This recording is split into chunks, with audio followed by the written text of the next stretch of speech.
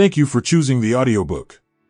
Today's chapter is about the Think and Grow Rich book written by Napoleon Hill.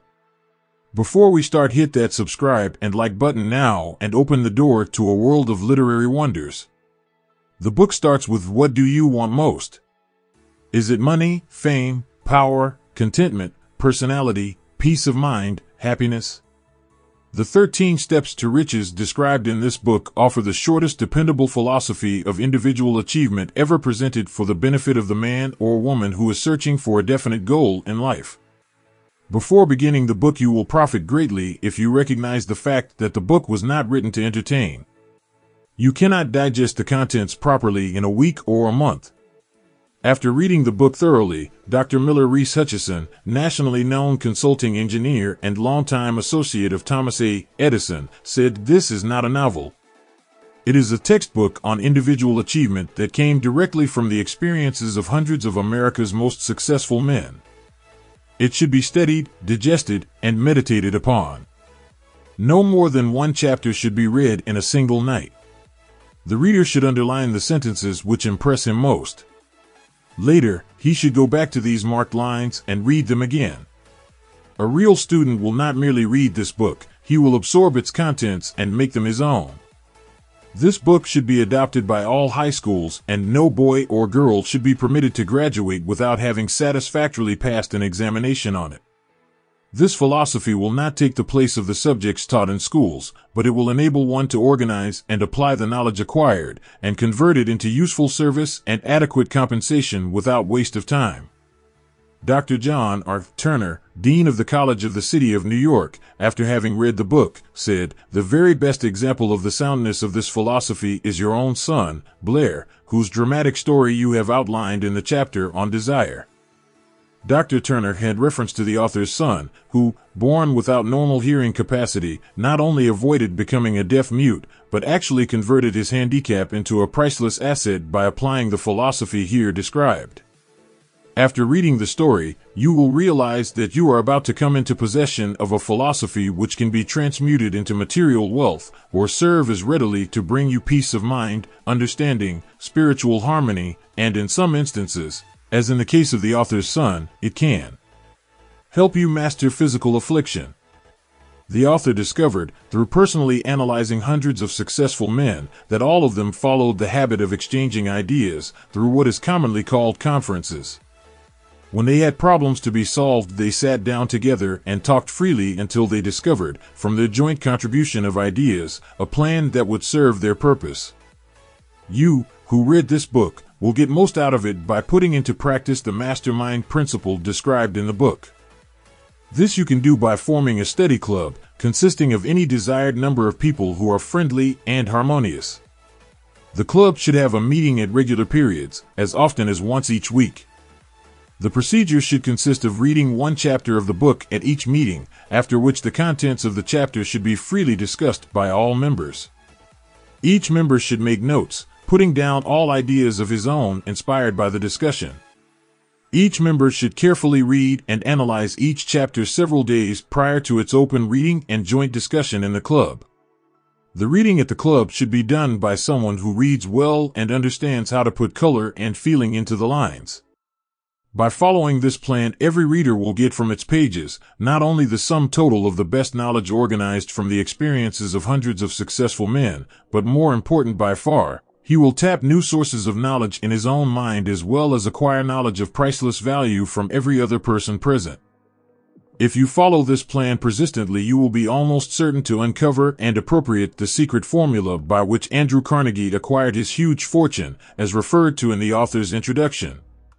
Tributes to the author from great American leaders. Think and Grow Rich was 25 years in the making. It is Napoleon Hill's newest book, based upon his famous law of success philosophy. His work and writings have been praised by great leaders in finance, education, politics, and government. Supreme Court of the United States, Washington, D.C. Dear Mr. Hill, I have now had an opportunity to finish reading your Law of Success textbooks, and I wish to express my appreciation of the splendid work you have done in the organization of this philosophy. It would be helpful if every politician in the country would assimilate and apply the 17 principles upon which your lessons are based. It contains some very fine material which every leader in every walk of life should understand. I am happy to have had the privilege of rendering you some slight measure of help in the organization of this splendid course of common sense philosophy. Sincerely yours, King of the 5 and 10 cent stores. By applying many of the 17 fundamentals of the law of success philosophy, we have built a great chain of successful stores. I presume it would be no exaggeration of fact if I said that the Woolworth Building might properly be called a monument to the soundness of these principles. F.W. Woolworth, a great steamship magnate, I feel greatly indebted for the privilege of reading your law of success. If I had had this philosophy 50 years ago, I suppose I could have accomplished all that I have done in less than half the time. I sincerely hope the world will discover and reward you. Robert Dollar, famous American labor leader. Mastery of the law of success philosophy is the equivalent of an insurance policy against failure. Samuel Gompers, a former president of the United States, may I not congratulate you on your persistence? Any man who devotes that much time must of necessity make discoveries of great value to others. I am deeply impressed by your interpretation of the mastermind principles which you have so clearly described. Woodrow Wilson, a merchant prince, I know that your 17 fundamentals of success are sound because I have been applying them in my business for more than 30 years. John Wanamaker, world's largest maker of cameras, I know that you are doing a world of good with your law of success. I would not care to set a monetary value on this training because it brings to the student qualities which cannot be measured by money alone. George Eastman, a nationally known business chief, whatever success I may have attained I owe entirely to the application of your 17 fundamental principles of the law of success. I believe I have the honor of being your first student. W.M. Wrigley, Jr. The publisher's preface. This book conveys the experience of more than 500 men of great wealth who began at scratch, with nothing to give in return for riches except thoughts, ideas, and organized plans. Here you have the entire philosophy of money-making, just as it was organized from the actual achievements of the most successful men known to the American people during the past 50 years. It describes what to do, also how to do it. It presents complete instructions on how to sell your personal services. It provides you with a perfect system of self-analysis that will readily disclose what has been standing between you and the big money in the past. It describes the famous Andrew Carnegie formula of personal achievement by which he accumulated hundreds of millions of dollars for himself and made no fewer than a score of millionaires of men to whom he taught his secret. Perhaps you do not need all that is to be found in the book. No one of the 500 men from whose experiences it was written did, but you may need one idea, plan, or suggestion to start you toward your goal. Somewhere in the book you will find this needed stimulus. The book was inspired by Andrew Carnegie after he had made his millions and retired. It was written by the man to whom Carnegie disclosed the astounding secret of his riches, the same man to whom the 500 wealthy men revealed the source of their riches. In this volume will be found the 13 principles of money-making essential to every person who accumulates sufficient money to guarantee financial independence. It is estimated that the research which went into the preparation before the book was written, or could be written, research covering more than 25 years of continuous effort, could not be duplicated at a cost of less than $100,000. Moreover, the knowledge contained in the book never can be duplicated at any cost, for the reason that more than half of the 500 men who supplied the information it brings have passed on. Riches cannot always be measured in money. Money and material things are essential for freedom of body and mind, but there are some who will feel that the greatest of all riches can be evaluated only in terms of lasting friendships, harmonious family relationships, sympathy and understanding between business associates, and introspective harmony which brings one peace of mind measurable only in spiritual values. All who read, understand, and apply this philosophy will be better prepared to attract and enjoy these higher estates which always have been and always will be denied to all except those who are ready for them. Be prepared, therefore, when you expose yourself to the influence of this philosophy, to experience a changed life which may help you not only to negotiate your way through life with harmony and understanding, but also to prepare you for the accumulation of material riches in abundance. The Publisher. Abundance. Author's preface: in every chapter of this book, mention has been made of the money-making secret which has made fortunes for more than 500 exceedingly wealthy men whom I have carefully analyzed over a long period of years. The secret was brought to my attention by Andrew Carnegie more than a quarter of a century ago. The canny, lovable old Scotsman carelessly tossed it into my mind when I was but a boy. Then he sat back in his chair, with a merry twinkle in his eyes, and watched carefully to see if I had brains enough to understand the full significance of what he had said to me. When he saw that I had grasped the idea, he asked if I would be willing to spend 20 years or more preparing myself to take it to the world, to men and women who, without the secret, might go through life as failures. I said I would, and with Mr. Carnegie's cooperation, I have kept my promise. This book contains the secret, after having been put to a practical test by thousands of people in almost every walk of life. It was Mr. Carnegie's idea that the magic formula, which gave him a stupendous fortune, ought to be placed within reach of people who do not have time to investigate how men make money, and it was his hope that I might test and demonstrate the soundness of the formula through the experience of men and women in every calling. He believed the formula should be taught in all public schools and colleges, and expressed the opinion that if it were properly taught it would so revolutionize the entire educational system that the time spent in school could be reduced to less than half. His experience with Charles M. Schwab and other young men of Mr. Schwab's type convinced Mr. Carnegie that much of that which is taught in the schools is of no value whatsoever in connection with the business of earning a living or accumulating riches. He had arrived at this decision because he had taken into his business one young man after another, many of them with but little schooling, and by coaching them in the use of this formula, developed in them rare leadership. Moreover, his coaching made fortunes for every one of them who followed his instructions. In the chapter on faith, you will read the astounding story of the organization of the giant United States Steel Corporation, as it was conceived and carried out by one of the young men through whom Mr. Carnegie proved that his formula will work for all who are ready for it. This single application of the secret, by that young man, Charles M. Schwab, made him a huge fortune in both money and opportunity. Roughly speaking, this particular application of the formula was worth $600 million. These facts, and they are facts well known to almost everyone who knew Mr. Carnegie, give you a fair idea of what the reading of this book may bring to you, provided you know what it is that you want.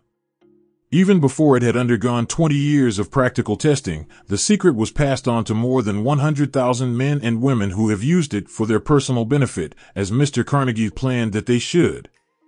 Some have made fortunes with it. Others have used it successfully in creating harmony in their homes. A clergyman used it so effectively that it brought him an income of upwards of $75,000 a year. Arthur Nash, a Cincinnati tailor, used his near-bankrupt business as a guinea pig on which to test the formula. The business came to life and made a fortune for its owners. It is still thriving, although Mr. Nash is gone.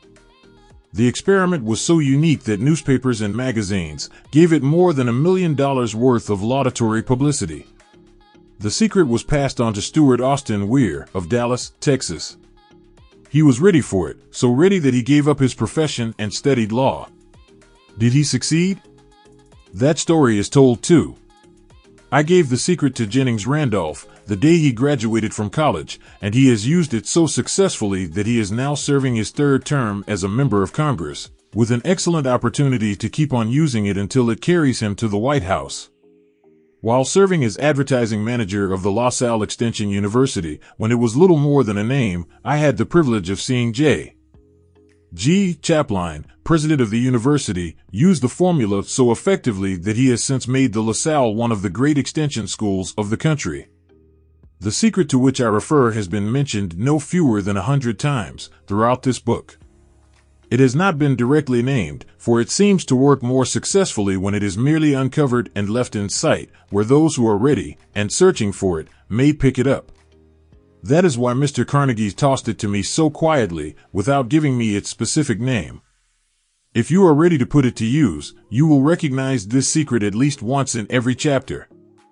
I wish I might feel privileged to tell you how you will know if you are ready, but that would deprive you of much of the benefit you will receive when you make the discovery in your own way.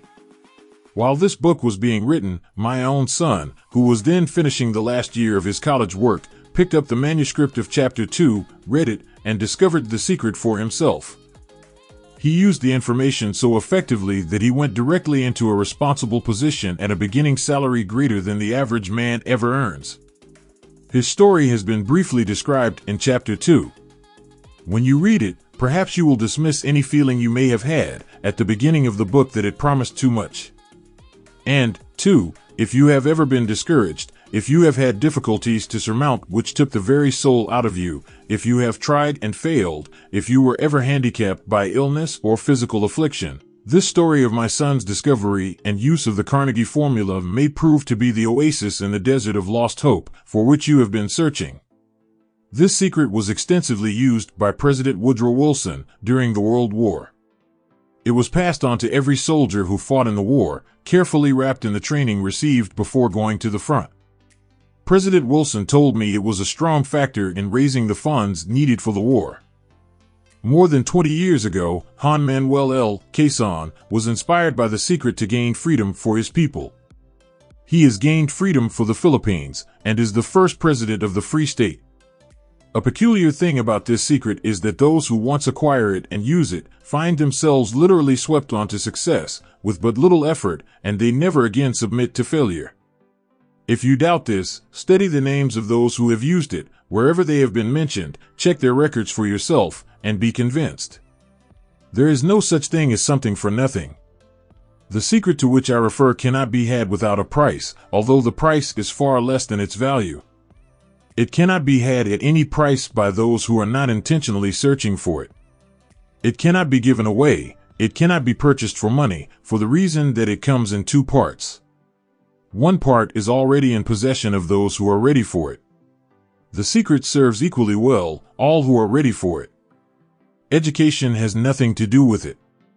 Long before I was born, the secret had found its way into the possession of Thomas A. Edison, and he used it so intelligently that he became the world's leading inventor, although he had but 3 months of schooling.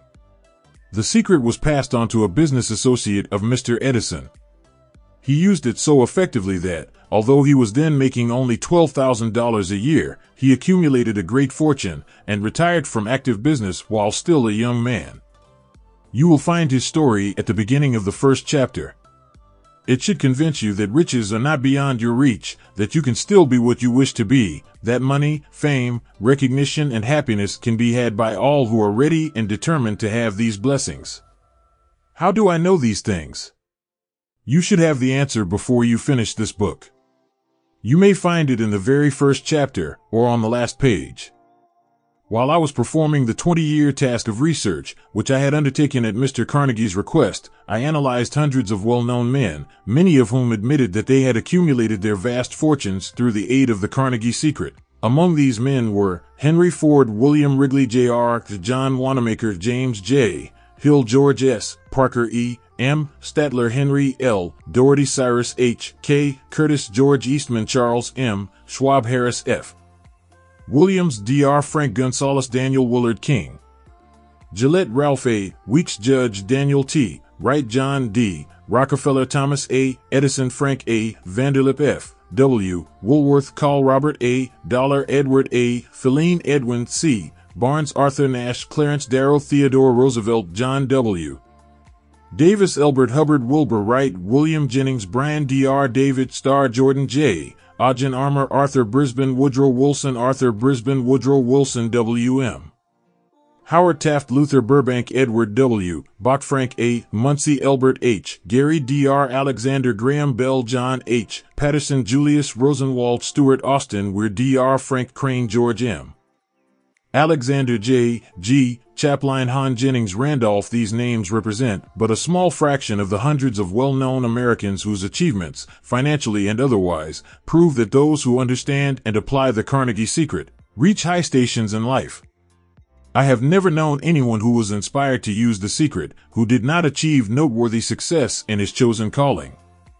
I have never known any person to distinguish himself or to accumulate riches of any consequence without possession of the secret. From these two facts I draw the conclusion that the secret is more important as a part of the knowledge essential for self-determination than any which one receives through what is popularly known as education. What is education, anyway? This has been answered in full detail. As far as schooling is concerned, many of these men had very little. John Wanamaker once told me that what little schooling he had, he acquired in very much the same manner as a modern locomotive takes on water, by scooping it up as it runs. Henry Ford never reached high school, let alone college. I am not attempting to minimize the value of schooling, but I am trying to express my earnest belief that those who master and apply the secret will reach high stations, accumulate riches, and bargain with life on their own terms, even if their schooling has been meager. Somewhere, as you read, the secret to which I refer will jump from the page and stand boldly before you, if you are ready for it. When it appears, you will recognize it. Whether you receive the sign in the first or the last chapter, stop for a moment when it presents itself, and turn down a glass, for that occasion will mark the most important turning point of your life.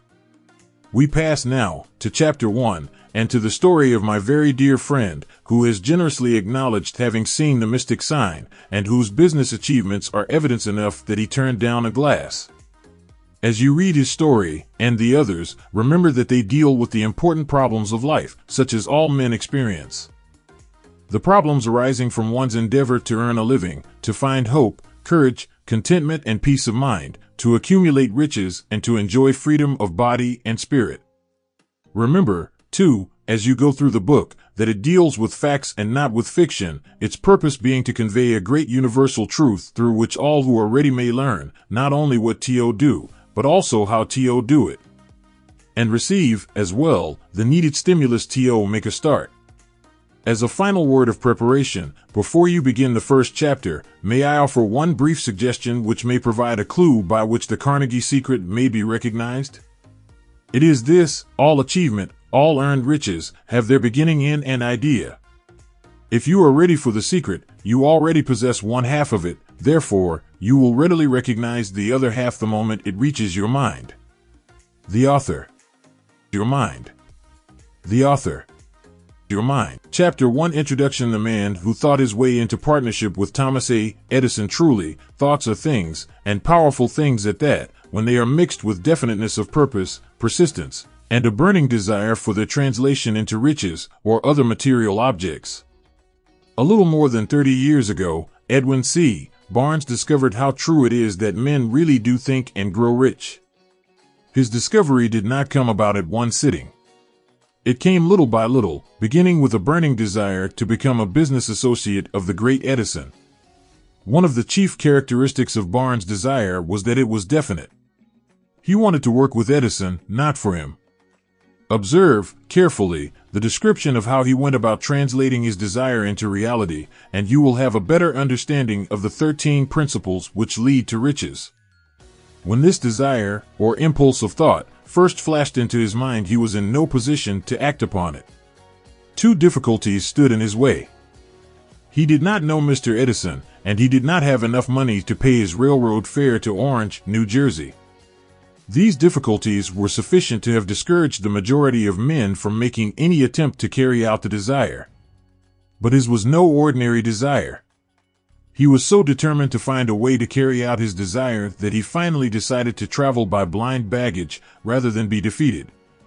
He presented himself at Mr. Edison's laboratory and announced he had come to go into business with the inventor. In speaking of the first meeting between Barnes and Edison, years later, Mr. Edison said, "He stood there before me, looking like an ordinary tramp, but there was something in the expression of his face which conveyed the impression that he was determined to get what he had come after." I had learned, from years of experience with men, that when a man really desires a thing so deeply that he is willing to stake his entire future on a single turn of the wheel in order to get it, he is sure to win.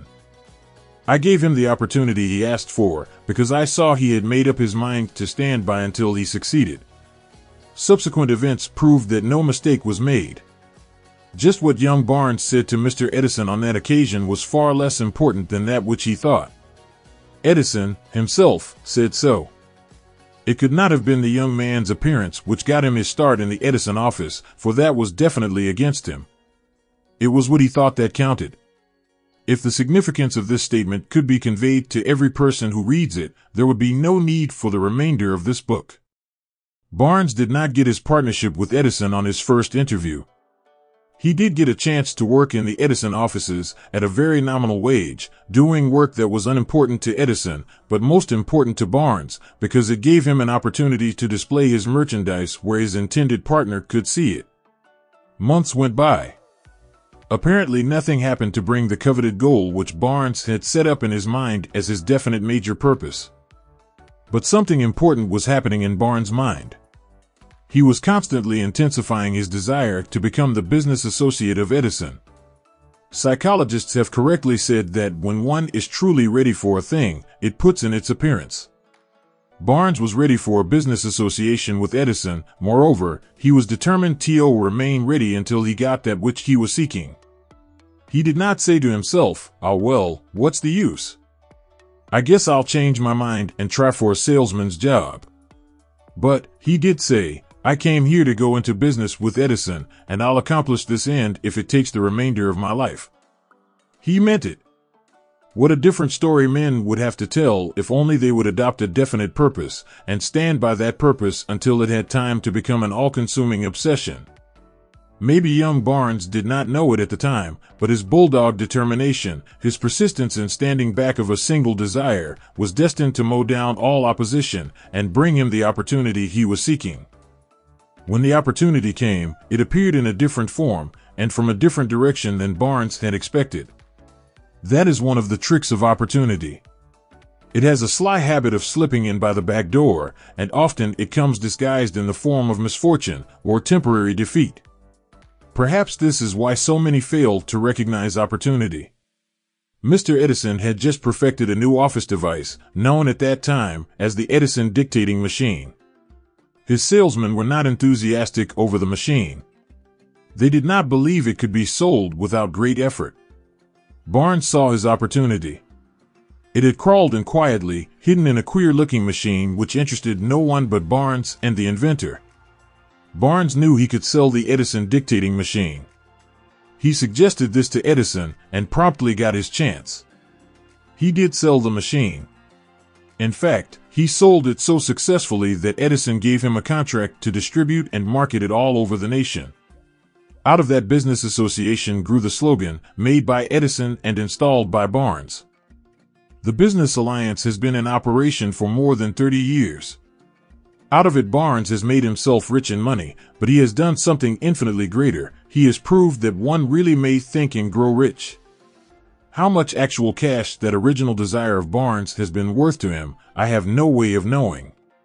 Perhaps it has brought him $2 or $3 million, but the amount, whatever it is, becomes insignificant when compared with the greater asset he acquired in the form of definite knowledge that an intangible impulse of thought can be transmuted into its physical counterpart by the application of known principles. Barnes literally thought himself into a partnership with the great Edison. He thought himself into a fortune. He had nothing to start with except the capacity to know what he wanted and the determination to stand by that desire until he realized it. He had no money to begin with. He had but little education. He had no influence. But he did have initiative, faith, and the will to win. With these intangible forces, he made himself number one man with the greatest inventor who ever lived. Now, let us look at a different situation and study a man who had plenty of tangible evidence of riches, but lost it because he stopped 3 feet short of the goal he was seeking. 3 feet short of the goal. 3 feet from gold. One of the most common causes of failure is the habit of quitting when one is overtaken by temporary defeat. Every person is guilty of this mistake at one time or another. An uncle of R.U. Darby was caught by the gold fever in the gold rush days and went west to dig and grow rich. He had never heard that more gold has been mined from the brains of men than has ever been taken from the earth. He staked a claim and went to work with pick and shovel. The going was hard, but his lust for gold was definite. After weeks of labor, he was rewarded by the discovery of the shining ore. He needed machinery to bring the ore to the surface. Quietly, he covered up the mine, retraced his footsteps to his home in Williamsburg, Maryland, and told his relatives and a few neighbors of the strike. They got together money for the needed machinery, had it shipped. The uncle and Darby went back to work at the mine. The first car of ore was mined and shipped to a smelter. The returns proved they had one of the richest mines in Colorado. A few more cars of that ore would clear the debts. Then would come the big killing in profits. Down went the drills. Up went the hopes of Darby and Uncle. Then something happened. The vein of gold ore disappeared. They had come to the end of the rainbow, and the pot of gold was no longer there.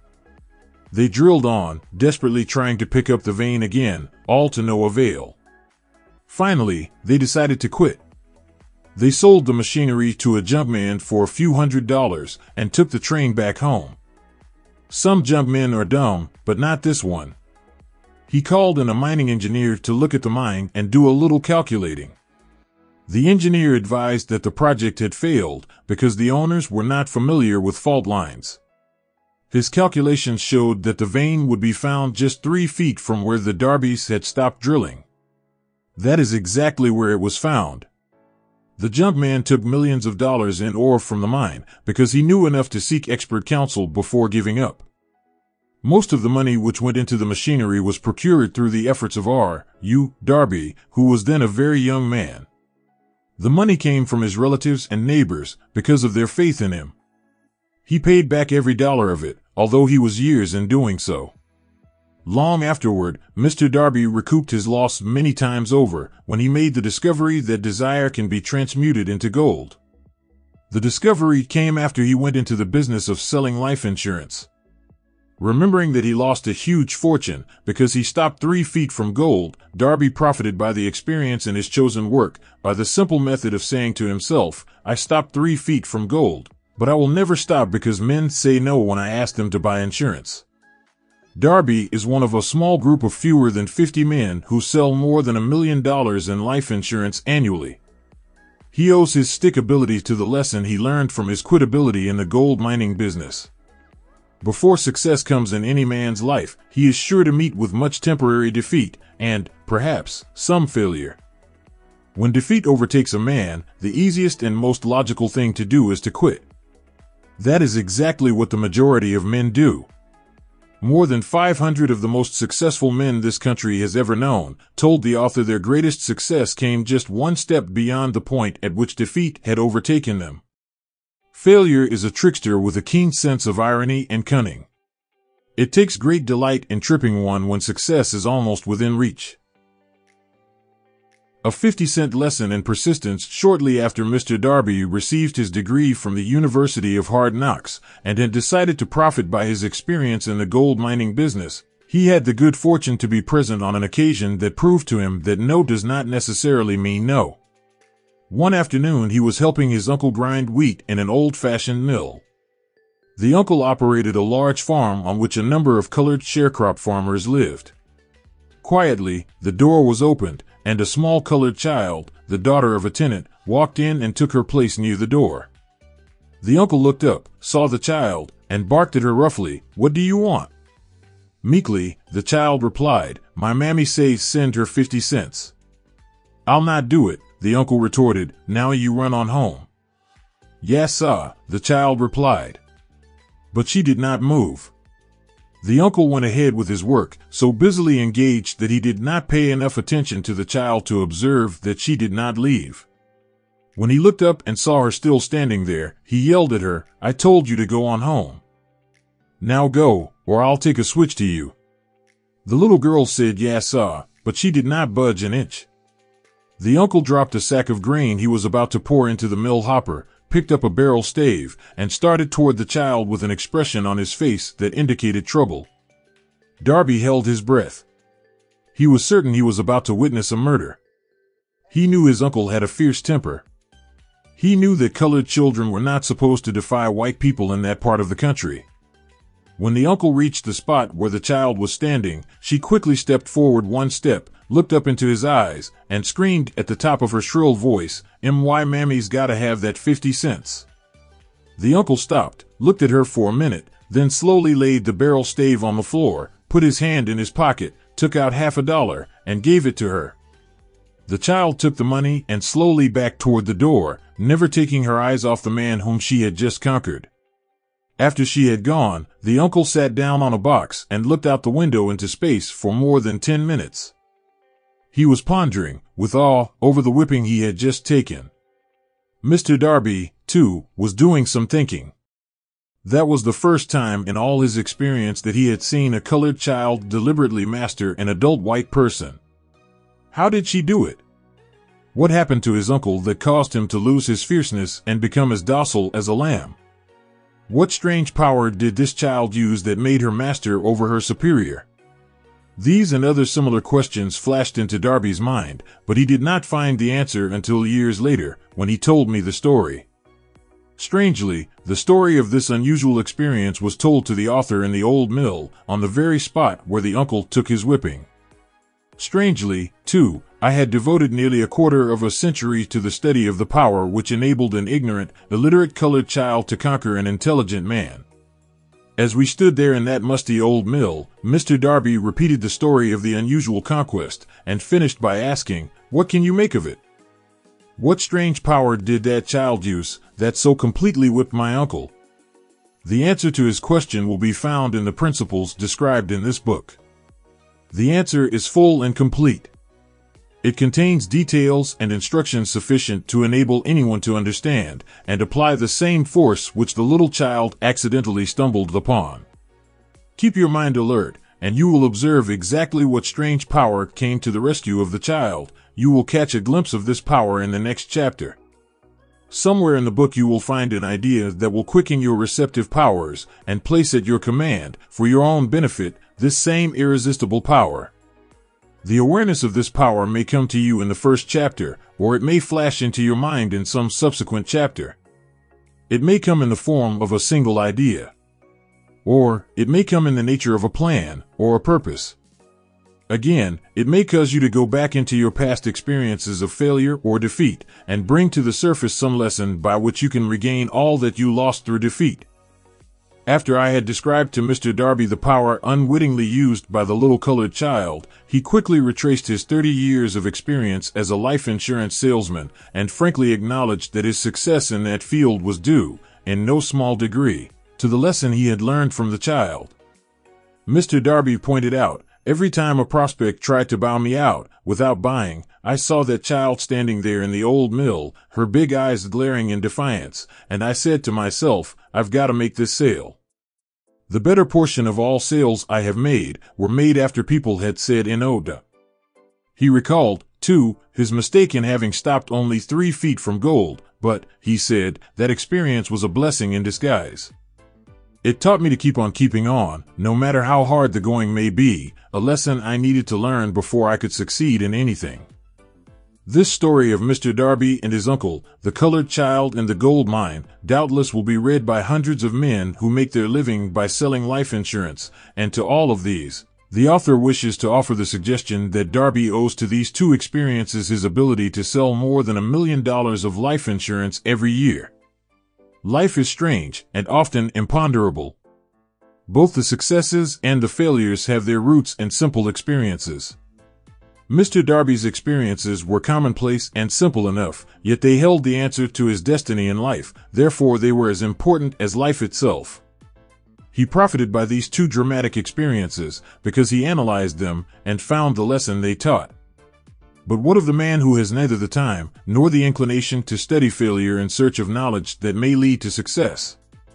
Where and how is he to learn the art of converting defeat into stepping stones to opportunity? In answer to these questions, this book was written. The answer called for a description of 13 principles, but remember, as you read, the answer you may be seeking, to the questions which have caused you to ponder over the strangeness of life, may be found in your own mind, through some idea, plan, or purpose which may spring into your mind as you read. One sound idea is all that one needs to achieve success. The principles described in this book contain the best and the most practical of all that is known concerning ways and means of creating useful ideas. Before we go any further in our approach to the description of these principles, we believe you are entitled to receive this important suggestion. When riches begin to come, they come so quickly, and such great abundance, that one wonders where they have been hiding during all those lean years. This is an astounding statement, and all the more so, when we take into consideration the popular belief that riches come only to those who work hard and long. When you begin to think and grow rich, you will observe that riches begin with a state of mind, with definiteness of purpose, with little or no hard work. You, and every other person, ought to be interested in knowing how to acquire that state of mind which will attract riches. I spent 25 years in research, analyzing more than 25,000 people, because I, too, wanted to know how wealthy men become that way. Without that research, this book could not have been written. Here take notice of a very significant truth, viz., the business depression started in 1929 and continued on to an all-time record of destruction until sometime after President Roosevelt entered office. Then the depression began to fade into nothingness. Just as an electrician in a theater raises the lights so gradually that darkness is transmuted into light before you realize it, so did the spell of fear in the minds of the people gradually fade away and become faith. Observe very closely. As soon as you master the principles of this philosophy and begin to follow the instructions for applying those principles, your financial status will begin to improve, and everything you touch will begin to transmute itself into an asset for your benefit. Impossible? Not at all. One of the main weaknesses of mankind is the average man's familiarity with the word impossible. He knows all the rules which will not work. He knows all the things which cannot be done. This book was written for those who seek the rules which have made others successful and are willing to stake everything on those rules. A great many years ago, I purchased a fine dictionary. The first thing I did with it was to turn to the word impossible and neatly clip it out of the book. That would not be an unwise thing for you to do. Success comes to those who become success conscious. Failure comes to those who indifferently allow themselves to become failure conscious. The object of this book is to help all who seek it to learn the art of changing their minds from failure consciousness to success consciousness. Another weakness found in altogether too many people is the habit of measuring everything and everyone by their own impressions and beliefs. Some who will read this will believe that no one can think and grow rich. They cannot think in terms of riches because their thought habits have been steeped in poverty, want, misery, failure, and defeat. These unfortunate people remind me of a prominent Chinese who came to America to be educated in American ways. He attended the University of Chicago. One day President Harper met this young Oriental on the campus, stopped to chat with him for a few minutes, and asked what had impressed him as being the most noticeable characteristic of the American people. "Why," the Chinaman exclaimed, "the queer slant of your eyes. Your eyes are off slant." What do we say about the Chinese? We refuse to believe that which we do not understand. We foolishly believe that our own limitations are the proper measure of limitations. Sure, the other fellow's eyes are off slant because they are not the same as our own. Millions of people look at the achievements of Henry Ford after he has arrived and envy him because of his good fortune, or luck, or genius, or whatever it is that they credit for Ford's fortune. Perhaps one person in every 100,000 knows the secret of Ford's success, and those who do know are too modest or too reluctant to speak of it because of its simplicity. A single transaction will illustrate the secret perfectly. A few years back, Ford decided to produce his now famous V8 motor. He chose to build an engine with the entire 8 cylinders cast in one block and instructed his engineers to produce a design for the engine. The design was placed on paper, but the engineers agreed, to a man, that it was simply impossible to cast an 8-cylinder gas engine block in one piece. Ford said, "Produce it anyway." "But," they replied, "it's impossible." "Go ahead," Ford commanded, "and stay on the job until you succeed, no matter how much time is required." The engineers went ahead. There was nothing else for them to do if they were to remain on the Ford staff. 6 months went by, nothing happened. Another 6 months passed, and still nothing happened. The engineers tried every conceivable plan to carry out the orders, but the thing seemed out of the question. Impossible. At the end of the year, Ford checked with his engineers, and again they informed him they had found no way to carry out his orders. "Go right ahead," said Ford. "I want it, and I'll have it." They went ahead, and then, as if by a stroke of magic, the secret was discovered. The Ford determination had won once more. This story may not be described with minute accuracy, but the sum and substance of it is correct. Deduce from it, you who wish to think and grow rich, the secret of the Ford millions, if you can. You'll not have to look very far. Henry Ford is a success because he understands and applies the principles of success. One of these is desire, knowing what one wants. Remember this Ford story as you read, and pick out the lines in which the secret of his stupendous achievement have been described. If you can do this, if you can lay your finger on the particular group of principles which made Henry Ford rich, you can equal his achievements in almost any calling for which you are suited. You are the master of your fate, the captain of your soul, because when Henley wrote the prophetic lines, "I am the master of my fate, I am the captain of my soul," he should have informed us that we are the masters of our fate, the captains of our souls, because we have the power to control our thoughts. He should have told us that the ether in which this little earth floats, in which we move and have our being, is a form of energy moving at an inconceivably high rate of vibration, and that the ether is filled with a form of universal power which adapts itself to the nature of the thoughts we hold in our minds, and influences us, in natural ways, to transmute our thoughts into their physical equivalent. If the poet had told us of this great truth, we would know why it is that we are the masters of our fate, the captains of our souls. He should have told us, with great emphasis, that this power makes no attempt to discriminate between destructive thoughts and constructive thoughts, that it will urge us to translate into physical reality thoughts of poverty, just as quickly as it will influence us to act upon thoughts of riches. He should have told us, too, that our brains become magnetized with the dominating thoughts which we hold in our minds, and, by means with which no man is familiar, these magnets attract to us the forces, the people, the circumstances of life which harmonize with the nature of our dominating thoughts. He should have told us that before we can accumulate riches in great abundance, we must magnetize our minds with intense desire for riches, that we must become money conscious until the desire for money drives us to create definite plans for acquiring it. But, being a poet, and not a philosopher, Henley contented himself by stating a great truth in poetic form, leaving those who followed him to interpret the philosophical meaning of his lines. Little by little, the truth has unfolded itself, until it now appears certain that the principles described in this book hold the secret of mastery over our economic fate. We are now ready to examine the first of these principles. Maintain a spirit of open-mindedness, and remember as you read, they are the invention of no one man. The principles were gathered from the life experiences of more than 500 men who actually accumulated riches in huge amounts, men who began in poverty, with but little education, without influence. The principles worked for these men. You can put them to work for your own enduring benefit. You will find it easy, not hard, to do. Before you read the next chapter, I want you to know that it conveys factual information which might easily change your entire financial destiny, as it has so definitely brought changes of stupendous proportions to two people described.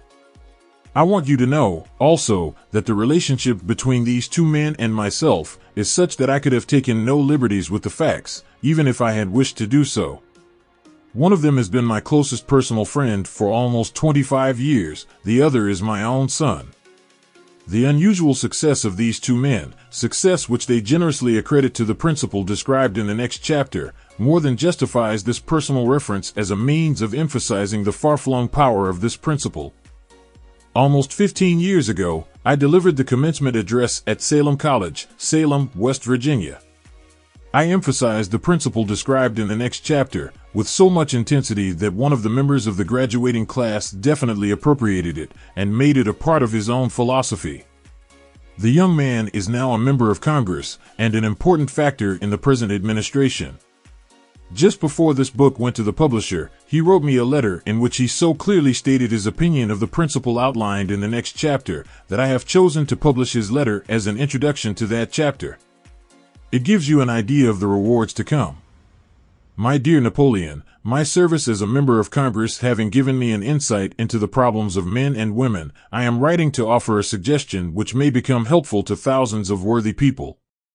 With apologies, I must state that the suggestion, if acted upon, will mean several years of labor and responsibility for you, but I am enheartened to make the suggestion, because I know your great love for rendering useful service. In 1922, you delivered the commencement address at Salem College, when I was a member of the graduating class. In that address, you planted in my mind an idea which has been responsible for the opportunity one now have to serve the people of my state, and will be responsible, in a very large measure, for whatever success I may have in the future. The suggestion I have in mind is, that you put into a book the sum and substance of the address you delivered at Salem College, and in that way give the people of America an opportunity to profit by your many years of experience and association with the men who, by their greatness, have made America the richest nation on earth. I recall, as though it were yesterday, the marvelous description you gave of the method by which Henry Ford, with but little schooling, without a dollar, with no influential friends, rose to great heights. I made up my mind then, even before you had finished your speech, that I would make a place for myself, no matter how many difficulties I had to surmount. Thousands of young people will finish their schooling this year, and within the next few years. Every one of them will be seeking just such a message of practical encouragement as the one I received from you. They will want to know where to turn, what to do, to get started in life. You can tell them, because you have helped to solve the problems of so many, many people. If there is any possible way that you can afford to render so great a service, may I offer the suggestion that you include with every book one of your personal analysis charts, in order that the purchaser of the book may have the benefit of a complete self-inventory, indicating, as you indicated to me years ago, exactly what is standing in the way of success. Such a service as this, providing the readers of your book with a complete, unbiased picture of their faults and their virtues, would mean to them the difference between success and failure. The service would be priceless. Millions of people are now facing the problem of staging a comeback because of the depression, and I speak from personal experience when I say, I know these earnest people would welcome the opportunity to tell you their problems, and to receive your suggestions for the solution. You know the problems of those who face the necessity of beginning all over again. There are thousands of people in America today who would like to know how they can convert ideas into money, people who must start at scratch, without finances, and recoup their losses. If anyone can help them, you can. If you publish the book, I would like to own the first copy that comes from the press, personally autographed by you. With best wishes, believe me, cordially yours, Jennings Randolph. Cordially yours, Jennings Randolph. Cordially yours, Jennings Randolph. Chapter 2. Desire, the starting point of all achievement, the first step toward riches. When Edwin C. Barnes climbed down from the freight train in Orange, N.J., more than 30 years ago, he may have resembled a tramp, but his thoughts were those of a king. As he made his way from the railroad tracks to Thomas A. Edison's office, his mind was at work. He saw himself standing in Edison's presence. He heard himself asking Mr. Edison for an opportunity to carry out the one consuming obsession of his life, a burning desire to become the business associate of the great inventor. Barnes' desire was not a hope. It was not a wish. It was a keen, pulsating desire, which transcended everything else. It was definite. The desire was not new when he approached Edison. It had been Barnes' dominating desire for a long time. In the beginning, when the desire first appeared in his mind, it may have been, probably was, only a wish, but it was no mere wish when he appeared before Edison with it. A few years later, Edwin C. Barnes again stood before Edison, in the same office where he first met the inventor. This time his desire had been translated into reality. He was in business with Edison. The dominating dream of his life had become a reality. Today, people who know Barnes envy him because of the break life yielded him. They see him in the days of his triumph, without taking the trouble to investigate the cause of his success. Barnes succeeded because he chose a definite goal, placed all his energy, all his willpower, all his effort, everything back of that goal. He did not become the partner of Edison the day he arrived. He was content to start in the most menial work as long as it provided an opportunity to take even one step toward his cherished goal. 5 years passed before the chance he had been seeking made its appearance. During all those years, not one ray of hope, not one promise of attainment of his desire had been held out to him. To everyone, except himself, he appeared only another cog in the Edison business wheel, but in his own mind, he was the partner of Edison every minute of the time, from the very day that he first went to work there. It is a remarkable illustration of the power of a definite desire. Barnes won his goal because he wanted to be a business associate of Mr. Edison more than he wanted anything else. He created a plan by which to attain that purpose. But he burned all bridges behind him. He stood by his desire until it became the dominating obsession of his life and, finally, a fact. When he went to Orange, he did not say to himself, "I will try to induce Edison to give me a job of some sort." He said, "I will see Edison and put him on notice that I have come to go into business with him." He did not say, "I will work there for a few months, and if I get no encouragement, I will quit and get a job somewhere else." He did say, "I will start anywhere. I will do anything Edison tells me to do, but before I am through, I will be his associate." He did not say, "I will keep my eyes open for another opportunity, in case I fail to get what I want in the Edison organization." He said, "There is but one thing in this world that I am determined to have, and that is a business association with Thomas A. Edison. I will burn all bridges behind me, and stake my entire future on my ability to get what I want." He left himself no possible way of retreat. He had to win or perish. That is all there is to the Barnes story of success. A long while ago, a great warrior faced a situation which made it necessary for him to make a decision which ensured his success on the battlefield. He was about to send his armies against a powerful foe, whose men outnumbered his own. He loaded his soldiers into boats, sailed to the enemy's country, unloaded soldiers and equipment, and then gave the order to burn the ships that had carried them. Addressing his men before the first battle, he said, "You see the boats going up in smoke. That means that we cannot leave these shores alive unless we win. We now have no choice. We win or we perish." They won. Every person who wins in any undertaking must be willing to burn his ships and cut all sources of retreat. Only by so doing can one be sure of maintaining that state of mind known as a burning desire to win, essential to success. The morning after the Great Chicago Fire, a group of merchants stood on State Street, looking at the smoking remains of what had been their stores. They went into a conference to decide if they would try to rebuild or leave Chicago and start over in a more promising section of the country. They reached a decision, all except one, to leave Chicago. The merchant who decided to stay and rebuild pointed a finger at the remains of his store and said, "Gentlemen, on that very spot I will build the world's greatest store, no matter how many times it may burn down." That was more than 50 years ago. The store was built.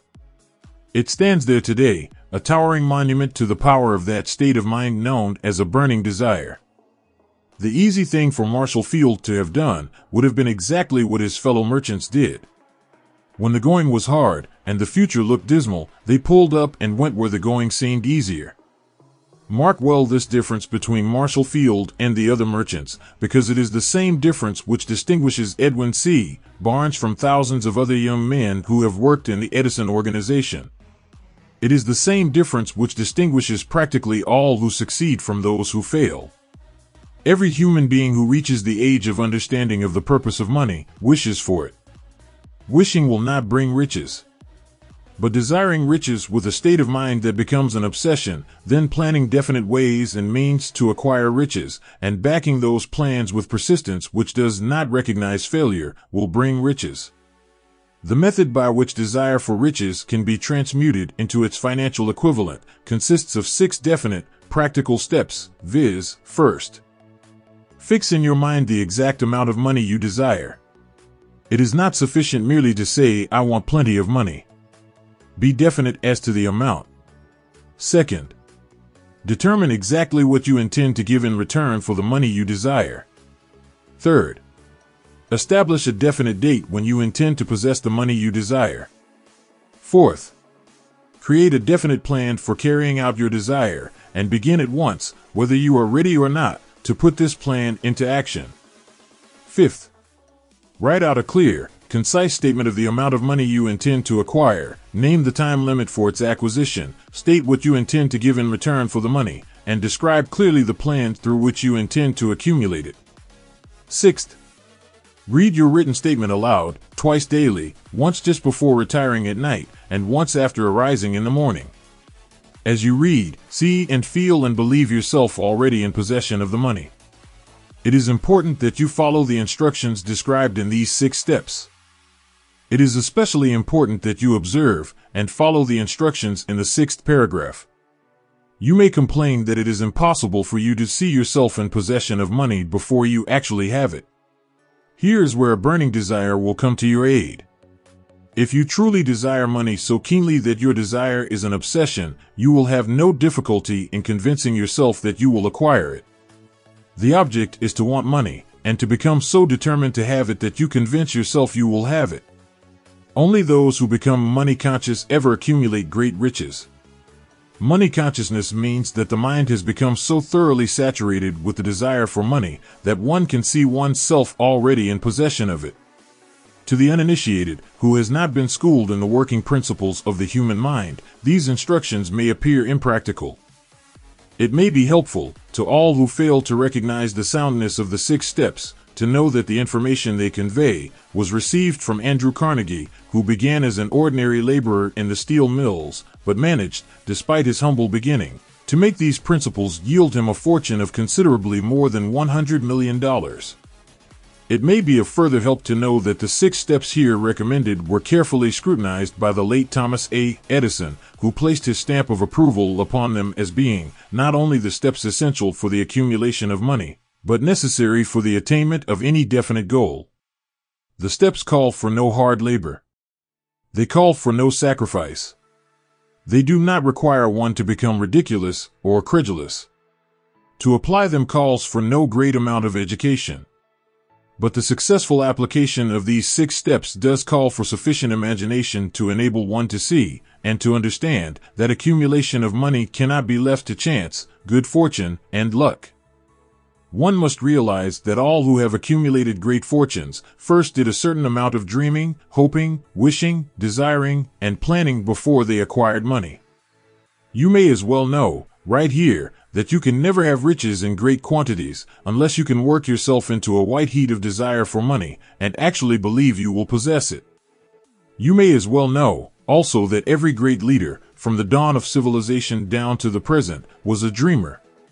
Christianity is the greatest potential power in the world today because its founder was an intense dreamer who had the vision and the imagination to see realities in their mental and spiritual form before they had been transmuted into physical form. If you do not see great riches in your imagination, you will never see them in your bank balance. Never, in the history of America, has there been so great an opportunity for practical dreamers as now exists. The 6-year economic collapse has reduced all men, substantially, to the same level. A new race is about to be run. The stakes represent huge fortunes which will be accumulated within the next 10 years. The rules of the race have changed, because we now live in a changed world that definitely favors the masses, those who had but little or no opportunity to win under the conditions existing during the Depression, when fear paralyzed growth and development. We who are in this race for riches should be encouraged to know that this changed world in which we live is demanding new ideas, new ways of doing things, new leaders, new inventions, new methods of teaching, new methods of marketing, new books, new literature, new features for the radio, new ideas for moving pictures. Back of all this demand for new and better things, there is one quality which one must possess to win, and that is definiteness of purpose, the knowledge of what one wants, and a burning desire to possess it. The business depression marked the death of one age and the birth of another. This changed world requires practical dreamers who can and will put their dreams into action. The practical dreamers have always been and always will be the pattern makers of civilization. we who desire to accumulate riches should remember the real leaders of the world always have been men who harnessed and put into practical use the intangible, unseen forces of unborn opportunity and have converted those forces into skyscrapers, cities, factories, airplanes, automobiles, and every form of convenience that makes life more pleasant.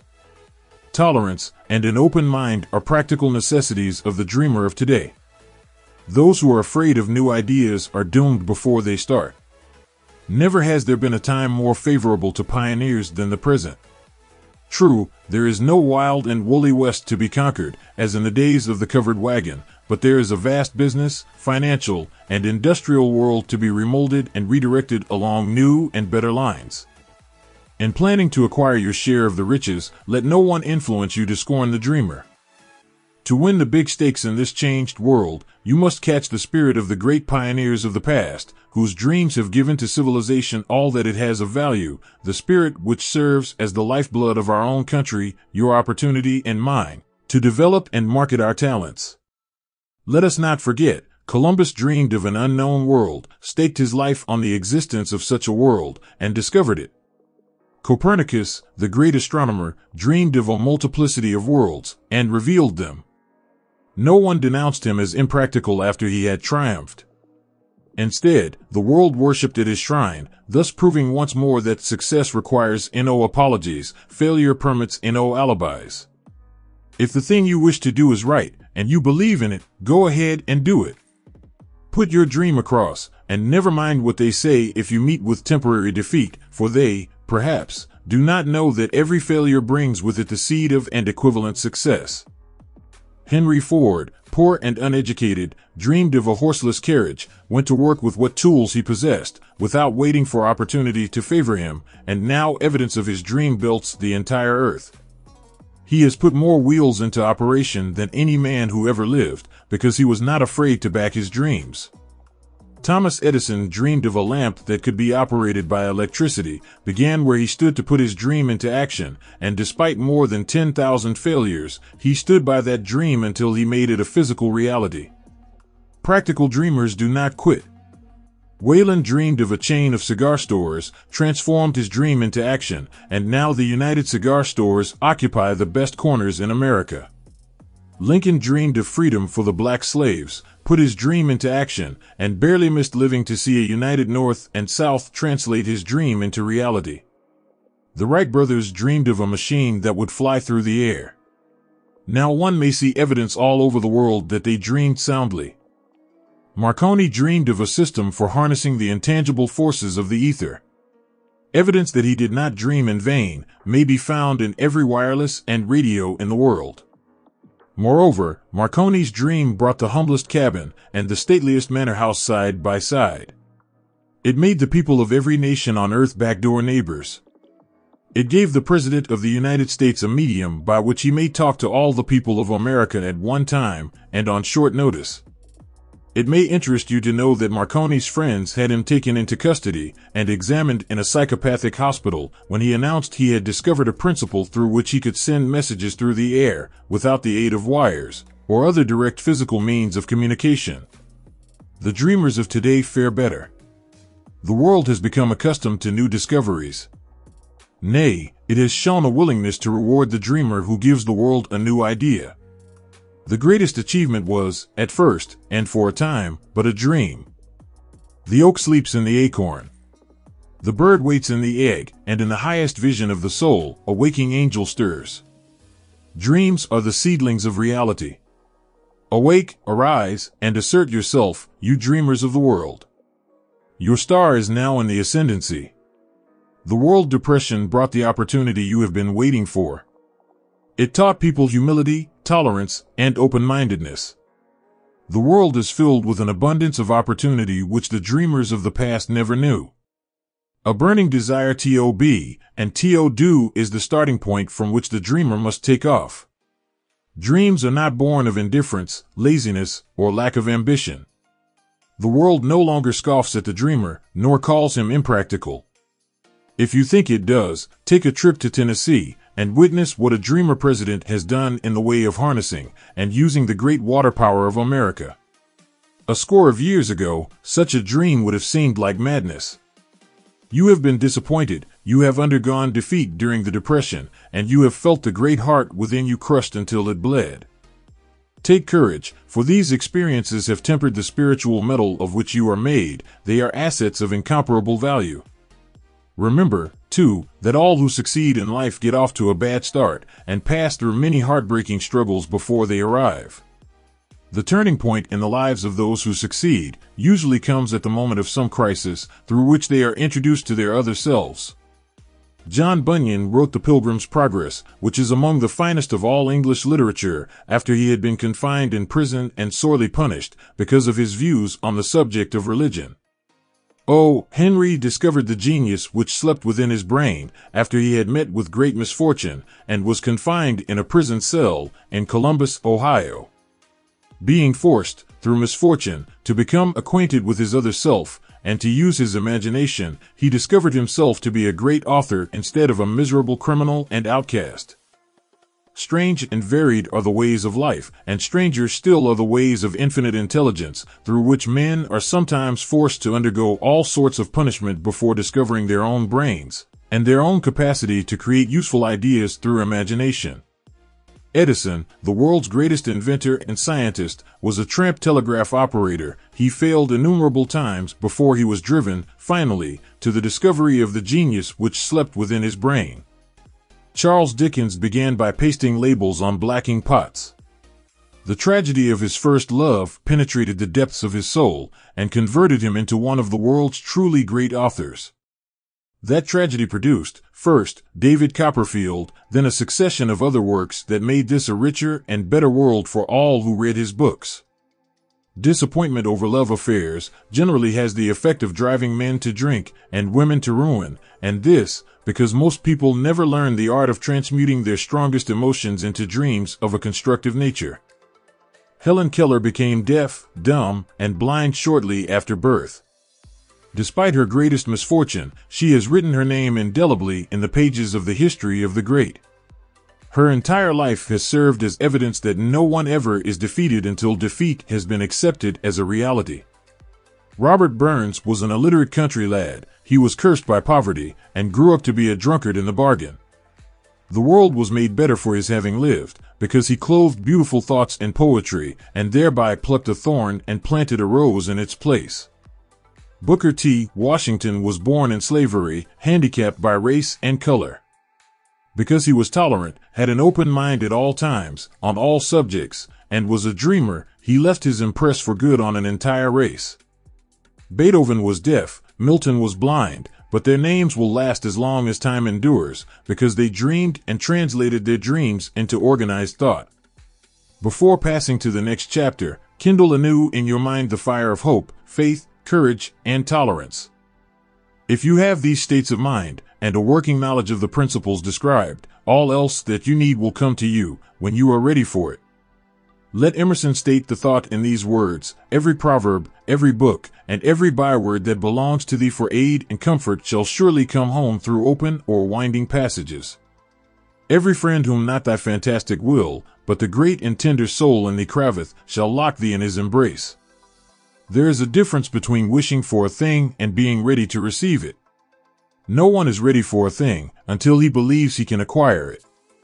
The state of mind must be belief, not mere hope or wish. Open-mindedness is essential for belief. Closed minds do not inspire faith, courage, and belief.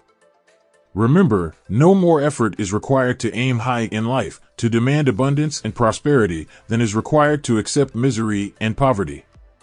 A great poet has correctly stated this universal truth through these lines: I bargained with life for a penny, and life would pay no more, however I begged at evening when I counted my scanty store. For life is a just employer, he gives you what you ask, but once you have set the wages, why, you must bear the task. I worked for a menial's hire.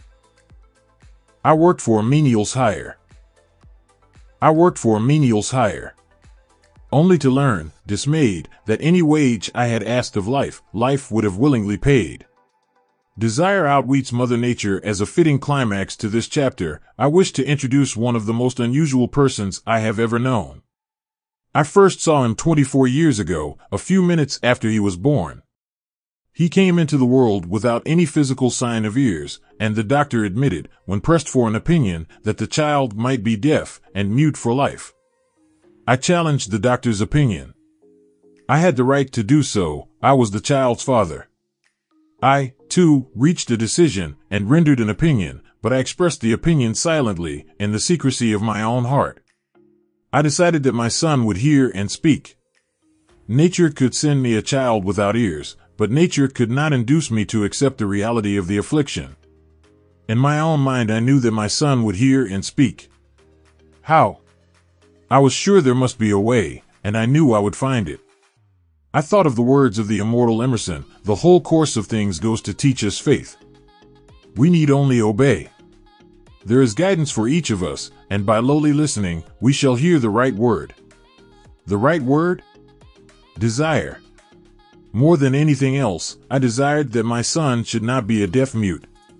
From that desire I never receded, not for a second. Many years previously, I had written, "Our only limitations are those we set up in our own minds." For the first time, I wondered if that statement were true. Lying on the bed in front of me was a newly born child, without the natural equipment of hearing. Even though he might hear and speak, he was obviously disfigured for life. Surely, this was a limitation which that child had not set up in his own mind. What could I do about it? Somehow I would find a way to transplant into that child's mind my own burning desire for ways and means of conveying sound to his brain without the aid of ears. As soon as the child was old enough to cooperate, I would fill his mind so completely with a burning desire to hear that nature would, by methods of her own, translate it into physical reality. All this thinking took place in my own mind, but I spoke of it to no one. Every day I renewed the pledge I had made to myself, not to accept a deaf mute for a son.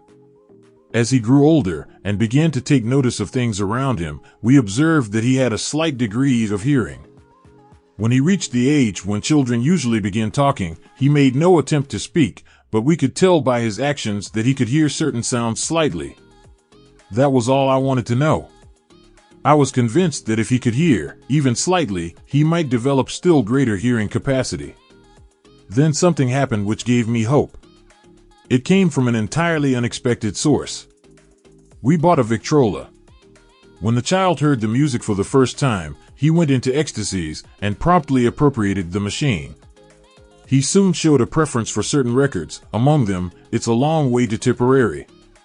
On one occasion, he played that piece over and over, for almost 2 hours, standing in front of the Victrola, with his teeth clamped on the edge of the case. The significance of this self-formed habit of his did not become clear to us until years afterward, for we had never heard of the principle of bone conduction of sound at that time. Shortly after he appropriated the Victrola, I discovered that he could hear me quite clearly when I spoke with my lips touching his mastoid bone, or at the base of the brain. These discoveries placed in my possession the necessary media by which I began to translate into reality my burning desire to help my son develop hearing and speech. By that time he was making stabs at speaking certain words. The outlook was far from encouraging, but desire backed by faith knows no such word as impossible. Having determined that he could hear the sound of my voice plainly, I began, immediately, to transfer to his mind the desire to hear and speak. I soon discovered that the child enjoyed bedtime stories, so I went to work, creating stories designed to develop in him self-reliance, imagination, and a keen desire to hear and to be normal. There was one story in particular, which I emphasized by giving it some new and dramatic coloring each time it was told. It was designed to plant in his mind the thought that his affliction was not a liability, but an asset of great value. Despite the fact that all the philosophy I had examined clearly indicated that every adversity brings with it the seed of and equivalent advantage, I must confess that I had not the slightest idea how this affliction could ever become an asset. However, I continued my practice of wrapping that philosophy in bedtime stories, hoping the time would come when he would find some plan by which his handicap could be made to serve some useful purpose. Reason told me plainly that there was no adequate compensation for the lack of ears and natural hearing equipment. Desire backed by faith pushed reason aside and inspired me to carry on. As I analyze the experience in retrospect, I can see now that my son's faith in me had much to do with the astounding results. He did not question anything I told him. I sold him the idea that he had a distinct advantage over his older brother, and that this advantage would reflect itself in many ways. For example, the teachers in school would observe that he had no ears, and, because of this, they would show him special attention and treat him with extraordinary kindness. They always did. His mother saw to that, by visiting the teachers and arranging with them to give the child the extra attention necessary. I sold him the idea, too, that when he became old enough to sell newspapers, he would have a big advantage over his brother, for the reason that people would pay him extra money for his wares, because they could see that he was a bright, industrious boy, despite the fact he had no ears. We could notice that, gradually, the child's hearing was improving. Moreover, he had not the slightest tendency to be self-conscious because of his affliction. When he was about 7, he showed the first evidence that our method of servicing his mind was bearing fruit. For several months he begged for the privilege of selling newspapers, but his mother would not give her consent. She was afraid that his deafness made it unsafe for him to go on the street alone. Finally, he took matters in his own hands. One afternoon, when he was left at home with the servants, he climbed through the kitchen window, shinnied to the ground, and set out on his own. He borrowed 6 cents in capital from the neighborhood shoemaker, invested it in papers, sold out, reinvested, and kept repeating until late in the evening. After balancing his accounts and paying back the 6 cents he had borrowed from his banker, he had a net profit of 42 cents. When we got home that night, we found him in bed asleep, with the money tightly clenched in his hand. His mother opened his hand, removed the coins, and cried. Of all things, crying over her son's first victory seemed so inappropriate. My reaction was the reverse. I laughed heartily, for I knew that my endeavor to plant in the child's mind an attitude of faith in himself had been successful. His mother saw, in his first business venture, a little deaf boy who had gone out in the streets and risked his life to earn money. I saw a brave, ambitious, self-reliant little businessman whose stock in himself had been increased 100% because he had gone into business on his own initiative and had won. The transaction pleased me because I knew that he had given evidence of a trait of resourcefulness that would go with him all through life. Later events proved this to be true.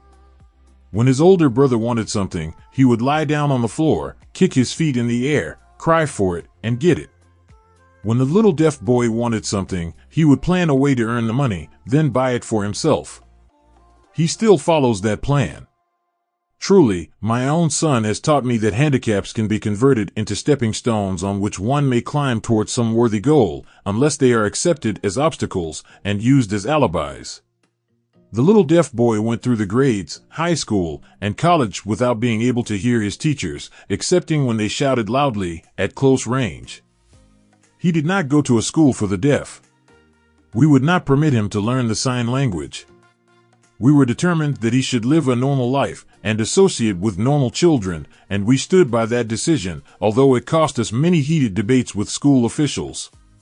While he was in high school, he tried an electrical hearing aid, but it was of no value to him, due, we believed, to a condition that was disclosed when the child was 6 by Dr. J. Gordon Wilson of Chicago, when he operated on one side of the boy's head and discovered that there was no sign of natural hearing equipment.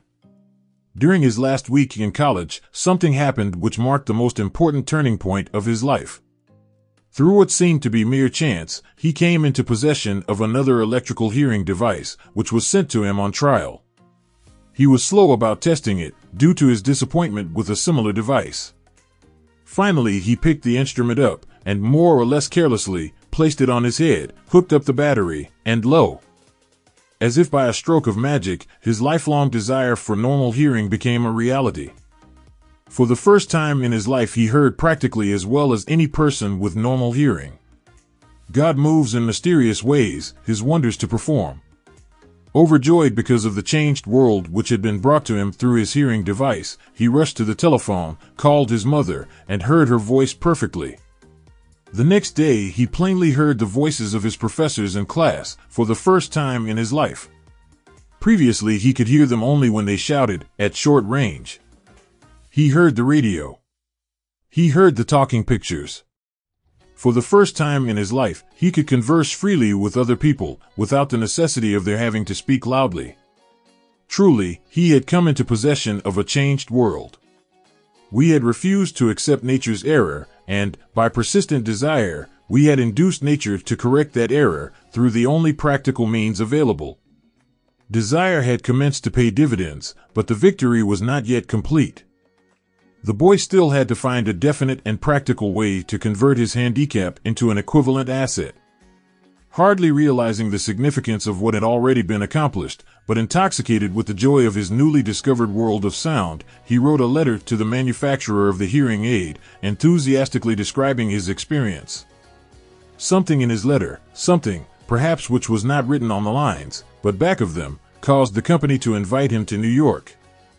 When he arrived, he was escorted through the factory, and while talking with the chief engineer, telling him about his changed world, a hunch, an idea, or an inspiration, call it what you wish, flashed into his mind. It was this impulse of thought which converted his affliction into an asset, destined to pay dividends in both money and happiness to thousands for all time to come.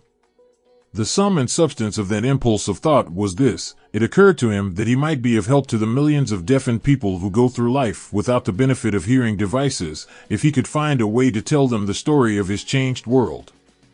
Then and there, he reached a decision to devote the remainder of his life to rendering useful service to the hard of hearing. For an entire month, he carried on an intensive research, during which he analyzed the entire marketing system of the manufacturer of the hearing device, and created ways and means of communicating with the hard of hearing all over the world for the purpose of sharing with them his newly discovered changed world. When this was done, he put in writing a 2-year plan, based upon his findings. When he presented the plan to the company, he was instantly given a position, for the purpose of carrying out his ambition. Little did he dream, when he went to work, that he was destined to bring hope and practical relief to thousands of deafened people who, without his help, would have been doomed forever to deaf autism. Shortly after he became associated with the manufacturer of his hearing aid, he invited me to attend a class conducted by his company for the purpose of teaching deaf mutes to hear and to speak.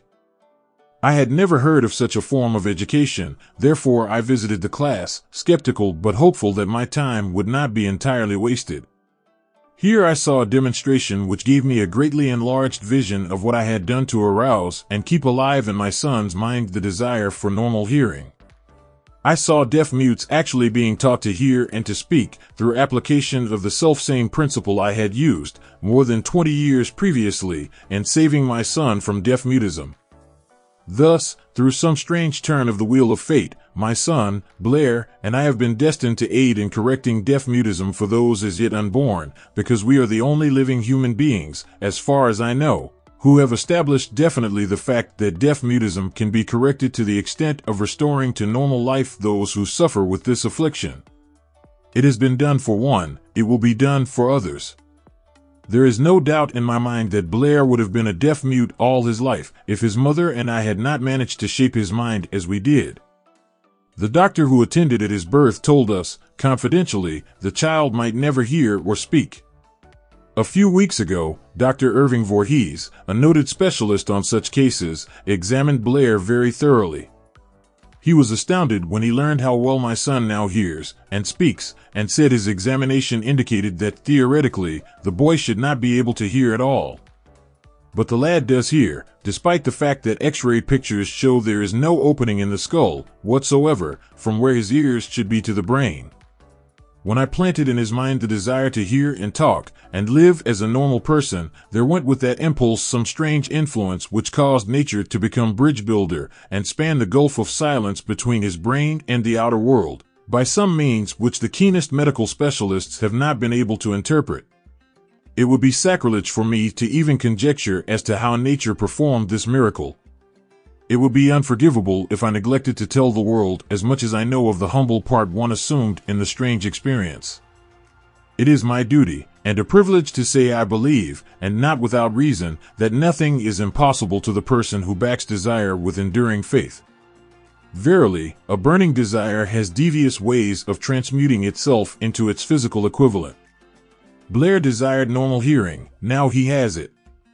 He was born with a handicap which might easily have sent one with a less defined desire to the street with a bundle of pencils and a tin cup. That handicap now promises to serve as the medium by which he will render useful service to many millions of hard of hearing, also to give him useful employment at adequate financial compensation the remainder of his life. The little white lies I planted in his mind when he was a child, by leading him to believe his affliction would become a great asset, which he could capitalize, has justified itself. Verily, there is nothing, right or wrong, which belief, plus burning desire, cannot make real. These qualities are free to everyone. In all my experience in dealing with men and women who had personal problems, I never handled a single case which more definitely demonstrates the power of desire. Authors sometimes make the mistake of writing of subjects of which they have but superficial or very elementary knowledge. It has been my good fortune to have had the privilege of testing the soundness of the power of desire through the affliction of my own son. Perhaps it was providential that the experience came as it did, for surely no one is better prepared than he to serve as an example of what happens when desire is put to the test. If Mother Nature bends to the will of desire, is it logical that mere men can defeat a burning desire? Strange and imponderable is the power of the human mind. We do not understand the method by which it uses every circumstance, every individual, and every physical thing within its reach as a means of transmuting desire into its physical counterpart. Perhaps science will uncover this secret. I planted in my son's mind the desire to hear and to speak as any normal person hears and speaks. That desire has now become a reality. I planted in his mind the desire to convert his greatest handicap into his greatest asset. That desire has been realized. The modus operandi by which this astounding result was achieved is not hard to describe. It consisted of three very definite facts. First, I mixed faith with the desire for normal hearing, which I passed on to my son. Second, I communicated my desire to him in every conceivable way available, through persistent, continuous effort over a period of years. Third, he believed me. As this chapter was being completed, news came of the death of Madame Schumann-Heink. One short paragraph in the News Dispatch gives the clue to this unusual woman's stupendous success as a singer. I quote the paragraph because the clue it contains is none other than desire. Early in her career, Madame Schumann-Heink visited the director of the Vienna Court Opera to have him test her voice. But he did not test it. After taking one look at the awkward and poorly dressed girl, he exclaimed, none too gently, with such a face, and with no personality at all, how can you ever expect to succeed in opera? My good child, give up the idea. Buy a sewing machine and go to work. You can never be a singer. Never is a long time. The director of the Vienna Court Opera knew much about the technique of singing. He knew little about the power of desire when it assumes the proportion of an obsession. If he had known more of that power, he would not have made the mistake of condemning genius without giving it an opportunity. Several years ago, one of my business associates became ill. He became worse as time went on, and finally was taken to the hospital for an operation. Just before he was wheeled into the operating room, I took a look at him and wondered how anyone as thin and emaciated as he could possibly go through a major operation successfully. The doctor warned me that there was little if any chance of my ever seeing him alive again. But that was the doctor's opinion. It was not the opinion of the patient. Just before he was wheeled away, he whispered feebly, "Do not be disturbed, Chief, I will be out of here in a few days." The attending nurse looked at me with pity. But the patient did come through safely. After it was all over, his physician said, nothing but his own desire to live saved him. He never would have pulled through if he had not refused to accept the possibility of death. I believe in the power of desire backed by faith, because I have seen this power lift men from lowly beginnings to places of power and wealth. I have seen it rob the grave of its victims. I have seen it serve as the medium by which men staged a comeback after having been defeated in 100 different ways. I have seen it provide my own son with a normal, happy, successful life, despite nature's having sent him into the world without ears. How can one harness and use the power of desire? This has been answered through this and the subsequent chapters of this book. This message is going out to the world at the end of the longest, and perhaps, the most devastating depression America has ever known. It is reasonable to presume that the message may come to the attention of many who have been wounded by the depression, those who have lost their fortunes, others who have lost their positions, and great numbers who must reorganize their plans and stage a comeback. To all these I wish to convey the thought that all achievement, no matter what may be its nature or its purpose, must begin with an intense, burning desire for something definite. Through some strange and powerful principle of mental chemistry which she has never divulged, nature wraps up in the impulse of strong desire that something which recognizes no such word as impossible and accepts no such reality as failure. And accepts no such reality as failure. And accepts no such reality as failure. Chapter 3 Faith Visualization of, and Belief in Attainment of Desire. The second step toward riches. Faith is the head chemist of the mind. When faith is blended with the vibration of thought, the subconscious mind instantly picks up the vibration, translates it into its spiritual equivalent, and transmits it to infinite intelligence, as in the case of prayer. The emotions of faith, love, and sex are the most powerful of all the major positive emotions. When the three are blended, they have the effect of coloring the vibration of thought in such a way that it instantly reaches the subconscious mind, where it is changed into its spiritual equivalent, the only form that induces a response from infinite intelligence. Love and faith are psychic, related to the spiritual side of man. Sex is purely biological, and related only to the physical. The mixing, or blending, of these three emotions has the effect of opening a direct line of communication between the finite, thinking mind of man and infinite intelligence.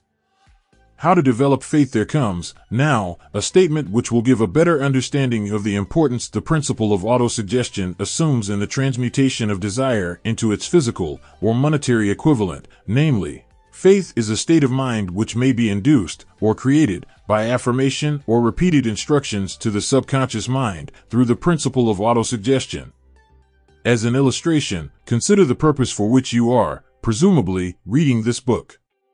The object is, naturally, to acquire the ability to transmute the intangible thought impulse of desire into its physical counterpart, money. By following the instructions laid down in the chapters on autosuggestion and the subconscious mind, as summarized in the chapter on autosuggestion, you may convince the subconscious mind that you believe you will receive that for which you ask, and it will act upon that belief, which your subconscious mind passes back to you in the form of faith, followed by definite plans for procuring that which you desire. The method by which one develops faith, where it does not already exist, is extremely difficult to describe, almost as difficult, in fact, as it would be to describe the color of red to a blind man who has never seen color, and has nothing with which to compare what you describe to him. Faith is a state of mind which you may develop at will after you have mastered the 13 principles, because it is a state of mind which develops voluntarily through application and use of these principles. Repetition of affirmation of orders to your subconscious mind is the only known method of voluntary development of the emotion of faith. Perhaps the meaning may be made clearer through the following explanation as to the way men sometimes become criminals. Stated in the words of a famous criminologist, when men first come into contact with crime, they abhor it. If they remain in contact with crime for a time, they become accustomed to it and endure it. If they remain in contact with it long enough, they finally embrace it and become influenced by it. This is the equivalent of saying that any impulse of thought which is repeatedly passed on to the subconscious mind is, finally, accepted and acted upon by the subconscious mind, which proceeds to translate that impulse into its physical equivalent, by the most practical procedure available. In connection with this, consider again the statement, all thoughts which have been emotionalized and mixed with faith begin immediately to translate themselves into their physical equivalent or counterpart. The emotions, or the feeling portion of thoughts, are the factors which give thoughts vitality, life, and action. The emotions of faith, love, and sex, when mixed with any thought impulse, give it greater action than any of these emotions can do singly. Not only thought impulses which have been mixed with faith, but those which have been mixed with any of the positive emotions, or any of the negative emotions, may reach and influence the subconscious mind. From this statement, you will understand that the subconscious mind will translate into its physical equivalent, a thought impulse of a negative or destructive nature, just as readily as it will act upon thought impulses of a positive or constructive nature. This accounts for the strange phenomenon which so many millions of people experience, referred to as misfortune or bad luck. There are millions of people who believe themselves doomed to poverty and failure because of some strange force over which they believe they have no control. They are the creators of their own misfortunes because of this negative belief, which is picked up by the subconscious mind and translated into its physical equivalent. This is an appropriate place at which to suggest again that you may benefit by passing on to your subconscious mind any desire which you wish translated into its physical or monetary equivalent, in a state of expectancy or belief that the transmutation will actually take place. Your belief or faith is the element which determines the action of your subconscious mind. There is nothing to hinder you from deceiving your subconscious mind when giving it instructions through autosuggestion, as I deceived my son's subconscious mind. To make this deceit more realistic, conduct yourself just as you would if you were already in possession of the material thing which you are demanding when you call upon your subconscious mind. The subconscious mind will transmute into its physical equivalent, by the most direct and practical media available, any order which is given to it in a state of belief or faith that the order will be carried out. Surely, enough has been stated to give a starting point from which one may, through experiment and practice, acquire the ability to mix faith with any order given to the subconscious mind. Perfection will come through practice. It cannot come by merely reading instructions. If it be true that one may become a criminal by association with crime, it is equally true that one may develop faith by voluntarily suggesting to the subconscious mind that one has faith. The mind comes, finally, to take on the nature of the influences which dominate it. Understand this truth, and you will know why it is essential for you to encourage the positive emotions as dominating forces of your mind, and discourage and eliminate negative emotions. A mind dominated by positive emotions becomes a favorable abode for the state of mind known as faith. A mind so dominated may, at will, give the subconscious mind instructions which it will accept and act upon immediately. Faith is a state of mind which may be induced by autosuggestion all down the ages. The religionists have admonished struggling humanity to have faith in this, that, and the other dogma or creed, but they have failed to tell people how to have faith. They have not stated that faith is a state of mind, and that it may be induced by self-suggestion. In language which any normal human being can understand, we will describe all that is known about the principle through which faith may be developed, where it does not already exist. Have faith in yourself, faith in the infinite. Before we begin, you should be reminded again that faith is the eternal elixir which gives life, power, and action to the impulse of thought. The foregoing sentence is worth reading a second time, and a third, and a fourth. It is worth reading aloud. Faith is the starting point of all accumulation of riches. Faith is the basis of all miracles and all mysteries which cannot be analyzed by the rules of science. Faith is the only known antidote for failure. Faith is the element, the chemical which, when mixed with prayer, gives one direct communication with infinite intelligence. Faith is the element which transforms the ordinary vibration of thought, created by the finite mind of man, into the spiritual equivalent. Faith is the only agency through which the cosmic force of infinite intelligence can be harnessed and used by man. Every one of the foregoing statements is capable of proof. The proof is simple and easily demonstrated. It is wrapped up in the principle of autosuggestion. Let us center our attention, therefore, upon the subject of self-suggestion and find out what it is and what it is capable of achieving. It is a well-known fact that one comes, finally, to believe whatever one repeats to oneself, whether the statement be true or false. If a man repeats a lie over and over, he will eventually accept the lie as truth. Moreover, he will believe it to be the truth. Every man is what he is, because of the dominating thoughts which he permits to occupy his mind. Thoughts which a man deliberately places in his own mind and encourages with sympathy, and with which he mixes any one or more of the emotions, constitute the motivating forces which direct and control his every movement, act, and deed. Comes, now, a very significant statement of truth. Thoughts which are mixed with any of the feelings of emotions constitute a magnetic force which attracts, from the vibrations of the ether, other similar or related thoughts. A thought thus magnetized with emotion may be compared to a seed which, when planted in fertile soil, germinates, grows, and multiplies itself over and over again, until that which was originally one small seed becomes countless millions of seeds of the same brand. The ether is a great cosmic mass of eternal forces of vibration. It is made up of both destructive vibrations and constructive vibrations.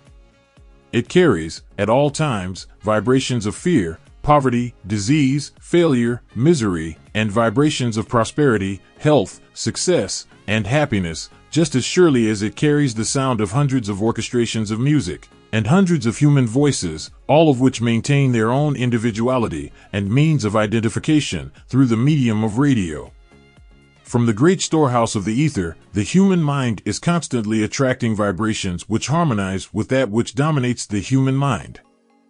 Any thought, idea, plan, or purpose which one holds in one's mind attracts, from the vibrations of the ether, a host of its relatives, adds these relatives to its own force, and grows until it becomes the dominating, motivating master of the individual in whose mind it has been housed.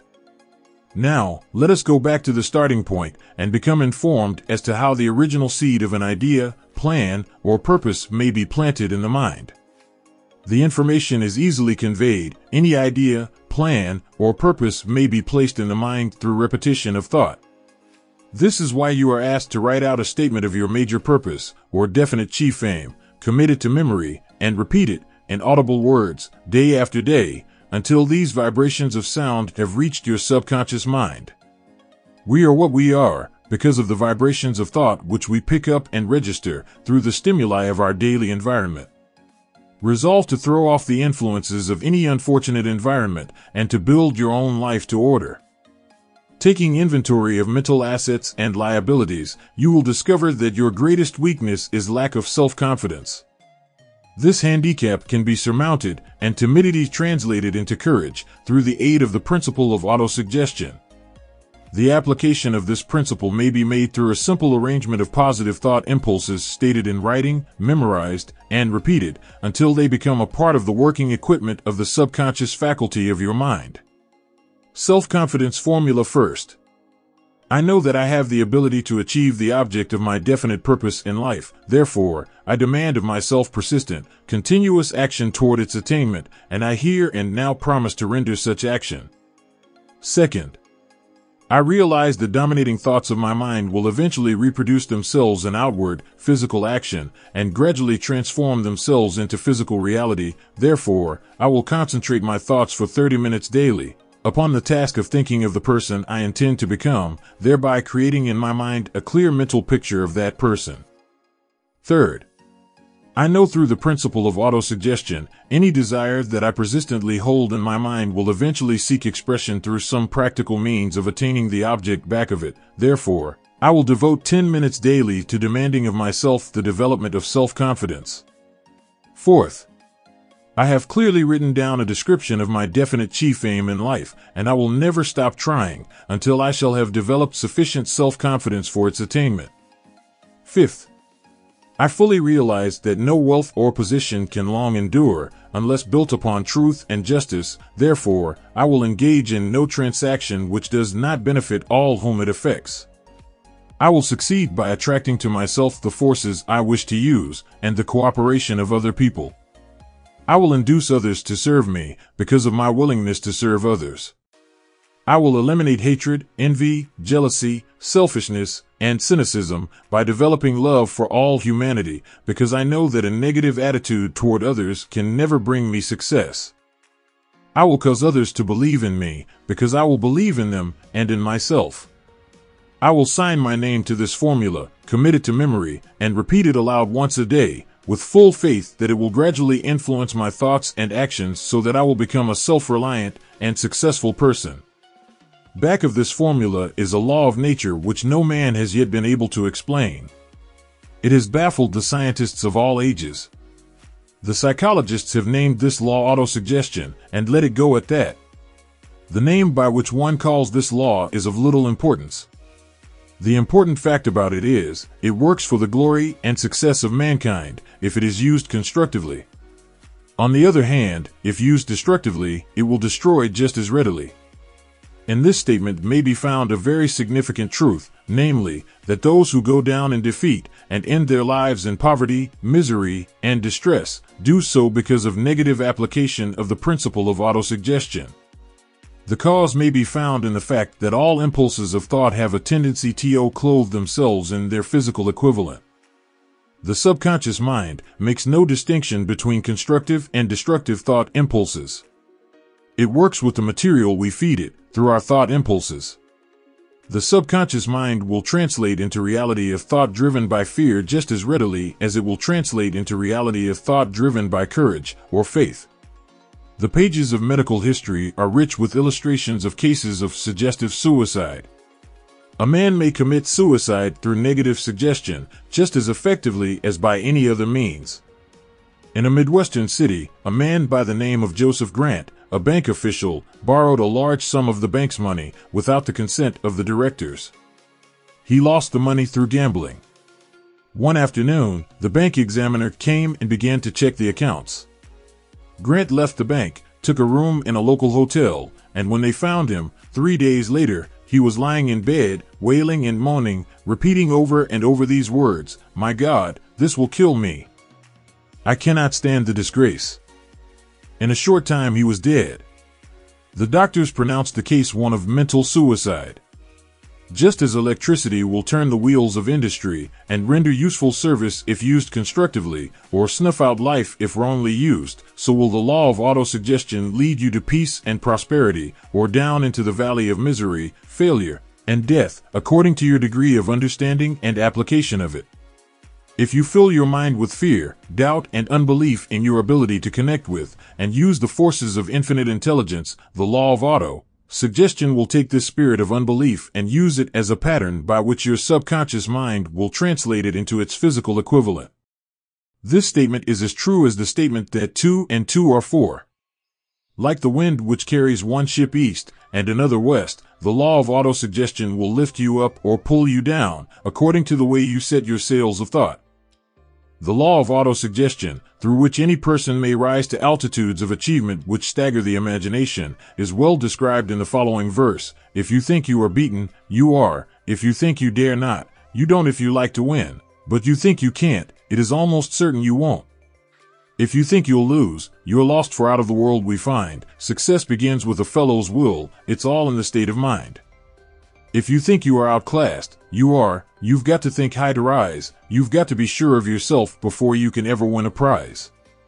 Life's battles don't always go to the stronger or faster man, but soon or late the man who wins is the man who thinks he can." Observe the words which have been emphasized, and you will catch the deep meaning which the poet had in mind.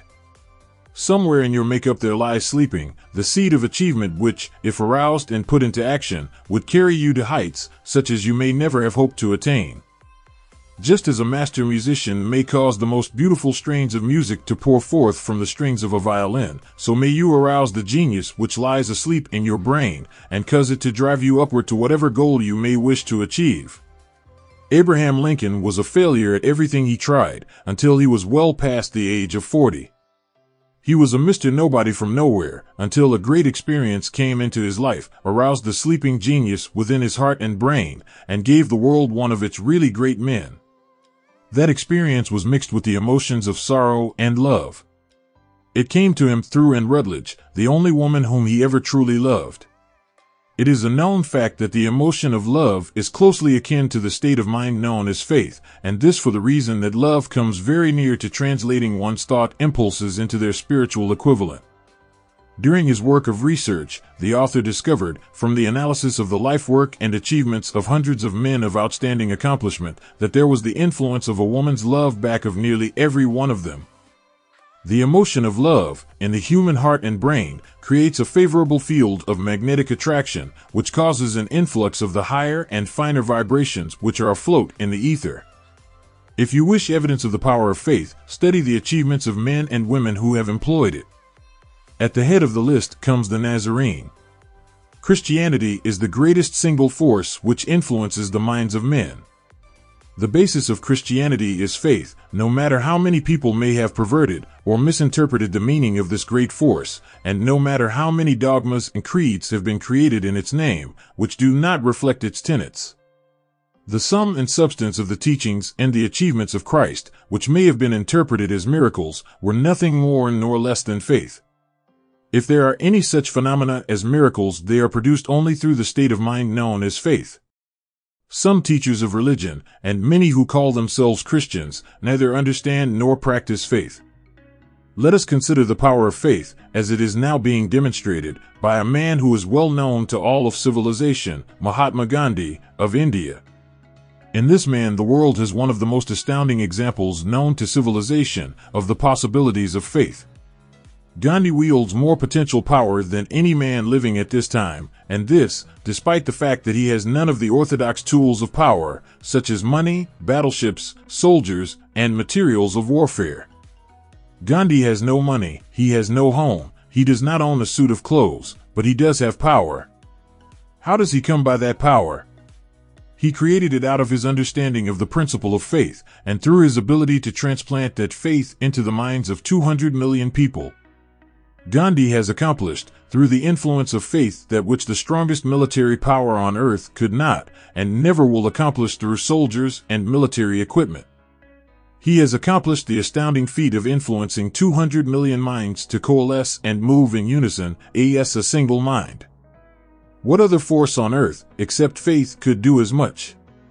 There will come a day when employees as well as employers will discover the possibilities of faith. That day is dawning. The whole world has had ample opportunity, during the recent business depression, to witness what the lack of faith will do to business. Surely, civilization has produced a sufficient number of intelligent human beings to make use of this great lesson which the depression has taught the world. During this depression, the world had evidence in abundance that widespread fear will paralyze the wheels of industry and business. Out of this experience will arise leaders in business and industry who will profit by the example which Gandhi has set for the world, and they will apply to business the same tactics which he has used in building the greatest following known in the history of the world. These leaders will come from the rank and file of the unknown men who now labor in the steel plants, the coal mines, the automobile factories, and in the small towns and cities of America. Business is due for reform, make no mistake about this. The methods of the past, based upon economic combinations of force and fear, will be supplanted by the better principles of faith and cooperation. Men who labor will receive more than daily wages. They will receive dividends from the business, the same as those who supply the capital for business. But first they must give more to their employers and stop this bickering and bargaining by force, at the expense of the public. They must earn the right to dividends.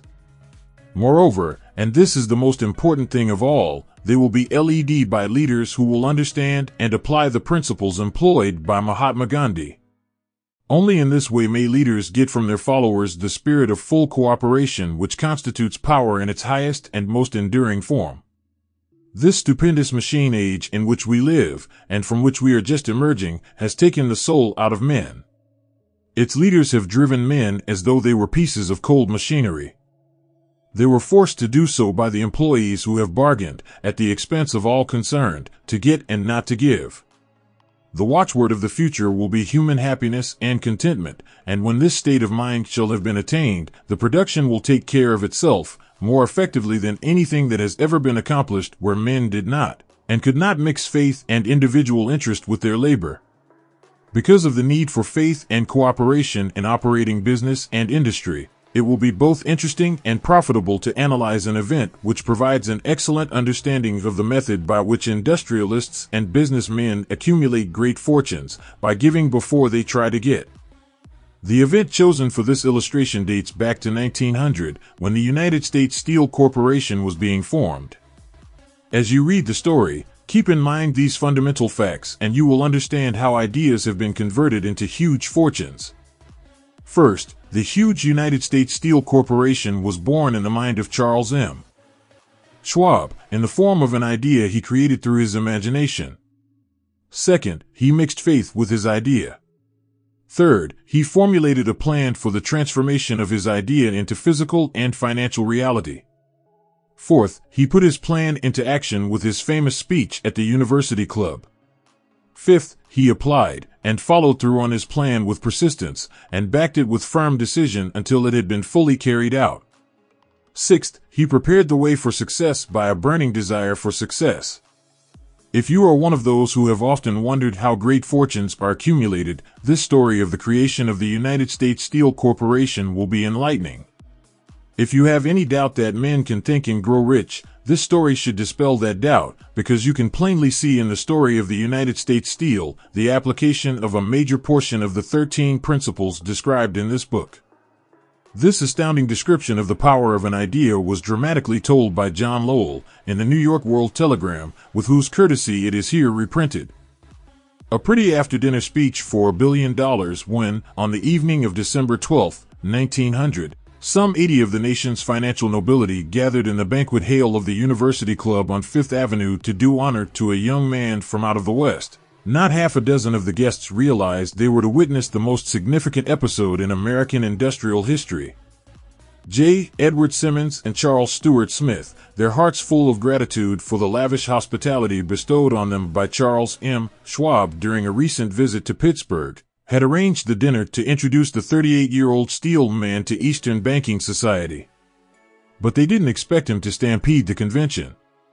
They warned him, in fact, that the bosoms within New York stuffed shirts would not be responsive to oratory, and that, if he didn't want to bore the Stillmans and Harrimans and Vanderbilts, he had better limit himself to 15 or 20 minutes of polite vaporings and let it go at that.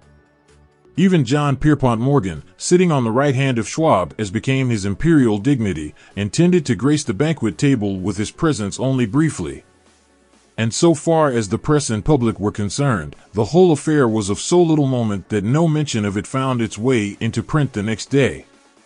So the two hosts and their distinguished guests ate their way through the usual 7 or 8 courses. There was little conversation, and what there was of it was restrained. Few of the bankers and brokers had met Schwab, whose career had flowered along the banks of the Monongahela, and none knew him well. But before the evening was over, they, and with them Moneymaster Morgan, were to be swept off their feet, and $1 billion baby, the United States Steel Corporation, was to be conceived. It is perhaps unfortunate, for the sake of history, that no record of Charlie Schwab's speech at the dinner ever was made. He repeated some parts of it at a later date during a similar meeting of Chicago bankers. And still later, when the government brought suit to dissolve the Steel Trust, he gave his own version, from the witness stand, of the remarks that stimulated Morgan into a frenzy of financial activity. It is probable, however, that it was a homely speech, somewhat ungrammatical, full of epigram and threaded with wit. But aside from that, it had a galvanic force and effect upon the 5 billions of estimated capital that was represented by the diners. After it was over and the gathering was still under its spell, although Schwab had talked for 90 minutes, Morgan led the orator to a recessed window where, dangling their legs from the high, uncomfortable seat, they talked for an hour more. The magic of the Schwab personality had been turned on, full force, but what was more important and lasting was the full-fledged, clear-cut program he laid down for the aggrandizement of steel. Many other men had tried to interest Morgan in slapping together a steel trust after the pattern of the biscuit, wire and hoop, sugar, rubber, whiskey, oil, or chewing gum combinations. John W. Gates, the gambler, had urged it, but Morgan distrusted him. The Moore boys, Bill and Jim, Chicago stock jobbers who had glued together a match trust and a cracker corporation, had urged it and failed.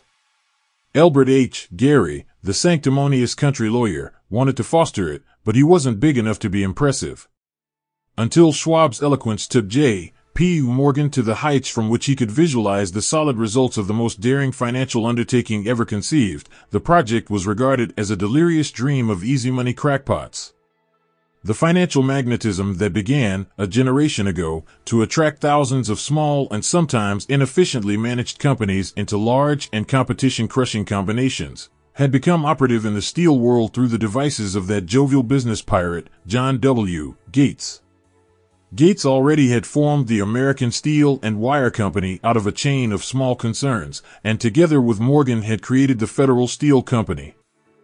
The National Tube and American Bridge Companies were two more Morgan concerns, and the Moore brothers had forsaken the match and cookie business to form the American Group, Tin Plate, Steel Hoop, Sheet Steel, and the National Steel Company. But by the side of Andrew Carnegie's gigantic vertical trust, a trust owned and operated by 53 partners, those other combinations were picayune. They might combine to their heart's content, but the whole lot of them couldn't make a dent in the Carnegie organization, and Morgan knew it. The eccentric old Scot knew it, too. From the magnificent heights of Skibo Castle he had viewed, first with amusement and then with resentment, the attempts of Morgan's smaller companies to cut into his business. When the attempts became too bold, Carnegie's temper was translated into anger and retaliation. He decided to duplicate every mill owned by his rivals. Hitherto, he hadn't been interested in wire, pipe, hoops, or sheet. Instead, he was content to sell such companies the raw steel and let them work it into whatever shape they wanted. Now, with Schwab as his chief and able lieutenant, he planned to drive his enemies to the wall. So it was that in the speech of Charles M. Schwab, Morgan saw the answer to his problem of combination. A trust without Carnegie, giant of them all, would be no trust at all, a plum pudding, as one writer said, without the plums. Schwab's speech on the night of December 12, 1900, undoubtedly carried the inference, though not the pledge, that the vast Carnegie enterprise could be brought under the Morgan tent. He talked of the world future for steel, of reorganization for efficiency, of specialization, of the scrapping of unsuccessful mills and concentration of effort on the flourishing properties, of economies in the ore traffic, of economies in overhead and administrative departments, of capturing foreign markets. More than that, he told the buccaneers among them wherein lay the errors of their customary piracy. Their purposes, he inferred, bad been to create monopolies, raise prices, and pay themselves fat dividends out of privilege. Schwab condemned the system in his heartiest manner. The short-sightedness of such a policy, he told his hearers, lay in the fact that it restricted the market in an era when everything cried for expansion. By cheapening the cost of steel, he argued, an ever-expanding market would be created, more uses for steel would be devised, and a goodly portion of the world trade could be captured. Actually, though he did not know it, Schwab was an apostle of modern mass production. So the dinner at the University Club came to an end. Morgan went home to think about Schwab's rosy predictions. Schwab went back to Pittsburgh to run the steel business for Andrew Carnegie, while Gary and the rest went back to their stock tickers to fiddle around in anticipation of the next move. It was not long coming. It took Morgan about 1 week to digest the feast of reason Schwab had placed before him. When he had assured himself that no financial indigestion was to result, he sent for Schwab and found that young man rather coy. Mr. Carnegie, Schwab indicated, might not like it if he found his trusted company president had been flirting with the Emperor of Wall Street, the street upon which Carnegie was resolved never to tread. Then it was suggested by John W. Gates the go-between that if Schwab happened to be in the Bellevue Hotel in Philadelphia, J. P. Morgan might also happen to be there. When Schwab arrived, however, Morgan was inconveniently ill at his New York home, and so, on the elder man's pressing invitation, Schwab went to New York and presented himself at the door of the financier's library. Now certain economic historians have professed the belief that from the beginning to the end of the drama, the stage was set by Andrew Carnegie, that the dinner to Schwab, the famous speech, the Sunday night conference between Schwab and the Money King, were events arranged by the canny Scot. The truth is exactly the opposite. When Schwab was called in to consummate the deal, he didn't even know whether the little boss, as Andrew was called, would so much as listen to an offer to sell, particularly to a group of men whom Andrew regarded as being endowed with something less than holiness. But Schwab did take into the conference with him, in his own handwriting, 6 sheets of copperplate figures, representing to his mind the physical worth and the potential earning capacity of every steel company he regarded as an essential star in the new metal firmament. 4 men pondered over these figures all night. The chief, of course, was Morgan, steadfast in his belief in the divine right of money. With him was his aristocratic partner, Robert Bacon, a scholar and a gentleman. The third was John W. Gates, whom Morgan scorned as a gambler and used as a tool. The fourth was Schwab, who knew more about the processes of making and selling steel than any whole group of men then living. Throughout that conference, the Pittsburghers' figures were never questioned. If he said a company was worth so much, then it was worth that much and no more. He was insistent, too, upon including in the combination only those concerns he nominated. He had conceived a corporation in which there would be no duplication, not even to satisfy the greed of friends who wanted to unload their companies upon the broad Morgan shoulders. Thus he left out, by design, a number of the larger concerns upon which the Walruses and Carpenters of Wall Street had cast hungry eyes. When dawn came, Morgan rose and straightened his back. Only one question remained. "Do you think you can persuade Andrew Carnegie to sell?" he asked. "I can try," said Schwab. "If you can get him to sell, I will undertake the matter," said Morgan. So far so good. But would Carnegie sell? How much would he demand? What would he take payment in? Common or preferred stocks? Bonds?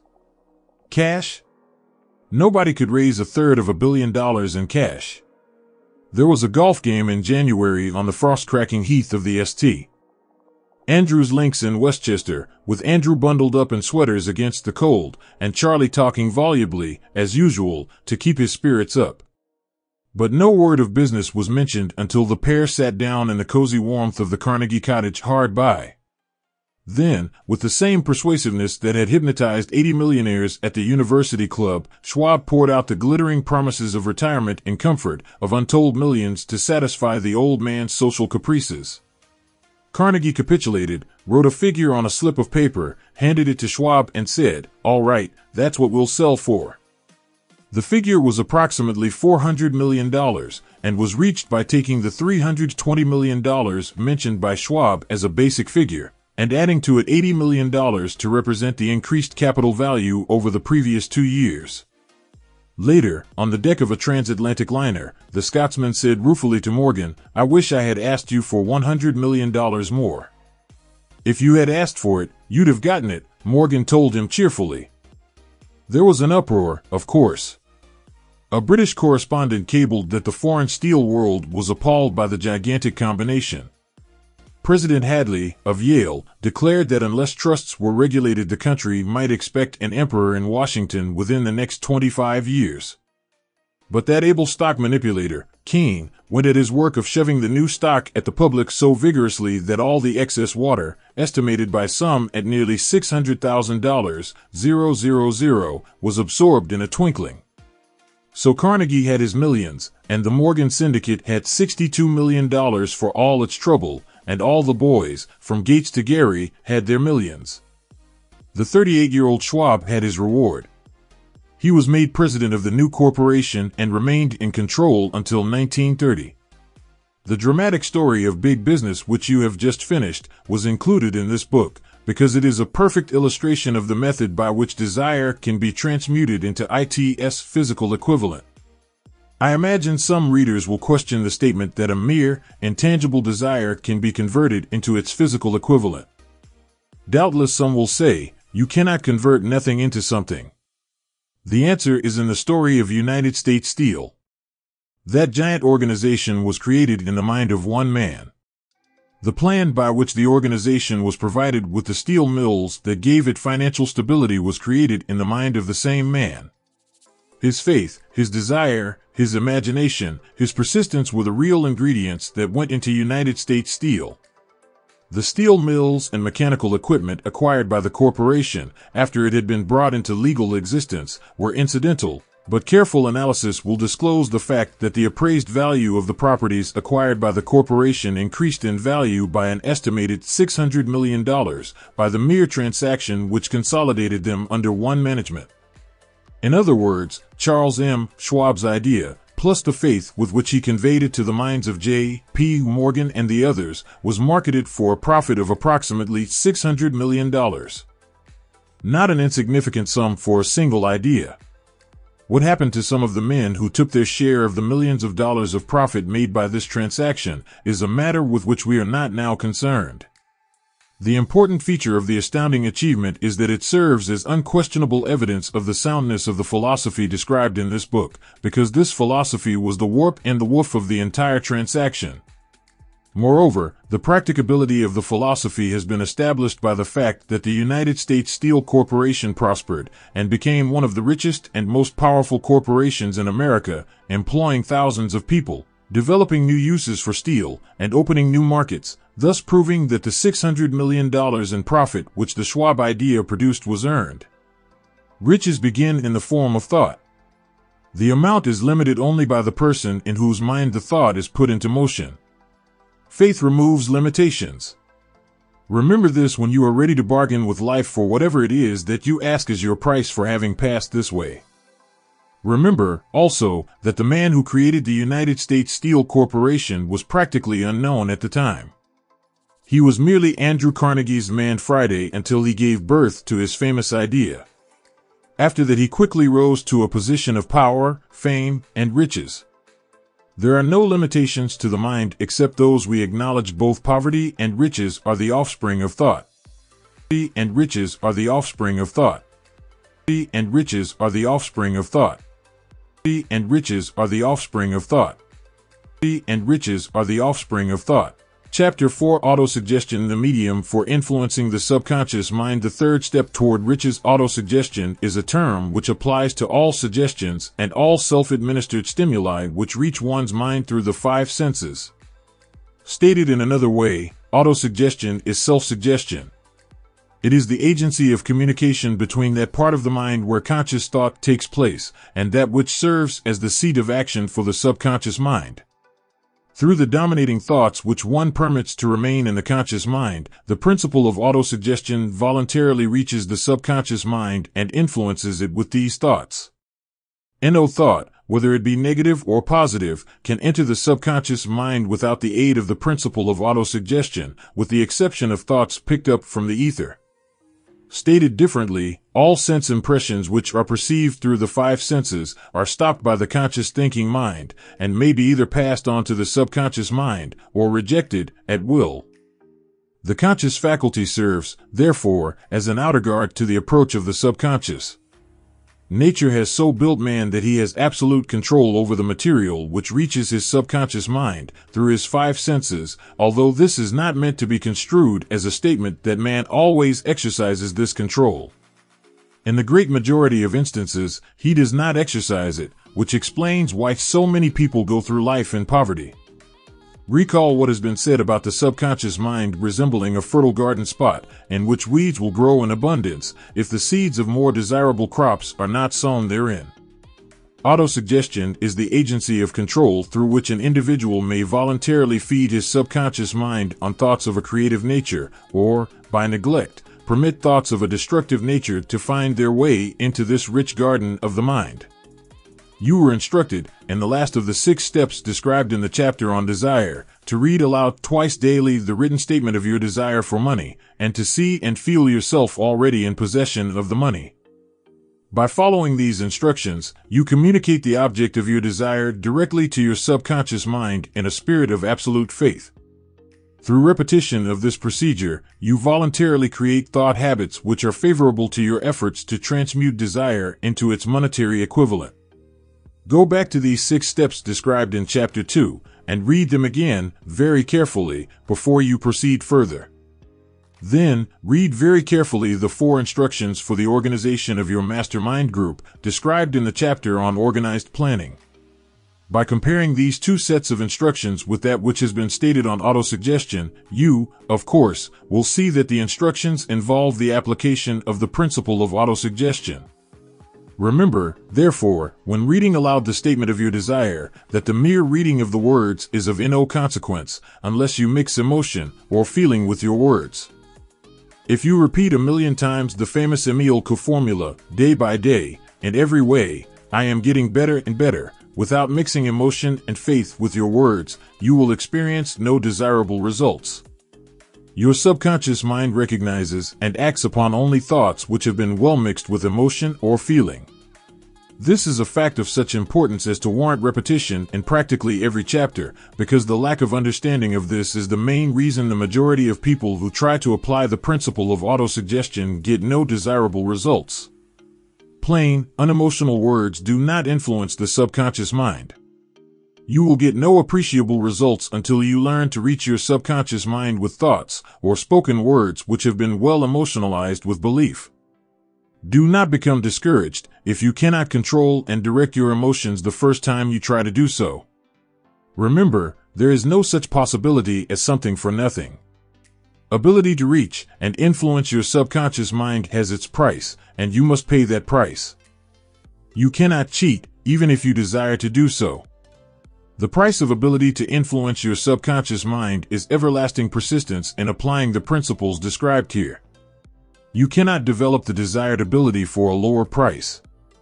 You, and you alone, must decide whether or not the reward for which you are striving is worth the price you must pay for it in effort.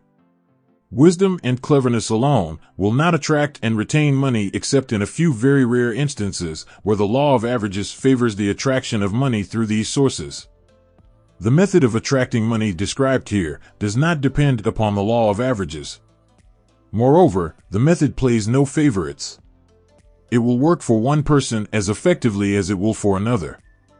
Where failure is experienced, it is the individual, not the method, which has failed. If you try and fail, make another effort, and still another, until you succeed. Your ability to use the principle of autosuggestion will depend, very largely, upon your capacity to concentrate upon a given desire until that desire becomes a burning obsession. When you begin to carry out the instructions in connection with the 6 steps described in the 2nd chapter, it will be necessary for you to make use of the principle of concentration. Let us here offer suggestions for the effective use of concentration. When you begin to carry out the first of the 6 steps, which instructs you to fix in your own mind the exact amount of money you desire, hold your thoughts on that amount of money by concentration, or fixation of attention, with your eyes closed, until you can actually see the physical appearance of the money. Do this at least once each day. As you go through these exercises, follow the instructions given in the chapter on faith, and see yourself actually in possession of the money. Here is a most significant fact. The subconscious mind takes any orders given it in a spirit of absolute faith, and acts upon those orders, although the orders often have to be presented over and over again, through repetition, before they are interpreted by the subconscious mind. Following the preceding statement, consider the possibility of playing a perfectly legitimate trick on your subconscious mind by making it believe, because you believe it, that you must have the amount of money you are visualizing, that this money is already awaiting your claim, that the subconscious mind must hand over to you practical plans for acquiring the money which is yours. Hand over the thoughts suggested in the preceding paragraph to your imagination, and see what your imagination can, or will do, to create practical plans for the accumulation of money through transmutation of your desire. Do not wait for a definite plan, through which you intend to exchange services or merchandise in return for the money you are visualizing, but begin at once to see yourself in possession of the money, demanding and expecting meanwhile, that your subconscious mind will hand over the plan, or plans you need. Be on the alert for these plans, and when they appear, put them into action immediately. When the plans appear, they will probably flash into your mind through the 6th sense, in the form of an inspiration. This inspiration may be considered a direct telegram or message from infinite intelligence. Treat it with respect, and act upon it as soon as you receive it. Failure to do this will be fatal to your success. In the 4th of the 6 steps, you were instructed to create a definite plan for carrying out your desire, and begin at once to put this plan into action. You should follow this instruction in the manner described in the preceding paragraph. Do not trust to your reason when creating your plan for accumulating money through the transmutation of desire. Your reason is faulty. Moreover, your reasoning faculty may be lazy, and, if you depend entirely upon it to serve you, it may disappoint you. When visualizing the money you intend to accumulate, see yourself rendering the service or delivering the merchandise you intend to give in return for this money.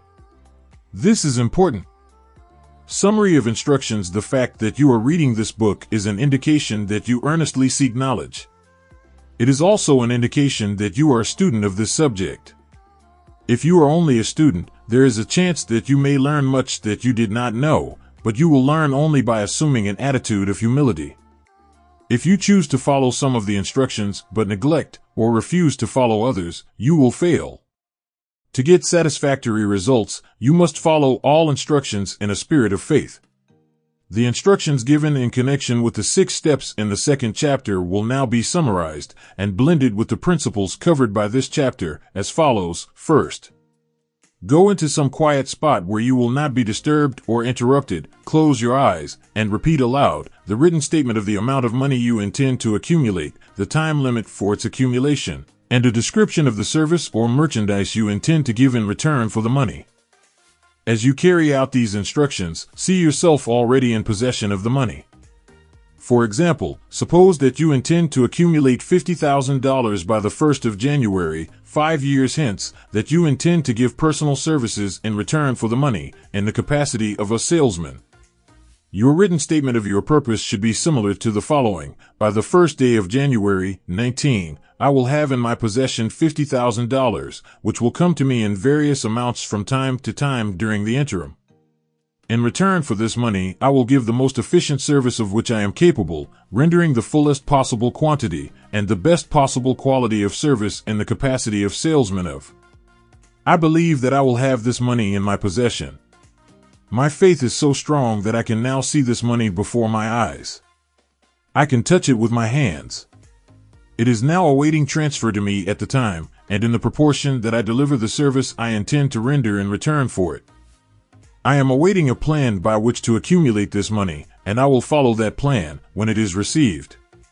Second, repeat this program night and morning until you can see the money you intend to accumulate. Third, place a written copy of your statement where you can see it night and morning, and read it just before retiring and upon arising until it has been memorized. Remember, as you carry out these instructions, that you are applying the principle of autosuggestion for the purpose of giving orders to your subconscious mind.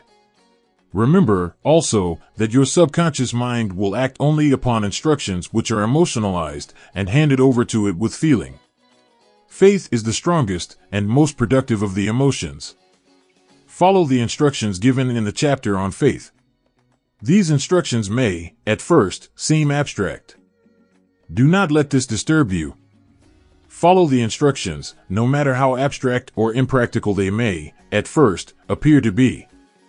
The time will soon come, if you do as you have been instructed, in spirit as well as in act, when a whole new universe of power will unfold to you.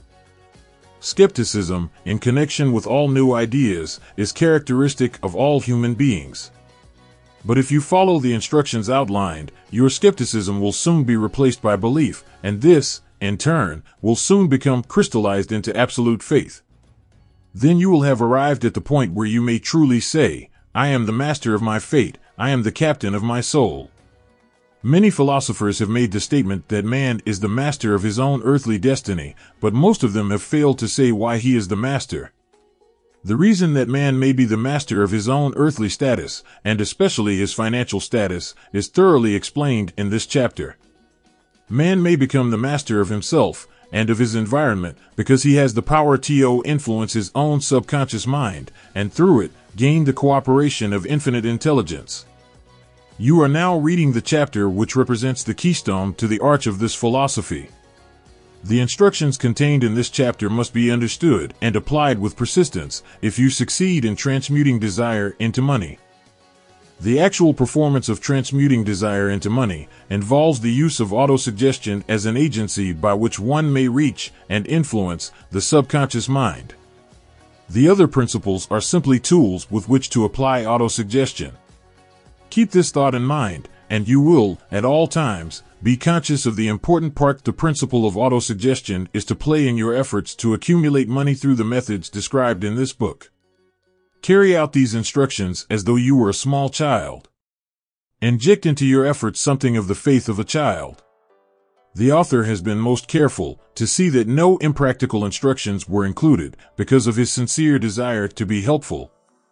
After you have read the entire book, come back to this chapter and follow in spirit and in action this instruction. Read the entire chapter aloud once every night until you become thoroughly convinced that the principle of autosuggestion is sound, that it will accomplish for you all that has been claimed for it. As you read, underscore with a pencil every sentence which impresses you favorably.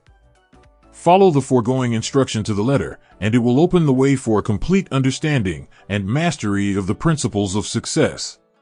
Mastery of the principles of success. Mastery of the Chapter 5, Specialized Knowledge, Personal Experiences or Observations. The fourth step toward riches. There are two kinds of knowledge. One is general, the other is specialized. General knowledge, no matter how great in quantity or variety it may be, is of but little use in the accumulation of money. The faculties of the great universities possess, in the aggregate, practically every form of general knowledge known to civilization. Most of the professors have but little or no money. They specialize on teaching knowledge, but they do not specialize on the organization or the use of knowledge. Knowledge will not attract money unless it is organized and intelligently directed through practical plans of action to the definite end of accumulation of money. Lack of understanding of this fact has been the source of confusion to millions of people who falsely believe that knowledge is power.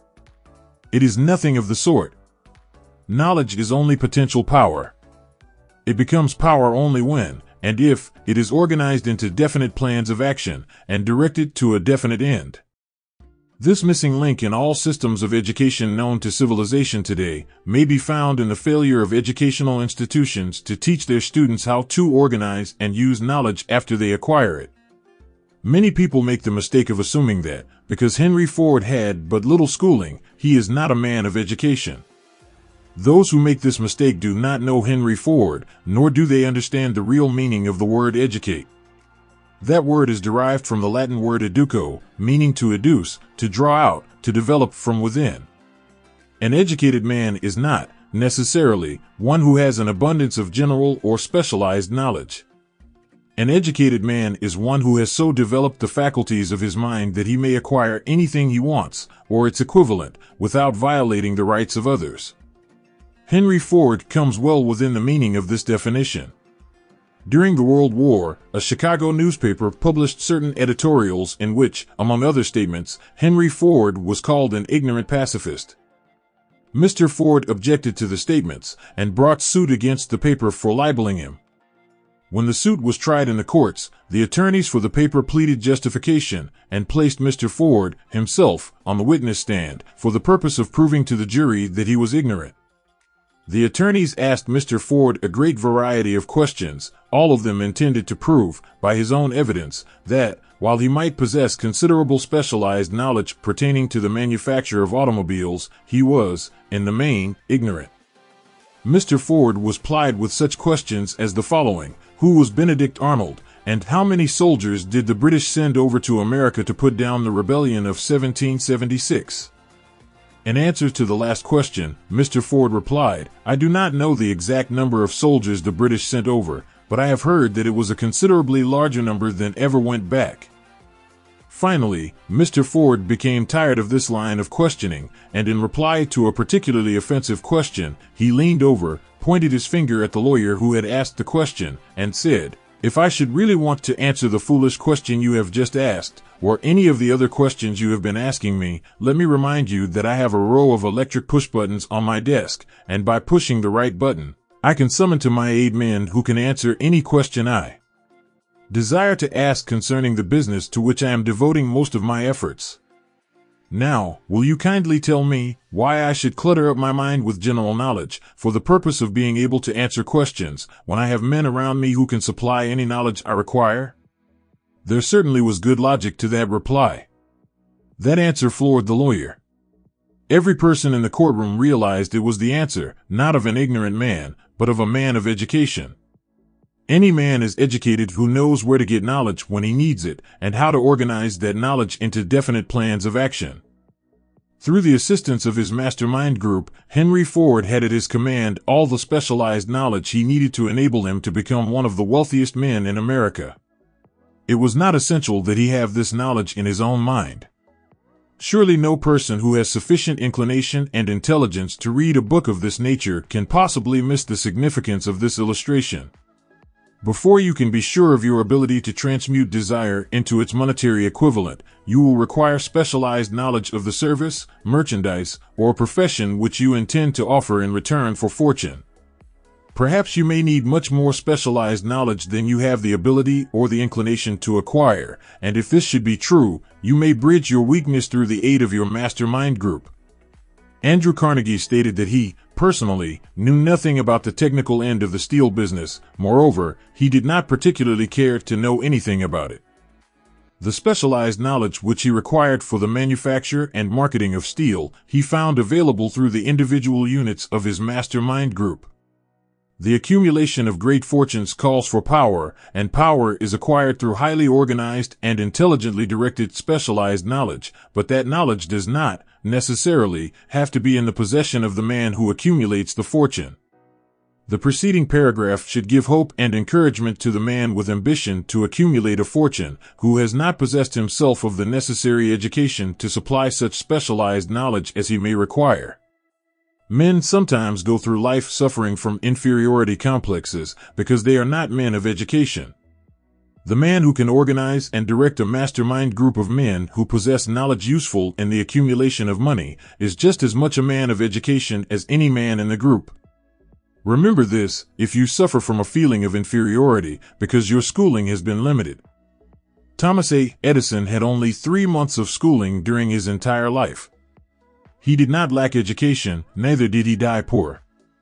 Henry Ford had less than a 6th grade schooling, but he has managed to do pretty well by himself, financially. Specialized knowledge is among the most plentiful and the cheapest forms of service which may be had. If you doubt this, consult the payroll of any university. It pays to know how to purchase knowledge first of all, decide the sort of specialized knowledge you require, and the purpose for which it is needed. To a large extent, your major purpose in life, the goal toward which you are working, will help determine what knowledge you need. With this question settled, your next move requires that you have accurate information concerning dependable sources of knowledge. The more important of these are A. One's own experience and education. B. Experience and education available through cooperation of others. Mastermind alliance. C. Colleges and universities. D. Public libraries through books and periodicals in which may be found all the knowledge organized by civilization. E. Special training courses through night schools and home study schools in particular. As knowledge is acquired, it must be organized and put into use for a definite purpose through practical plans.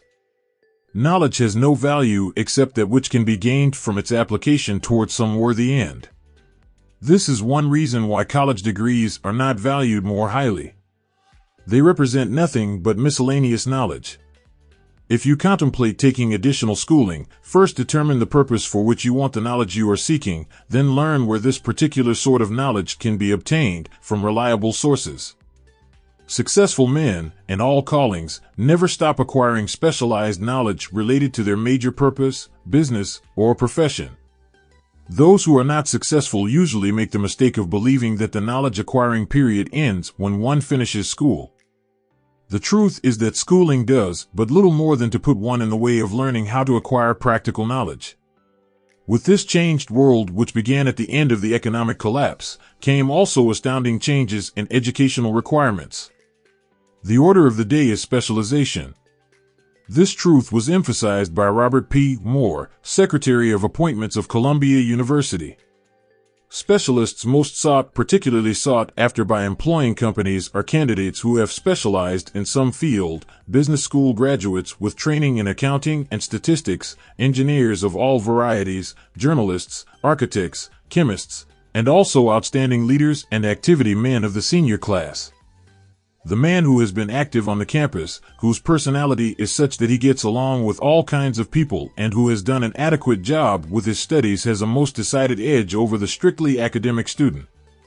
Some of these, because of their all-around qualifications, have received several offers of positions, a few of them as many as 6. In departing from the conception that the straighter student was invariably the one to get the choice of the better jobs, Mr. Moore said that most companies look not only to academic records, but to activity records and personalities of the students. One of the largest industrial companies, the leader in its field, and writing to Mr. Moore concerning prospective seniors at the college, said, "We are interested primarily in finding men who can make exceptional progress in management work. For this reason, we emphasize qualities of character, intelligence, and personality far more than specific educational background." Apprenticeship proposing a system of apprenticing students in offices, stores, and industrial occupations during the summer vacation. Mr. Moore asserts that after the first 2 or 3 years of college, every student should be asked to choose a definite future course and to call a halt if he has been merely pleasantly drifting without purpose through an unspecialized academic curriculum. Colleges and universities must face the practical consideration that all professions and occupations now demand specialists, he said, urging that educational institutions accept more direct responsibility for vocational guidance. One of the most reliable and practical sources of knowledge available to those who need specialized schooling is the night schools operated in most large cities. The correspondence schools give specialized training anywhere the U.S. males go on all subjects that can be taught by the extension method. One advantage of home study training is the flexibility of the study program, which permits one to study during spare time. Another stupendous advantage of home study training is the fact that most courses offered by home study schools carry with them generous privileges of consultation which can be of priceless value to those needing specialized knowledge. No matter where you live, you can share the benefits. Anything acquired without effort and without cost is generally unappreciated, often discredited. Perhaps this is why we get so little from our marvelous opportunity in public schools. The self-discipline one receives from a definite program of specialized study makes up to some extent for the wasted opportunity when knowledge was available without cost. Correspondence schools are highly organized business institutions. Their tuition fees are so low that they are forced to insist upon prompt payments. Being asked to pay, whether the student makes good grades or poor, has the effect of causing one to follow through with the course when he would otherwise drop it. The correspondence schools have not stressed this point sufficiently, for the truth is that their collection departments constitute the very finest sort of training on decision, promptness, action, and the habit of finishing that which one begins. I learned this from experience, more than 25 years ago. I enrolled for a home study course in advertising. After completing 8 or 10 lessons, I stopped studying, but the school did not stop sending me bills. Moreover, it insisted upon payment, whether I kept up my studies or not.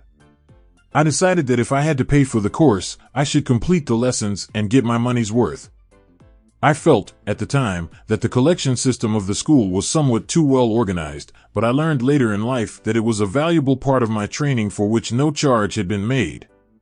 Being forced to pay, I went ahead and completed the course. Later in life, I discovered that the efficient collection system of that school had been worth much in the form of money earned, because of the training in advertising I had so reluctantly taken. We have in this country what is said to be the greatest public school system in the world. We have invested fabulous sums for fine buildings, we have provided convenient transportation for children living in the rural districts, so they may attend the best schools, but there is one astounding weakness to this marvelous system: it is free. One of the strange things about human beings is that they value only that which has a price. The free schools of America, and the free public libraries, do not impress people because they are free. This is the major reason why so many people find it necessary to acquire additional training after they quit school and go low work. It is also one of the major reasons why employers give greater consideration to employees who take home study courses. They have learned, from experience, that any person who has the ambition to give up a part of his spare time to studying at home has in him those qualities which make for leadership. This recognition is not a charitable gesture, it is sound business judgment upon the part of the employers. There is one weakness in people for which there is no remedy. It is the universal weakness of lack of ambition. Persons, especially salaried people, who schedule their spare time to provide for home study, seldom remain at the bottom very long. Their action opens the way for the upward climb, removes many obstacles from their path, and gains the friendly interest of those who have the power to put them in the way of opportunity. The home study method of training is especially suited to the needs of employed people who find, after leaving school, that they must acquire additional specialized knowledge, but cannot spare the time to go back to school. The changed economic conditions prevailing since the Depression have made it necessary for thousands of people to find additional or new sources of income. For the majority of these, the solution to their problem may be found only by acquiring specialized knowledge. Many will be forced to change their occupations entirely. When a merchant finds that a certain line of merchandise is not selling, he usually supplants it with another that is in demand. The person whose business is that of marketing personal services must also be an efficient merchant. If his services do not bring adequate returns in one occupation, he must change to another, where broader opportunities are available. Stuart Austin Weir prepared himself as a construction engineer and followed this line of work until the Depression limited his market to where it did not give him the income he required.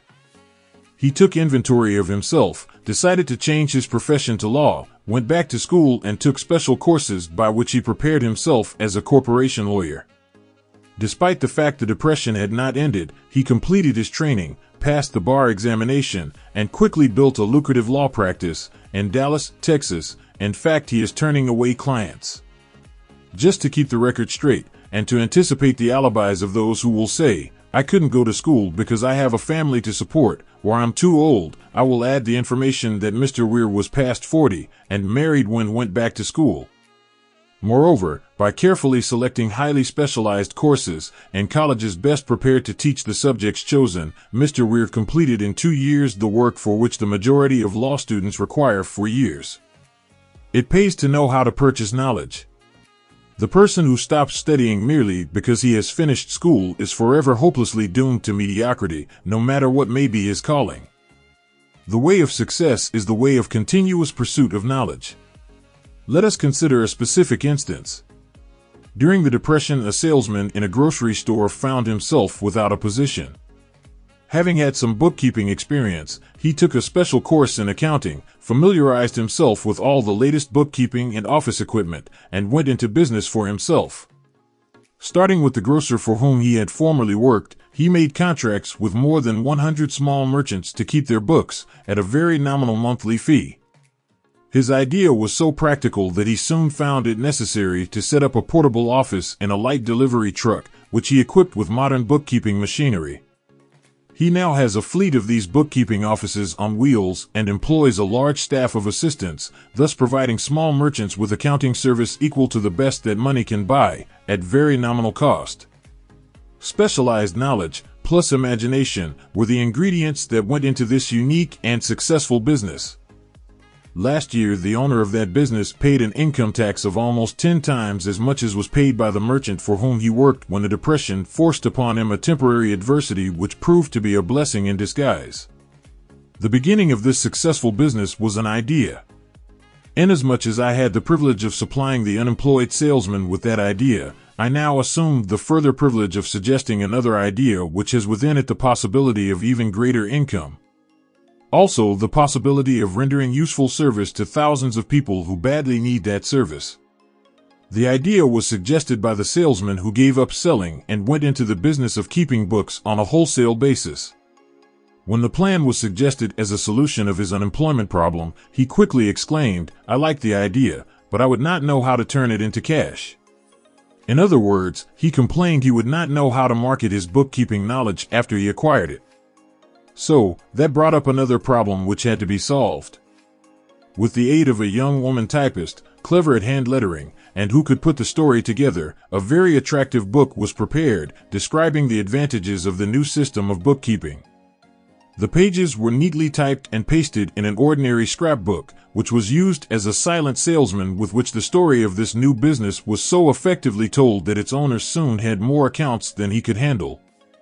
There are thousands of people, all over the country, who need the services of a merchandising specialist capable of preparing an attractive brief for use in marketing personal services. The aggregate annual income from such a service might easily exceed that received by the largest employment agency, and the benefits of the service might be made far greater to the purchaser than any to be obtained from an employment agency.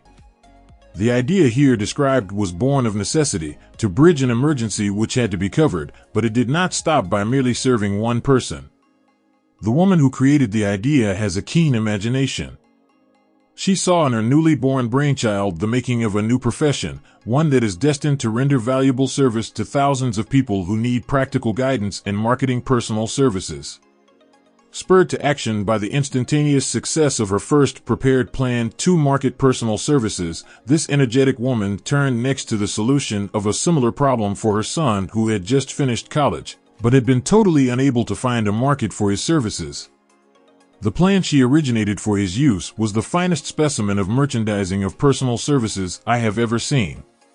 When the plan book had been completed, it contained nearly 50 pages of beautifully typed, properly organized information telling the story of her son's native ability, schooling, personal experiences, and a great variety of other information too extensive for description. The plan book also contained a complete description of the position her son desired, together with a marvelous word picture of the exact plan he would use in filling the position.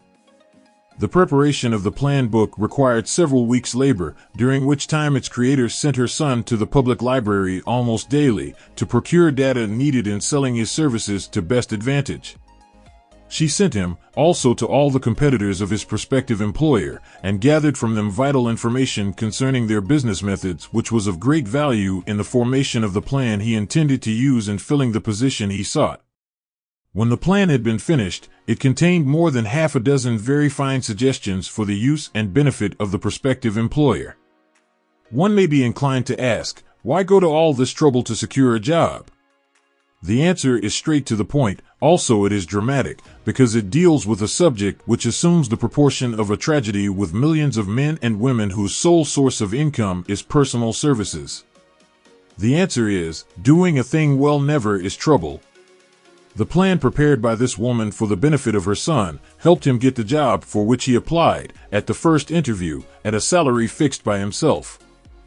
Moreover, and this, too, is important, the position did not require the young man to start at the bottom. He began as a junior executive at an executive's salary. Why go to all this trouble, do you ask? Well, for one thing, the planned presentation of this young man's application for a position clipped off no less than 10 years of time he would have required to get to where he began, had he started at the bottom and worked his way up. This idea of starting at the bottom and working one's way up may appear to be sound, but the major objection to it is this: too many of those who begin at the bottom never manage to lift their heads high enough to be seen by opportunity, so they remain at the bottom. It should be remembered, also, that the outlook from the bottom is not so very bright or encouraging. It has a tendency to kill off ambition. We call it getting into a rut, which means that we accept our fate because we form the habit of daily routine, a habit that finally becomes so strong we cease to try to throw it off. And that is another reason why it pays to start 1 or 2 steps above the bottom. By so doing, one forms the habit of looking around, of observing how others get ahead, of seeing opportunity, and of embracing it without hesitation. Dan Halpin is a splendid example of what I mean. During his college days, he was manager of the famous 1930 national championship Notre Dame football team when it was under the direction of the late Knute Rockne. Perhaps he was inspired by the great football coach to aim high and not mistake temporary defeat for failure, just as Andrew Carnegie, the great industrial leader, inspired his young business lieutenants to set high goals for themselves. At any rate, young Halpin finished college at a mighty unfavorable time, when the Depression had made jobs scarce, so, after a fling at investment banking and motion pictures, he took the first opening with a potential future he could find, selling electrical hearing aids on a commission basis. Anyone could start in that sort of job, and Halpin knew it, but it was enough to open the door of opportunity to him. For almost 2 years, he continued in a job not to his liking, and he would never have risen above that job if he had not done something about his dissatisfaction. He aimed, first, at the job of assistant sales manager of his company, and got the job. That one step upward placed him high enough above the crowd to enable him to see still greater opportunity. Also, it placed him where opportunity could see him. He made such a fine record selling hearing aids that A.M. Andrews, chairman of the board of the Dictograph Products Company, a business competitor of the company for which Halpin worked, wanted to know something about that man Dan Halpin, who was taking big sales away from the long-established Dictograph Company. He sent for Halpin. When the interview was over, Halpin was the new sales manager in charge of the Acoustic-On division. Then, to test young Halpin's mettle, Mr. Andrews went away to Florida for 3 months, leaving him to sink or swim in his new job. He did not sink. Knute Rockne's spirit of all the world loves a winner and has no time for a loser inspired him to put so much into his job that he was recently elected vice president of the company and general manager of the Acoustic-On and Silent Radio division, a job which most men would be proud to earn through 10 years of loyal effort. Halpin turned the trick in little more than 6 months. It is difficult to say whether Mr. Andrews or Mr. Halpin is more deserving of eulogy, for the reason that both showed evidence of having an abundance of that very rare quality known as imagination. Mr. Andrews deserves credit for seeing, in young Halpin, a go-getter of the highest order. Halpin deserves credit for refusing to compromise with life by accepting and keeping a job he did not want, and that is one of the major points I am trying to emphasize through this entire philosophy. That we rise to high positions or remain at the bottom because of conditions we can control if we desire to control them. I am also trying to emphasize another point, namely, that both success and failure are largely the results of habit. I have not the slightest doubt that Dan Halpin's close association with the greatest football coach America ever knew planted in his mind the same brand of desire to excel which made the Notre Dame football team world famous. Truly, there is something to the idea that hero worship is helpful, provided one worships a winner. Halpin tells me that Rockne was one of the world's greatest leaders of men in all history. My belief in the theory that business associations are vital factors, both in failure and in success, was recently demonstrated when my son Blair was negotiating with Dan Halpin for a position. Mr. Halpin offered him a beginning salary of about 1/2 what he could have gotten from a rival company. I brought parental pressure to bear and induced him to accept the place with Mr. Halpin because I believe that close association with one who refuses to compromise with circumstances he does not like is an asset that can never be measured in terms of money. The bottom is a monotonous, dreary, and profitable place for any person. That is why I have taken the time to describe how lowly beginnings may be circumvented by proper planning. Also, that is why so much space has been devoted to a description of this new profession, created by a woman who was inspired to do a fine job of planning because she wanted her son to have a favorable break. With the changed conditions ushered in by the world economic collapse, came also the need for newer and better ways of marketing personal services. It is hard to determine why someone had not previously discovered this stupendous need, in view of the fact that more money changes hands in return for personal services than for any other purpose. The sum paid out monthly, to people who work for wages and salaries, is so huge that it runs into hundreds of millions, and the annual distribution amounts to billions. Perhaps some will find, in the idea here briefly described, the nucleus of the riches they desire. Ideas with much less merit have been the seedlings from which great fortunes have grown. Woolworth's 5 and 10 cent store idea, for example, had far less merit, but it piled up a fortune for its creator. Those seeing opportunity lurking in this suggestion will find valuable aid in the chapter on organized planning.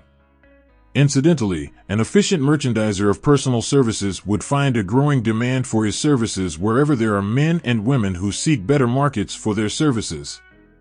By applying the mastermind principle, a few people with suitable talent could form an alliance and have a paying business very quickly.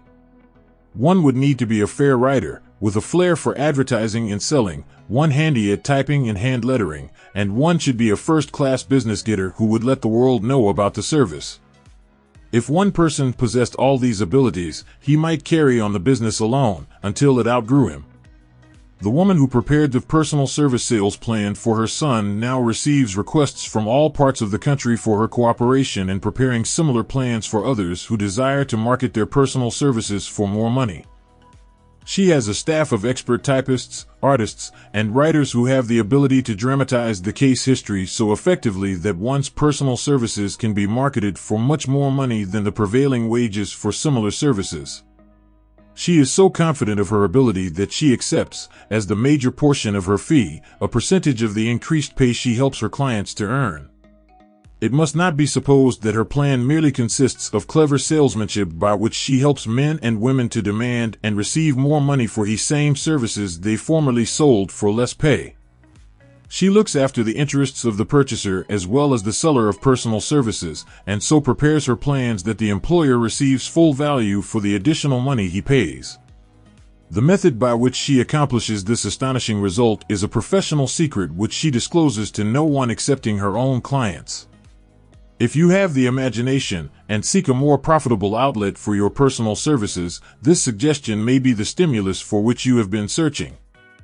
The idea is capable of yielding an income far greater than that of the average doctor, lawyer, or engineer whose education required several years in college. The idea is saleable to those seeking new positions, and practically all positions calling for managerial or executive ability, and those desiring rearrangement of incomes in their present positions. There is no fixed price for sound ideas. Back of all ideas is specialized knowledge. Unfortunately, for those who do not find riches in abundance, specialized knowledge is more abundant and more easily acquired than ideas. Because of this very truth, there is a universal demand and an ever-increasing opportunity for the person capable of helping men and women to sell their personal services advantageously.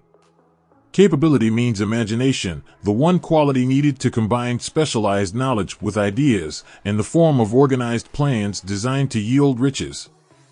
If you have imagination, this chapter may present you with an idea sufficient to serve as the beginning of the riches you desire. Remember, the idea is the main thing. Specialized knowledge may be found just around the corner, any corner. Found just around the corner, any corner. Found just around the corner, any corner. Found just around the corner, any corner. Chapter 6, Imagination, the workshop of the mind. The fifth step toward riches. The imagination is literally the workshop wherein are fashioned all plans created by man. The impulse, the desire, is given shape, form, and action through the aid of the imaginative faculty of the mind. It has been said that man can create anything which he can imagine. Of all the ages of civilization, this is the most favorable for the development of the imagination, because it is an age of rapid change.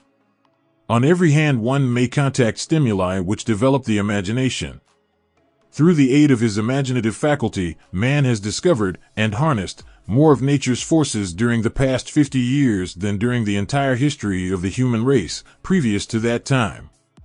He has conquered the air so completely that the birds are a poor match for him in flying. He has harnessed the ether and made it serve as a means of instantaneous communication with any part of the world. He has analyzed and weighed the sun at a distance of millions of miles, and has determined, through the aid of imagination, the elements of which it consists. He has discovered that his own brain is both a broadcasting and a receiving station for the vibration of thought, and he is beginning now to learn how to make practical use of this discovery. He has increased the speed of locomotion until he may now travel at a speed of more than 300 miles an hour. The time will soon come when a man may breakfast in New York and lunch in San Francisco. Man's only limitation, within reason, lies in his development and use of his imagination. He has not yet reached the apex of development in the use of his imaginative faculty. He has merely discovered that he has an imagination and has commenced to use it in a very elementary way. Two forms of imagination. The imaginative faculty functions in two forms. One is known as synthetic imagination, and the other is creative imagination.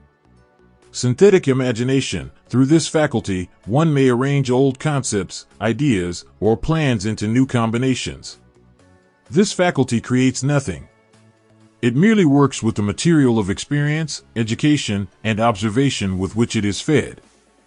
It is the faculty used most by the inventor, with the exception of the who draws upon the creative imagination when he cannot solve his problem through synthetic imagination. Creative imagination. Through the faculty of creative imagination, the finite mind of man has direct communication with infinite intelligence. It is the faculty through which hunches and inspirations are received. It is by this faculty that all basic or new ideas are handed over to man. It is through this faculty that thought vibrations from the minds of others are received. It is through this faculty that one individual may tune in or communicate with the subconscious minds of other men. The creative imagination works automatically in the manner described in subsequent pages. This faculty functions only when the conscious mind is vibrating at an exceedingly rapid rate, as for example, when the conscious mind is stimulated through the emotion of a strong desire. The creative faculty becomes more alert, more receptive to vibrations from the sources mentioned, in proportion to its development through use. This statement is significant. Ponder over it before passing on. Keep in mind as you follow these principles that the entire story of how one may convert desire into money cannot be told in one statement. The story will be complete only when one has mastered, assimilated, and begun to make use of all the principles. The great leaders of business, industry, finance, and the great artists, musicians, poets, and writers became great because they developed the faculty of creative imagination. Both the synthetic and creative faculties of imagination become more alert with use, just as any muscle or organ of the body develops through use. Desire is only a thought, an impulse. It is nebulous and ephemeral. It is abstract and of no value until it has been transformed into its physical counterpart. While the synthetic imagination is the one which will be used most frequently in the process of transforming the impulse of desire into money, you must keep in mind the fact that you may face circumstances and situations which demand use of the creative imagination as well. Your imaginative faculty may have become weak through inaction. It can be revived and made alert through use. This faculty does not die, though it may become quiescent through lack of use. Enter your attention, for the time being, on the development of the synthetic imagination, because this is the faculty which you will use more often in the process of converting desire into money. Transformation of the intangible impulse of desire into the tangible reality of money calls for the use of a plan or plans. These plans must be formed with the aid of the imagination and mainly with the synthetic faculty. Read the entire book through, then come back to this chapter and begin at once to put your imagination to work on the building of a plan or plans for the transformation of your desire into money. Detailed instructions for the building of plans have been given in almost every chapter. Carry out the instructions best suited to your needs. Reduce your plan to writing if you have not already done so. The moment you complete this, you will have definitely given concrete form to the intangible desire. Read the preceding sentence once more. Read it aloud, very slowly, and as you do so, remember that the moment you reduce the statement of your desire and a plan for its realization to writing, you have actually taken the first of a series of steps, which will enable you to convert the thought into its physical counterpart. The earth on which you live, you, yourself, and every other material thing are the result of evolutionary change, through which microscopic bits of matter have been organized and arranged in an orderly fashion. Moreover, and this statement is of stupendous importance, this earth, every one of the billions of individual cells of your body, and every atom of matter, began as an intangible form of energy. Desire is thought impulse. Thought impulses are forms of energy. When you begin with the thought impulse, desire, to accumulate money, you are drafting into your service the same stuff that nature used in creating this earth and every material form in the universe, including the body and brain in which the thought impulses function. As far as science has been able to determine, the entire universe consists of but two elements, matter and energy. Through the combination of energy and matter has been created everything perceptible to man, from the largest star which floats in the heavens, down to, and including man himself. You are now engaged in the task of trying to profit by nature's method. You are trying to adapt yourself to nature's laws by endeavoring to convert desire into its physical or monetary equivalent. You can do it. It has been done before. You can build a fortune through the aid of laws which are immutable. But, first, you must become familiar with these laws and learn to use them. Through repetition, and by approaching the description of these principles from every conceivable angle, the author hopes to reveal to you the secret through which every great fortune has been accumulated. Strange and paradoxical as it may seem, the secret is not a secret. Nature, herself, advertises it in the earth on which we live, the stars, the planets suspended within our view, and the elements above and around us, and every blade of grass, and every form of life within our vision. Nature advertises this secret in the terms of biology and the conversion of a tiny cell, so small that it may be lost on the point of a pen, into the human being now reading this line. The conversion of desire into its physical equivalent is, certainly, no more miraculous. Do not become discouraged if you do not fully comprehend all that has been stated. Unless you have long been a student of the mind, it is not to be expected that you will assimilate all that is in this chapter upon a first reading. But you will, in time, make good progress. The principles which follow will open the way for understanding of imagination. Assimilate that which you understand as you read this philosophy for the first time, then, when you reread and study it, you will discover that something has happened to clarify it and give you a broader understanding of the whole. Above all, do not stop, nor hesitate in your study of these principles until you have read the book at least 3 times, 495-96. Then, you will not want to stop. How to make practical use of imagination. Ideas are the beginning points of all fortunes. Ideas are products of the imagination. Let us examine a few well-known ideas which have yielded huge fortunes, with the hope that these illustrations will convey definite information concerning the method by which imagination may be used in accumulating riches. The enchanted kettle. 50 years ago, an old country doctor drove to town, hitched his horse, quietly slipped into a drugstore by the back door, and began dickering with the young drug clerk. His mission was destined to yield great wealth to many people. It was destined to bring to the South the most far-flung benefit since the Civil War. For more than an hour, behind the prescription counter, the old doctor and the clerk talked in low tones. Then the doctor left. He went out to the buggy and brought back a large, old-fashioned kettle, a big wooden paddle, and deposited them in the back of the store. The clerk inspected the kettle, reached into his inside pocket, took out a roll of bills, and handed it over to the doctor. The roll contained exactly $500, the clerk's entire savings. The doctor handed over a small slip of paper on which was written a secret formula. The words on that small slip of paper were worth a king's ransom. But not to the doctor. Those magic words were needed to start the kettle to boiling, but neither the doctor nor the young clerk knew what fabulous fortunes were destined to flow from that kettle. The old doctor was glad to sell the outfit for $500. The money would pay off his debts and give him freedom of mind. The clerk was taking a big chance by staking his entire life savings on a mere scrap of paper and an old kettle. He never dreamed his investment would start a kettle to overflowing with gold that would surpass the miraculous performance of Aladdin's lamp. What the clerk really purchased was an idea. The old kettle and the wooden paddle and the secret message on a slip of paper were incidental. The strange performance of that kettle began to take place after the new owner mixed with the secret instructions an ingredient of which the doctor knew nothing. Read this story carefully, give your imagination a test. See if you can discover what it was that the young man added to the secret message, which caused the kettle to overflow with gold. Remember, as you read, that this is not a story from Arabian Nights. Here you have a story of facts, stranger than fiction, facts which began in the form of an idea. Let us take a look at the vast fortunes of gold this idea has produced. It has paid, and still pays huge fortunes to men and women all over the world, who distribute the contents of the kettle to millions of people.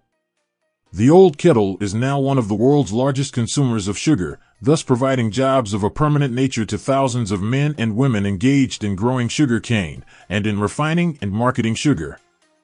The old kettle consumes, annually, millions of glass bottles, providing jobs to huge numbers of glass workers. The old kettle gives employment to an army of clerks, stenographers, copywriters, and advertising experts throughout the nation. It has brought fame and fortune to scores of artists who have created magnificent pictures describing the product. The old kettle has converted a small southern city into the business capital of the South, where it now benefits, directly or indirectly, every business and practically every resident of the city.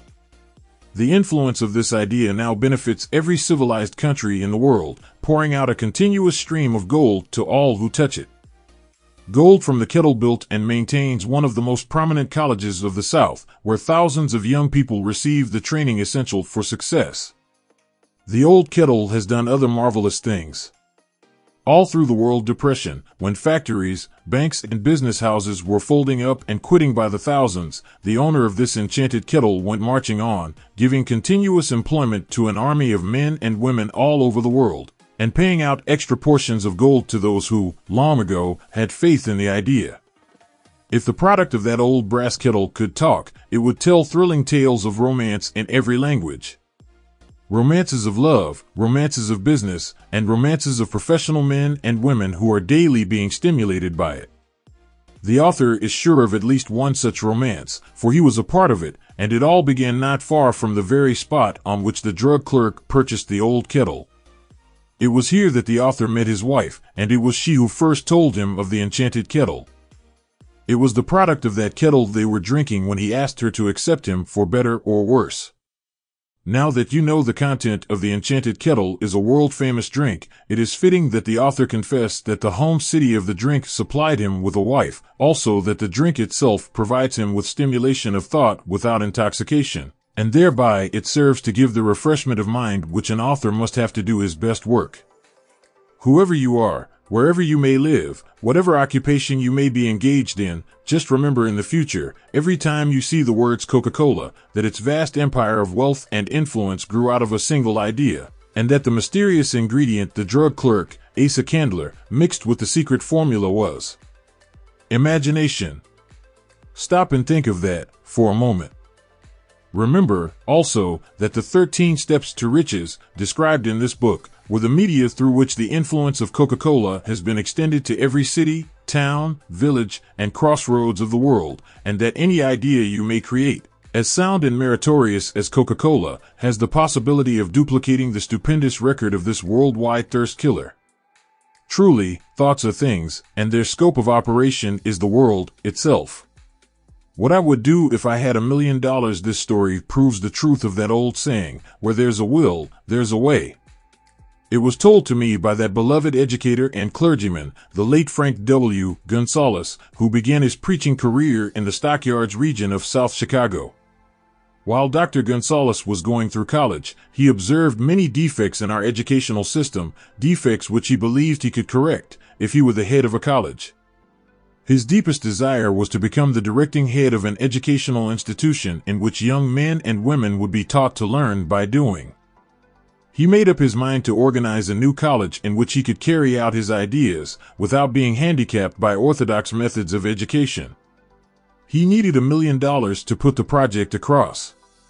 Where was he to lay his hands on so large a sum of money? That was the question that absorbed most of this ambitious young preacher's thought. But he couldn't seem to make any progress. Every night he took that thought to bed with him. He got up with it in the morning. He took it with him everywhere he went. He turned it over and over in his mind until it became a consuming obsession with him. $1 million is a lot of money. He recognized that fact, but he also recognized the truth that the only limitation is that which one sets up in one's own mind. Being a philosopher as well as a preacher, Dr. Gonzalez recognized, as do all who succeed in life, that definiteness of purpose is the starting point from which one must begin. He recognized, too, that definiteness of purpose takes on animation, life, and power when backed by a burning desire to translate that purpose into its material equivalent.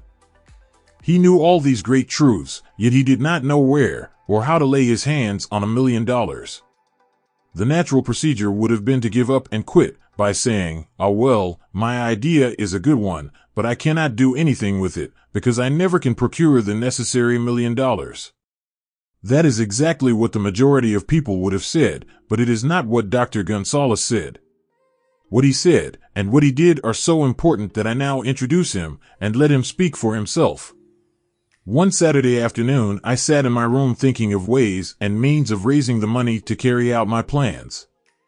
For nearly 2 years, I had been thinking, but I had done nothing but think. The time had come for action. I made up my mind, then and there, that I would get the necessary $1 million within a week. How? I was not concerned about that. The main thing of importance was the decision to get the money within a specified time, and I want to tell you that the moment I reached a definite decision to get the money within a specified time, a strange feeling of assurance came over me, such as I had never before experienced.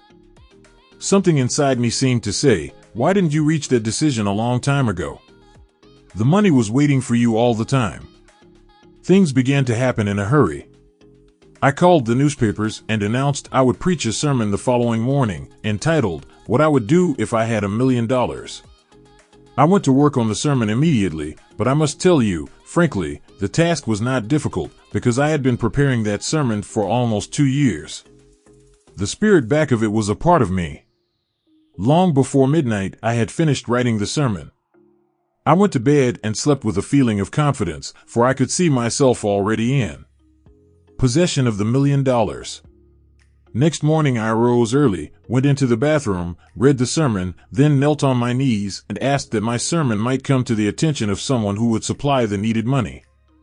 While I was praying, I again had that feeling of assurance that the money would be forthcoming. In my excitement, I walked out without my sermon and did not discover the oversight until I was in my pulpit and about ready to begin delivering it. It was too late to go back for my notes, and what a blessing that I couldn't go back. Instead, my own subconscious mind yielded the material I needed. When I arose to begin my sermon, I closed my eyes and spoke with all my heart and soul of my dreams. I not only talked to my audience, but I fancy I talked also to God. I told what I would do with $1 million if that amount were placed in my hands. I described the plan I had in mind for organizing a great educational institution where young people would learn to do practical things and at the same time develop their minds. When I had finished and sat down, a man slowly arose from his seat, about 3 rows from the rear, and made his way toward the pulpit. I wondered what he was going to do. He came into the pulpit, extended his hand, and said, "Reverend, I liked your sermon. I believe you can do everything you said you would if you had $1 million. To prove that I believe in you and your sermon, if you will come to my office tomorrow morning, I will give you the $1 million.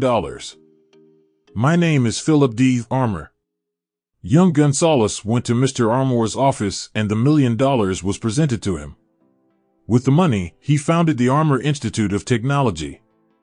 That is more money than the majority of preachers ever see in an entire lifetime, yet the thought impulse back of the money was created in the young preacher's mind in a fraction of a minute. The necessary $1 million came as a result of an idea. Back of the idea was a desire which young Gonzalez had been nursing in his mind for almost 2 years. Observe this important fact. He got the money within 36 hours after he reached a definite decision in his own mind to get it and decided upon a definite plan for getting it. There was nothing new or unique about young Gonzalez vague thinking about $1 million and weakly hoping for it. Others before him, and many since his time, have had similar thoughts. But there was something very unique and different about the decision he reached on that memorable Saturday when he put vagueness into the background and definitely said, "I will get that money within a week." God seems to throw himself on the side of the man who knows exactly what he wants, if he is determined to get just that. Moreover, the principle through which Dr. Gonzalez got his $1 million is still alive. It is available to you. This universal law is as workable today as it was when the young preacher made use of it so successfully. This book describes, step by step, the 13 elements of this great law and suggests how they may be put to use. Observe that Asa Candler and Dr. Frank Gonzalez had one characteristic in common. Both knew the astounding truth that ideas can be transmuted into cash through the power of definite purpose, plus definite plans. If you are one of those who believe that hard work and honesty alone will bring riches, perish the thought. It is not true. Riches, when they come in huge quantities, are never the result of hard work.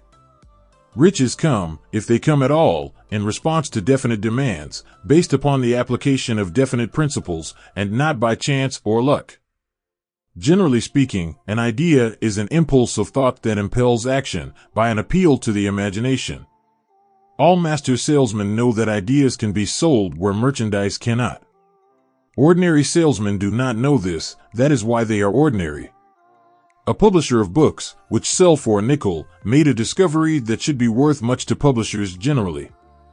He learned that many people buy titles, and not contents of books. By merely changing the name of one book that was not moving, his sales on that book jumped upward more than 1 million copies. The inside of the book was not changed in any way. He merely ripped off the cover bearing the title that did not sell, and put on a new cover with a title that had box office value. That, as simple as it may seem, was an idea. It was imagination. There is no standard price on ideas. The creator of ideas makes his own price, and, if he is smart, gets it. The moving picture industry created a whole flock of millionaires. Most of them were men who couldn't create ideas, but they had the imagination to recognize ideas when they saw them. The next flock of millionaires will grow out of the radio business, which is new and not overburdened with men of keen imagination.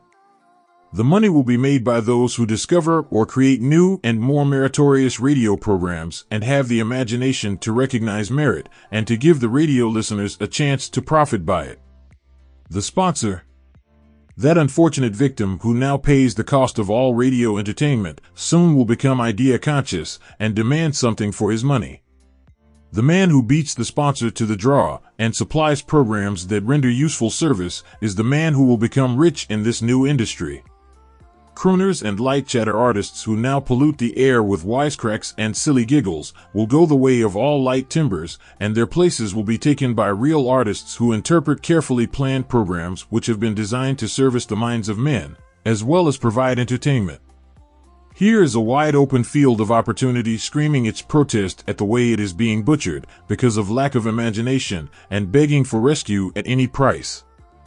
Above all, the thing that radio needs is new ideas.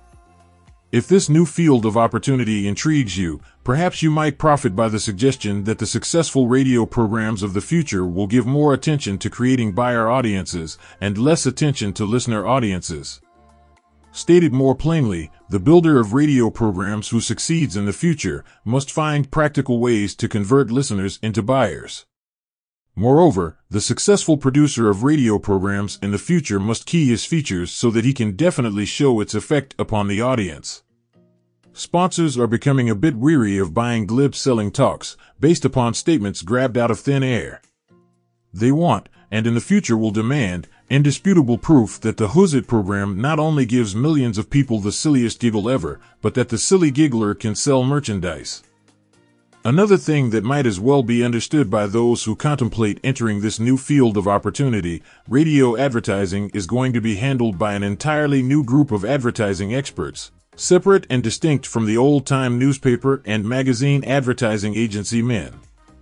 The old-timers in the advertising game cannot read the modern radio scripts because they have been schooled to see ideas. The new radio technique demands men who can interpret ideas from a written manuscript in terms of sound. It cost the author a year of hard labor and many thousands of dollars to learn this. Radio, right now, is about where the moving pictures were when Mary Pickford and her curls first appeared on the screen. There is plenty of room in radio for those who can produce or recognize ideas. If the foregoing comment on the opportunities of radio has not started your idea factory to work, you had better forget it. Your opportunity is in some other field. If the comment intrigued you in the slightest degree, then go further into it, and you may find the one idea you need to round out your career. Never let it discourage you if you have no experience in radio. Andrew Carnegie knew very little about making steel. I have Carnegie's own word for this, but he made practical use of two of the principles described in this book and made the steel business yield him a fortune. The story of practically every great fortune starts with the day when a creator of ideas and a seller of ideas got together and worked in harmony. Carnegie surrounded himself with men who could do all that he could not do. Men who created ideas, and men who put ideas into operation, and made himself and the others fabulously rich. Millions of people go through life hoping for favorable breaks. Perhaps a favorable break can get one an opportunity, but the safest plan is not to depend upon luck. It was a favorable break that gave me the biggest opportunity of my life, but 25 years of determined effort had to be devoted to that opportunity before it became an asset. The break consisted of my good fortune in meeting and gaining the cooperation of Andrew Carnegie. On that occasion, Carnegie planted in my mind the idea of organizing the principles of achievement into a philosophy of success. Thousands of people have profited by the discoveries made in the 25 years of research, and several fortunes have been accumulated through the application of the philosophy. The beginning was simple. It was an idea which anyone might have developed. The favorable break came through Carnegie, but what about the determination, definiteness of purpose, and the desire to attain the goal, and the persistent effort of 25 years? It was no ordinary desire that survived disappointment, discouragement, temporary defeat, criticism, and the constant reminding of waste of time. It was a burning desire. An obsession. When the idea was first planted in my mind by Mr. Carnegie, it was coaxed, nursed, and enticed to remain alive. Gradually, the idea became a giant under its own power, and it coaxed, nursed, and drove me. Ideas are like that. First you give life and action and guidance to ideas, then they take on power of their own and sweep aside all opposition. Ideas are intangible forces, but they have more power than the physical brains that give birth to them. They have the power to live on, after the brain that creates them has returned to dust. For example, take the power of Christianity. That began with a simple idea, born in the brain of Christ. Its chief tenet was, do unto others as you would have others do unto you. Christ has gone back to the source from whence he came, but his idea goes marching on. Someday, it may grow up and come into its own, then it will have fulfilled Christ's deepest desire. The idea has been developing only 2,000 years. Give it time. Success requires no explanations. Failure permits no alibis. Failure permits no alibis. Failure permits no alibis. Failure permits no alibis. Chapter 7 Organized Planning the Crystallization of Desire into Action. The sixth step toward riches. You have learned that everything man creates or acquires begins in the form of desire. That desire is taken on the first lap of its journey, from the abstract to the concrete, into the workshop of the imagination, where plans for its transition are created and organized. In Chapter 2, you were instructed to take 6 definite, practical steps as your first move in translating the desire for money into its monetary equivalent. One of these steps is the formation of a definite, practical plan, or plans, through which this transformation may be made. You will now be instructed how to build plans which will be practical, viz., ally yourself with a group of as many people as you may need for the creation and carrying out of your plan, or plans for the accumulation of money, making use of the mastermind principle described in a later chapter. Compliance with this instruction is absolutely essential. Do not neglect it. Before forming your mastermind alliance, decide what advantages and benefits you may offer the individual members of your group in return for their cooperation. No one will work indefinitely without some form of compensation. No intelligent person will either request or expect another to work without adequate compensation, although this may not always be in the form of money. Arrange to meet with the members of your mastermind group at least twice a week, and more often if possible, until you have jointly perfected the necessary plan or plans for the accumulation of money. Maintain perfect harmony between yourself and every member of your mastermind group. If you fail to carry out this instruction to the letter, you may expect to meet with failure. The mastermind principle cannot obtain where perfect harmony does not prevail. Keep in mind these facts. First, you are engaged in an undertaking of major importance to you. To be sure of success, you must have plans which are faultless. Second, you must have the advantage of the experience, education, native ability, and imagination of other minds. This is in harmony with the methods followed by every person who has accumulated a great fortune. No individual has sufficient experience, education, native ability, and knowledge to ensure the accumulation of a great fortune without the cooperation of other people. Every plan you adopt, and your endeavor to accumulate wealth, should be the joint creation of yourself and every other member of your mastermind group. You may originate your own plans, either in whole or in part, but see that those plans are checked and approved by the members of your mastermind alliance. If the first plan which you adopt does not work successfully, replace it with a new plan. If this new plan fails to work, replace it, and turn with still another, and so on, until you find a plan which does work. Right here is the point at which the majority of men meet with failure, because of their lack of persistence in creating new plans to take the place of those which fail. The most intelligent man living cannot succeed in accumulating money, nor in any other undertaking, without plans which are practical and workable. Just keep this fact in mind, and remember, when your plans fail, that temporary defeat is not permanent failure. It may only mean that your plans have not been sound. Build other plans. Start all over again. Thomas A. Edison failed 10,000 times before he perfected the incandescent electric light bulb. That is, he met with temporary defeat 10,000 times before his efforts were crowned with success. Temporary defeat should mean only one thing: the certain knowledge that there is something wrong with your plan. Millions of men go through life in misery and poverty because they lack a sound plan through which to accumulate a fortune. Henry Ford accumulated a fortune, not because of his superior mind, but because he adopted and followed a plan which proved to be sound. 1,000 men could be pointed out, each with a better education than Ford's, yet each of whom lives in poverty because he does not possess the right plan for the accumulation of money. Your achievement can be no greater than your plans are sound. That may seem to be an axiomatic statement, but it is true. Samuel Insull lost his fortune of over $100 million. The Insull fortune was built on plans which were sound. The business depression forced Mr. Insull to change his plans, and the change brought temporary defeat because his new plans were not sound.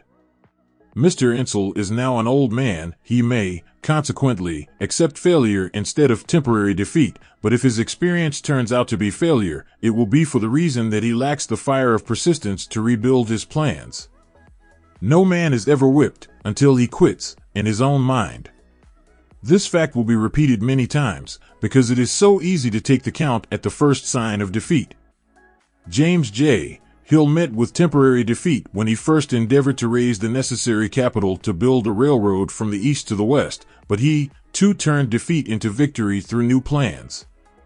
Henry Ford met with temporary defeat, not only at the beginning of his automobile career, but after he had gone far toward the top. He created new plans and went marching on to financial victory. We see men who have accumulated great fortunes, but we often recognize only their triumph, overlooking the temporary defeats which they had to surmount before arriving. No follower of this philosophy can reasonably expect to accumulate a fortune without experiencing temporary defeat. When defeat comes, accept it as a signal that your plans are not sound, rebuild those plans, and set sail once more toward your coveted goal. If you give up before your goal has been reached, you are a quitter.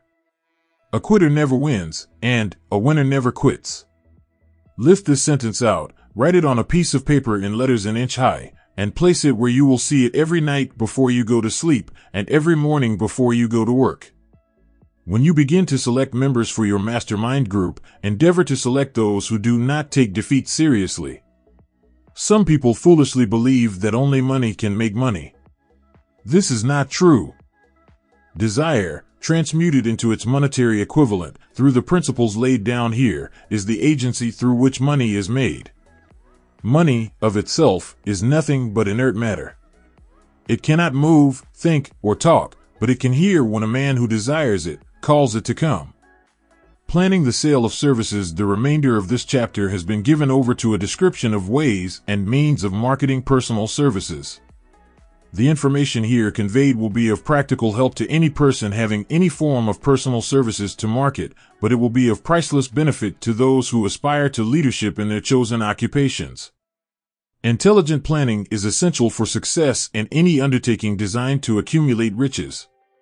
Here will be found detailed instructions to those who must begin the accumulation of riches by selling personal services. It should be encouraging to know that practically all the great fortunes began in the form of compensation for personal services or from the sale of ideas. What else, except ideas and personal services, would one not possessed of property have to give in return for riches? Broadly speaking, there are two types of people in the world. One type is known as leaders, and the other as followers. Decide at the outset whether you intend to become a leader in your chosen calling, or remain a follower. The difference in compensation is vast. The follower cannot reasonably expect the compensation to which a leader is entitled, although many followers make the mistake of expecting such pay. It is no disgrace to be a follower.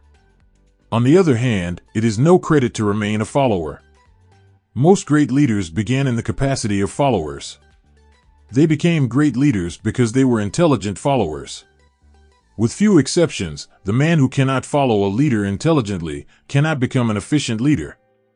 The man who can follow a leader most efficiently is usually the man who develops into leadership most rapidly.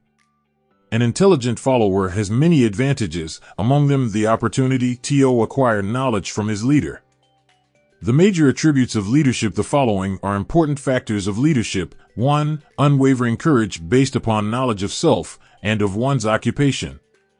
No follower wishes to be dominated by a leader who lacks self-confidence and courage. No intelligent follower will be dominated by such a leader very long. 2. Self-control. The man who cannot control himself can never control others. Self-control sets a mighty example for one's followers, which the more intelligent will emulate. 3. A keen sense of justice. Without a sense of fairness and justice, no leader can command and retain the respect of his followers. 4. Definiteness of decision. The man who wavers in his decisions shows that he is not sure of himself. He cannot lead others successfully. 5. Definiteness of plans. The successful leader must plan his work and work his plan. A leader who moves by guesswork, without practical, definite plans, is comparable to a ship without a rudder. Sooner or later he will land on the rocks. 6. The habit of doing more than paid for.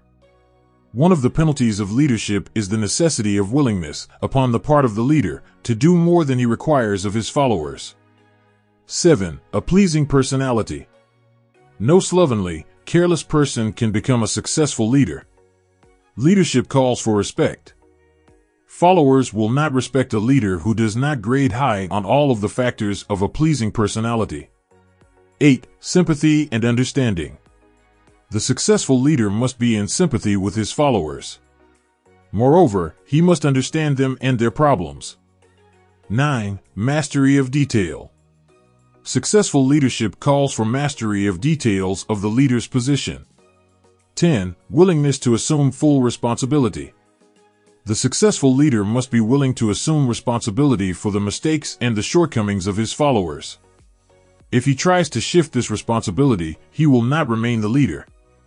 If one of his followers makes a mistake and shows himself incompetent, the leader must consider that it is he who failed.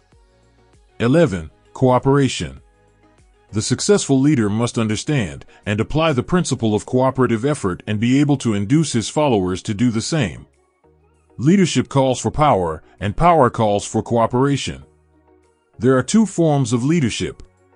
The first, and by far the most effective, is leadership by consent of, and with the sympathy of the followers. The second is leadership by force, without the consent and sympathy of the followers. History is filled with evidences that leadership by force cannot endure. The downfall and disappearance of dictators and kings is significant. It means that people will not follow forced leadership indefinitely. The world has just entered a new era of relationship between leaders and followers, which very clearly calls for new leaders and a new brand of leadership in business and industry. Those who belong to the old school of leadership by force must acquire an understanding of the new brand of leadership or be relegated to the rank and file of the followers. There is no other way out for them. The relationship of employer and employee, or of leader and follower, in the future will be one of mutual cooperation based upon an equitable division of the profits of business. In the future, the relationship of employer and employee will be more like a partnership than it has been in the past.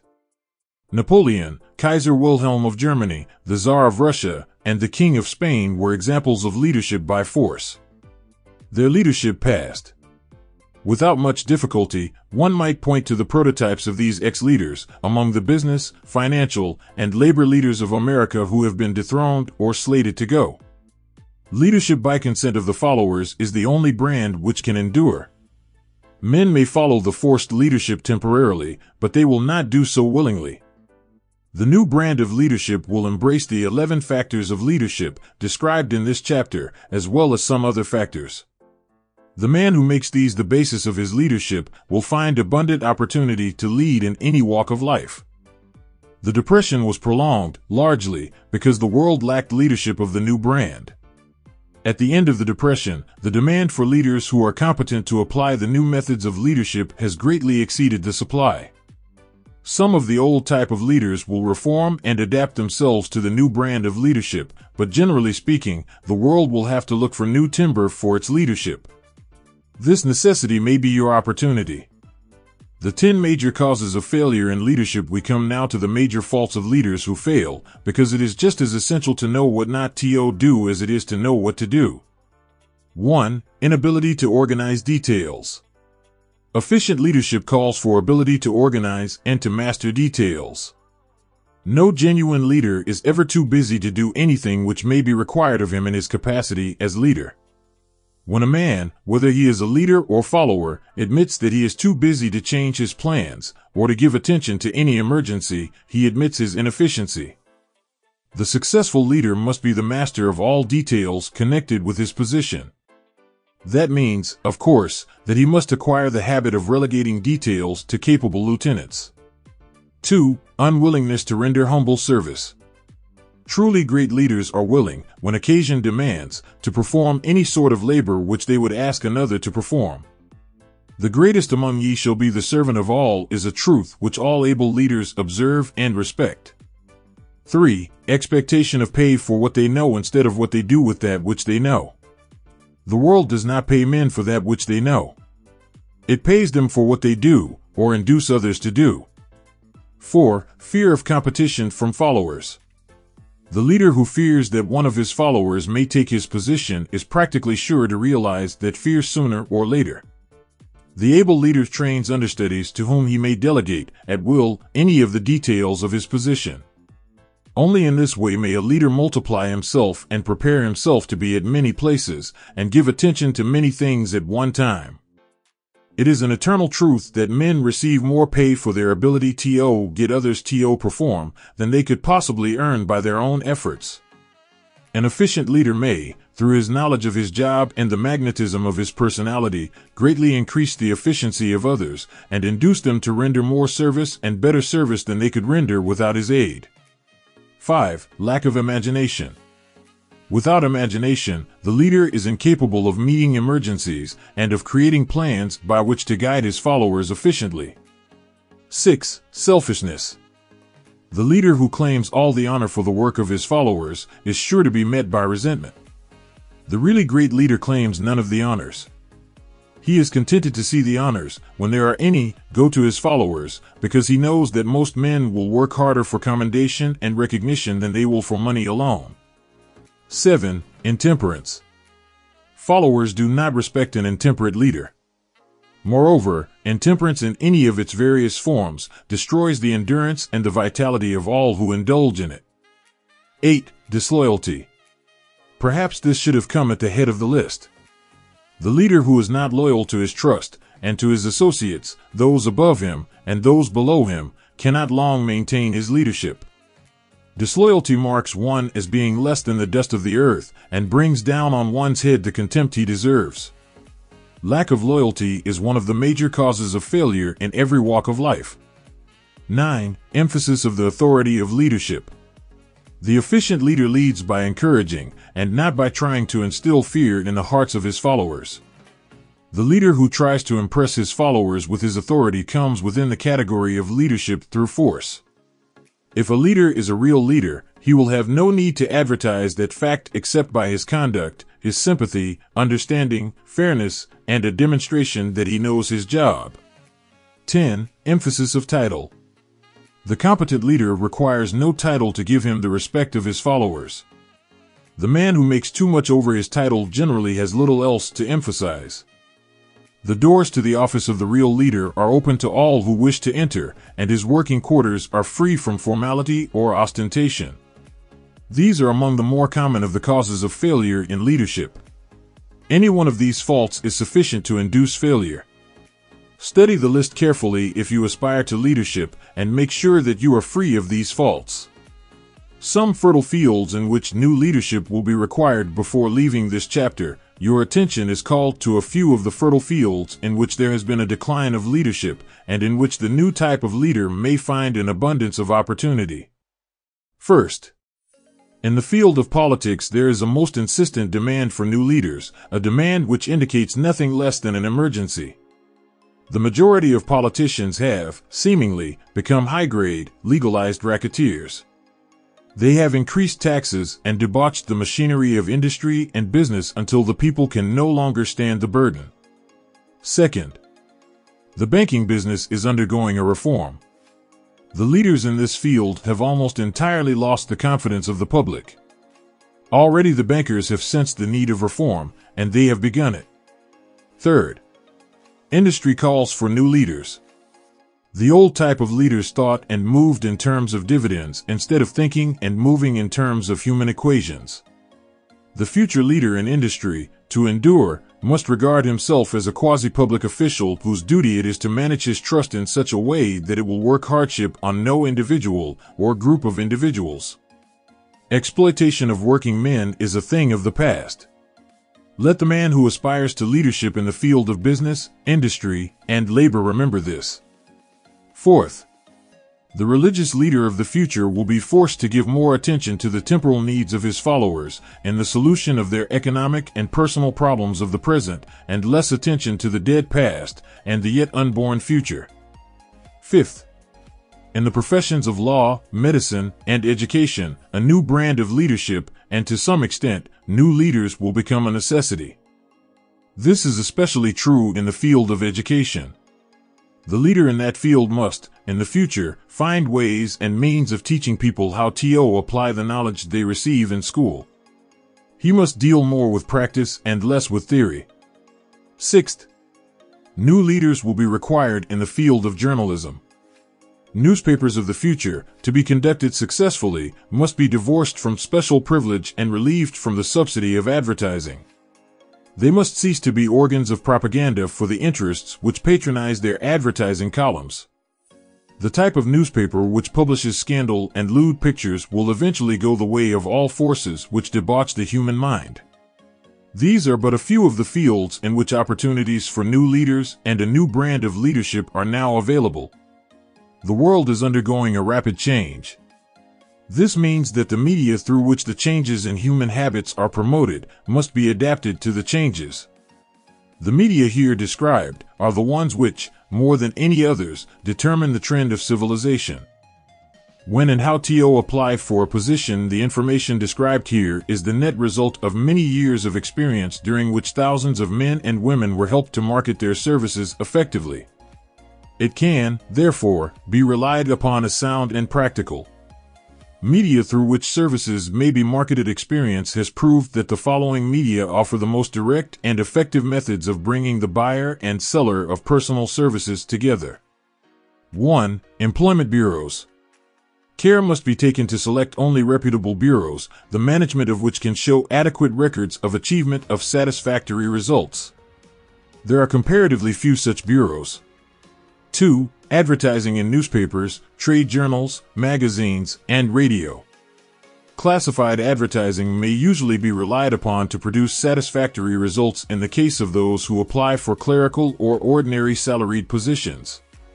Display advertising is more desirable in the case of those who seek executive connections, the copy to appear in the section of the paper which is most apt to come to the attention of the class of employer being sought.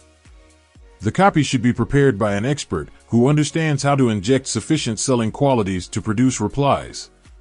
3. Personal letters of application, directed to particular firms or individuals most apt to need such services as are being offered. Letters should be neatly typed, always, and signed by hand.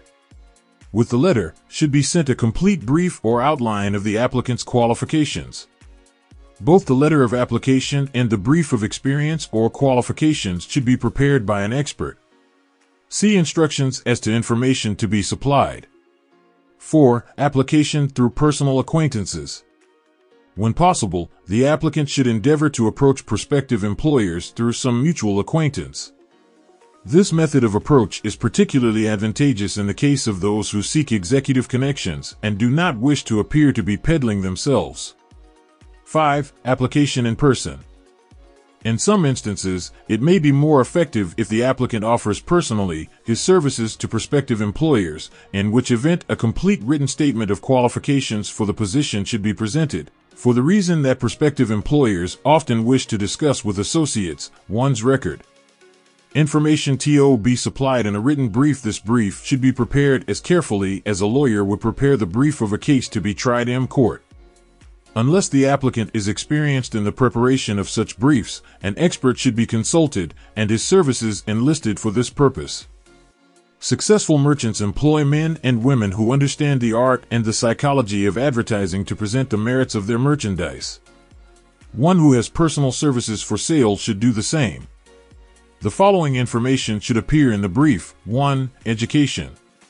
State briefly, but definitely, what schooling you have had, and in what subjects you specialized in school, giving the reasons for that specialization. 2. Experience.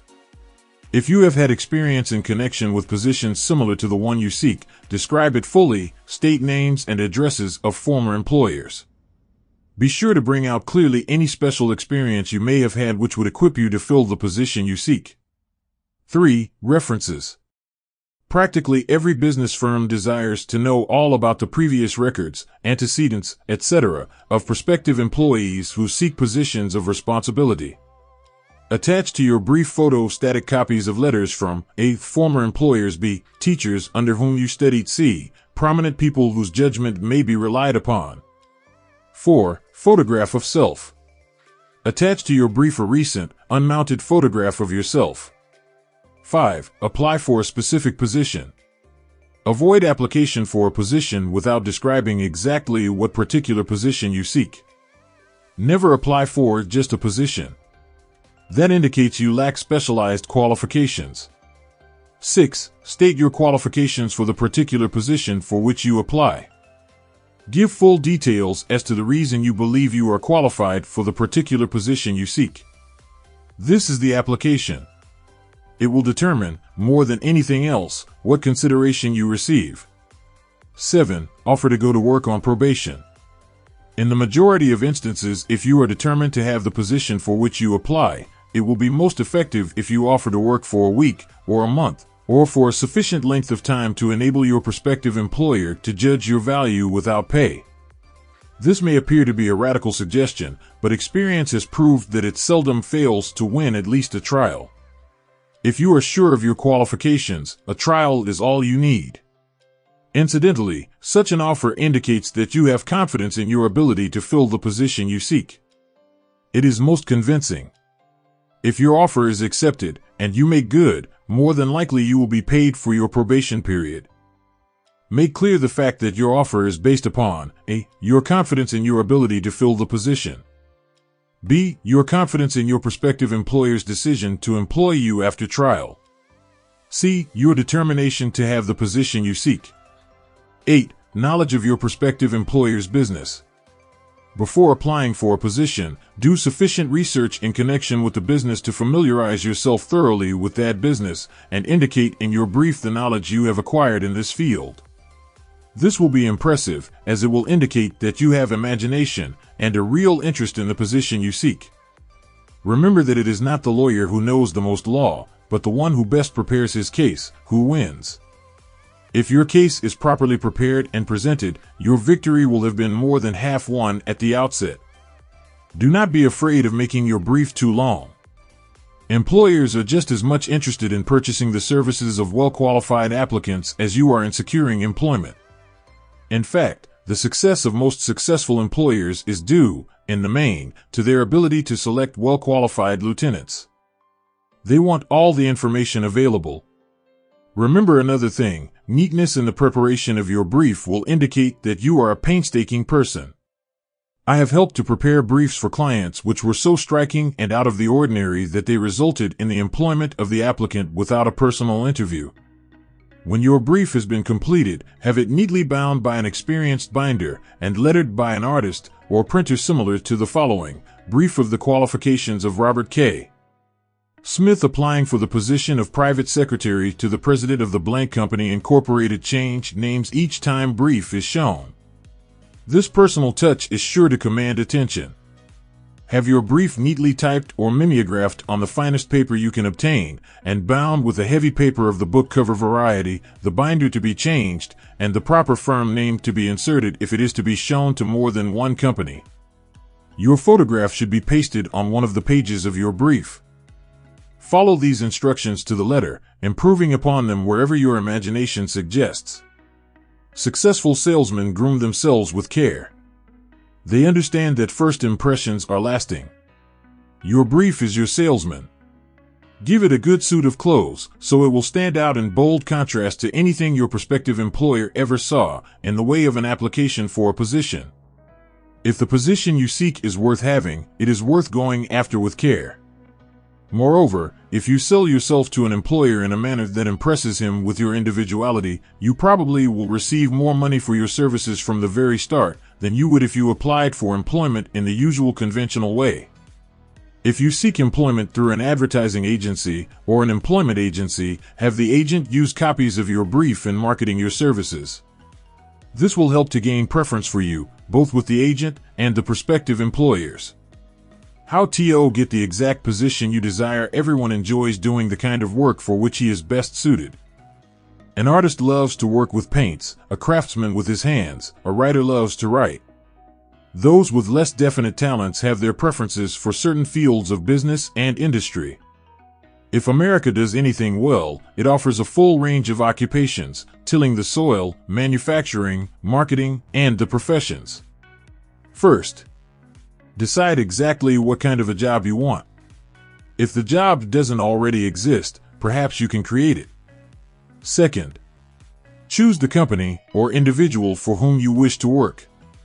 Third, study your prospective employer as to policies, personnel, and chances of advancement. Fourth, by analysis of yourself, your talents and capabilities, figure what you can offer and plan ways and means of giving advantages, services, developments, ideas that you believe you can successfully deliver. Fifth, forget about a job. Forget whether or not there is an opening. Forget the usual routine of "have you got a job for me?" Concentrate on what you can give. Sixth, once you have your plan in mind, arrange with an experienced writer to put it on paper in neat form and in full detail.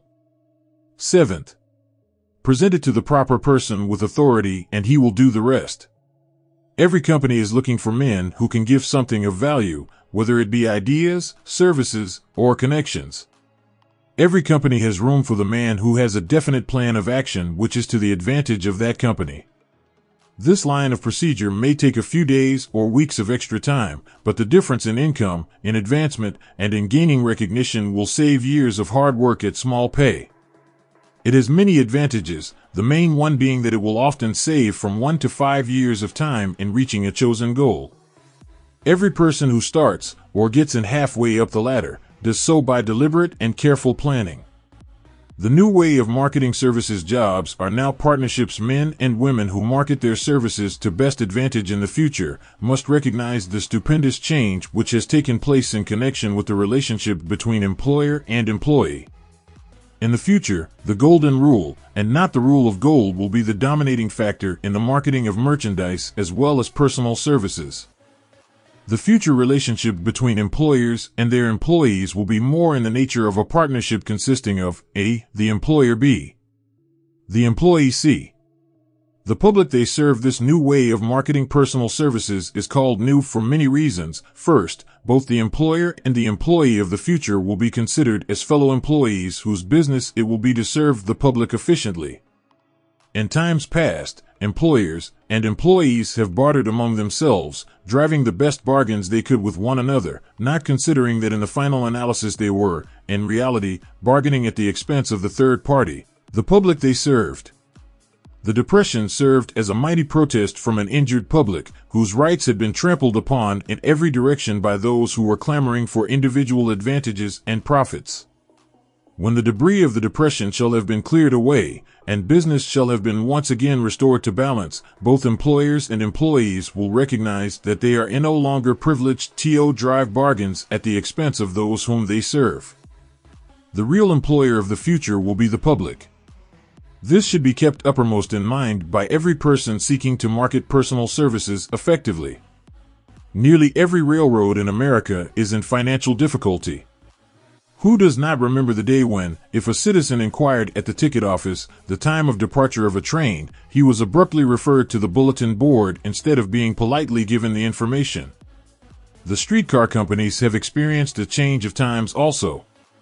There was a time not so very long ago when streetcar conductors took pride in giving argument to passengers.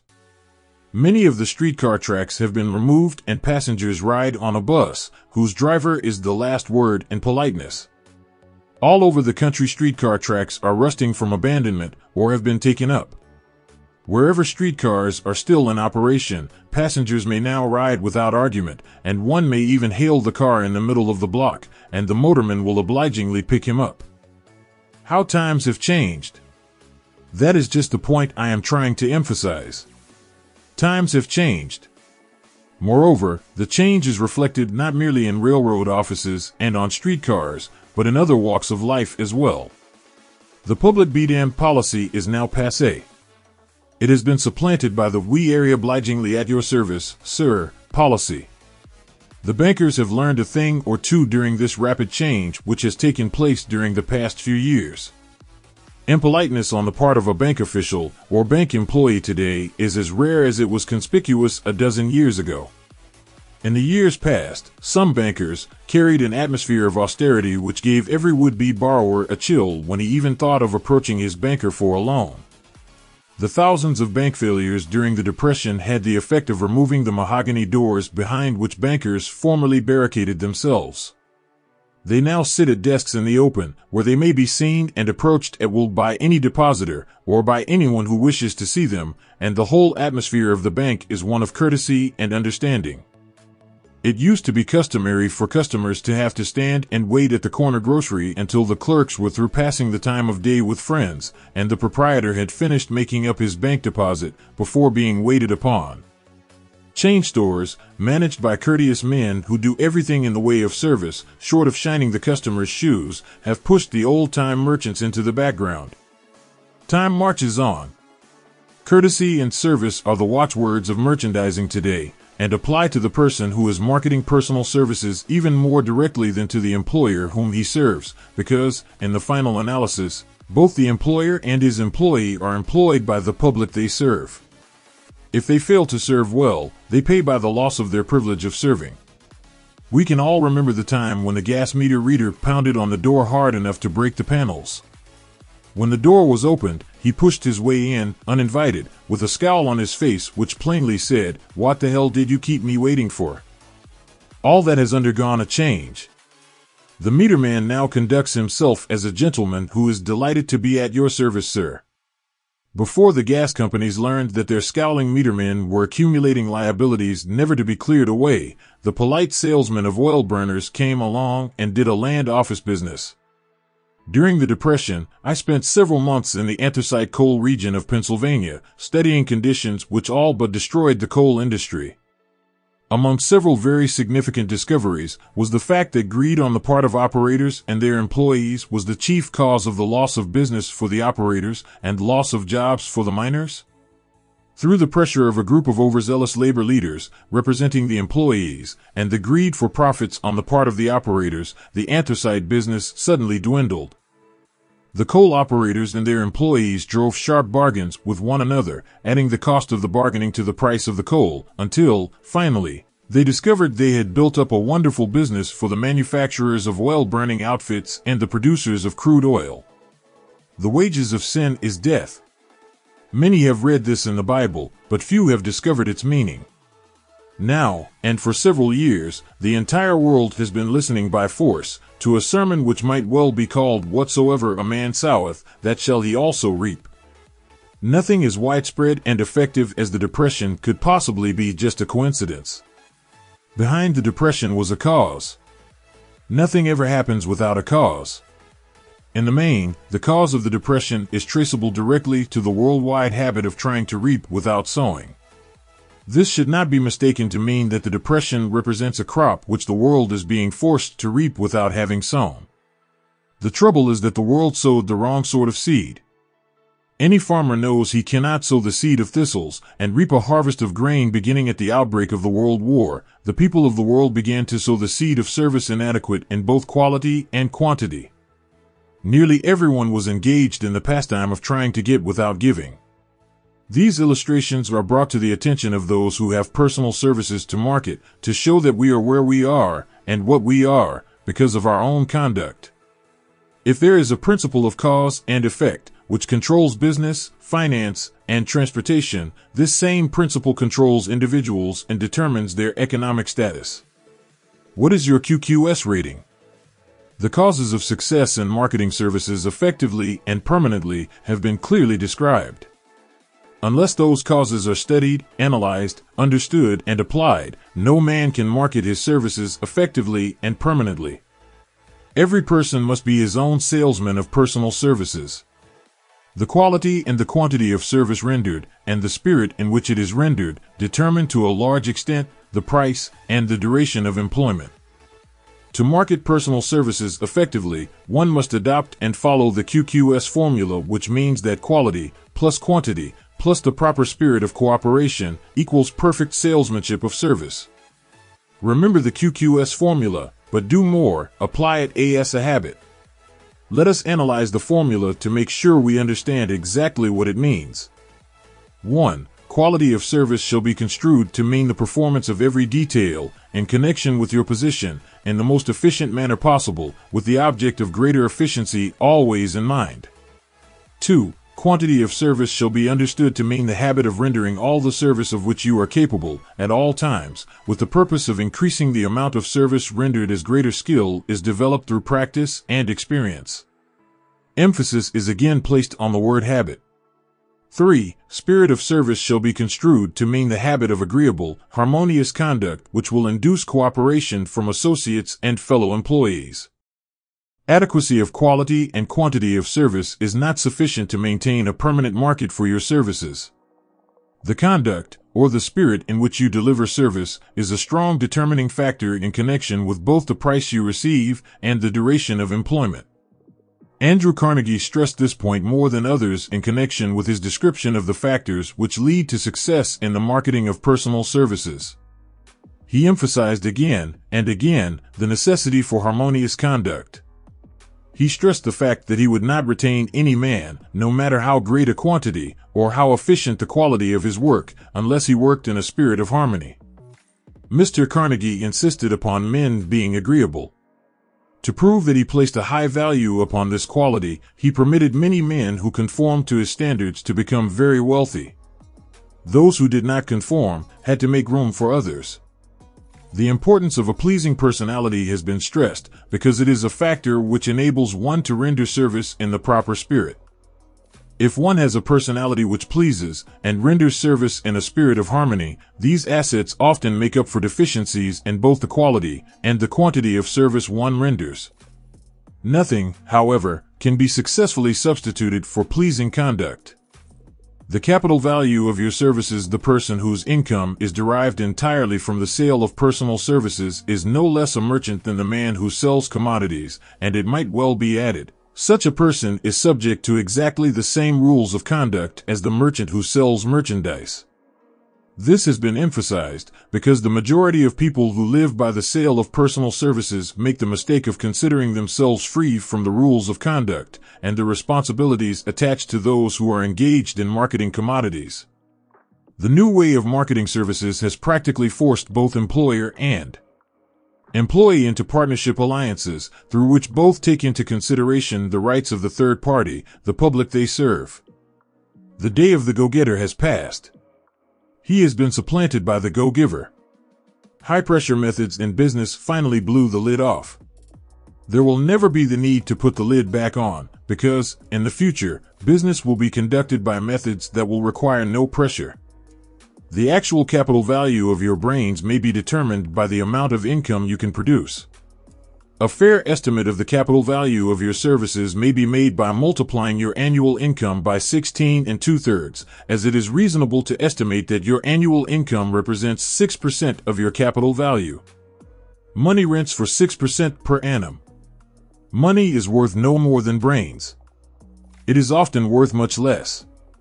Competent brains, if effectively marketed, represent a much more desirable form of capital than that which is required to conduct a business dealing in commodities, because brains are a form of capital which cannot be permanently depreciated through depressions, nor can this form of capital be stolen or spent.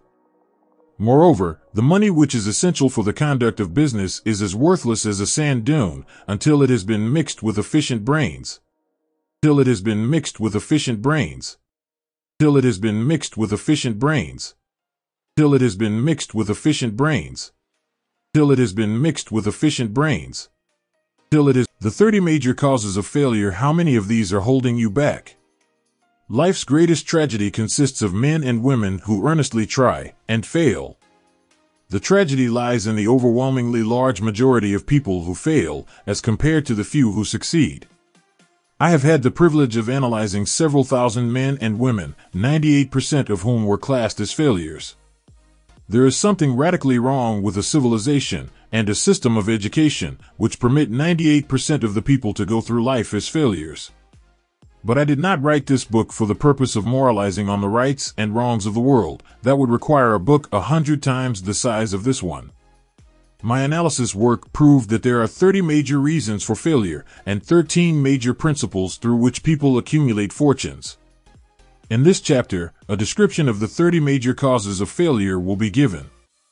As you go over the list, check yourself by it, point by point, for the purpose of discovering how many of these causes of failure stand between you and success. 1. Unfavorable hereditary background. There is but little, if anything, which can be done for people who are born with a deficiency in brain power.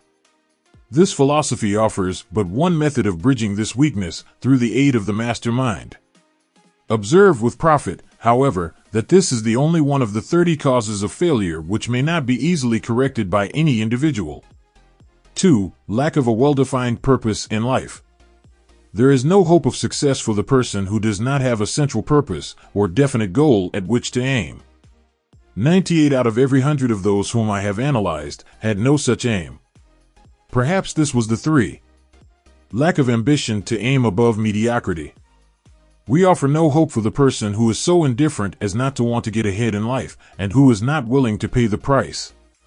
4. Insufficient education. This is a handicap which may be overcome with comparative ease. Experience has proven that the best educated people are often those who are known as self-made or self-educated. It takes more than a college degree to make one a person of education. Any person who is educated is one who has learned to get whatever he wants in life without violating the rights of others. Education consists not so much of knowledge, but of knowledge effectively and persistently applied. Men are paid not merely for what they know, but more particularly for what they do with that which they know. 5. Lack of self-discipline. Discipline comes through self-control. This means that one must control all negative qualities. Before you can control conditions, you must first control yourself. Self-mastery is the hardest job you will ever tackle. If you do not conquer self, you will be conquered by self. You may see at one and the same time both your best friend and your greatest enemy by stepping in front of a mirror. 6. Ill health. No person may enjoy outstanding success without good health. Many of the causes of ill health are subject to mastery and control. These, in the main, are A. Overeating of foods not conducive to health. B. Wrong habits of thought, giving expression to negatives. C. Wrong use of and overindulgence in sex. D. Lack of proper physical exercise. E. An inadequate supply of fresh air due to improper breathing. 7. Unfavorable environmental influences during childhood. As the twig is bent, so shall the tree grow. Most people who have criminal tendencies acquire them as the result of bad environment and improper associates during childhood. 8. Procrastination. This is one of the most common causes of failure. Old man procrastination stands within the shadow of every human being, waiting his opportunity to spoil one's chances of success. Most of us go through life as failures because we are waiting for this time to be right to start doing something worthwhile. Do not wait. The time will never be just right. Start where you stand and work with whatever tools you may have at your command, and better tools will be found as you go along. 9. Lack of persistence. Most of us are good starters but poor finishers of everything we begin. Moreover, people are prone to give up at the first signs of defeat. There is no substitute for persistence. The person who makes persistence his watchword discovers that old man failure finally becomes tired and makes his departure. Failure cannot cope with persistence. 10. Negative personality. There is no hope of success for the person who repels people through a negative personality. Success comes through the application of power, and power is attained through the cooperative efforts of other people. A negative personality will not induce cooperation. 11. Lack of controlled sexual urge. Sex energy is the most powerful of all the stimuli which move people into action. Because it is the most powerful of the emotions, it must be controlled through transmutation and converted into other channels. 12. Uncontrolled desire for something for nothing. The gambling instinct drives millions of people to failure. Evidence of this may be found in a study of the Wall Street crash of '29, during which millions of people tried to make money by gambling on stock margins. 13. Lack of a well-defined power of decision. Men who succeed reach decisions promptly and change them, if at all, very slowly. Men who fail reach decisions, if at all, very slowly, and change them frequently and quickly. Indecision and procrastination are twin brothers. Where one is found, the other may usually be found also. Kill off this pair before they completely hogtie you to the treadmill of failure. 14. One or more of the 6 basic fears. These fears have been analyzed for you in a later chapter. They must be mastered before you can market your services effectively. 15. Wrong selection of a mate in marriage. This is a most common cause of failure. The relationship of marriage brings people intimately into contact. Unless this relationship is harmonious, failure is likely to follow. Moreover, it will be a form of failure that is marked by misery and unhappiness, destroying all signs of ambition. 16. Overcaution. The person who takes no chances generally has to take whatever is left when others are through choosing. Overcaution is as bad as undercaution. Both are extremes to be guarded against. Life itself is filled with the element of chance. 17. Wrong selection of associates in business. This is one of the most common causes of failure in business. In marketing personal services, one should use great care to select an employer who will be an inspiration and who is, himself, intelligent and successful. We emulate those with whom we associate most closely. Pick an employer who is worth emulating. 18. Superstition and prejudice. Superstition is a form of fear. It is also a sign of ignorance. Men who succeed keep open minds and are afraid of nothing. 19. Wrong selection of a vocation. No man can succeed in a line of endeavor which he does not like. The most essential step in the marketing of personal services is that of selecting an occupation into which you can throw yourself wholeheartedly. 20. Lack of concentration of effort. The jack of all trades seldom is good at any. Concentrate all of your efforts on one definite chief aim. 21. The habit of indiscriminate spending. The spendthrift cannot succeed, mainly because he stands eternally in fear of poverty. Form the habit of systematic saving by putting aside a definite percentage of your income. Money in the bank gives one a very safe foundation of courage when bargaining for the sale of personal services. Without money, one must take what one is offered and be glad to get it. 22. Lack of enthusiasm. Without enthusiasm, one cannot be convincing. Moreover, enthusiasm is contagious, and the person who has it under control is generally welcome in any group of people. 23. Intolerance. The person with a closed MMD on any subject seldom gets ahead. Intolerance means that one has stopped acquiring knowledge. The most damaging forms of intolerance are those connected with religious, racial, and political differences of opinion. 24. Intemperance.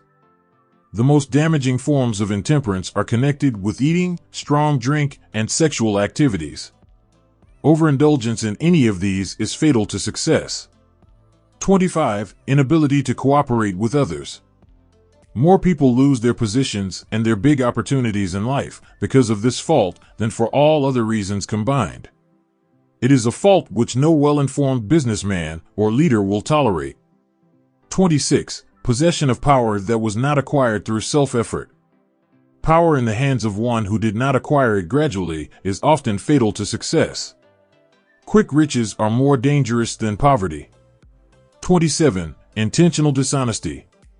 There is no substitute for honesty. One may be temporarily dishonest by force of circumstances over which one has no control, without permanent damage. But there is no hope for the person who is dishonest by choice. Sooner or later, his deeds will catch up with him, and he will pay by loss of reputation, and perhaps even loss of liberty. 28. Egotism and vanity. These qualities serve as red lights which warn others to keep away. They are fatal to success. 29. Guessing instead of thinking. Most people are too indifferent or lazy to acquire facts with which to think accurately. They prefer to act on opinions created by guesswork or snap judgments. 30. Lack of capital. This is a common cause of failure among those who start out in business for the first time, without sufficient reserve of capital to absorb the shock of their mistakes, and to carry them over until they have established a reputation. 31. Under this, name any particular cause of failure from which you have suffered that has not been included in the foregoing list. In these 30 major causes of failure is found a description of the tragedy of life, which obtains for practically every person who tries and fails. It will be helpful if you can induce someone who knows you well to go over this list with you and help to analyze you by the 30 causes of failure. It may be beneficial if you try this alone. Most people cannot see themselves as others see them. You may be one who cannot.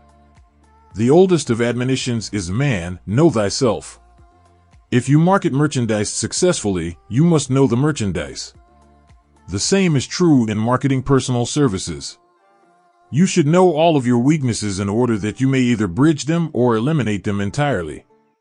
You should know your strength in order that you may call attention to it when selling your services. You can know yourself only through accurate analysis. The folly of ignorance in connection with self was displayed by a young man who applied to the manager of a well-known business for a position. He made a very good impression until the manager asked him what salary he expected. He replied that he had no fixed sum in mind. The manager then said, "We will pay you all you are worth, alter we try you out for a week." "I will not accept it," the applicant replied, "because I am getting more than that where I am now employed." Before you even start to negotiate for a readjustment of your salary in your present position, or to seek employment elsewhere, be sure that you are worth more than you now receive. It is one thing to want money, everyone wants more, but it is something entirely different to be worth more. Many people mistake their wants for their just dues. Your financial requirements or wants have nothing whatever to do with your worth. Your value is established entirely by your ability to render useful service or your capacity to induce others to render such service.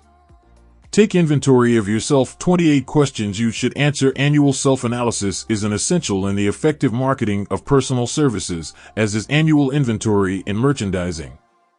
Moreover, the yearly analysis should disclose a decrease in faults and an increase in virtues. One goes ahead, stands still, or goes backward in life. One's object should be, of course, to go ahead.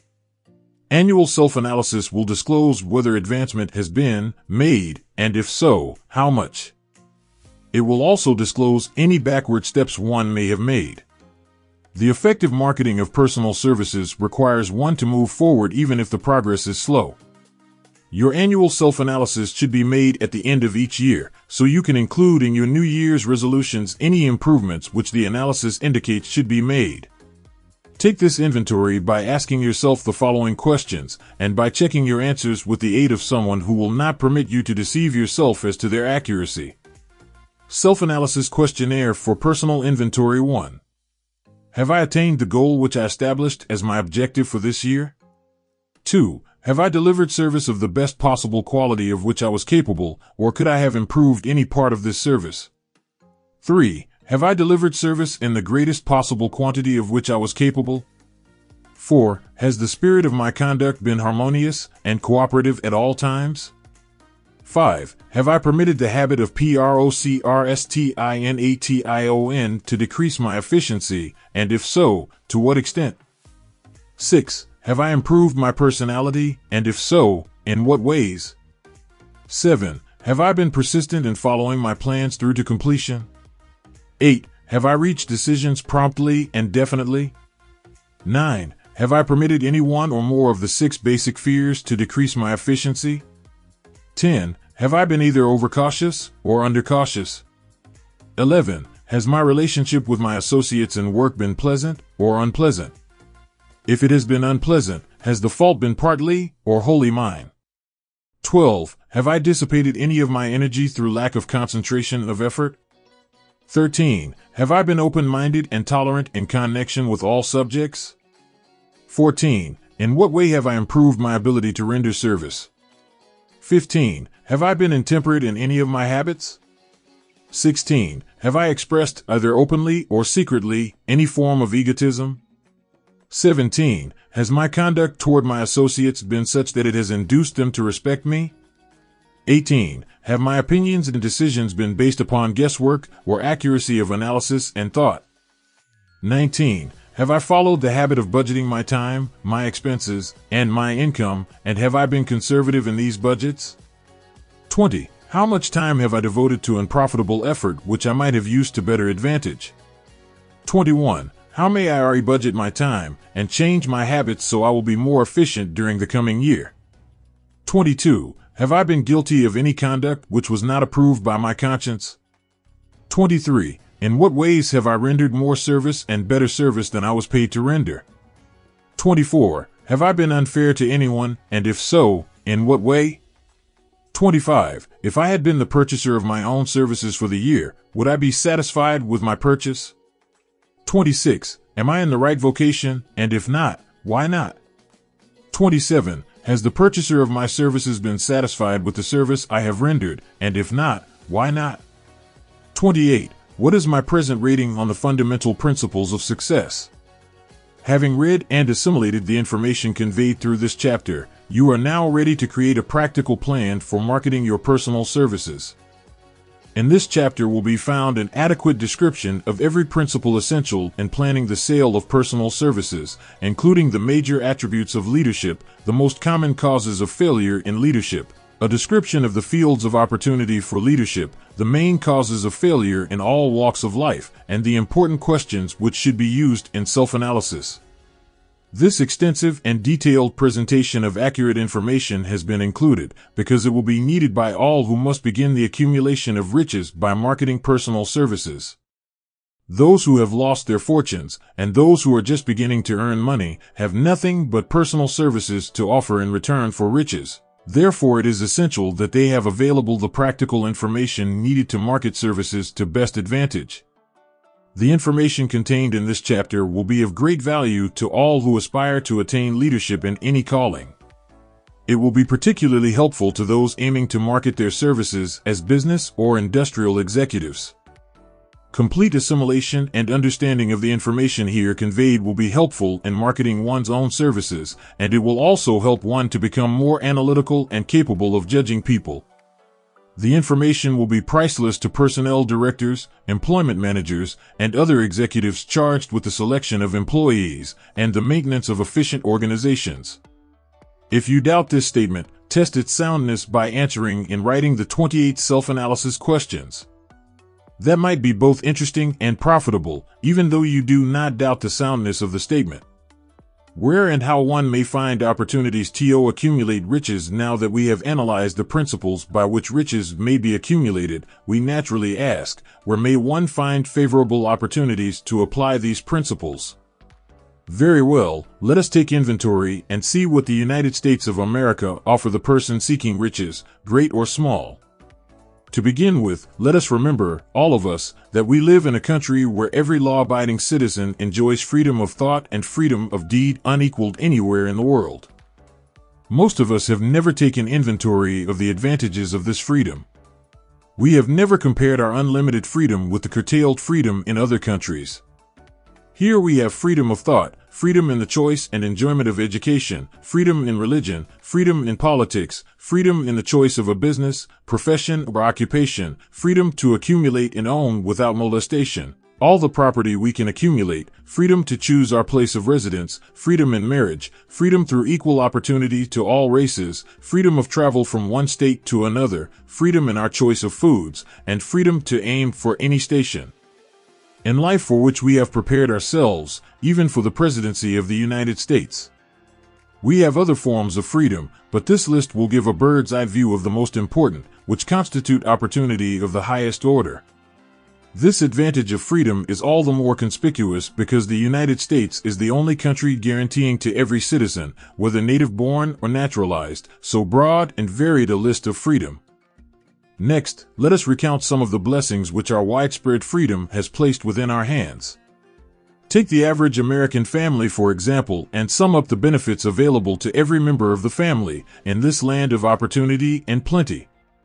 A. Food. Next to freedom of thought and deed comes food, clothing, and shelter, the three basic necessities of life. Because of our universal freedom, the average American family has available, at its very door, the choicest selection of food to be found anywhere in the world, and at prices within its financial range. A family of two, living in the heart of Times Square district of New York City, far removed from the source of production of foods, took careful inventory of the cost of a simple breakfast, with this astonishing result: articles of food. Cost at the breakfast table: grapefruit juice. From Florida, 02 rippled wheat breakfast food, Kansas Farm 02 tea, from China 02 bananas, from South America 02 1/2 toasted bread, from Kansas Farm 01 fresh country eggs, from Utah 07 sugar, from Cuba or Utah 00 1/2 butter and cream, from New England 03 grand total 20. It is not very difficult to obtain food in a country where two people can have breakfast consisting of all they want or need for a dime apiece.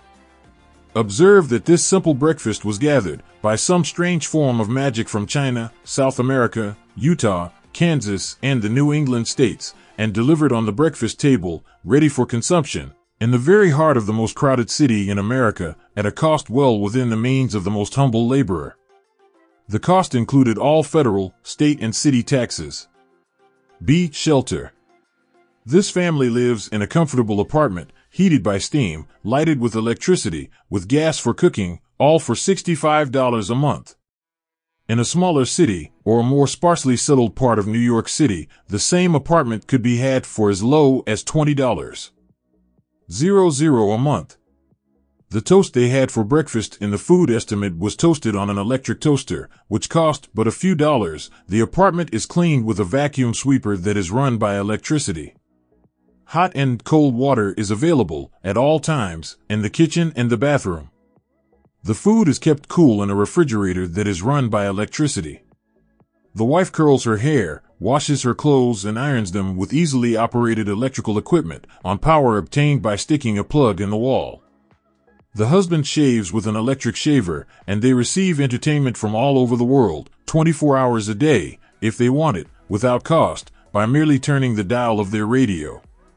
There are other conveniences in this apartment, but the foregoing list will give a fair idea of some of the concrete evidences of the freedom we, of America, enjoy. See clothing. Anywhere in the United States, the woman of average clothing requirements can dress very comfortably and neatly for less than $200. 00 a year, and the average man can dress for the same or less. Only the three basic necessities of food, clothing, and shelter have been mentioned. The average American citizen has other privileges and advantages available in return for modest effort, not exceeding 8 hours per day of labor. Among these is the privilege of automobile transportation, with which one can go and come at will, at very small cost. The average American has security of property rights not found in any other country in the world. He can place his surplus money in a bank with the assurance that his government will protect it and make good to him if the bank fails. If an American citizen wants to travel from one state to another, he needs no passport, no one's permission. He may go when he pleases and return at will. Moreover, he may travel by train, private automobile, bus, airplane, or ship as his pocketbook permits. In Germany, Russia, Italy, and most of the other European and Oriental countries, the people cannot travel with so much freedom and at so little cost. The miracle that has provided these blessings, we often hear politicians proclaiming the freedom of America when they solicit votes, but seldom do they take the time or devote sufficient effort to the analysis of the source or nature of this freedom. Having no axe to grind, no grudge to express, no ulterior motives to be carried out, I have the privilege of going into a frank analysis of that mysterious, abstract, greatly misunderstood something which gives to every citizen of America more blessings, more opportunities to accumulate wealth, more freedom of every nature than may be found in any other country. I have the right to analyze the source and nature of this unseen power because I know, and have known for more than a quarter of a century, many of the men who organized that power and many who are now responsible for its maintenance. The name of this mysterious benefactor of mankind is capital. Capital consists not alone of money, but more particularly of highly organized, intelligent groups of men who plan ways and means of using money efficiently for the good of the public and profitably to themselves. These groups consist of scientists, educators, chemists, inventors, business analysts, publicity men, transportation experts, accountants, lawyers, doctors, and both men and women who have highly specialized knowledge in all fields of industry and business. They pioneer, experiment, and blaze trails in new fields of endeavor.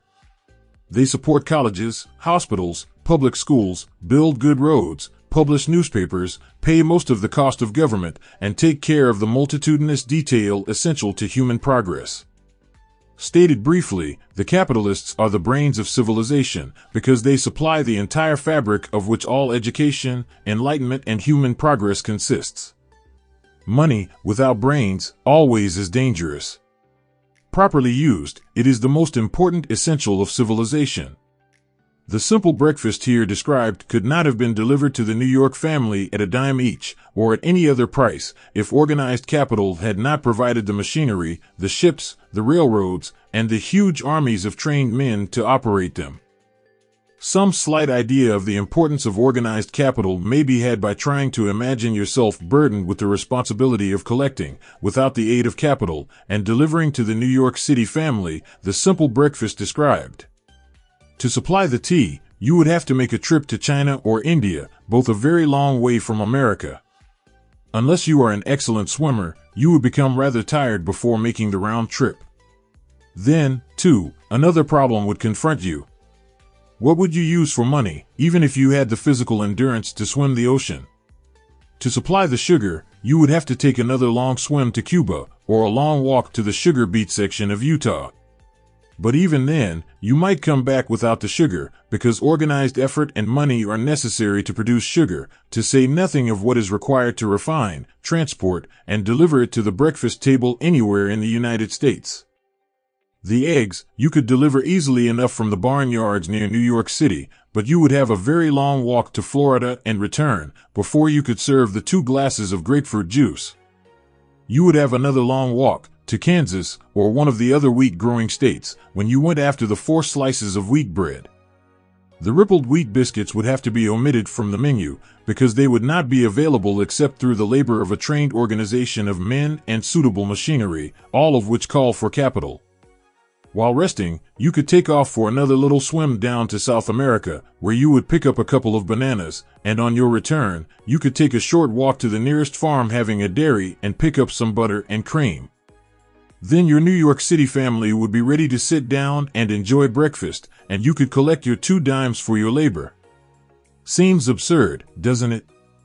Well, the procedure described would be the only possible way these simple items of food could be delivered to the heart of New York City if we had no capitalistic system.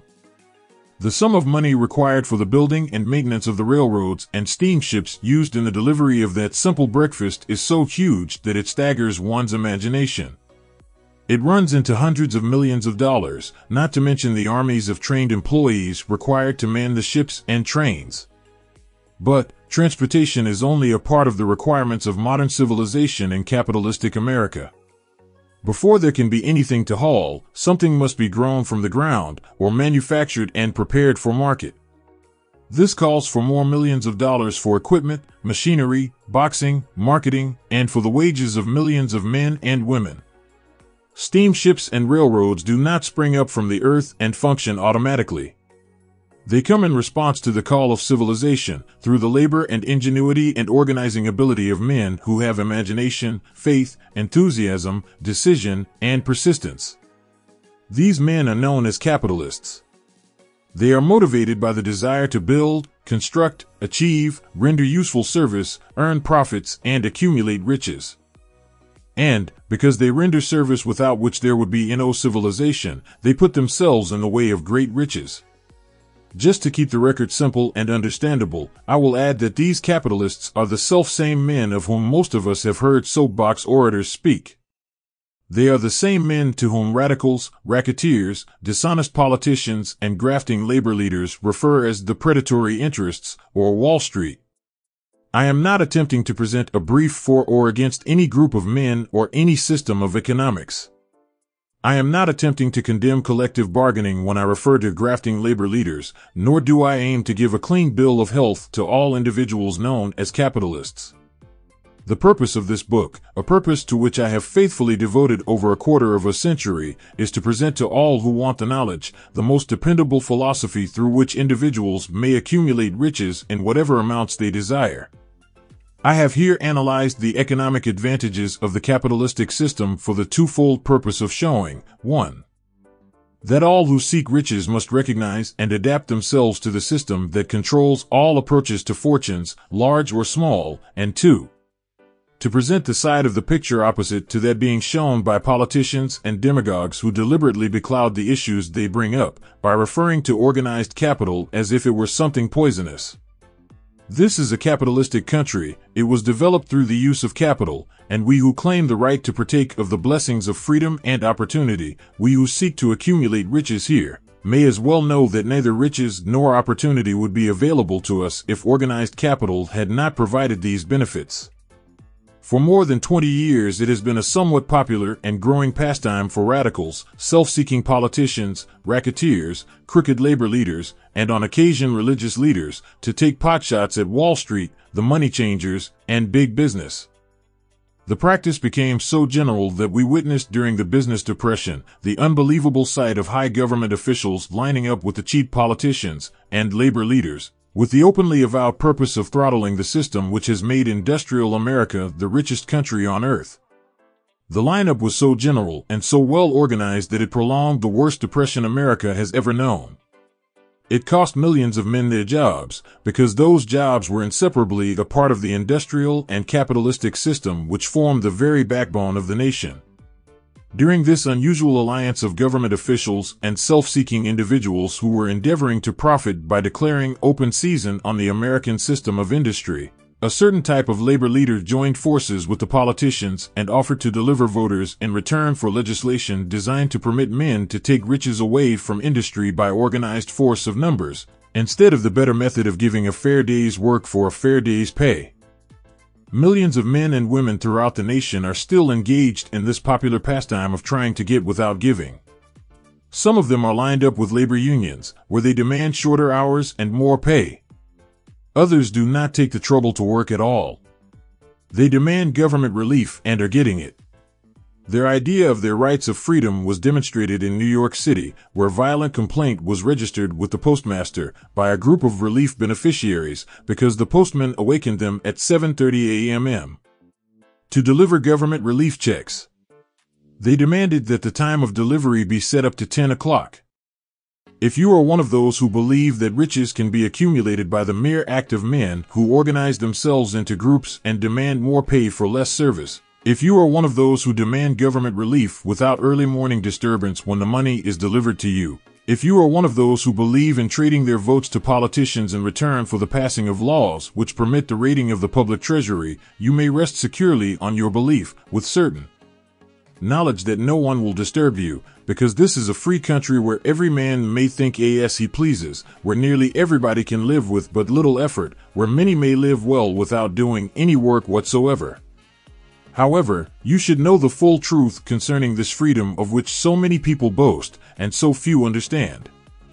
As great as it is, as far as it reaches, as many privileges as it provides, it does not and cannot bring riches without effort. There is but one dependable method of accumulating and legally holding riches, and that is by rendering useful service. No system has ever been created by which men can legally acquire riches through mere force of numbers, or without giving in return an equivalent value of one form or another. There is a principle known as the law of economics. This is more than a theory. It is a law no man can beat. Mark well the name of the principle, and remember it, because it is far more powerful than all the politicians and political machines. It is above and beyond the control of all the labor unions. It cannot be swayed, nor influenced, nor bribed by racketeers or self-appointed leaders in any calling.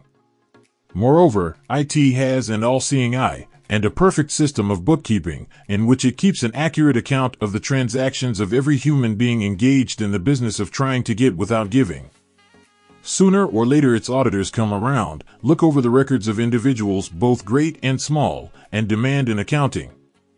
Wall Street, big business, capital predatory interests, or whatever name you choose to give the system which has given us American freedom, represents a group of men who understand, respect, and adapt themselves to this powerful law of economics. Their financial continuation depends upon their respecting the law. Most people living in America like this country, its capitalistic system and all. I must confess I know of no better country where one may find greater opportunities to accumulate riches.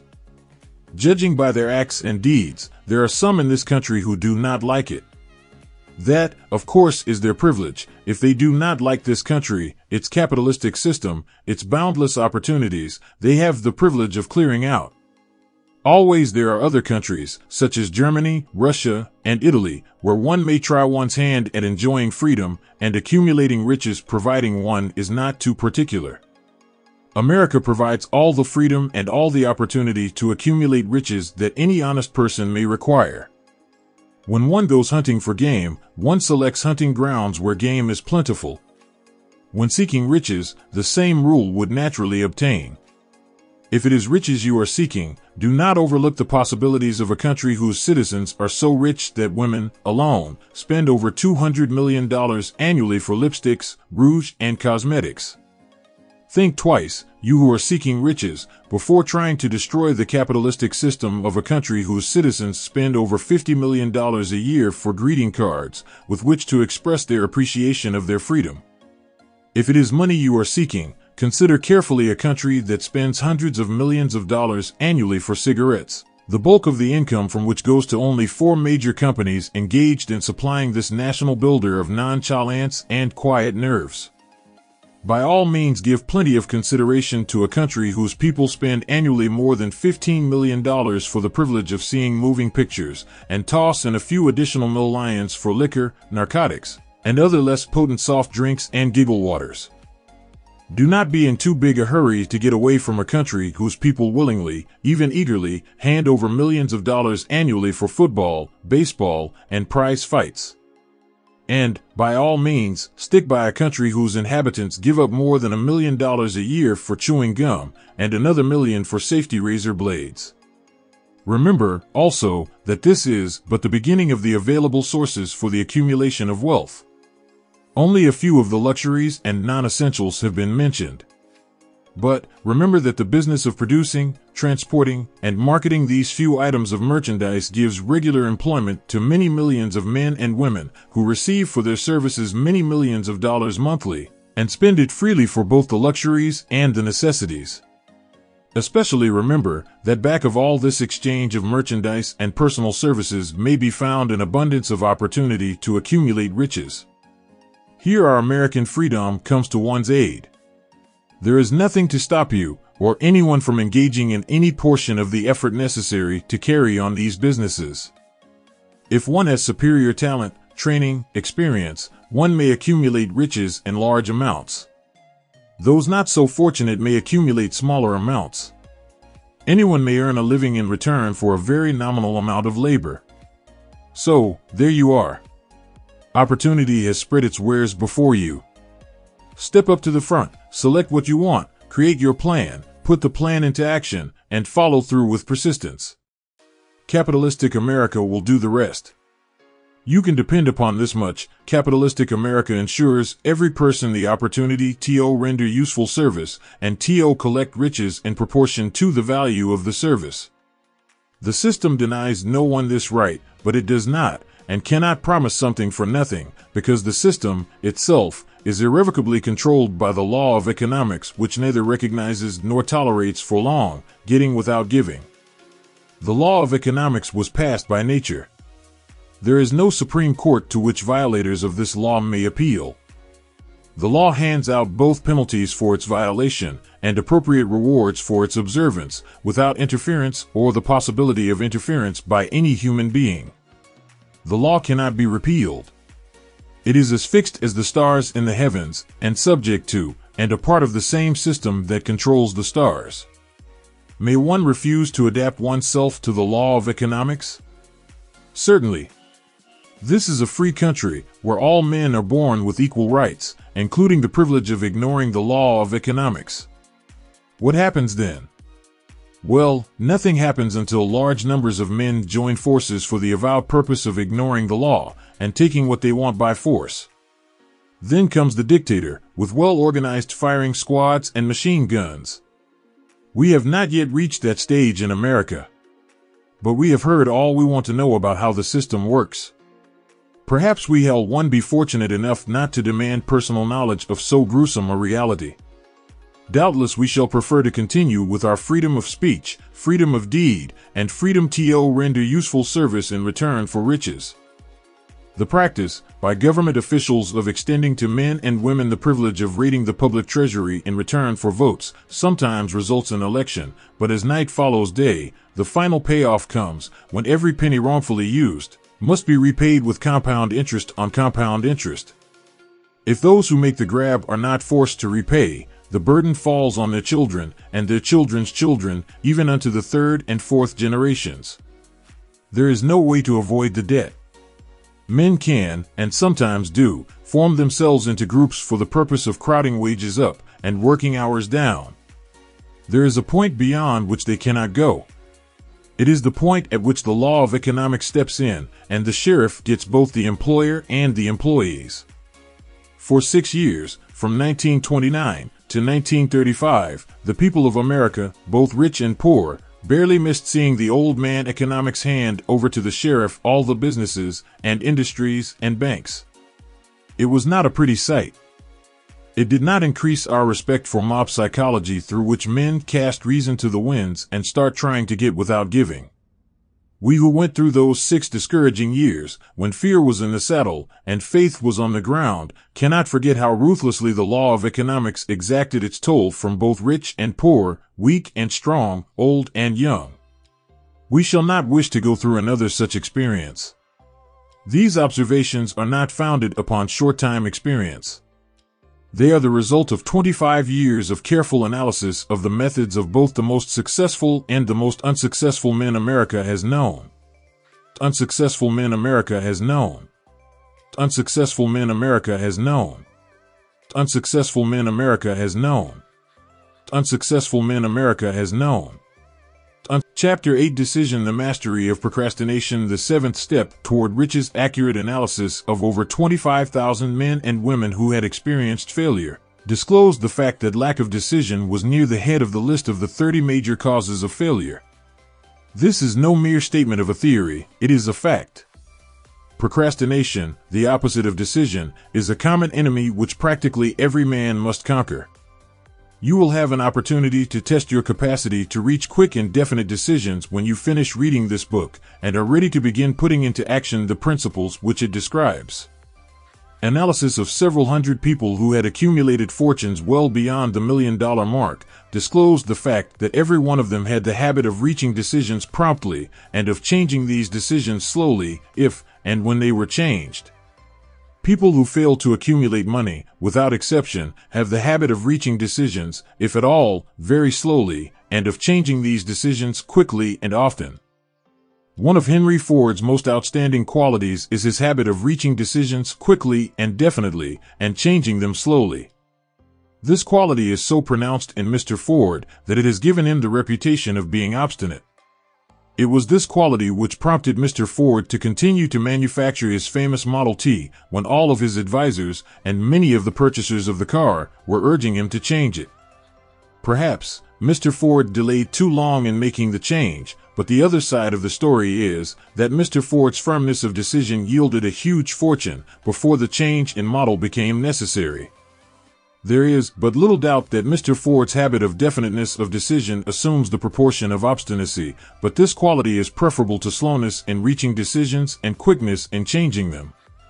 The majority of people who fail to accumulate money sufficient for their needs are, generally, easily influenced by the opinions of others. They permit the newspapers and the gossiping neighbors to do their thinking for them. Opinions are the cheapest commodities on earth. Everyone has a flock of opinions ready to be wished upon anyone who will accept them. If you are influenced by opinions when you reach decisions, you will not succeed in any undertaking, much less in that of transmuting your own desire into money. If you are influenced by the opinions of others, you will have no desire of your own. Keep your own counsel when you begin to put into practice the principles described here, by reaching your own decisions and following them. Take no one into your confidence, except the members of your mastermind group, and be very sure in your selection of this group that you choose only those who will be in complete sympathy and harmony with your purpose. Close friends and relatives, while not meaning to do so, often handicap one through opinions and sometimes through ridicule, which is meant to be humorous. Thousands of men and women carry inferiority complexes with them all through life, because some well-meaning, but ignorant person destroyed their confidence through opinions or ridicule. You have a brain and mind of your own. Use it and reach your own decisions. If you need facts or information from other people to enable you to reach decisions, as you probably will in many instances, acquire these facts or secure the information you need quietly without disclosing your purpose. It is characteristic of people who have but a smattering or a veneer of knowledge to try to give the impression that they have much knowledge. Such people generally do too much talking and too little listening. Keep your eyes and ears wide open and your mouth closed if you wish to acquire the habit of prompt decision. Those who talk too much do little else. If you talk more than you listen, you not only deprive yourself of many opportunities to accumulate useful knowledge, but you also disclose your plans and purposes to people who will take great delight in defeating you because they envy you. Remember, also, that every time you open your mouth in the presence of a person who has an abundance of knowledge, you display to that person your exact stock of knowledge or your lack of it. Genuine wisdom is usually conspicuous through modesty and silence. Keep in mind the fact that every person with whom you associate is, like yourself, seeking the opportunity to accumulate money. If you talk about your plans too freely, you may be surprised when you learn that some other person has beaten you to your goal by putting into action ahead of you the plans of which you talked unwisely. Let one of your first decisions be to keep a closed mouth and open ears and eyes. As a reminder to yourself to follow this advice, it will be helpful if you copy the following epigram in large letters and place it where you will see it daily. Tell the world what you intend to do, but first show it. This is the equivalent of saying that deeds, and not words, are what count most.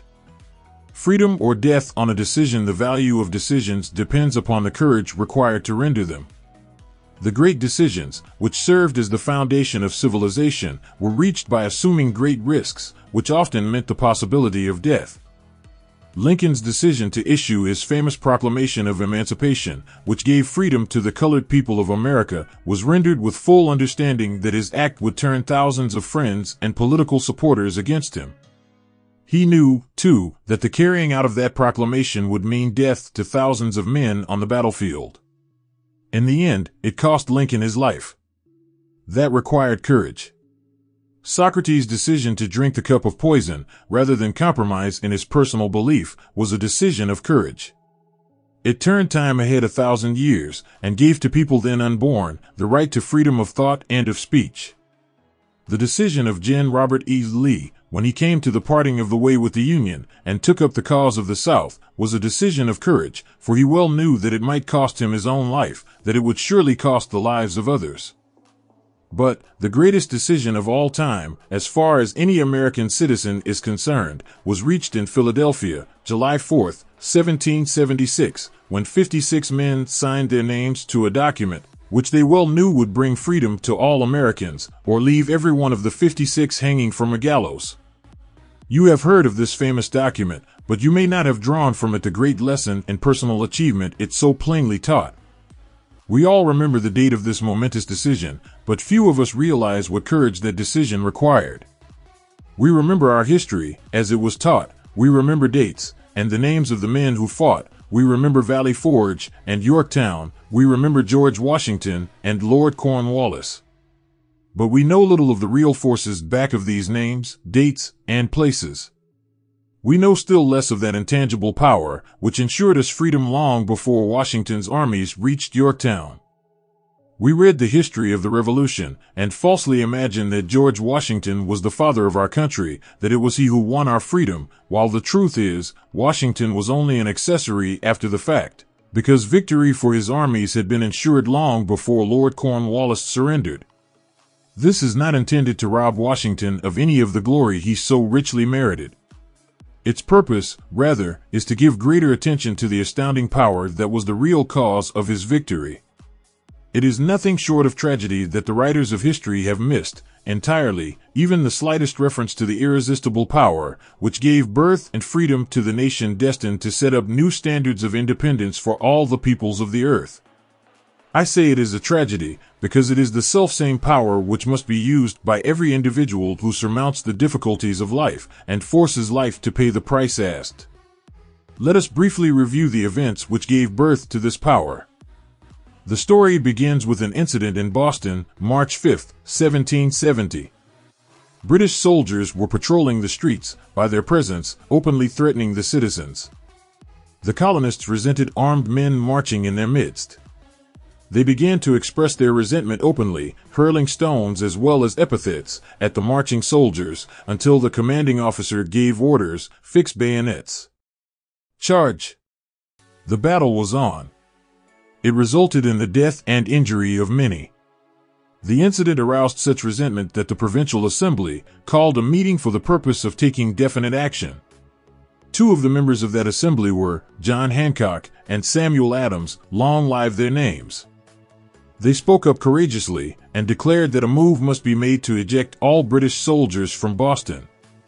Remember this, a decision, in the minds of two men, might properly be called the beginning of the freedom which we, of the United States, now enjoy. Remember, too, that the decision of these two men called for faith and courage, because it was dangerous. Before the assembly adjourned, Samuel Adams was appointed to call on the governor of the province, Hutchinson, and demand the withdrawal of the British troops. The request was granted, the troops were removed from Boston, but the incident was not closed. It had caused a situation destined to change the entire trend of civilization. Strange, is it not, how the great changes, such as the American Revolution and the World War, often have their beginnings in circumstances which seem unimportant? It is interesting, also, to observe that these important changes usually begin in the form of a definite decision in the minds of a relatively small number of people. Few of us know the history of our country well enough to realize that John Hancock, Samuel Adams, and Richard Henry Lee were the real fathers of our country. Richard Henry Lee became an important factor in this story by reason of the fact that he and Samuel Adams communicated frequently by correspondence, sharing freely their fears and their hopes concerning the welfare of the people of their provinces. From this practice, Adams conceived the idea that a mutual exchange of letters between the 13 colonies might help to bring about the coordination of effort so badly needed in connection with the solution of their problems. 2 years after the clash with the soldiers in Boston, March 72, Adams presented this idea to the Assembly in the form of a motion that a correspondence committee be established among the colonies, with definitely appointed correspondents in each colony for the purpose of friendly cooperation for the betterment of the colonies of British America. Mark well this incident. It was the beginning of the organization of the far-flung power destined to give freedom to you and to me. The mastermind had already been organized. It consisted of Adams, Lee, and Hancock. I tell you further, that if two of you agree upon the earth concerning anything for which you ask, it will come to you from my Father, who is in heaven. The Committee of Correspondence was organized. Observe that this move provided the way for increasing the power of the mastermind by adding to it men from all the colonies. Take notice that this procedure constituted the first organized planning of the disgruntled colonists. In union there is strength. The citizens of the colonies had been waging disorganized warfare against the British soldiers through incidents similar to the Boston riot, but nothing of benefit had been accomplished. Their individual grievances had not been consolidated under one mastermind. No group of individuals had put their hearts, minds, souls, and bodies together in one definite decision to settle their difficulty with the British once and for all, until Adams, Hancock, and Lee got together. Meanwhile, the British were not idle. They, too, were doing some planning and masterminding on their own account, with the advantage of having back of them money and organized soldiery. The Crown appointed Gage to supplant Hutchinson as the governor of Massachusetts. One of the new governor's first acts was to send a messenger to call on Samuel Adams for the purpose of endeavoring to stop his opposition by fear. We can best understand the spirit of what happened by quoting the conversation between Carl Fenton and Adams. Carl Fenton, I have been authorized by Governor Gage to assure you, Mr. Adams, that the governor has been empowered to confer upon you such benefits as would be satisfactory, upon the condition that you engage to cease in your opposition to the measures of the government. It is the governor's advice to you, sir, not to incur the further displeasure of His Majesty. Your conduct has been such as makes you liable to penalties of an MT of Henry VIII, by which persons can be sent to England for trial for treason or misprision of treason at the discretion of a governor of a province.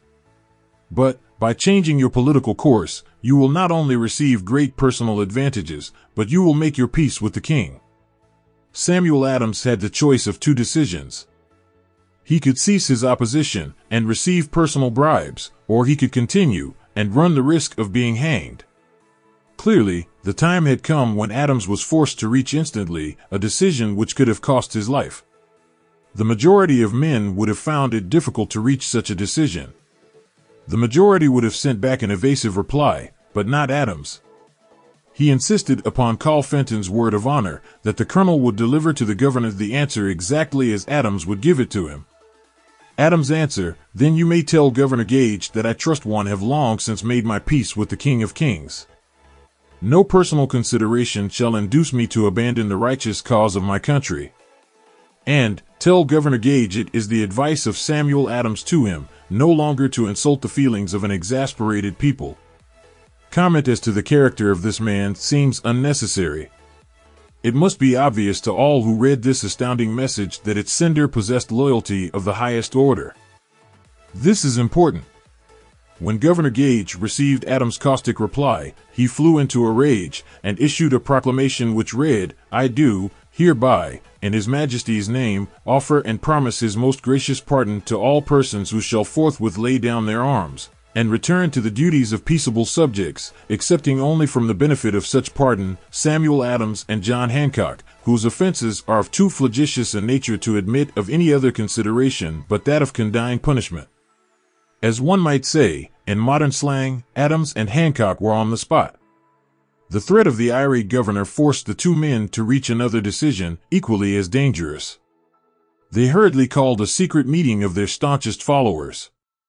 After the meeting had been called to order, Adams locked the door, placed the key in his pocket, and informed all present that it was imperative that a Congress of the colonists be organized, and that no man should leave the room until the decision for such a Congress had been reached. Great excitement followed. Some weighed the possible consequences of such radicalism. Some expressed grave doubt as to the wisdom of so definite a decision in defiance of the Crown. Locked in that room were two men immune to fear, blind to the possibility of failure. Hancock and Adams. Through the influence of their minds, the others were induced to agree that, through the Correspondence Committee, arrangements should be made for a meeting of the First Continental Congress, to be held in Philadelphia, September 5, 1774. Remember this date. It is more important than July 4, 1776.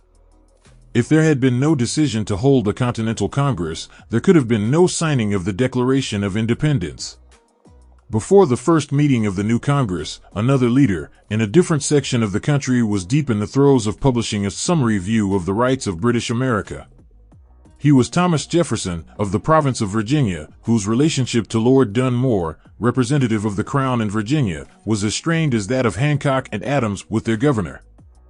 Shortly after his famous Summary of Rights was published, Jefferson was informed that he was subject to prosecution for high treason against His Majesty's government. Inspired by the threat, one of Jefferson's colleagues, Patrick Henry, boldly spoke his mind, concluding his remarks with a sentence which shall remain forever a classic: "If this be treason, then make the most of it." It was such men as these who, without power, without authority, without military strength, without money, sat in solemn consideration of the destiny of the colonies, beginning at the opening of the First Continental Congress, and continuing at intervals for 2 years, until on June 7, 1776, Richard Henry Lee arose, addressed the chair, and to the startled assembly made this motion: "Gentlemen, I make the motion that these united colonies are, and of right ought to be free and independent states. That they be absolved from all allegiance to the British Crown, and that all political connection between them and the state of Great Britain is, and ought to be totally dissolved." Lee's astounding motion was discussed fervently, and at such length that he began to lose patience. Finally, after days of argument, he again took the floor, and declared, in a clear, firm voice, "Mr. President, we have discussed this issue for days. It is the only course for us to follow. Why, then, sir, do we longer delay? Why still deliberate? Let this happy day give birth to an American Republic. Let her arise, not to devastate and to conquer, but to re-establish the reign of peace and of law. The eyes of Europe are fixed upon us. She demands of us a living example of freedom that may exhibit a contrast, in the felicity of the citizen, to the ever-increasing tyranny." Before his motion was finally voted upon, Lee was called back to Virginia, because of serious family illness, but before leaving, he placed his cause in the hands of his friend, Thomas Jefferson, who promised to fight until favorable action was taken. Shortly thereafter, the President of the Congress appointed Jefferson as chairman of a committee to draw up a Declaration of Independence. Long and hard the committee labored on a document which would mean, when accepted by the Congress, that every man who signed it would be signing his own death warrant should the colonies lose in the fight with Great Britain, which was sure to follow. The document was drawn, and on June 28, the original draft was read before the Congress. For several days it was discussed, altered, and made ready. On July 4, 1776, Thomas Jefferson stood before the assembly and fearlessly read the most momentous decision ever placed upon paper. When in the course of human events it is necessary for one people to dissolve the political bands which have connected them with another, and to assume, among the powers of the earth, the separate and equal station to which the laws of nature, and of nature's God entitle them, a decent respect to the opinions of mankind requires that they should declare the causes which impel them to the separation. When Jefferson finished, the document was voted upon, accepted, and signed by the 56 men, every one staking his own life upon his decision to write his name. By that decision came into existence a nation destined to bring to mankind forever the privilege of making decisions. By decisions made in a similar spirit of faith, and only by such decisions, can men solve their personal problems and win for themselves high estates of material and spiritual wealth. Let us not forget this. Analyze the events which led to the Declaration of Independence, and be convinced that this nation, which now holds a position of commanding respect and power among all nations of the world, was born of a decision created by a mastermind, consisting of 56 men. Note well the fact that it was their decision which ensured the success of Washington's armies, because the spirit of that decision was in the heart of every soldier who fought with him, and served as a spiritual power which recognizes no such thing as failure. Note, also, that the power which gave this nation its freedom is the self-same power that must be used by every individual who becomes self-determining. This power is made up of the principles described in this book. It will not be difficult to detect, in the story of the Declaration of Independence, at least 6 of these principles: desire, decision, faith, persistence, the mastermind, and organized planning. Throughout this philosophy will be found the suggestion that thought, backed by strong desire, has a tendency to transmute itself into its physical equivalent. Before passing on, I wish to leave with you the suggestion that one may find in this story, and in the story of the organization of the United States Steel Corporation, a perfect description of the method by which thought makes this astounding transformation. In your search for the secret of the method, do not look for a miracle, because you will not find it. You will find only the eternal laws of nature. These laws are available to every person who has the faith and the courage to use them. They may be used to bring freedom to a nation, or to accumulate riches. There is no charge save the time necessary to understand and appropriate them. Those who reach decisions promptly and definitely know what they want and generally get it. The leaders in every walk of life decide quickly and firmly. That is the major reason why they are leaders. The world has the habit of making room for the man whose words and actions show that he knows where he is going.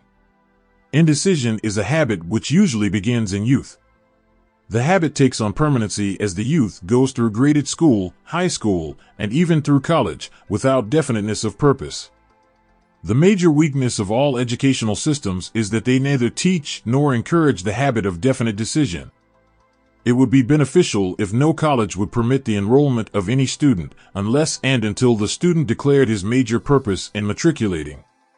It would be of still greater benefit if every student who enters the graded schools were compelled to accept training in the habit of decision and forced to pass a satisfactory examination on this subject before being permitted to advance in the grades. The habit of indecision acquired because of the deficiencies of our school systems goes with the student into the occupation he chooses.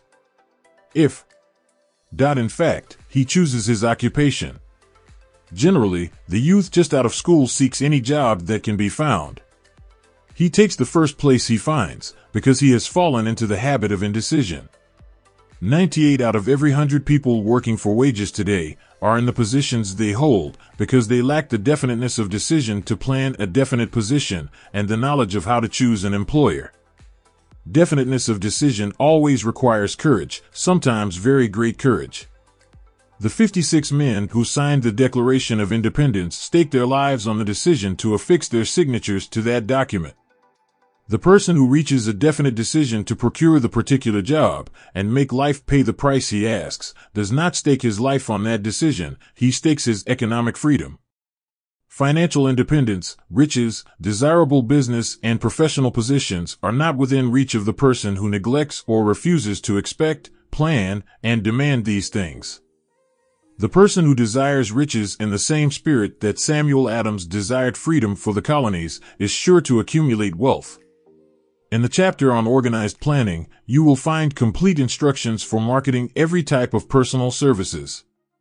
You will find also detailed information on how to choose the employer you prefer and the particular job you desire. These instructions will be of no value to you unless you definitely decide to organize them into a plan of action. To organize them into a plan of action.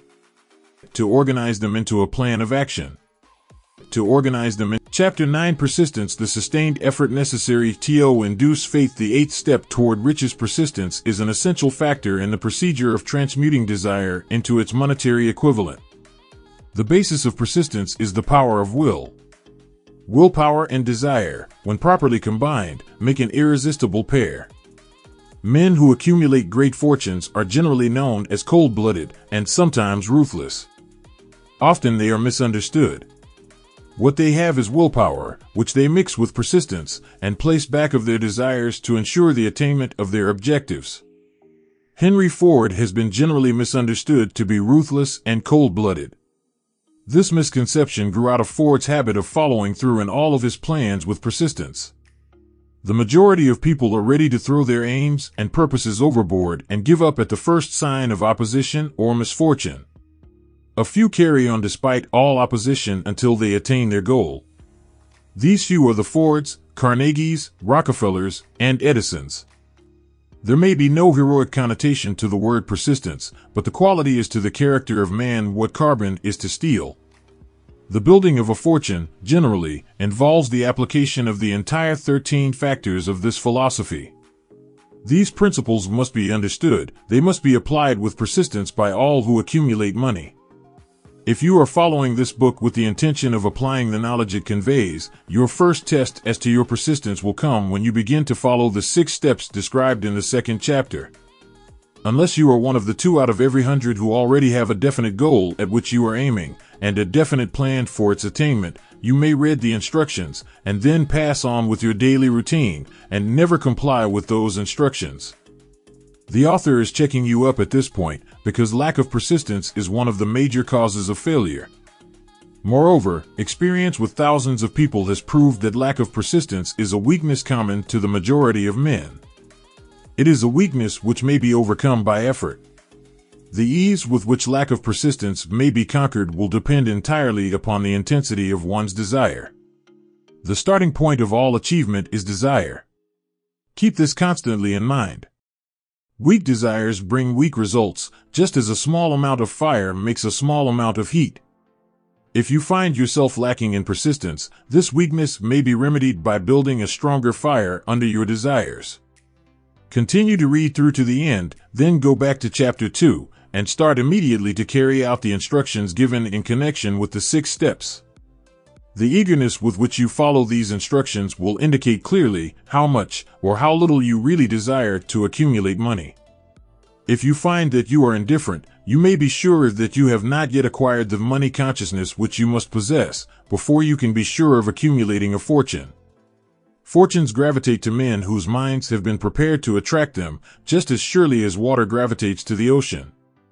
In this book may be found all the stimuli necessary to attune any normal mind to the vibrations which will attract the object of one's desires.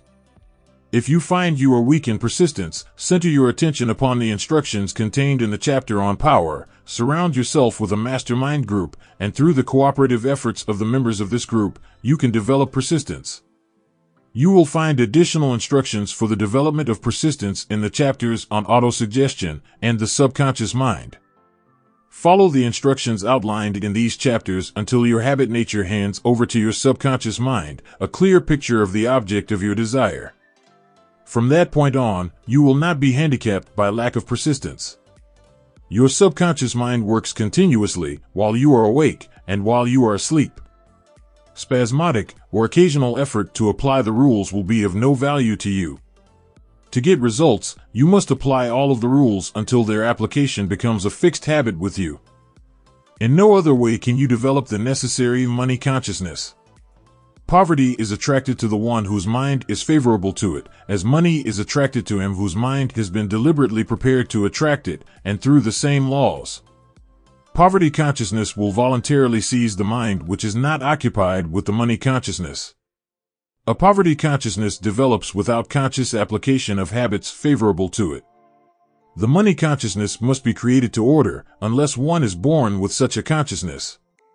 Catch the full significance of the statements in the preceding paragraph, and you will understand the importance of persistence in the accumulation of a fortune. Without persistence, you will be defeated, even before you start. With persistence, you will win. If you have ever experienced a nightmare, you will realize the value of persistence. You are lying in bed, half awake, with a feeling that you are about to smother.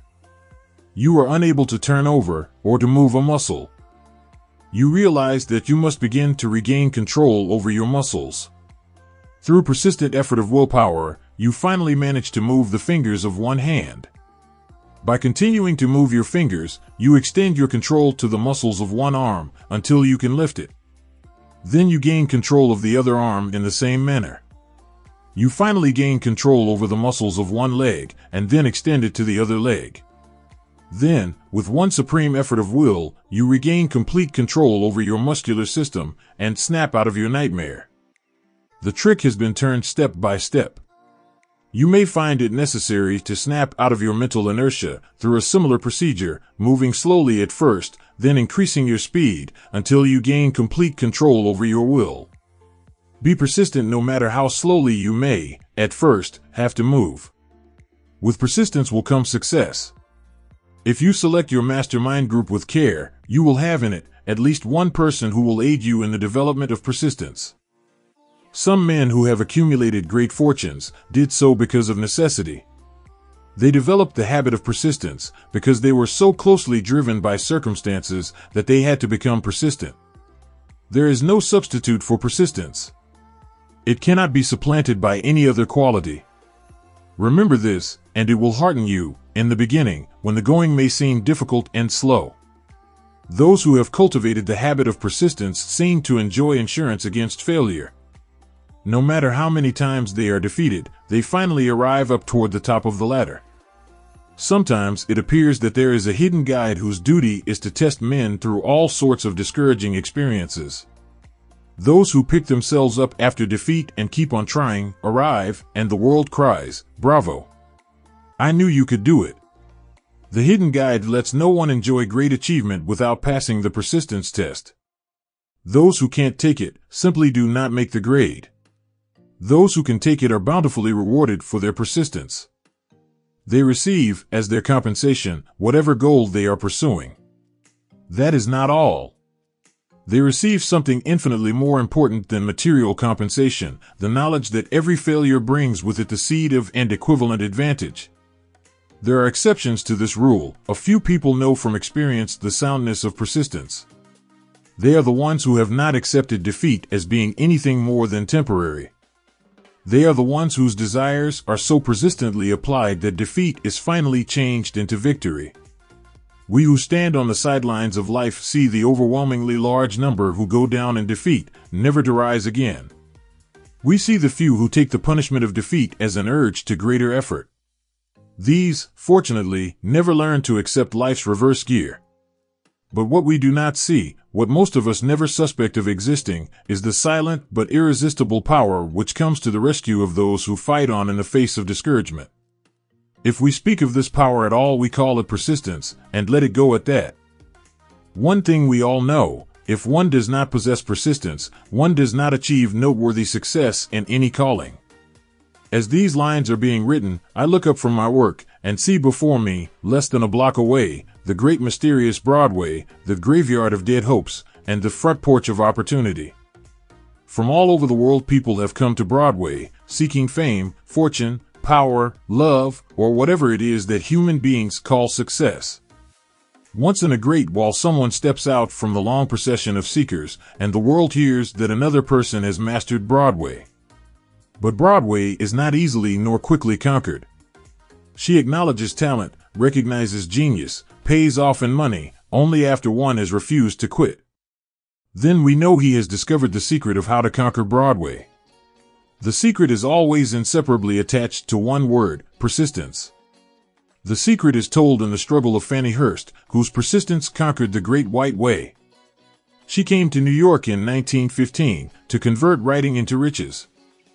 The conversion did not come quickly, but it came.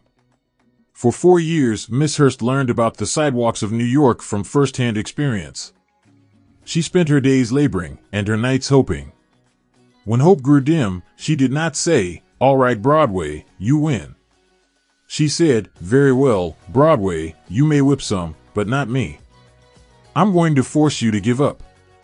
One publisher sent her 36 rejection slips before she broke the ice and got a story across. The average writer, like the average in other walks of life, would have given up the job when the first rejection slip came. She pounded the pavements for 4 years to the tune of the publisher's N.O. because she was determined to win. Then came the payoff. The spell had been broken, the unseen guide had tested Fannie Hurst, and she could take it. From that time on, publishers made a beaten path to her door. Money came so fast she hardly had time to count it. Then the moving picture men discovered her, and money came not in small change, but in floods. The moving picture rights to her latest novel, Great Laughter, brought $100,000, said to be the highest price ever paid for a story before publication. Her royalties from the sale of the book probably will run much more. Briefly, you have a description of what persistence is capable of achieving. Fannie Hurst is no exception. Wherever men and women accumulate great riches, you may be sure they first acquired persistence. Broadway will give any beggar a cup of coffee and a sandwich, but it demands persistence of those who go after the big stakes. Kate Smith will say amen when she reads this. For years she sang, without money and without price, before any microphone she could reach. Broadway said to her, "Come and get it, if you can take it." She did take it until one happy day Broadway got tired and said, "What's the use? You don't know when you're whipped, so name your price, and go to work in earnest." Miss Smith named her price. It was plenty. Away up in figures so high that 1 week's salary is far more than most people make in a whole year. Verily it pays to be persistent. And here is an encouraging statement which carries with it a suggestion of great significance. Thousands of singers who excel Kate Smith are walking up and down Broadway looking for a break, without success. Countless others have come and gone, many of them sang well enough, but they failed to make the grade because they lacked the courage to keep on keeping on, until Broadway became tired of turning them away. Persistence is a state of mind, therefore it can be cultivated. Like all states of mind, persistence is based upon definite causes, among them these: a. Definiteness of purpose. Knowing what one wants is the first and, perhaps, the most important step toward the development of persistence. A strong motive forces one to surmount many difficulties. B. Desire. It is comparatively easy to acquire and to maintain persistence in pursuing the object of intense desire. C. Self-reliance. Belief in one's ability to carry out a plan encourages one to follow the plan through with persistence. D. Definiteness of plans.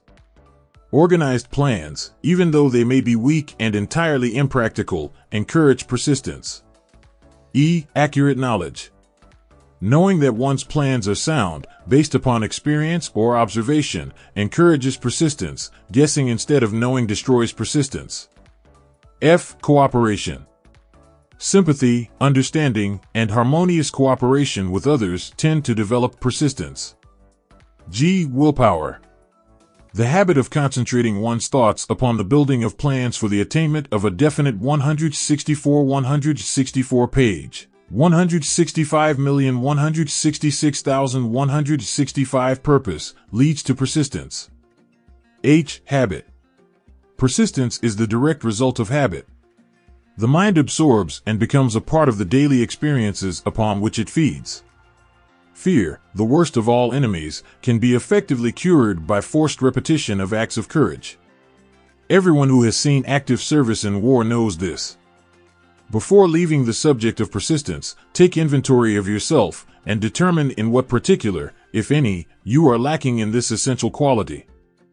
Measure yourself courageously, point by point, and see how many of the 8 factors of persistence you lack. The analysis may lead to discoveries that will give you a new grip on yourself. Symptoms of lack of persistence. Here you will find the real enemies which stand between you and noteworthy achievement. Here you will find not only the symptoms indicating weakness of persistence, but also the deeply seated subconscious causes of this weakness. Study the list carefully and face yourself squarely if you really wish to know who you are and what you are capable of doing. These are the weaknesses which must be mastered by all who accumulate riches. 1. Failure to recognize and to clearly define exactly what one wants. 2. Procrastination, with or without cause. 3. Lack of interest in acquiring specialized knowledge. 4. Indecision, the habit of passing the buck on all occasions, instead of facing issues squarely. 5. The habit of relying upon alibis instead of creating definite plans for the solution of problems. 6. Self-satisfaction. There is but little remedy for this affliction, and no hope for those who suffer from it. 7. Indifference, usually reflected in one's readiness to compromise on all occasions, rather than meet opposition and fight it. 8. The habit of blaming others for one's mistakes, and accepting unfavorable circumstances as being unavoidable. 9. Weakness of desire, due to neglect in the choice of motives that impel action. 10. Willingness, even eagerness, to quit at the first sign of defeat. 11. Lack of organized plans, placed in writing where they may be analyzed. 12. The habit of neglecting to move on ideas, or to grasp opportunity when it presents itself. 13. Wishing instead of willing. 14. The habit of compromising with poverty instead of aiming at riches. General absence of ambition to be, to do, and to own. 15. Searching for all the shortcuts to riches, trying to get without giving a fair equivalent, usually reflected in the habit of gambling, endeavoring to drive sharp bargains. 16. Fear of criticism, failure to create plans and to put them into action, because of what other people will think, do, or say. This enemy belongs at the head of the list, because it generally exists in one's subconscious mind, where its presence is not recognized. Let us examine some of the symptoms of the fear of criticism. The majority of people permit relatives, friends, and the public at large to so influence them that they cannot live their own lives, because they fear criticism. Huge numbers of people make mistakes in marriage, stand by the bargain, and go through life miserable and unhappy, because they fear criticism which may follow if they correct the mistake. Millions of people neglect to acquire belated educations after having left school because they fear criticism. Countless numbers of men and women, both young and old, permit relatives to wreck their lives in the name of duty because they fear criticism. People refuse to take chances in business because they fear the criticism which may follow if they fail. The fear of criticism, in such cases, is stronger than the desire for success. Too many people refuse to set high goals for themselves, or even neglect selecting a career, because they fear the criticism of relatives and friends who may say, "Don't aim so high, people will think you are crazy."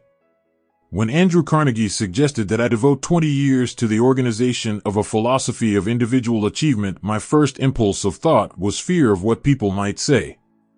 The suggestion set up a goal for me, far out of proportion to any I had ever conceived. As quick as a flash, my mind began to create alibis and excuses, all of them traceable to the inherent fear of criticism.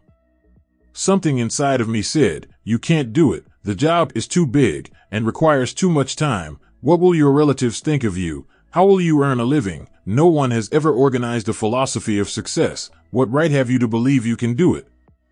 Who are you, anyway, to aim so high? Remember your humble birth, what you know about philosophy. People will think you are crazy. Why hasn't some other person done this before now?" These, and many other questions flashed into my mind, and demanded attention.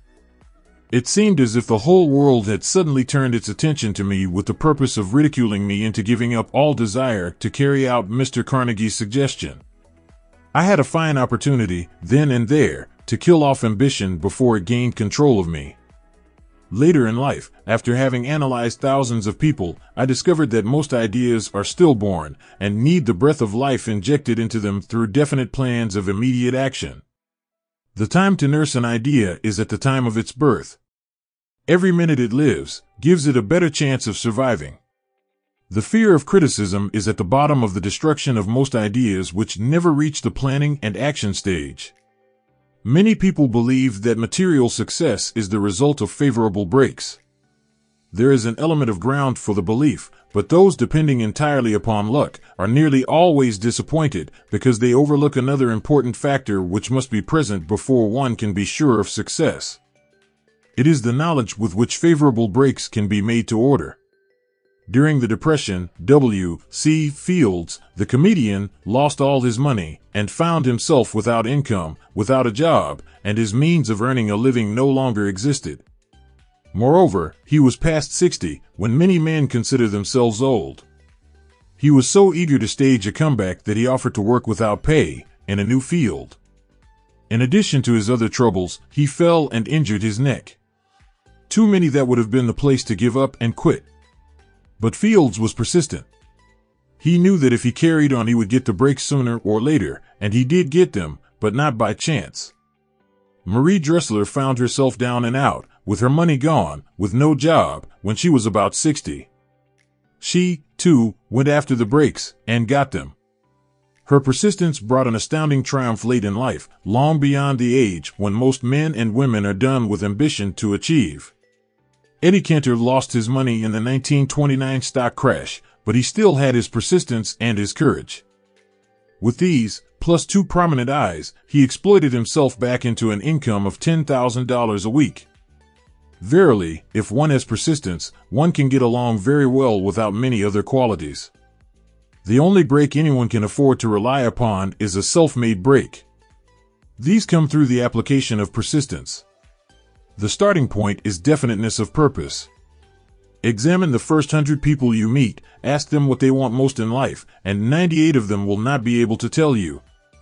If you press them for an answer, some will say security, many will say money, a few will say happiness, others will say fame and power, and still others will say social recognition, ease in living, ability to sing, dance, or write. But none of them will be able to define these terms, or give the slightest indication of a plan by which they hope to attain these vaguely expressed wishes. Riches do not respond to wishes. They respond only to definite plans, backed by definite desires, through constant persistence.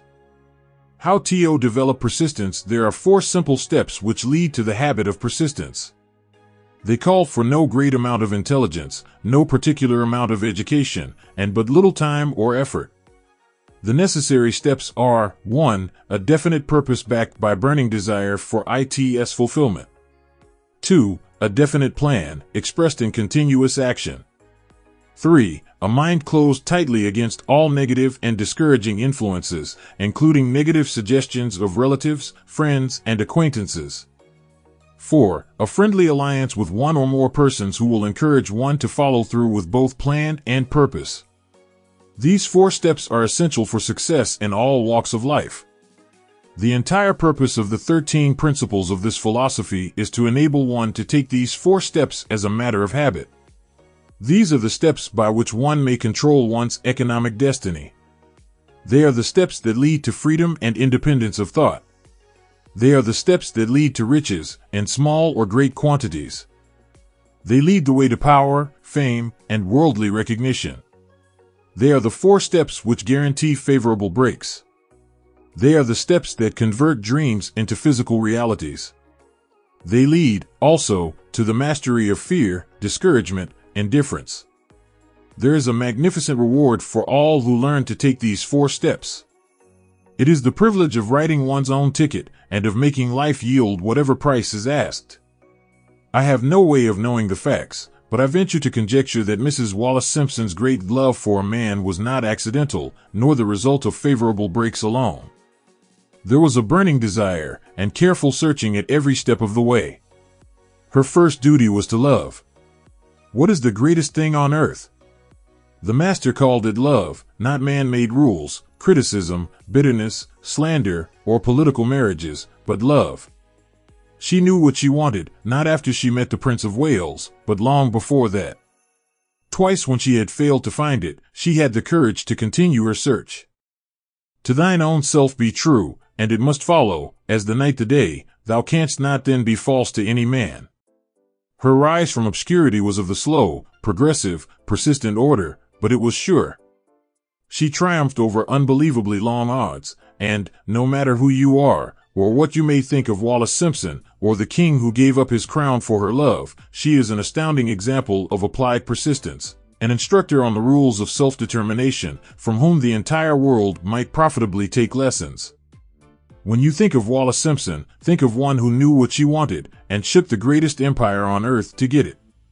Women who complain that this is a man's world, that women do not have an equal chance to win, owe it to themselves to study carefully the life of this unusual woman, who, at an age which most women consider old, captured the affections of the most desirable bachelor in the entire world.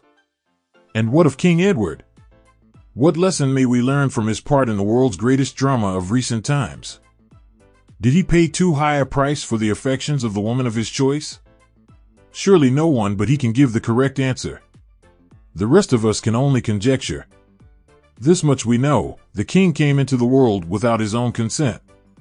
He was born to great riches, without requesting them. He was persistently sought in marriage. Politicians and statesmen throughout Europe tossed dowagers and princesses at his feet. Because he was the firstborn of his parents, he inherited a crown, which he did not seek, and perhaps did not desire. For more than 40 years he was not a free agent, could not live his life in his own way, had but little privacy, and finally assumed duties inflicted upon him when he ascended the throne. Some will say, with all these blessings, King Edward should have found peace of mind, contentment, and joy of living. The truth is that back of all the privileges of a crown, all the money, the fame, and the power inherited by King Edward, there was an emptiness which could be filled only by love. His greatest desire was for love. Long before he met Wallis Simpson, he doubtless felt this great universal emotion tugging at the strings of his heart, beating upon the door of his soul, and crying out for expression. And when he met a kindred spirit, crying out for this same holy privilege of expression, he recognized it, and without fear or apology, opened his heart and bade it enter. All the scandalmongers in the world cannot destroy the beauty of this international drama, through which two people found love, and had the courage to face open criticism, renounce all else to give it holy expression.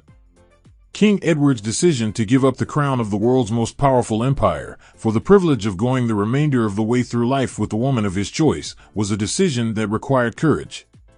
The decision also had a price, but who has the right to say the price was too great? Surely not he who said, "He among you who is without sin, let him cast the first stone."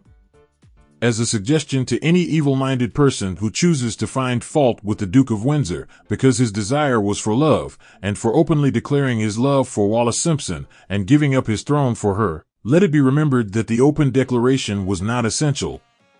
He could have followed the custom of clandestine liaison which has prevailed in Europe for centuries, without giving up either his throne, or the woman of his choice, and there would have been no complaint from either church or laity. This unusual man was built of sterner stuff. His love was clean. It was deep and sincere.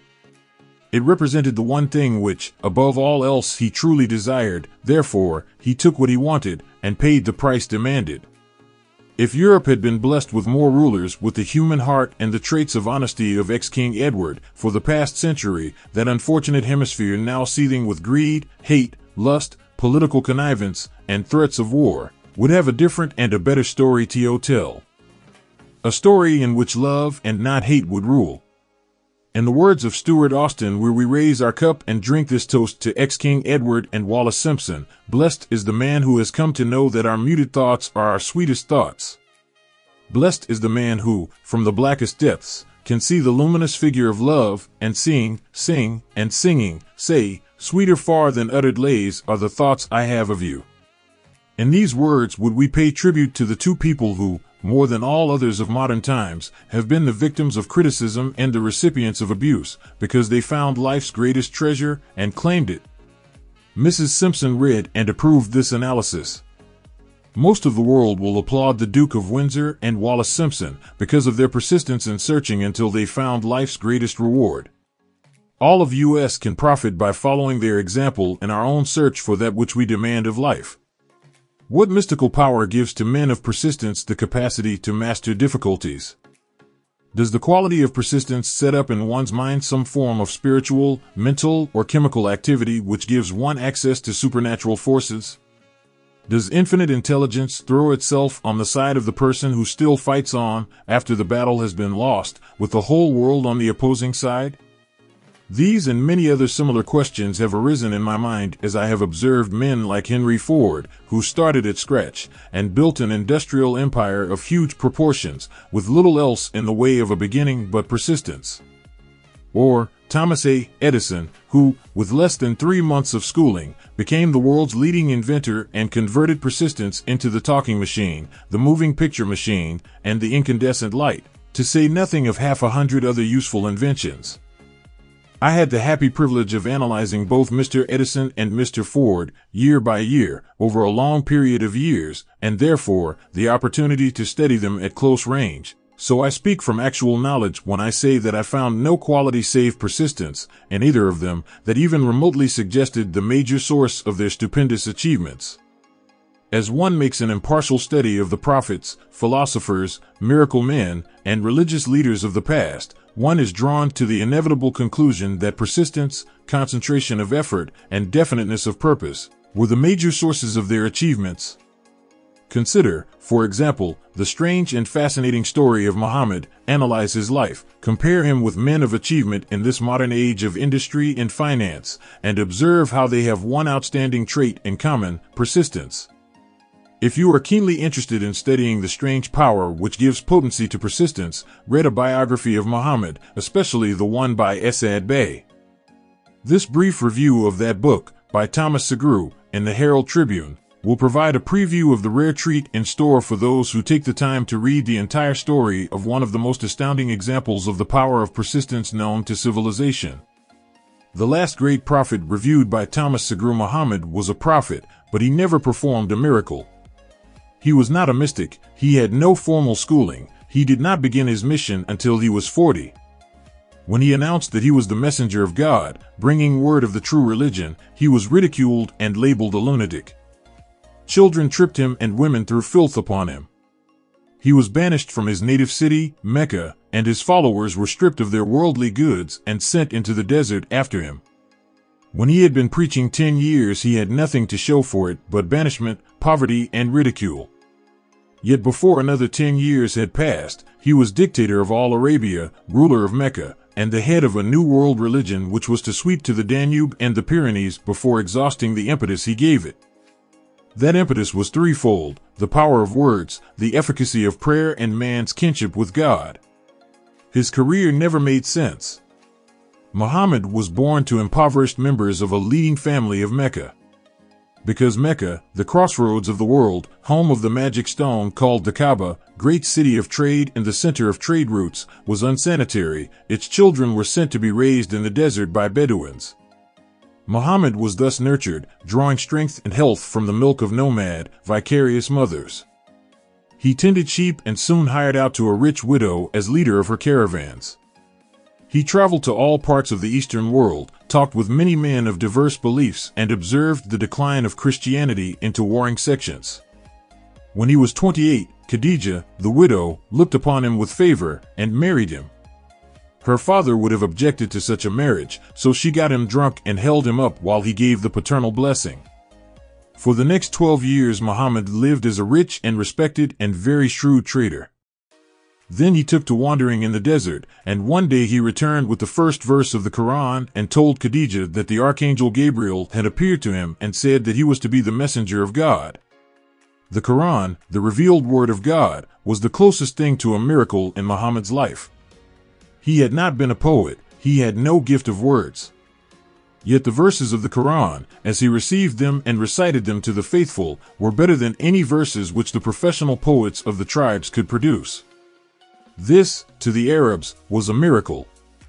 To them the gift of words was the greatest gift, the poet was all-powerful. In addition, the Quran said that all men were equal before God, that the world should be a democratic state, Islam. It was this political heresy, plus Muhammad's desire to destroy all the 360 idols in the courtyard of the Kaaba, which brought about his banishment. The idols brought the desert tribes to Mecca, and that meant trade. So the businessmen of Mecca, the capitalists, of which he had been one, set upon Muhammad. Then he retreated to the desert and demanded sovereignty over the world. The rise of Islam began.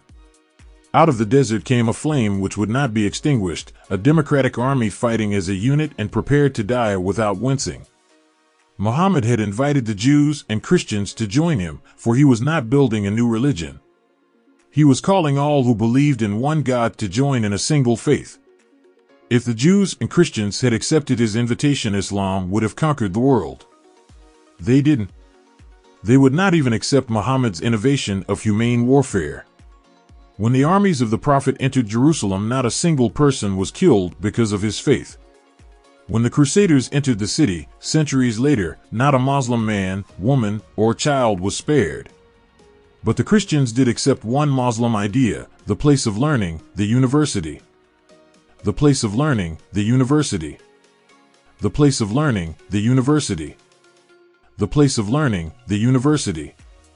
The place of learning. Chapter 10, Power of the Mastermind. The driving force. The ninth step toward riches. Power is essential for success in the accumulation of money. Plans are inert and useless without sufficient power to translate them into action. This chapter will describe the method by which an individual may attain and apply power. Power may be defined as organized and intelligently directed knowledge.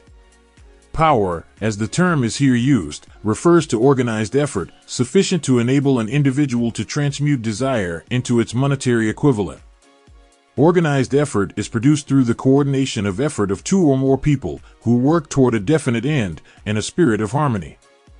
Power is required for the accumulation of money. Power is necessary for the retention of money after it has been accumulated. Let us ascertain how power may be acquired.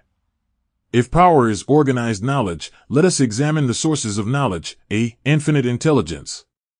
This source of knowledge may be contacted through the procedure described in another chapter, with the aid of creative imagination. B. The accumulated experience. The accumulated experience of man may be found in any well-equipped public library. An important part of this accumulated experience is taught in public schools and colleges, where it has been classified and organized. C. Experiment and research. In the field of science, and in practically every other walk of life, men are gathering, classifying, and organizing new facts daily. This is the source to which one must turn when knowledge is not available through accumulated experience. Here, too, the creative imagination must often be used. Knowledge may be acquired from any of the foregoing sources. It may be converted into power by organizing it into definite plans and by expressing those plans in terms of action. Examination of the three major sources of knowledge will readily disclose the difficulty an individual would have if he depended upon his efforts alone in assembling knowledge and expressing it through definite plans in terms of action. If his plans are comprehensive, and if they contemplate large proportions, he must, generally, induce others to cooperate with him before he can inject into them the necessary element of power. Gaining power through the mastermind. The mastermind may be defined as coordination of knowledge and effort in a spirit of harmony between two or more people for the attainment of a definite purpose. No individual may have great power without availing himself of the mastermind. In a preceding chapter, instructions were given for the creation of plans for the purpose of translating desire into its monetary equivalent. If you carry out these instructions with persistence and intelligence, and use discrimination in the selection of your mastermind group, your objective will have been halfway reached, even before you begin to recognize it. So you may better understand the intangible potentialities of power available to you through a properly chosen mastermind group. We will here explain the two characteristics of the mastermind principle, one of which is economic in nature, and the other psychic. The economic feature is obvious. Economic advantages may be created by any person who surrounds himself with the advice, counsel, and personal cooperation of a group of men who are willing to lend him wholehearted aid and a spirit of perfect harmony. This form of cooperative alliance has been the basis of nearly every great fortune. Your understanding of this great truth may definitely determine your financial status. The psychic phase of the mastermind principle is much more abstract, much more difficult to comprehend, because it has reference to the spiritual forces with which the human race, as a whole, is not well acquainted. You may catch a significant suggestion from this statement: no two minds ever come together without, thereby, creating a third, invisible, intangible force which may be likened to a third mind. Keep in mind the fact that there are only two known elements in the whole universe: energy and matter. It is a well-known fact that matter may be broken down into units of molecules, atoms, and electrons. There are units of matter which may be isolated, separated, and analyzed. Likewise, there are units of energy. The human mind is a form of energy, a part of it being spiritual in nature. When the minds of two people are coordinated in a spirit of harmony, the spiritual units of energy of each mind form an affinity, which constitutes the psychic phase of the mastermind. The mastermind principle, or rather the economic feature of it, was first called to my attention by Andrew Carnegie over 25 years ago. Discovery of this principle was responsible for the choice of my life's work. Mr. Carnegie's mastermind group consisted of a staff of approximately 50 men, with whom he surrounded himself, for the definite purpose of manufacturing and marketing steel. He attributed his entire fortune to the power he accumulated through this mastermind. Analyze the record of any man who has accumulated a great fortune, and many of those who have accumulated modest fortunes, and you will find that they have either consciously or unconsciously employed the mastermind principle. Great power can be accumulated through no other principle.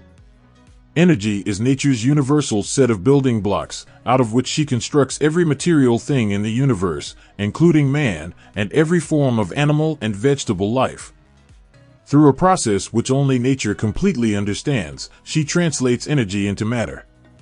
Nature's building blocks are available to man, and the energy involved in thinking. Man's brain may be compared to an electric battery. It absorbs energy from the ether, which permeates every atom of matter, and fills the entire universe. It is a well-known fact that a group of electric batteries will provide more energy than a single battery. It is also a well-known fact that an individual battery will provide energy in proportion to the number and capacity of the cells it contains. The brain functions in a similar fashion. This accounts for the fact that some brains are more efficient than others, and leads to this significant statement: a group of brains coordinated in a spirit of harmony will provide more thought energy than a single brain, just as a group of electric batteries will provide more energy than a single battery. Through this metaphor, it becomes immediately obvious that the mastermind principle holds the secret of the power wielded by men who surround themselves with other men of brains. There follows, now, another statement which will lead still nearer to an understanding of the psychic phase of the mastermind principle. When a group of individual brains are coordinated and function in harmony, the increased energy created through that alliance becomes available to every individual brain in the group. It is a well-known fact that Henry Ford began his business career under the handicap of poverty, illiteracy, and ignorance. It is an equally well-known fact that, within the inconceivably short period of 10 years, Mr. Ford mastered these three handicaps, and that within 25 years he made himself one of the richest men in America. Connect with this fact the additional knowledge that Mr. Ford's most rapid strides became noticeable from the time he became a personal friend of Thomas A. Edison, and you will begin to understand what the influence of one mind upon another can accomplish. Go a step farther, and consider the fact that Mr. Ford's most outstanding achievements began from the time that he formed the acquaintances of Harvey Firestone, John Burroughs, and Luther Burbank, and you will have further evidence that power may be produced through friendly alliance of minds. There is little if any doubt that Henry Ford is one of the best informed men in the business and industrial world. The question of his wealth needs no discussion. Analyze Mr. Ford's intimate personal friends, some of whom have already been mentioned, and you will be prepared to understand the following statement. Men take on the nature and the habits and the power of thought of those with whom they associate in a spirit of sympathy and harmony. Henry Ford whipped poverty, illiteracy, and ignorance by allying himself with great minds, whose vibrations of thought he absorbed into his own mind. Through his association with Edison, Burbank, Burroughs, and Firestone, Mr. Ford added to his own brain power the sum and substance of the intelligence, experience, knowledge, and spiritual forces of these four men. Moreover, he appropriated and made use of the mastermind principle through the methods of procedure described in this book. This principle is available to you. We have already mentioned Mahatma Gandhi. Perhaps the majority of those who have heard of Gandhi look upon him as merely an eccentric little man who goes around without formal wearing apparel and makes trouble for the British government. In reality, Gandhi is not eccentric, but he is the most powerful man now living. Moreover, he is probably the most powerful man who has ever lived. His power is passive, but it is real. Let us study the method by which he attained his stupendous power. It may be explained in a few words. He came by power through inducing over 200 million people to coordinate, with mind and body, in a spirit of harmony, for a definite purpose. In brief, Gandhi has accomplished a miracle, for it is a miracle when 200 million people can be induced, not forced, to cooperate in a spirit of harmony for a limitless time. If you doubt that this is a miracle, try to induce any two people to cooperate in a spirit of harmony for any length of time. Every man who manages a business knows what a difficult matter it is to get employees to work together in a spirit even remotely resembling harmony. The list of the chief sources from which power may be attained is, as you have seen, headed by infinite intelligence. When two or more people coordinate in a spirit of harmony and work toward a definite objective, they place themselves in position, through that alliance, to absorb power directly from the great universal storehouse of infinite intelligence. This is the greatest of all sources of power. It is the source to which the genius turns. It is the source to which every great leader turns. The other two major sources from which the knowledge necessary for the accumulation of power may be obtained are no more reliable than the five senses of man. The senses are not always reliable. Infinite intelligence does not ERR. In subsequent chapters, the methods by which infinite intelligence may be most readily contacted will be adequately described. This is not a course on religion. No fundamental principle described in this book should be interpreted as being intended to interfere either directly or indirectly with any man's religious habits.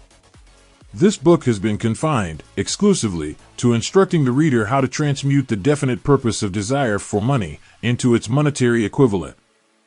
Read, think, and meditate as you read. Soon, the entire subject will unfold, and you will see it in perspective.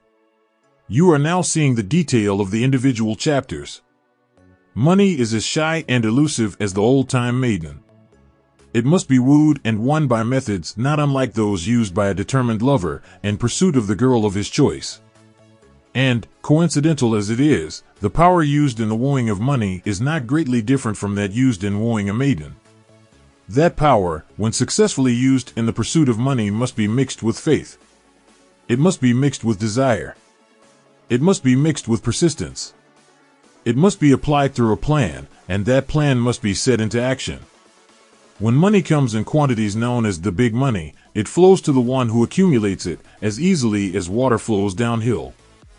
There exists a great unseen stream of power, which may be compared to a river. Except that one side flows in one direction, carrying all who get into that side of the stream onward and upward to wealth, and the other side flows in the opposite direction, carrying all who are unfortunate enough to get into it, downward to misery and poverty. Every man who has accumulated a great fortune has recognized the existence of this stream of life. It consists of one's thinking process. The positive emotions of thought form the side of the stream which carries one to fortune. The negative emotions form the side which carries one down to poverty. This carries a thought of stupendous importance to the person who is following this book with the object of accumulating a fortune. If you are in the side of the stream of power which leads to poverty, this may serve as an oar by which you may propel yourself over into the other side of the stream. It can serve you only through application and use. Merely reading and passing judgment on it, either one way or another, will in no way benefit you. Some people undergo the experience of alternating between the positive and negative sides of the stream, being at times on the positive side and at times on the negative side. The Wall Street crash of '29 swept millions of people from the positive to the negative side of the stream. These millions are struggling, some of them in desperation and fear, to get back to the positive side of the stream. This book was written especially for those millions. Poverty and riches often change places. The crash taught the world this truth, although the world will not long remember the lesson. Poverty may, and generally does, voluntarily take the place of riches. When riches take the place of poverty, the change is usually brought about through well-conceived and carefully executed plans. Poverty needs no plan.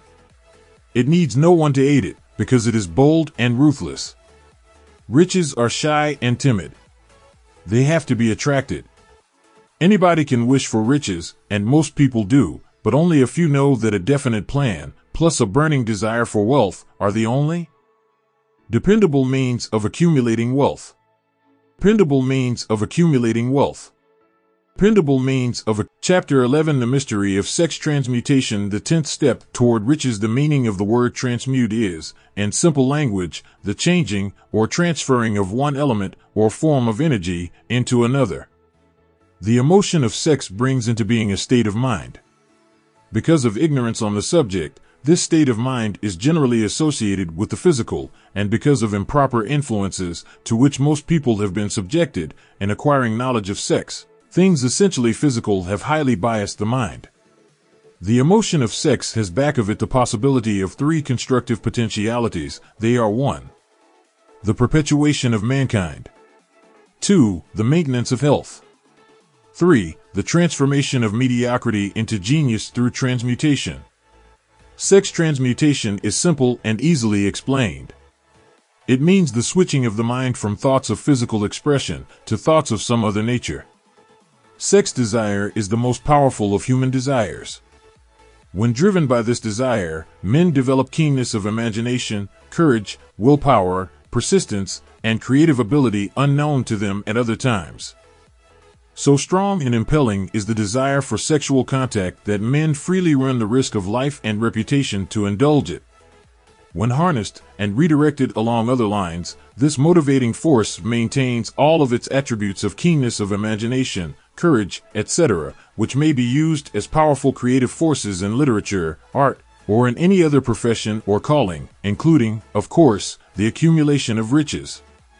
The transmutation of sex energy calls for the exercise of willpower, to be sure, but the reward is worth the effort.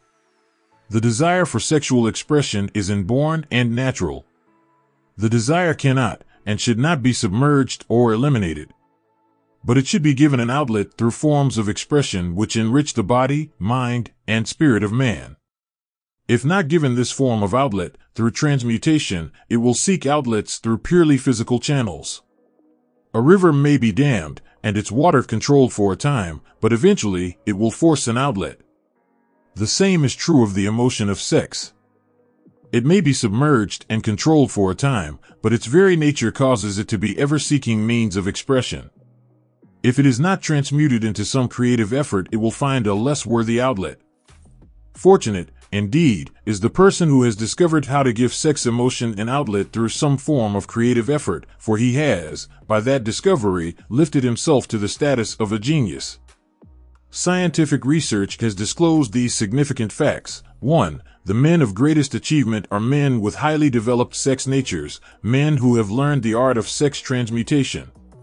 2. The men who have accumulated great fortunes and achieved outstanding recognition in literature, art, industry, architecture, and the professions were motivated by the influence of a woman. The research from which these astounding discoveries were made went back through the pages of biography and history for more than 2,000 years.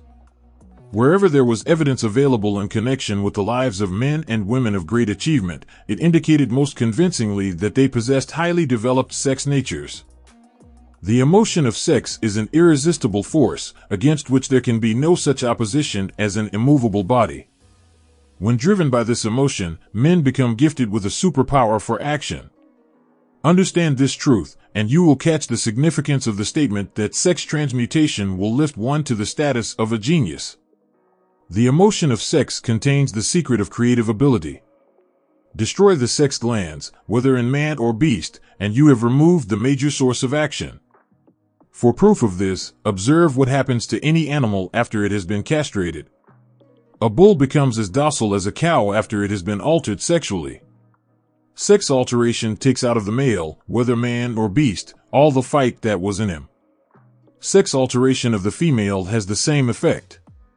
The human mind responds to stimuli, through which it may be keyed up to high rates of vibration, known as enthusiasm, creative imagination, intense desire, etc. The stimuli to which the mind responds most freely are 1. The desire for sex expression. 2. Love. 3. A burning desire for fame, power, or financial gain, money. 4. Music. 5. Friendship between either those of the same sex or those of the opposite sex. 6. A mastermind alliance based upon the harmony of two or more people who ally themselves for spiritual or temporal advancement. 7. Mutual suffering, such as that experienced by people who are persecuted. 8. Autosuggestion. 9. Fear. 10. Narcotics and alcohol. The desire for sex expression comes at the head of the list of stimuli, which most effectively step up the vibrations of the mind and start the wheels of physical action. 8 of these stimuli are natural and constructive. 2 are destructive. The list is here presented for the purpose of enabling you to make a comparative study of the major sources of mind stimulation. From this study, it will be readily seen that the emotion of sex is, by great odds, the most intense and powerful of all mind stimuli. This comparison is necessary as a foundation for proof of the statement that transmutation of sex energy may lift one to the status of a genius. Let us find out what constitutes a genius. Some wiseacre has said that a genius is a man who wears long hair, eats queer food, lives alone, and serves as a target for the joke-makers. A better definition of a genius is a man who has discovered how to increase the vibrations of thought to the point where he can freely communicate with sources of knowledge not available through the ordinary rate of vibration of thought. The person who thinks will want to ask some questions concerning this definition of genius.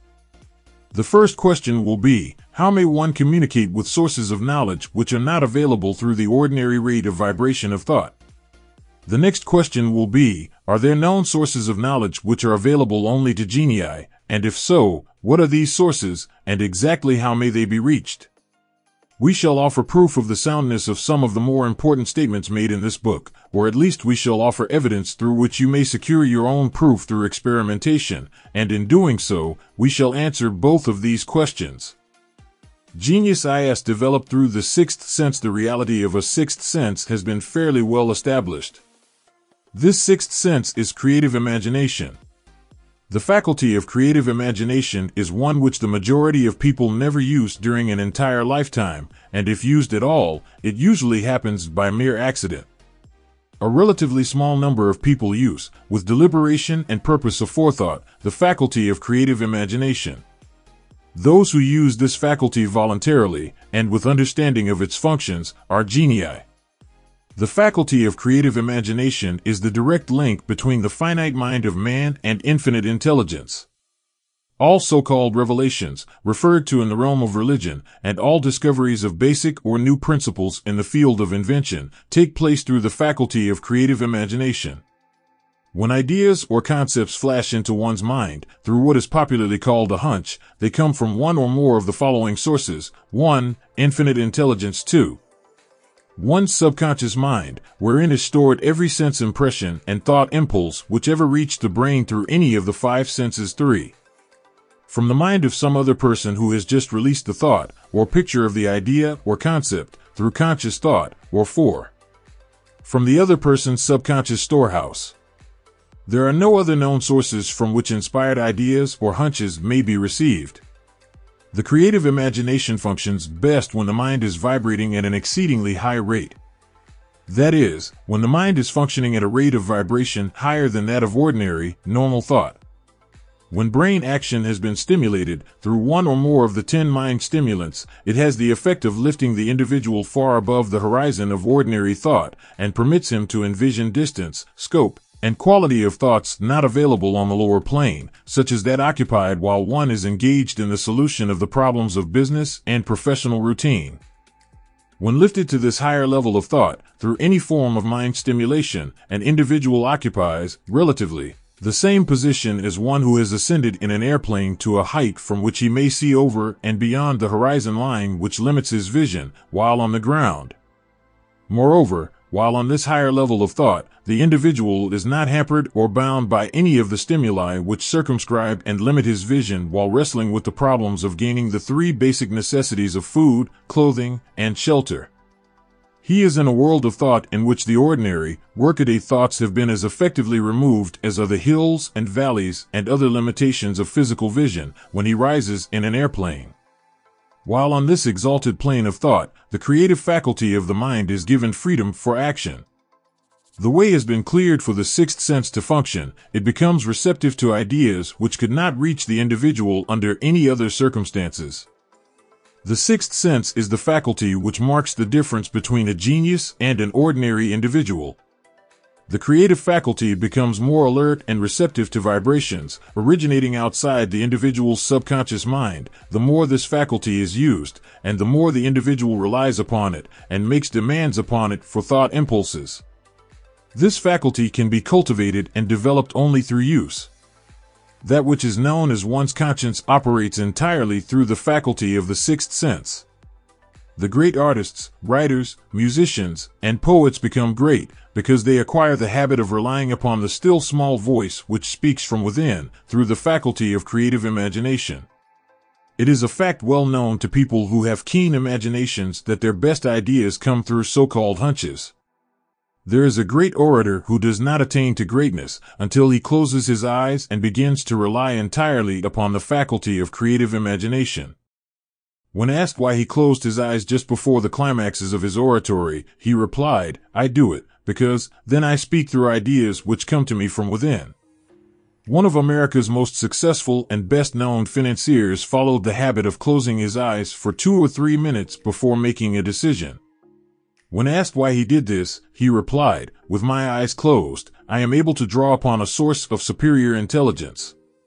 The late Dr. Elmer R. Gates of Chevy Chase, Maryland, created more than 200 useful patents, many of them basic, through the process of cultivating and using the creative faculty.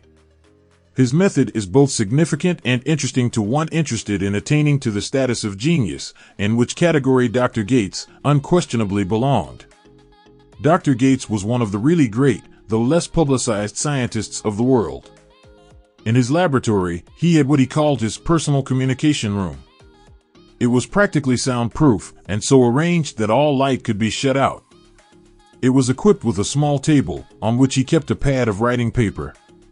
In front of the table, on the wall, was an electric push-button, which controlled the lights. When Dr. Gates desired to draw upon the forces available to him through his creative imagination, he would go into this room, seat himself at the table, shut off the lights, and concentrate upon the known factors of the invention on which he was working, remaining in that position until ideas began to flash into his mind in connection with the unknown factors of the invention. On one occasion, ideas came through so fast that he was forced to write for almost 3 hours. When the thoughts stopped flowing, and he examined his notes, he found they contained a minute description of principles which bade not a parallel among the known data of the scientific world. Moreover, the answer to his problem was intelligently presented in those notes. In this manner Dr. Gates completed over 200 patents, which had been begun, but not completed, by half-baked brains. Evidence of the truth of this statement is in the United States Patent Office. Dr. Gates earned his living by sitting for ideas for individuals and corporations. Some of the largest corporations in America paid him substantial fees, by the hour, for sitting for ideas. The reasoning faculty is often faulty because it is largely guided by one's accumulated experience. Not all knowledge, which one accumulates through experience, is accurate. Ideas received through the creative faculty are much more reliable, for the reason that they come from sources more reliable than any which are available to the reasoning faculty of the mind. The major difference between the genius and the ordinary crank inventor may be found in the fact that the genius works through his faculty of creative imagination, while the crank knows nothing of this faculty. The scientific inventor makes use of both the synthetic and the creative faculties of imagination. For example, the scientific inventor, or genius, begins an invention by organizing and combining the known ideas or principles accumulated through experience through the synthetic faculty. If he finds this accumulated knowledge to be insufficient for the completion of his invention, he then draws upon the sources of knowledge available to him through his creative faculty. The method by which he does this varies with the individual, but this is the sum and substance of his procedure. 1. He stimulates his mind so that it vibrates on a higher than average plane, using one or more of the 10 mind stimulants or some other stimulant of his choice. 2. He concentrates upon the known factors of his invention and creates in his mind a perfect picture of unknown factors of his invention. He holds this picture in mind until it has been taken over by the subconscious mind, then relaxes by clearing his mind of all thought and waits for his answer to flash into his mind. Sometimes the results are both definite and immediate. At other times, the results are negative, depending upon the state of development of the sixth sense or creative faculty. Mr. Edison tried out more than 10,000 different combinations of ideas through the synthetic faculty of his imagination before he tuned in through the creative faculty and got the answer which perfected the incandescent light. His experience was similar when he produced the talking machine. There is plenty of reliable evidence that the faculty of creative imagination exists. This evidence is available through accurate analysis of men who have become leaders in their respective callings without having had extensive educations. Lincoln was a notable example of a great leader who achieved greatness through the discovery and use of his faculty of creative imagination. He discovered and began to use this faculty as the result of the stimulation of love which he experienced after he met Anne Rutledge, a statement of the highest significance in connection with the study of the source of genius. The pages of history are filled with the records of great leaders whose achievements may be traced directly to the influence of women who aroused the creative faculties of their minds through the stimulation of sex desire. Napoleon Bonaparte was one of these. When inspired by his first wife, Josephine, he was irresistible and invincible. When his better judgment or reasoning faculty prompted him to put Josephine aside, he began to decline. His defeat and St. Helena were not far distant. If good taste would permit, we might easily mention scores of men, well known to the American people, who climbed to great heights of achievement under the stimulating influence of their wives, only to drop back to destruction after money and power went to their heads, and they put aside the old wife for a new one. Napoleon was not the only man to discover that sex influence, from the right source, is more powerful than any substitute of expediency, which may be created by mere reason. The human mind responds to stimulation. Among the greatest and most powerful of these stimuli is the urge of sex. When harnessed and transmuted, this driving force is capable of lifting men into that higher sphere of thought which enables them to master the sources of worry and petty annoyance which beset their pathway on the lower plane. Unfortunately, only the genii have made the discovery. Others have accepted the experience of sex urge without discovering one of its major potentialities, a fact which accounts for the great number of others as compared to the limited number of genii. For the purpose of refreshing the memory, in connection with the facts available from the biographies of certain men, we here present the names of a few men of outstanding achievement, each of whom was known to have been of a highly sexed nature. The genius which was theirs undoubtedly found its source of power in transmuted sex energy. George Washington, Napoleon Bonaparte, William Shakespeare, Abraham Lincoln, Ralph Waldo Emerson, Robert Burns, Thomas Jefferson, Elbert Hubbard, Elbert H. Gary, Oscar Wilde, Woodrow Wilson, John H. Patterson, Andrew Jackson, Enrico Caruso. Your own knowledge of biography will enable you to add to this list. Find, if you can, a single man in all history of civilization who achieved outstanding success in any calling, who was not driven by a well-developed sex nature. If you do not wish to rely upon biographies of men not now living, take inventory of those whom you know to be men of great achievement, and see if you can find one among them who is not highly sexed. Sex energy is the creative energy of all genii. There never has been, and never will be, a great leader, builder, or artist lacking in this driving force of sex. Surely no one will misunderstand these statements to mean that all who are highly sexed are genii. Man attains to the status of a genius only when, and if, he stimulates his mind so that it draws upon the forces available through the creative faculty of the imagination. Chief among the stimuli with which this stepping up of the vibrations may be produced is sex energy. The mere possession of this energy is not sufficient to produce a genius. The energy must be transmuted from desire for physical contact into some other form of desire and action before it will lift one to the status of a genius. Far from becoming genii, because of great sex desires, the majority of men lower themselves, through misunderstanding and misuse of this great force, to the status of the lower animals. Why men seldom succeed before 40? I discovered, from the analysis of over 25,000 people, that men who succeed in an outstanding way seldom do so before the age of 40, and more often they do not strike their real pace until they are well beyond the age of 50. This fact was so astounding that it prompted me to go into the study of its cause most carefully, carrying the investigation over a period of more than 12 years. This study disclosed the fact that the major reason why the majority of men who succeed do not begin to do so before the age of 40 to 50 is their tendency to dissipate their energies through overindulgence in physical expression of the emotion of sex. The majority of men never learn that the urge of sex has other possibilities, which far transcend in importance that of mere physical expression. The majority of those who make this discovery do so after having wasted many years at a period when the sex energy is at its height, prior to the age of 45 to 50. This usually is followed by noteworthy achievement. The lives of many men up to, and sometimes well past the age of 40, reflect a continued dissipation of energies, which could have been more profitably turned into better channels. Their finer and more powerful emotions are sown wildly to the four winds. Out of this habit of the male grew the term, sowing his wild oats.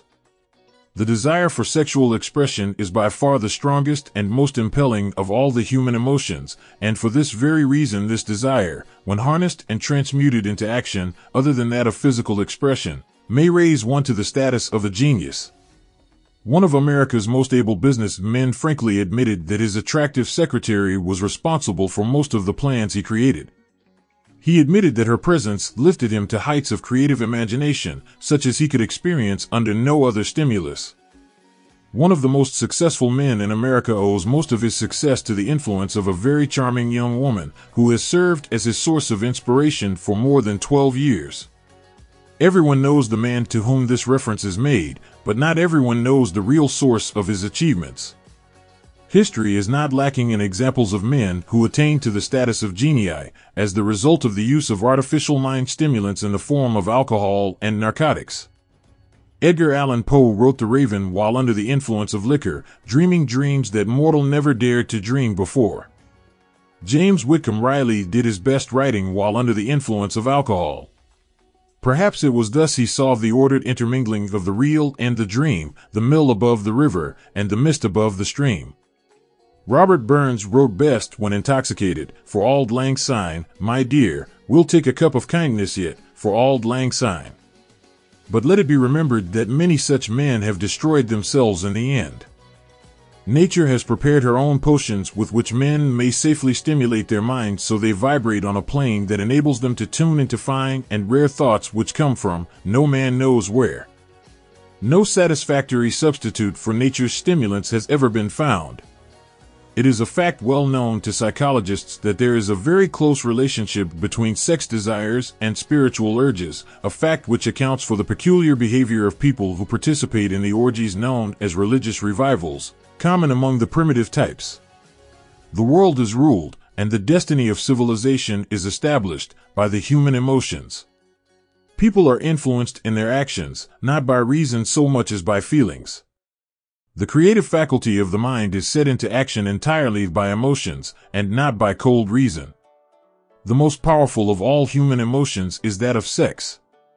There are other mind stimulants, some of which have been listed, but no one of them, nor all of them combined, can equal the driving power of sex. A mind stimulant is any influence which will either temporarily or permanently increase the vibrations of thought. The 10 major stimulants described are those most commonly resorted to.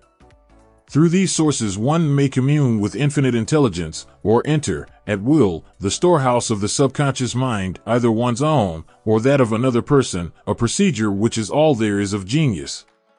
A teacher who has trained and directed the efforts of more than 30,000 salespeople made the astounding discovery that highly sexed men are the most efficient salesmen. The explanation is that the factor of personality known as personal magnetism is nothing more nor less than sex energy. Highly sexed people always have a plentiful supply of magnetism. Through cultivation and understanding, this vital force may be drawn upon and used to great advantage in the relationships between people. This energy may be communicated to others through the following media. 1. The handshake. The touch of the hand indicates, instantly, the presence of magnetism or the lack of it. 2. The tone of voice. Magnetism, or sex energy, is the factor with which the voice may be colored or made musical and charming. 3. Posture and carriage of the body. Highly sexed people move briskly and with grace and ease. 4. The vibrations of thought. Highly sexed people mix the emotion of sex with their thoughts, or may do so at will, and in that way may influence those around them. 5. Body adornment. People who are highly sexed are usually very careful about their personal appearance. They usually select clothing of a style becoming to their personality, physique, complexion, etc. When employing salesmen, the more capable sales manager looks for the quality of personal magnetism as the first requirement of a salesman. People who lack sex energy will never become enthusiastic nor inspire others with enthusiasm, and enthusiasm is one of the most important requisites in salesmanship, no matter what one is selling. The public speaker, orator, preacher, lawyer, or salesman who is lacking in sex energy is a flop, as far as being able to influence others is concerned. Couple with this the fact that most people can be influenced only through an appeal to their emotions, and you will understand the importance of sex energy as a part of the salesman's native ability. Master salesmen attain the status of mastery in selling because they either consciously or unconsciously transmute the energy of sex into sales enthusiasm. In this statement may be found a very practical suggestion as to the actual meaning of sex transmutation. The salesman who knows how to take his mind off the subject of sex and direct it in sales effort with as much enthusiasm and determination as he would apply to its original purpose has acquired the art of sex transmutation, whether he knows it or not. The majority of salesmen who transmute their sex energy do so without being in the least aware of what they are doing or how they are doing it. Transmutation of sex energy calls for more willpower than the average person cares to use for this purpose. Those who find it difficult to summon willpower sufficient for transmutation may gradually acquire this ability. Though this requires willpower, the reward for the practice is more than worth the effort. The entire subject of sex is one with which the majority of people appear to be unpardonably ignorant. The urge of sex has been grossly misunderstood, slandered, and burlesqued by the ignorant and the evil-minded for so long that the very word sex is seldom used in polite society. Men and women who are known to be blessed, yes, blessed, with highly sexed natures, are usually looked upon as being people who will bear watching. Instead of being called blessed, they are usually called cursed. Millions of people, even in this age of enlightenment, have inferiority complexes which they developed because of this false belief that a highly sexed nature is a curse. These statements of the virtue of sex energy should not be construed as justification for the libertine. The emotion of sex is a virtue only when used intelligently and with discrimination. It may be misused, and often is, to such an extent that it debases, instead of enriches, both body and mind. The better use of this power is the burden of this chapter. It seemed quite significant to the author when he made the discovery that practically every great leader, whom he had the privilege of analyzing, was a man whose achievements were largely inspired by a woman. In many instances, the woman in the case was a modest, self-denying wife, of whom the public had heard but little or nothing. In a few instances, the source of inspiration has been traced to the other woman. Perhaps such cases may not be entirely unknown to you. Intemperance in sex habits is just as detrimental as intemperance in habits of drinking and eating. In this age in which we live, an age which began with the World War, intemperance in habits of sex is common. This orgy of indulgence may account for the shortage of great leaders. No man can avail himself of the forces of his creative imagination while dissipating them. Man is the only creature on earth which violates nature's purpose in this connection. Every other animal indulges its sex nature in moderation and with purpose which harmonizes with the laws of nature. Every other animal responds to the call of sex only in season. Man's inclination is to declare open season. Every intelligent person knows that stimulation in excess, through alcoholic drink and narcotics, is a form of intemperance which destroys the vital organs of the body, including the brain. Not every person knows, however, that overindulgence in sex expression may become a habit as destructive and as detrimental to creative effort as narcotics or liquor. A sex mad man is not essentially different than a dope mad man. Both have lost control over their faculties of reason and willpower. Sexual overindulgence may not only destroy reason and willpower, but it may also lead to either temporary or permanent insanity. Many cases of hypochondria grow out of habits developed in ignorance of the true function of sex. From these brief references to the subject, it may be readily seen that ignorance on the subject of sex transmutation forces stupendous penalties upon the ignorant on the one hand, and withholds from them equally stupendous benefits on the other. Widespread ignorance on the subject of sex is due to the fact that the subject has been surrounded with mystery and beclouded by dark silence. The conspiracy of mystery and silence has had the same effect upon the minds of young people that the psychology of prohibition had. The result has been increased curiosity and desire to acquire more knowledge on this verboten subject, and to the shame of all lawmakers and most physicians, by training best qualified to educate youth on that subject, information has not been easily available. Seldom does an individual enter upon highly creative effort in any field of endeavor before the age of 40. The average man reaches the period of his greatest capacity to create between 40 and 60. These statements are based upon analysis of thousands of men and women who have been carefully observed. They should be encouraging to those who fail to arrive before the age of 40, and to those who become frightened at the approach of old age, around the 40-year mark. The years between 40 and 50 are, as a rule, the most fruitful.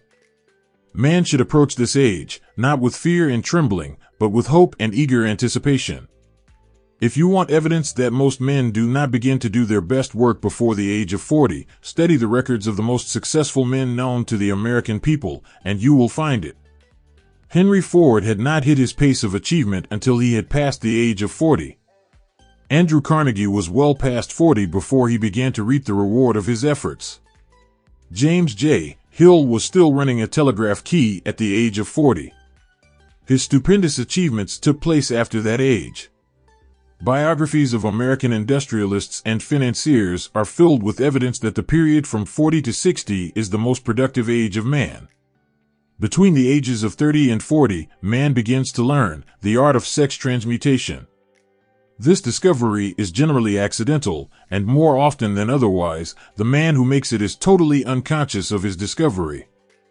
He may observe that his powers of achievement have increased around the age of 35 to 40, but in most cases, he is not familiar with the cause of this change, that nature begins to harmonize the emotions of love and sex in the individual between the ages of 30 and 40, so that he may draw upon these great forces and apply them jointly as stimuli to action. Sex, alone, is a mighty urge to action, but its forces are like a cyclone, they are often uncontrollable. When the emotion of love begins to mix itself with the emotion of sex, the result is calmness of purpose, poise, accuracy of judgment, and balance. What person, who has attained to the age of 40, is so unfortunate as to be unable to analyze these statements, and to corroborate them by his own experience? When driven by his desire to please a woman, based solely upon the emotion of sex, a man may be, and usually is, capable of great achievement, but his actions may be disorganized, distorted, and totally destructive.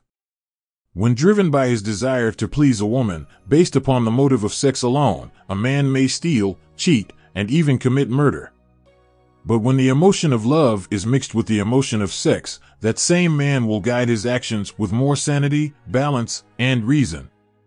Criminologists have discovered that the most hardened criminals can be reformed through the influence of a woman's love. There is no record of a criminal having been reformed solely through the sex influence. These facts are well known, but their cause is not. Reformation comes, if at all, through the heart or the emotional side of man, not through his head or reasoning side. Reformation means a change of heart. It does not mean a change of head. A man may, because of reason, make certain changes in his personal conduct to avoid the consequences of undesirable effects, but genuine reformation comes only through a change of heart, through a desire to change. Love, romance, and sex are all emotions capable of driving men to heights of superachievement. Love is the emotion which serves as a safety valve and ensures balance, poise, and constructive effort. When combined, these three emotions may lift one to an altitude of a genius. There are genii, however, who know but little of the emotion of love. Most of them may be found engaged in some form of action which is destructive, or at least, not based upon justice and fairness toward others. If good taste would permit, a dozen genii could be named in the field of industry and finance, who ride ruthlessly over the rights of their fellow men. They seem totally lacking in conscience. The reader can easily supply his own list of such men. The emotions are states of mind. Nature has provided man with a chemistry of the mind which operates in a manner similar to the principles of chemistry of matter. It is a well-known fact that, through the aid of chemistry of matter, a chemist may create a deadly poison by mixing certain elements, none of which are, in themselves, harmful in the right proportions. The emotions may, likewise, be combined so as to create a deadly poison. The emotions of sex and jealousy, when mixed, may turn a person into an insane beast. The presence of any one or more of the destructive emotions in the human mind, through the chemistry of the mind, sets up a poison which may destroy one's sense of justice and fairness. In extreme cases, the presence of any combination of these emotions in the mind may destroy one's reason. The road to genius consists of the development, control, and use of sex, love, and romance. Briefly, the process may be stated as follows: encourage the presence of these emotions as the dominating thoughts in one's mind, and discourage the presence of all the destructive emotions. The mind is a creature of habit. It thrives upon the dominating thoughts fed it. Through the faculty of willpower, one may discourage the presence of any emotion and encourage the presence of any other. Control of the mind, through the power of will, is not difficult. Control comes from persistence and habit. The secret of control lies in understanding the process of transmutation. When any negative emotion presents itself in one's mind, it can be transmuted into a positive or constructive emotion by the simple procedure of changing one's thoughts. There is no other road to genius than through voluntary self-effort. A man may attain to great heights of financial or business achievement solely by the driving force of sex energy, but history is filled with evidence that he may, and usually does, carry with him certain traits of character which rob him of the ability to either hold or enjoy his fortune. This is worthy of analysis, thought, and meditation, for it states a truth, the knowledge of which may be helpful to women as well as men. Ignorance of this has cost thousands of people their privilege of happiness, even though they possessed riches. The emotions of love and sex leave their unmistakable marks upon the features. Moreover, these signs are so visible that all who wish may read them. The man who is driven by the storm of passion, based upon sex desires alone, plainly advertises that fact to the entire world by the expression of his eyes and the lines of his face. The emotion of love, when mixed with the emotion of sex, softens, modifies, and beautifies the facial expression. No character analyst is needed to tell you this, you may observe it for yourself. The emotion of love brings out, and develops, the artistic and the aesthetic nature of man. It leaves its impress upon one's very soul, even after the fire has been subdued by time and circumstance. Memories of love never pass. They linger, guide, and influence long after the source of stimulation has faded. There is nothing new in this. Every person who has been moved by genuine love knows that it leaves enduring traces upon the human heart. The effect of love endures because love is spiritual in nature. The man who cannot be stimulated to great heights of achievement by love is hopeless. He is dead, though he may seem to live. Even the memories of love are sufficient to lift one to a higher plane of creative effort. The major force of love may spend itself and pass away, like a fire which has burned itself out, but it leaves behind indelible marks as evidence that it passed that way. Its departure often prepares the human heart for still greater love. Go back into your yesterdays, at times, and bathe your mind in the beautiful memories of past love. It will soften the influence of the present worries and annoyances. It will give you a source of escape from the unpleasant realities of life, and maybe, who knows, your mind will yield to you during this temporary retreat into the world of fantasy, ideas, or plans which may change the entire financial or spiritual status of your life. If you believe yourself unfortunate because you have loved and lost, perish the thought. One who has loved truly can never lose entirely. Love is whimsical and temperamental. Its nature is ephemeral and transitory.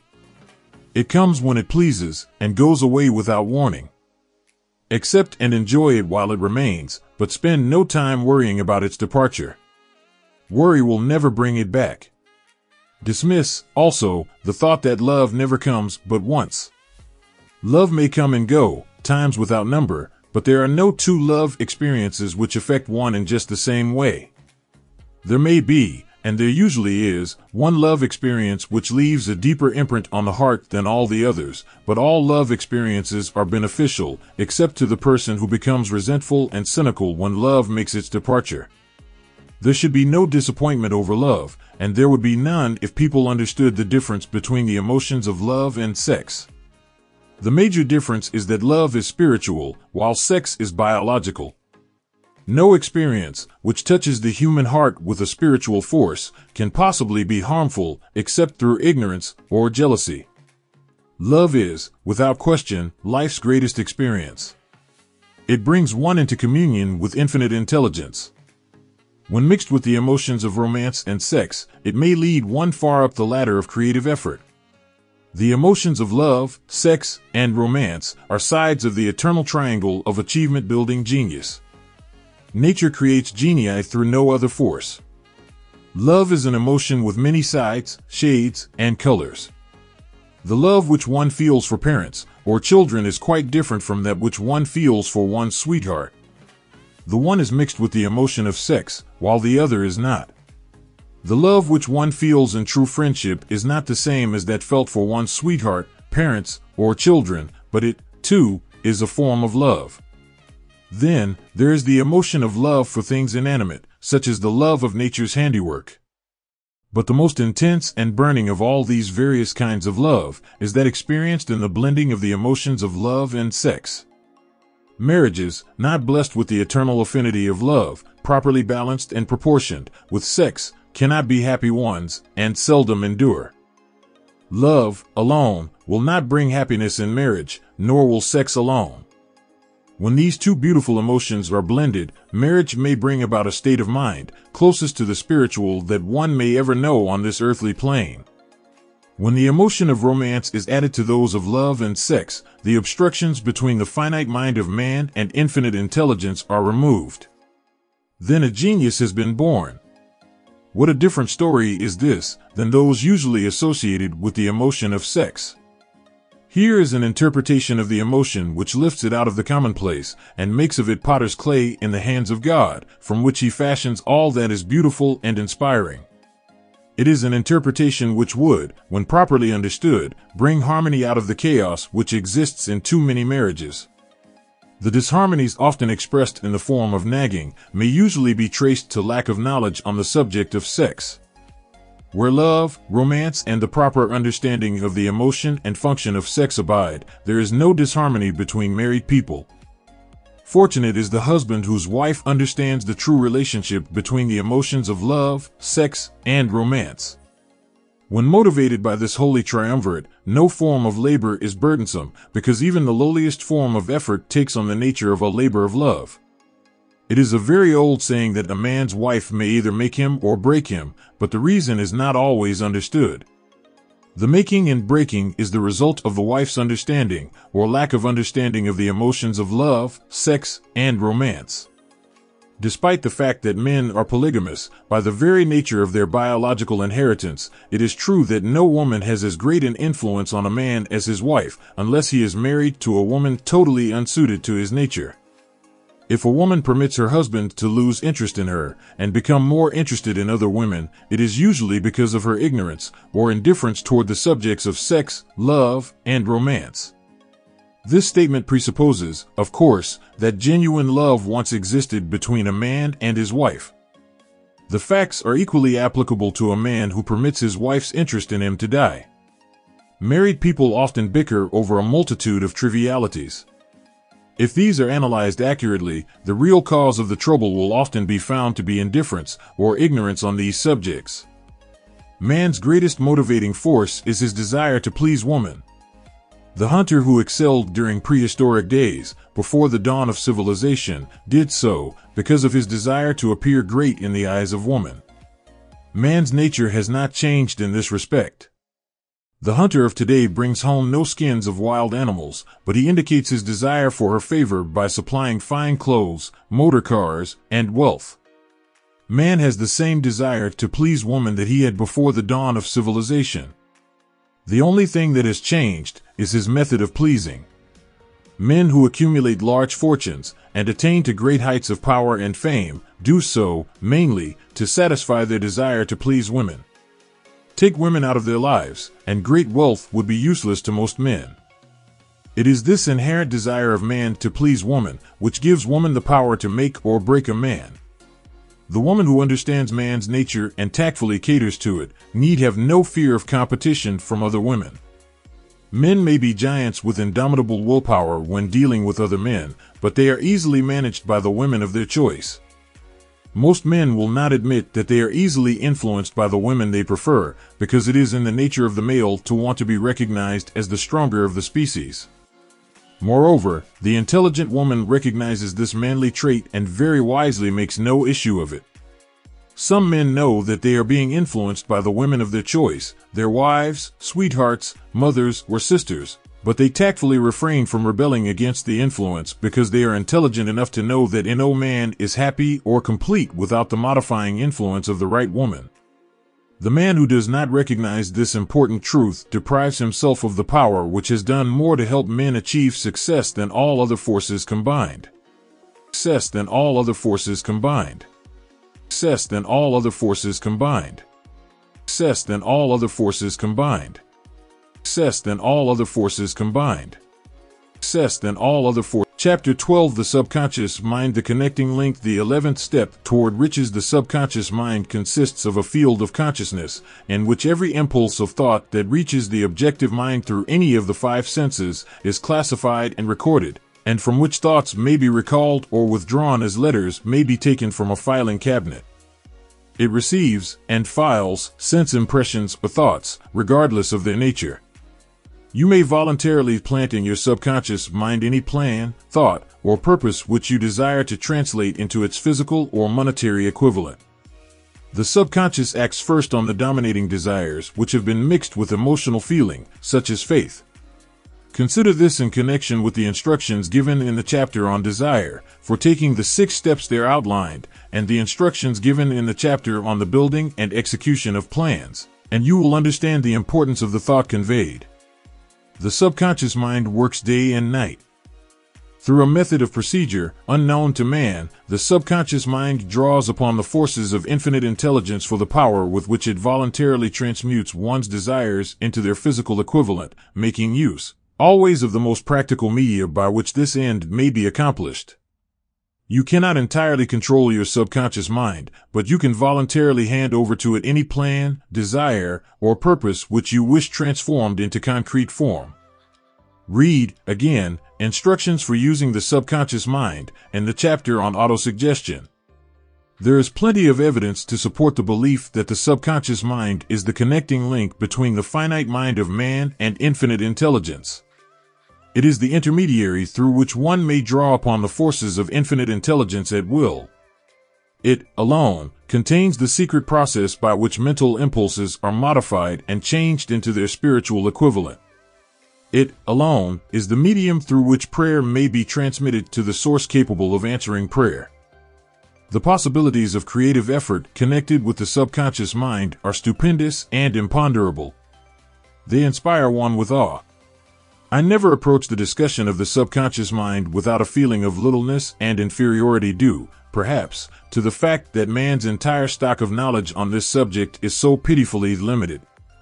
The very fact that the subconscious mind is the medium of communication between the thinking mind of man and infinite intelligence is, of itself, a thought which almost paralyzes one's reason.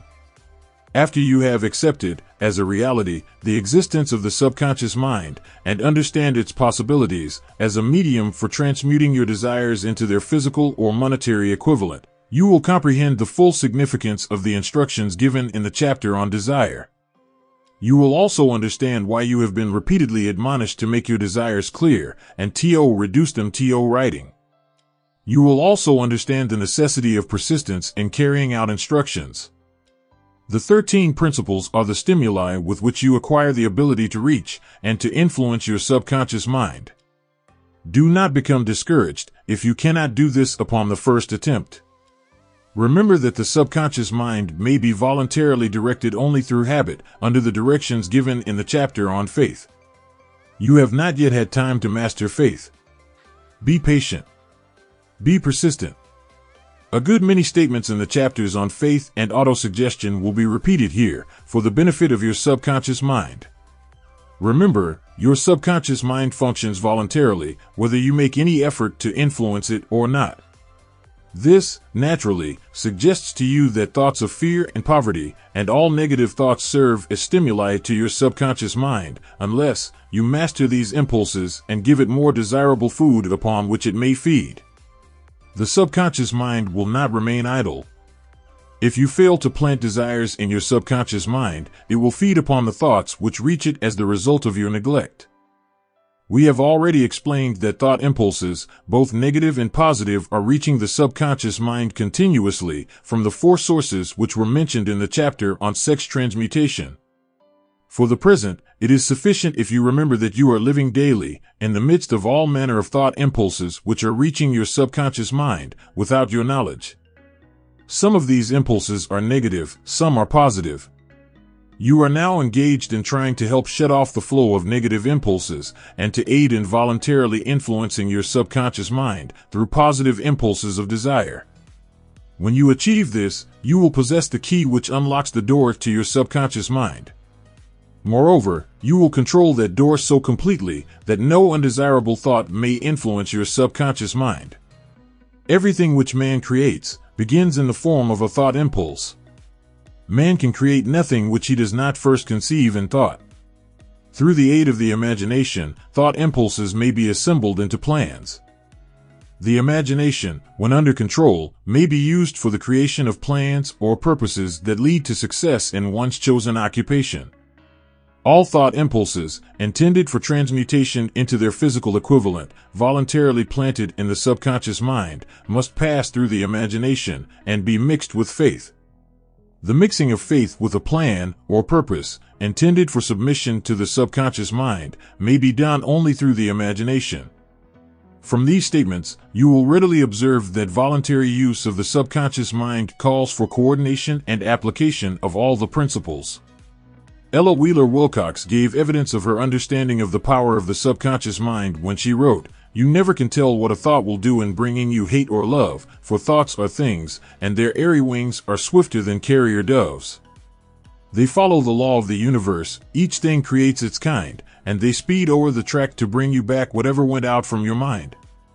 Mrs. Wilcox understood the truth that thoughts which go out from one's mind also embed themselves deeply in one's subconscious mind, where they serve as a magnet, pattern, or blueprint by which the subconscious mind is influenced while translating them into their physical equivalent. Thoughts are truly things, for the reason that every material thing begins in the form of thought energy. The subconscious mind is more susceptible to influence by impulses of thought mixed with feeling or emotion than by those originating solely in the reasoning portion of the mind. In fact, there is much evidence to support the theory that only emotionalized thoughts have any action influence upon the subconscious mind. It is a well-known fact that emotion or feeling rules the majority of people. If it is true that the subconscious mind responds more quickly to and is influenced more readily by thought impulses which are well mixed with emotion, it is essential to become familiar with the more important of the emotions. There are 7 major positive emotions and 7 major negative emotions. The negatives voluntarily inject themselves into the thought impulses, which ensure passage into the subconscious mind. The positives must be injected, through the principle of autosuggestion, into the thought impulses which an individual wishes to pass on to his subconscious mind. These emotions, or feeling impulses, may be likened to yeast in a loaf of bread, because they constitute the action element, which transforms thought impulses from the passive to the active state. Thus may one understand why thought impulses, which have been well mixed with emotion, are acted upon more readily than thought impulses originating in cold reason. You are preparing yourself to influence and control the inner audience of your subconscious mind, in order to hand over to it the desire for money, which you wish transmuted into its monetary equivalent. It is essential, therefore, that you understand the method of approach to this inner audience. You must speak its language, or it will not heed your call. It understands best the language of emotion or feeling. Let us, therefore, describe here the 7 major positive emotions and the 7 major negative emotions, so that you may draw upon the positives and avoid the negatives when giving instructions to your subconscious mind. The 7 major positive emotions: the emotion of desire, the emotion of faith, the emotion of love, the emotion of sex, the emotion of enthusiasm, the emotion of romance, the emotion of hope. There are other positive emotions, but these are the 7 most powerful and the ones most commonly used in creative effort. Master these 7 emotions, and the other positive emotions will be at your command when you need them. Remember, in this connection, that you are studying a book which is intended to help you develop a money consciousness by filling your mind with positive emotions.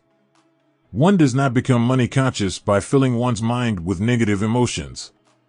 The 7 major negative emotions: the emotion of fear, the emotion of jealousy, the emotion of hatred, the emotion of revenge, the emotion of greed, the emotion of superstition, the emotion of anger. Positive and negative emotions cannot occupy the mind at the same time.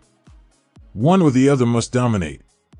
It is your responsibility to make sure that positive emotions constitute the dominating influence of your mind.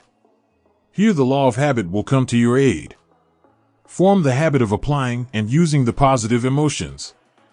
Eventually, they will dominate your mind so completely that the negatives cannot enter it. Only by following these instructions literally and continuously can you gain control over your subconscious mind.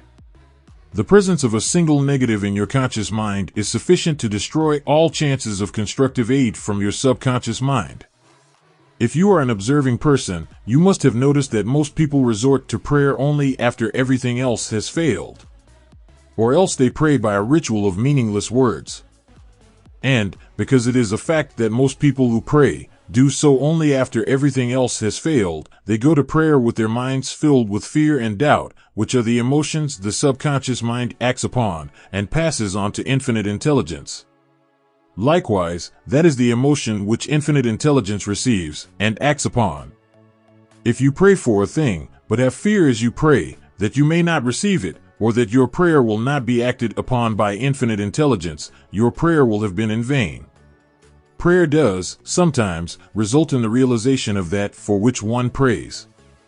If you have ever had the experience of receiving that for which you prayed, go back in your memory and recall your actual state of mind while you were praying, and you will know, for sure, that the theory here described is more than a theory.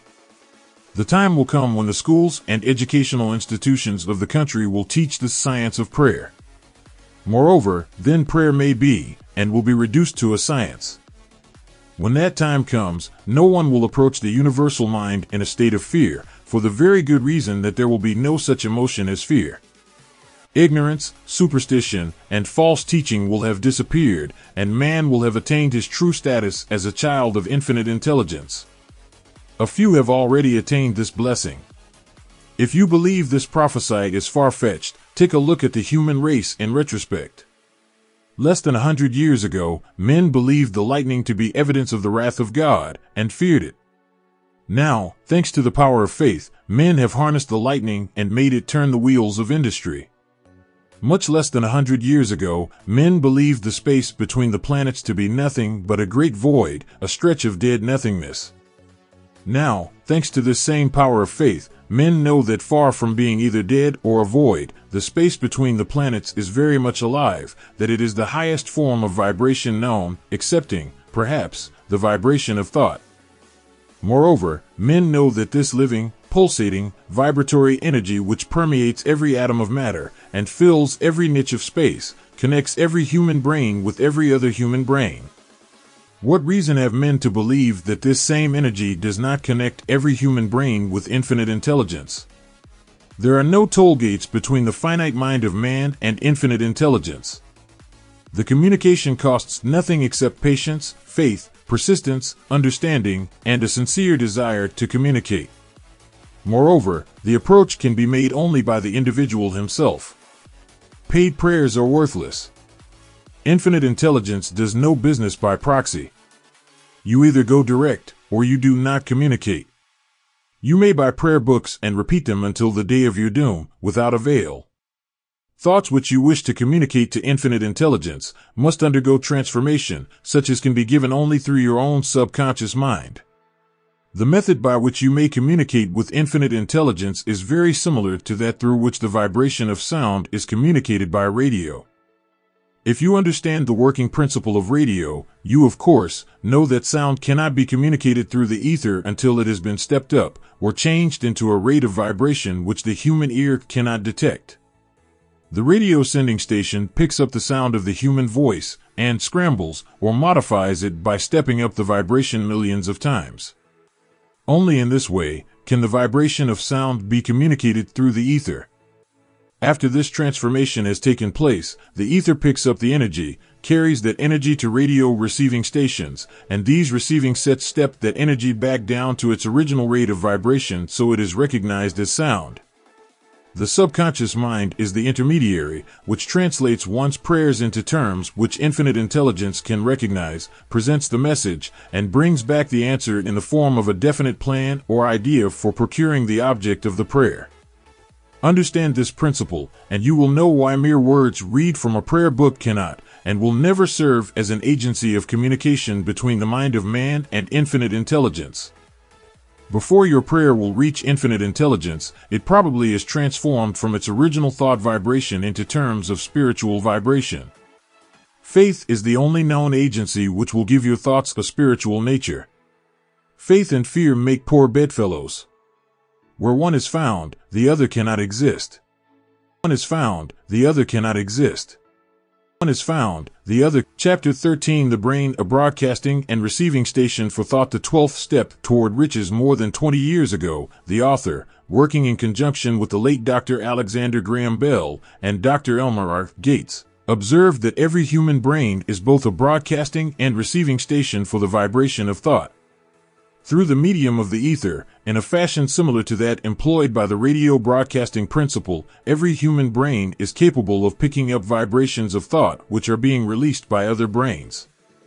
In connection with the statement in the preceding paragraph, compare and consider the description of the creative imagination as outlined in the chapter on imagination.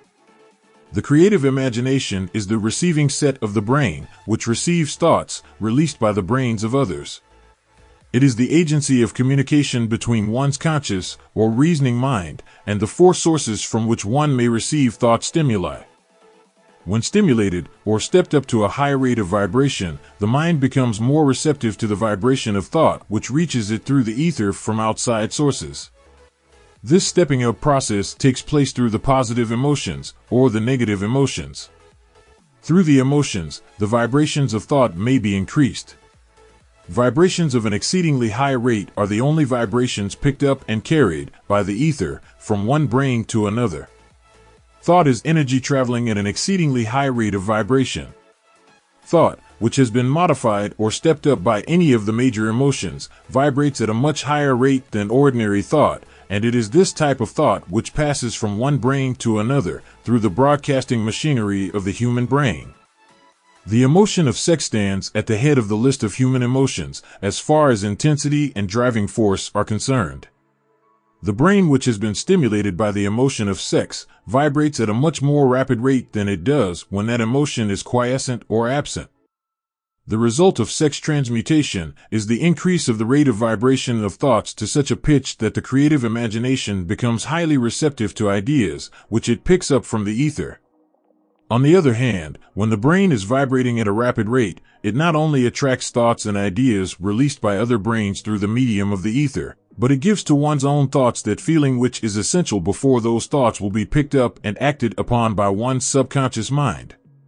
Thus, you will see that the broadcasting principle is the factor through which you mix feeling or emotion with your thoughts and pass them on to your subconscious mind. The subconscious mind is the sending station of the brain through which vibrations of thought are broadcast. The creative imagination is the receiving set through which the vibrations of thought are picked up from the ether. Along with the important factors of the subconscious mind and the faculty of the creative imagination, which constitute the sending and receiving sets of your mental broadcasting machinery, consider now the principle of autosuggestion, which is the medium by which you may put into operation your broadcasting station. Through the instructions described in the chapter on autosuggestion, you were definitely informed of the method by which desire may be transmuted into its monetary equivalent. Operation of your mental broadcasting station is a comparatively simple procedure. You have but 3 principles to bear in mind and to apply when you wish to use your broadcasting station: the subconscious mind, creative imagination, and autosuggestion. The stimuli through which you put these 3 principles into action have been described. The procedure begins with desire. The greatest forces are intangible. The Depression brought the world to the very borderline of understanding of the forces which are intangible and unseen. Through the ages which have passed, man has depended too much upon his physical senses and has limited his knowledge to physical things, which he could see, touch, weigh, and measure. We are now entering the most marvelous of all ages, an age which will teach us something of the intangible forces of the world about us. Perhaps we shall learn, as we pass through this age, that the other self is more powerful than the physical self we see when we look into a mirror. Sometimes men speak lightly of the intangibles, the things which they cannot perceive through any of their 5 senses, and when we hear them, it should remind us that all of us are controlled by forces which are unseen and intangible. The whole of mankind has not the power to cope with, nor to control the intangible force wrapped up in the rolling waves of the oceans. Man has not the capacity to understand the intangible force of gravity, which keeps this little earth suspended in mid-air, and keeps man from falling from it, much less the power to control that force. Man is entirely subservient to the intangible force which comes with a thunderstorm, and he is just as helpless in the presence of the intangible force of electricity. Nay, he does not even know what electricity is, where it comes from, or what its purpose is. Nor is this by any means the end of man's ignorance in connection with things unseen and intangible. He does not understand the intangible force wrapped up in the soil of the earth, the force which provides him with every morsel of food he eats, every article of clothing he wears, every dollar he carries in his pockets. The dramatic story of the brain last, but not least, man, with all of his boasted culture and education, understands little or nothing of the intangible force of thought. He knows but little concerning the physical brain and its vast network of intricate machinery through which the power of thought is translated into its material equivalent, but he is now entering an age which shall yield enlightenment on the subject. Already men of science have begun to turn their attention to the study of this stupendous thing called the brain, and, while they are still in the kindergarten stage of their studies, they have uncovered enough knowledge to know that the central switchboard of the human brain, the number of lines which connect the brain cells one with another, equal the figure 1, followed by 15 million ciphers. The figure is so stupendous, said Dr. C. Judson Herrick of the University of Chicago, that astronomical figures dealing with hundreds of millions of light years become insignificant by comparison. It has been determined that there are from 10 billion to 14 billion nerve cells in the human cerebral cortex, and we know that these are arranged in definite patterns. These arrangements are not haphazard. They are orderly. Recently developed methods of electrophysiology draw off action currents from very precisely located cells or fibers with microelectrodes, amplify them with radio tubes, and record potential differences to a millionth of a volt.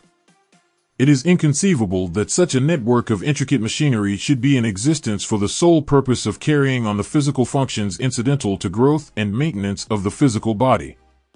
Is it not likely that the same system, which gives billions of brain cells the media for communication one with another, provides also the means of communication with other intangible forces?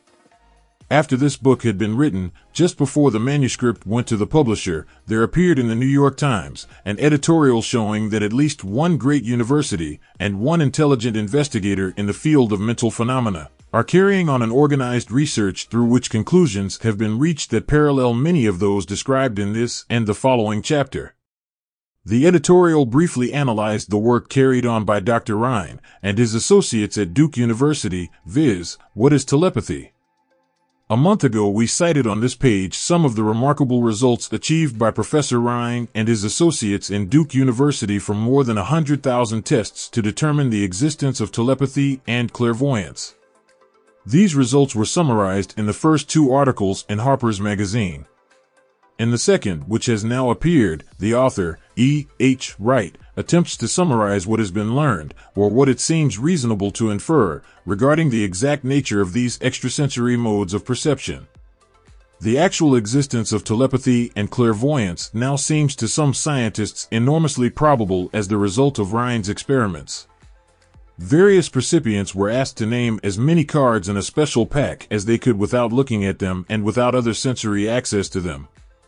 About a score of men and women were discovered who could regularly name so many of the cards correctly that there was not one chance in many a million of their having done their feats by luck or accident. But how did they do them? These powers, assuming that they exist, do not seem to be sensory. There is no known organ for them. The experiments work just as well at distances of several hundred miles as they did in the same room. These facts also dispose, in Mr. Wright's opinion, of the attempt to explain telepathy or clairvoyance through any physical theory of radiation. All known forms of radiant energy decline inversely as the square of the distance traversed. Telepathy and clairvoyance do not. But they do vary through physical causes as our other mental powers do. Contrary to widespread opinion, they do not improve when the percipient is asleep or half asleep, but, on the contrary, when he is most wide awake and alert. Rhine discovered that a narcotic will invariably lower a percipient's score, while a stimulant will always send it higher. The most reliable performer apparently cannot make a good score unless he tries to do his best.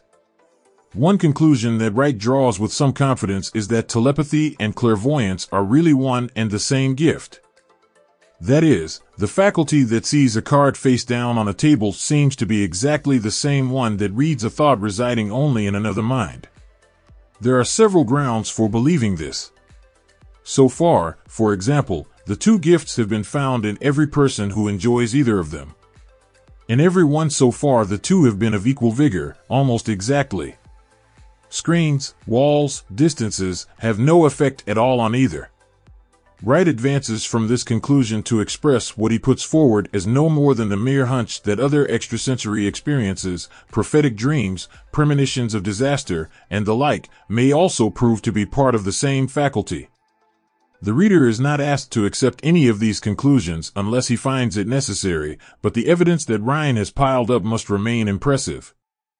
In view of Dr. Rhine's announcement in connection with the conditions under which the mind responds to what he terms extra-sensory modes of perception, I now feel privileged to add to his testimony by stating that my associates and I have discovered what we believe to be the ideal conditions under which the mind can be stimulated so that the sixth sense described in the next chapter can be made to function in a practical way. The conditions to which I refer consist of a close working alliance between myself and two members of my staff. Through experimentation and practice, we have discovered how to stimulate our minds so that we can, by a process of blending our three minds into one, find the solution to a great variety of personal problems which are submitted by my clients. The procedure is very simple. We sit down at a conference table, clearly state the nature of the problem we have under consideration, then begin discussing it. Each contributes whatever thoughts that may occur.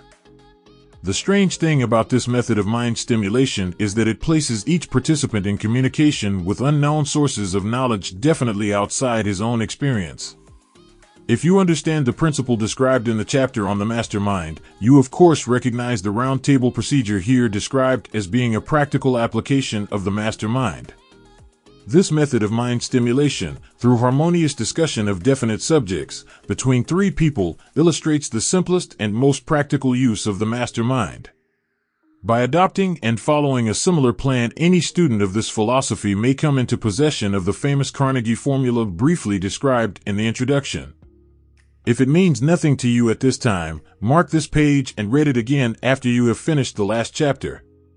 The Depression was a blessing in disguise. It reduced the whole world to a new starting point that gives everyone a new opportunity. Chapter 14, The Sixth Sense, the door to the Temple of Wisdom. The 13th step toward riches. The 13th principle is known as the sixth sense, through which infinite intelligence may and will communicate voluntarily, without any effort from or demands by the individual. This principle is the apex of the philosophy. It can be assimilated, understood, and applied only by first mastering the other 12 principles. The sixth sense is that portion of the subconscious mind which has been referred to as the creative imagination. It has also been referred to as the receiving set through which ideas, plans, and thoughts flash into the mind. The flashes are sometimes called hunches or inspirations.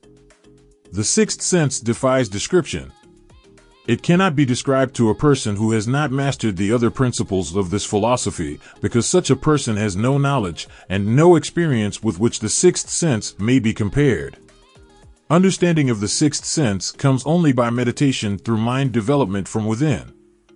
The sixth sense probably is the medium of contact between the finite mind of man and infinite intelligence, and for this reason, it is a mixture of both the mental and the spiritual. It is believed to be the point at which the mind of man contacts the universal mind. After you have mastered the principles described in this book, you will be prepared to accept as truth a statement which may, otherwise, be incredible to you, namely, through the aid of the sixth sense, you will be warned of impending dangers in time to avoid them, and notified of opportunities in time to embrace them. There comes to your aid, and to do your bidding, with the development of the sixth sense, a guardian angel who will open to you at all times the door to the temple of wisdom. Whether or not this is a statement of truth, you will never know, except by following the instructions described in the pages of this book, or some similar method of procedure. The author is not a believer in, nor an advocate of miracles, for the reason that he has enough knowledge of nature to understand that nature never deviates from her established laws. Some of her laws are so incomprehensible that they produce what appear to be miracles. The sixth sense comes as near to being a miracle as anything I have ever experienced, and it appears so, only because I do not understand the method by which this principle is operated. This much the author does know, that there is a power, or a first cause, or an intelligence, which permeates every atom of matter, and embraces every unit of energy perceptible to man, that this infinite intelligence converts acorns into oak trees, causes water to flow downhill in response to the law of gravity, follows night with day, and winter with summer, each maintaining its proper place and relationship to the other. This intelligence may, through the principles of this philosophy, be induced to aid in transmuting desires into concrete or material form. The author has this knowledge because he has experimented with it and has experienced it. Step by step, through the preceding chapters, you have been led to this, the last principle. If you have mastered each of the preceding principles, you are now prepared to accept, without being skeptical, the stupendous claims made here. If you have not mastered the other principles, you must do so before you may determine, definitely, whether or not the claims made in this chapter are fact or fiction. While I was passing through the age of hero worship, I found myself trying to imitate those whom I most admired. Moreover, I discovered that the element of faith, with which I endeavored to imitate my idols, gave me great capacity to do so quite successfully. I have never entirely divested myself of this habit of hero worship, although I have passed the age commonly given over to such. My experience has taught me that the next best thing to being truly great is to emulate the great by feeling and action as nearly as possible. Long before I had ever written a line for publication or endeavored to deliver a speech in public, I followed the habit of reshaping my own character by trying to imitate the 9 men whose lives and life works had been most impressive to me. These 9 men were Emerson, Paine, Edison, Darwin, Lincoln, Burbank, Napoleon, Ford, and Carnegie. Every night, over a long period of years, I held an imaginary council meeting with this group whom I called my invisible counselors. The procedure was this. Just before going to sleep at night, I would shut my eyes and see, in my imagination, this group of men seated with me around my council table. Here I had not only an opportunity to sit among those whom I considered to be great, but I actually dominated the group by serving as the chairman. I had a very definite purpose in indulging my imagination through these nightly meetings. My purpose was to rebuild my own character so it would represent a composite of the characters of my imaginary counselors. Realizing, as I did, early in life that I had to overcome the handicap of birth in an environment of ignorance and superstition, I deliberately assigned myself the task of voluntary rebirth through the method here described. Building character through autosuggestion. Being an earnest student of psychology, I knew, of course, that all men have become what they are because of their dominating thoughts and desires. I knew that every deeply seated desire has the effect of causing one to seek outward expression through which that desire may be transmuted into reality. I knew that self-suggestion is a powerful factor in building character, that it is, in fact, the sole principle through which character is builded. With this knowledge of the principles of mind operation, I was fairly well armed with the equipment needed in rebuilding my character.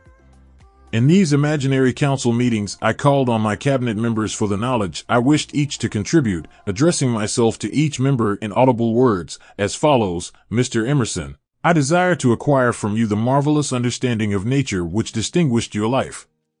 I ask that you make an impress upon my subconscious mind of whatever qualities you possessed, which enabled you to understand and adapt yourself to the laws of nature. I ask that you assist me in reaching and drawing upon whatever sources of knowledge are available to this end. Mr. Burbank, I request that you pass on to me the knowledge which enabled you to so harmonize the laws of nature that you caused the cactus to shed its thorns and become an edible food. Give me access to the knowledge which enabled you to make 2 blades of grass grow where but one grew before, and helped you to blend the coloring of the flowers with more splendor and harmony, for you, alone, have successfully gilded the lily. Napoleon, I desire to acquire from you, by emulation, the marvelous ability you possess to inspire men, and to arouse them to greater and more determined spirit of action. Also to acquire the spirit of enduring faith, which enabled you to turn defeat into victory, and to surmount staggering obstacles.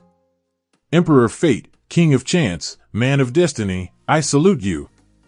Mr. Paine, I desire to acquire from you the freedom of thought and the courage and clarity with which to express convictions, which so distinguished you. Mr. Darwin, I wish to acquire from you the marvelous patience and ability to study cause and effect, without bias or prejudice, so exemplified by you. Mr. Lincoln, I desire to build into my own character the keen sense of justice, the untiring spirit of patience, the sense of humor, the human understanding, and the tolerance, which were your distinguishing characteristics. Mr. Carnegie, I am already indebted to you for my choice of a life work, which has brought me great happiness and peace of mind. I wish to acquire a thorough understanding of the principles of organized effort, which you used so effectively in the building of a great industrial enterprise. Mr. Ford, you have been among the most helpful of the men who have supplied much of the material essential to my work. I wish to acquire your spirit of persistence, the determination, poise, and self-confidence which have enabled you to master poverty, organize, unify, and simplify human effort, so I may help others to follow in your footsteps. Mr. Edison, I have seated you nearest to me, at my right, because of the personal cooperation you have given me during my research into the causes of success and failure. I wish to acquire from you the marvelous spirit of faith with which you have uncovered so many of nature's secrets, the spirit of unremitting toil with which you have so often wrested victory from defeat. My method of addressing the members of the imaginary cabinet would vary according to the traits of character in which I was, for the moment, most interested in acquiring. I studied the records of their lives with painstaking care. After some months of this nightly procedure, I was astounded by the discovery that these imaginary figures became, apparently, real. Each of these 9 men developed individual characteristics, which surprised me. For example, Lincoln developed the habit of always being late, then walking around in solemn parade. When he came, he walked very slowly, with his hands clasped behind him, and once in a while, he would stop as he passed, and rest his hand, momentarily, upon my shoulder.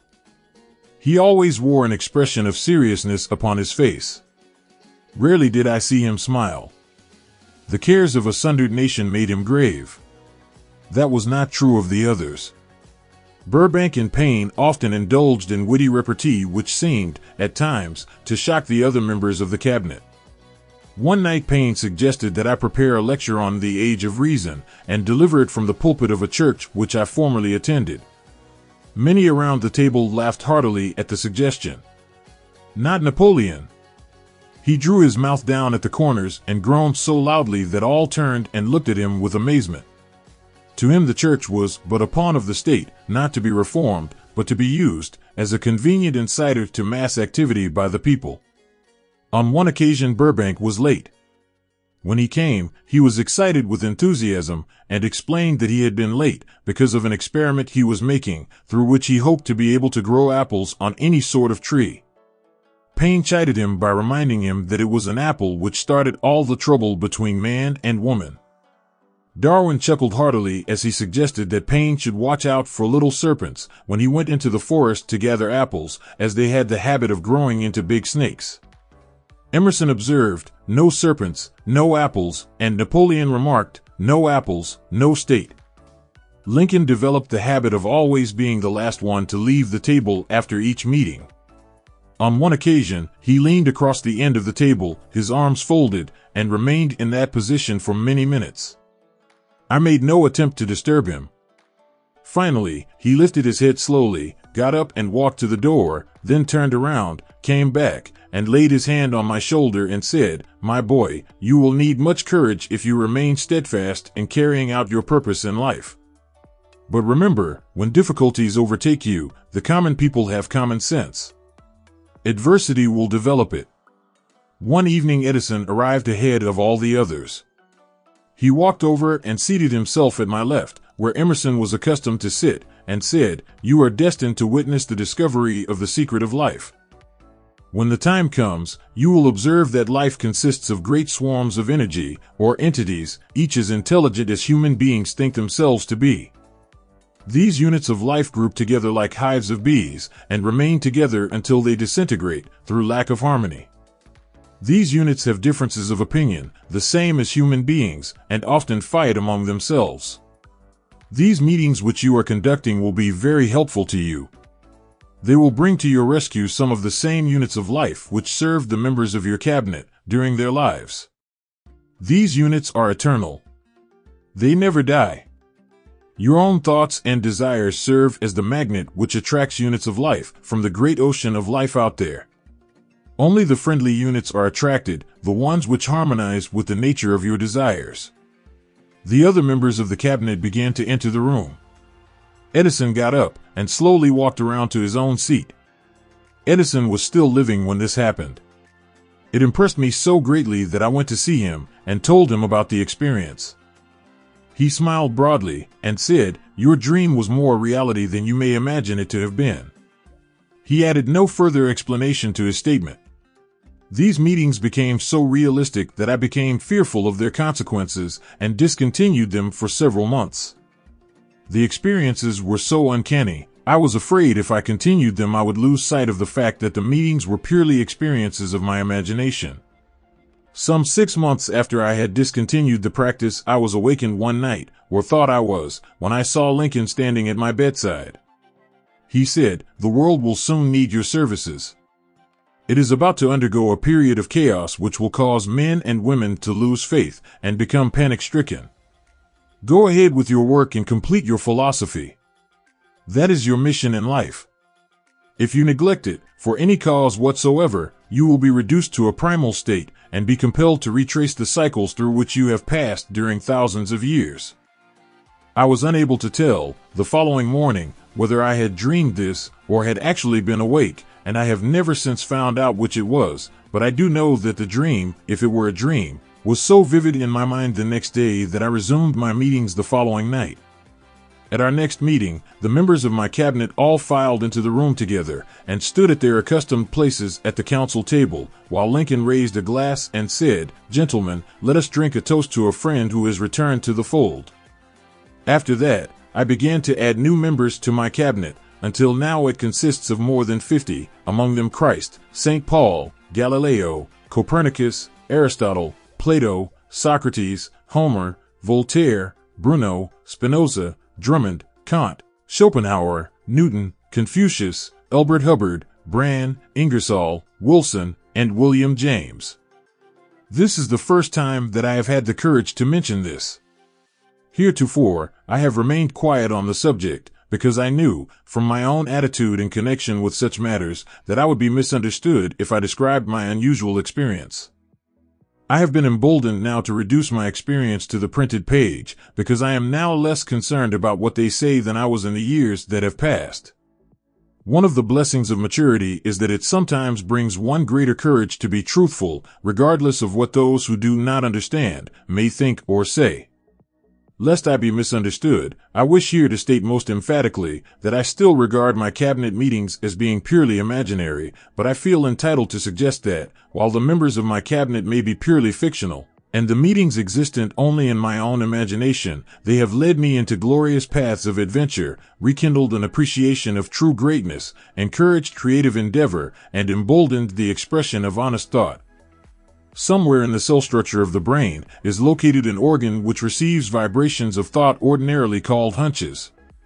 So far, science has not discovered where this organ of the sixth sense is located, but this is not important. The fact remains that human beings do receive accurate knowledge through sources other than the physical senses. Such knowledge, generally, is received when the mind is under the influence of extraordinary stimulation. Any emergency which arouses the emotions and causes the heart to beat more rapidly than normal may, and generally does, bring the sixth sense into action. Anyone who has experienced a near accident while driving knows that on such occasions, the sixth sense often comes to one's rescue and aids, by split seconds, in avoiding the accident. These facts are mentioned preliminary to a statement of fact which I shall now make, namely, that during my meetings with the invisible counselors I find my mind most receptive to ideas, thoughts, and knowledge which reach me through the sixth sense. I can truthfully say that I owe entirely to my invisible counselors full credit for such ideas, facts, or knowledge as I receive through inspiration. On scores of occasions, when I have faced emergencies, some of them so grave that my life was in jeopardy, I have been miraculously guided past these difficulties through the influence of my invisible counselors. My original purpose in conducting council meetings with imaginary beings was solely that of impressing my own subconscious mind, through the principle of autosuggestion, with certain characteristics which I desired to acquire. In more recent years, my experimentation has taken on an entirely different trend. I now go to my imaginary counselors with every difficult problem which confronts me and my clients. The results are often astonishing, although I do not depend entirely on this form of counsel. You, of course, have recognized that this chapter covers a subject with which a majority of people are not familiar. The sixth sense is a subject that will be of great interest and benefit to the person whose aim is to accumulate vast wealth, but it need not claim the attention of those whose desires are more modest. Henry Ford undoubtedly understands and makes practical use of the sixth sense. His vast business and financial operations make it necessary for him to understand and use this principle. The late Thomas A. Edison understood and used the sixth sense in connection with the development of inventions, especially those involving basic patents, in connection with which he had no human experience and no accumulated knowledge to guide him, as was the case while he was working on the talking machine and the moving picture machine.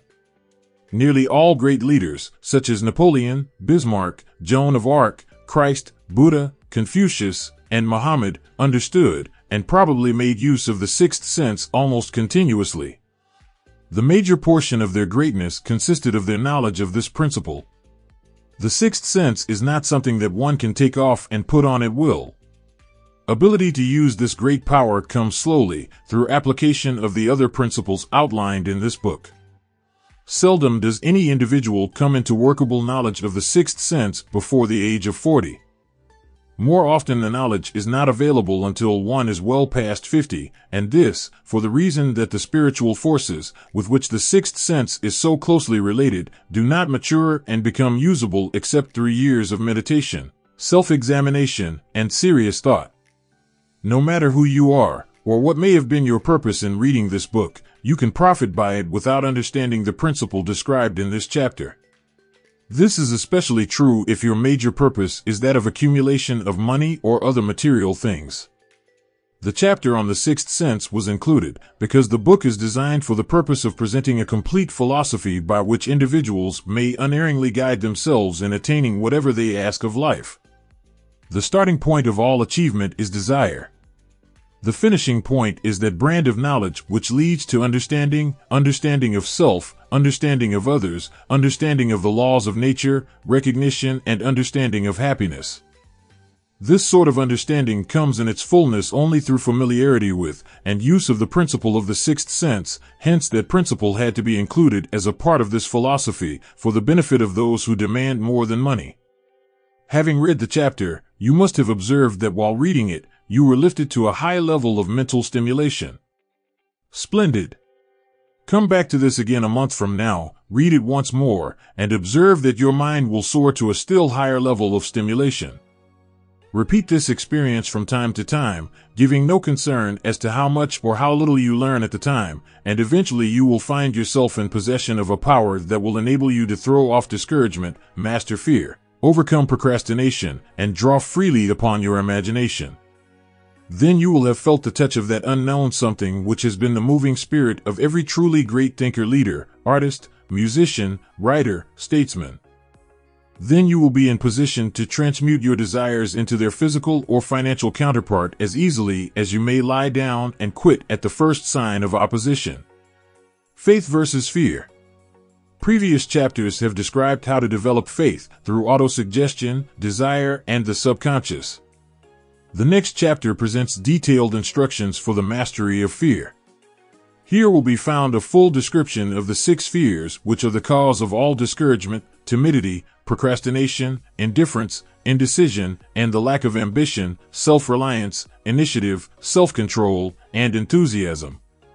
Search yourself carefully as you study these 6 enemies, as they may exist only in your subconscious mind, where their presence will be hard to detect. Remember, too, as you analyze the 6 ghosts of fear, that they are nothing but ghosts because they exist only in one's mind. Remember, also, that ghosts, creations of uncontrolled imagination, have caused most of the damage people have done to their own minds. Therefore, ghosts can be as dangerous as if they lived and walked on the earth in physical bodies. The ghost of the fear of poverty, which seized the minds of millions of people in 1929, was so real that it caused the worst business depression this country has ever known. Moreover, this particular ghost still frightens some of us out of our wits. Still frightens some of us out of our wits. Still frightens some of us out of our wits. Chapter 15, How to Outwit the 6 Ghosts of Fear. Take inventory of yourself as you read this closing chapter and find out how many of the ghosts are standing in your way before you can put any portion of this philosophy into successful use. Your mind must be prepared to receive it. The preparation is not difficult. It begins with study, analysis, and understanding of 3 enemies which you shall have to clear out. These are indecision, doubt, and fear. The sixth sense will never function while these 3 negatives, or any of them, remain in your mind. The members of this unholy trio are closely related. Where one is found, the other two are close at hand. Indecision is the seedling of fear. Remember this as you read. Indecision crystallizes into doubt. The two blend and become fear. The blending process often is slow. This is one reason why these three enemies are so dangerous. They germinate and grow without their presence being observed. The remainder of this chapter describes an end which must be attained before the philosophy, as a whole, can be put into practical use. It also analyzes a condition which has, but lately, reduced huge numbers of people to poverty, and it states a truth which must be understood by all who accumulate riches, whether measured in terms of money or a state of mind of far greater value than money. The purpose of this chapter is to turn the spotlight of attention upon the cause and the cure of the 6 basic fears. Before we can master an enemy, we must know its name, its habits, and its place of abode. As you read, analyze yourself carefully, and determine which, if any, of the 6 common fears have attached themselves to you. Do not be deceived by the habits of these subtle enemies. Sometimes they remain hidden in the subconscious mind, where they are difficult to locate, and still more difficult to eliminate. The 6 basic fears. There are 6 basic fears, with some combination of which every human suffers at one tune or another. Most people are fortunate if they do not suffer from the entire 6. Named in the order of their most common appearance, they are the fear of poverty at the bottom of the fear of criticism most of one's, the fear of ill health worries, the fear of loss of love of someone, the fear of old age, the fear of death. All other fears are of minor importance. They can be grouped under these 6 headings. The prevalence of these fears, as a curse to the world, runs in cycles. For almost 6 years, while the Depression was on, we floundered in the cycle of fear of poverty. During the World War, we were in the cycle of fear of death. Just following the war, we were in the cycle of fear of ill health, as evidenced by the epidemic of disease which spread itself all over the world. Fears are nothing more than states of mind. One state of mind is subject to control and direction. Physicians, as everyone knows, are less subject to attack by disease than ordinary laymen, for the reason that physicians do not fear disease. Physicians, without fear or hesitation, have been known to physically contact hundreds of people daily who were suffering from such contagious diseases as smallpox without becoming infected. Their immunity against the disease consisted, largely, if not solely, in their absolute lack of fear. Man can create nothing which he does not first conceive in the form of an impulse of thought. Following this statement comes another of still greater importance, namely, man's thought impulses begin immediately to translate themselves into their physical equivalent, whether those thoughts are voluntary or involuntary. Thought impulses which are picked up through the ether, by mere chance. Thoughts which have been released by other minds may determine one's financial, business, professional, or social destiny just as surely as do the thought impulses which one creates by intent and design. We are here laying the foundation for the presentation of a fact of great importance to the person who does not understand why some people appear to be lucky while others of equal or greater ability, training, experience, and brain capacity seem destined to ride with misfortune. This fact may be explained by the statement that every human being has the ability to completely control his own mind, and with this control, obviously, every person may open his mind to the tramp thought impulses which are being released by other brains, or close the doors tightly and admit only thought impulses of his own choice. Nature has endowed man with absolute control over but one thing, and that is thought. This fact, coupled with the additional fact that everything which man creates begins in the form of a thought, leads one very near to the principle by which fear may be mastered. If it is true that all thought has a tendency to clothe itself in its physical equivalent, it is equally true that thought impulses of fear and poverty cannot be translated into terms of courage and financial gain. The people of America began to think of poverty following the Wall Street crash of 1929. Slowly, but surely that mass thought was crystallized into its physical equivalent, which was known as a depression. This had to happen. It is in conformity with the laws of nature. The fear of poverty. There can be no compromise between poverty and riches. The two roads that lead to poverty and riches travel in opposite directions. If you want riches, you must refuse to accept any circumstance that leads toward poverty. The word riches is here used in its broadest sense, meaning financial, spiritual, mental, and material estates. The starting point of the path that leads to riches is desire. In Chapter 1, you received full instructions for the proper use of desire. In this chapter, on fear, you have complete instructions for preparing your mind to make practical use of desire. Here, then, is the place to give yourself a challenge which will definitely determine how much of this philosophy you have absorbed. Here is the point at which you can turn prophet and foretell, accurately, what the future holds in store for you. If, after reading this chapter, you are willing to accept poverty, you may as well make up your mind to receive poverty. This is one decision you cannot avoid. If you demand riches, determine what form and how much will be required to satisfy you. You know the road that leads to riches. You have been given a roadmap which, if followed, will keep you on that road. If you neglect to make the start or stop before you arrive, no one will be to blame but you. This responsibility is yours. No alibi will save you from accepting the responsibility if you now fail or refuse to demand riches of life, because the acceptance calls for but one thing, incidentally, the only thing you can control, and that is a state of mind. A state of mind is something that one assumes. It cannot be purchased, it must be created. Fear of poverty is a state of mind, nothing else.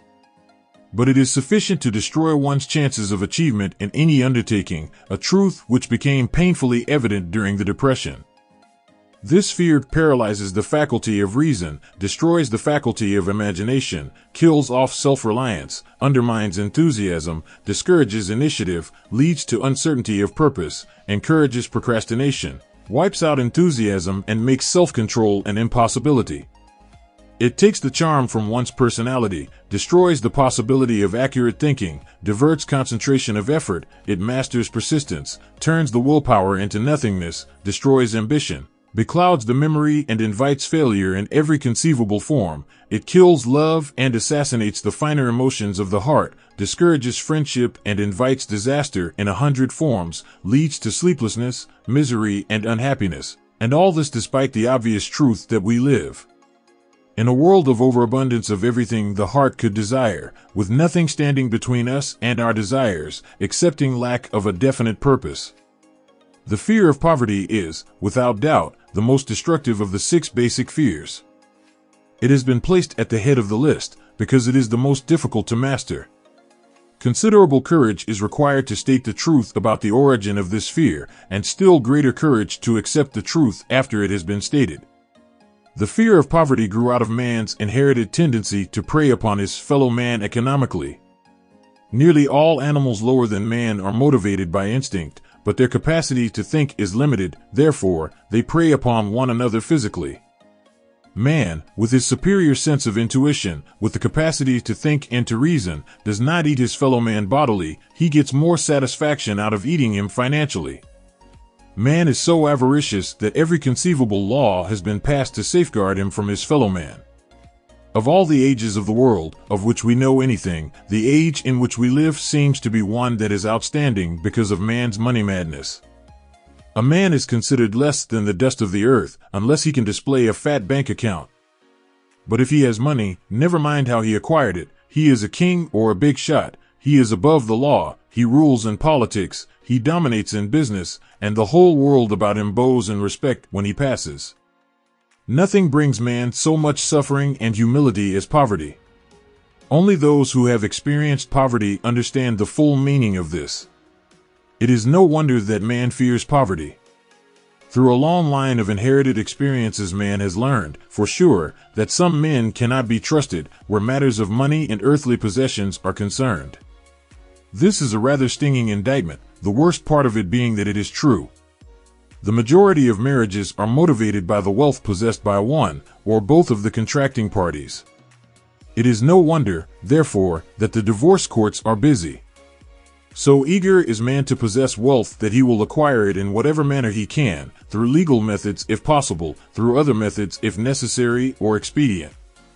Self-analysis may disclose weaknesses which one does not like to acknowledge.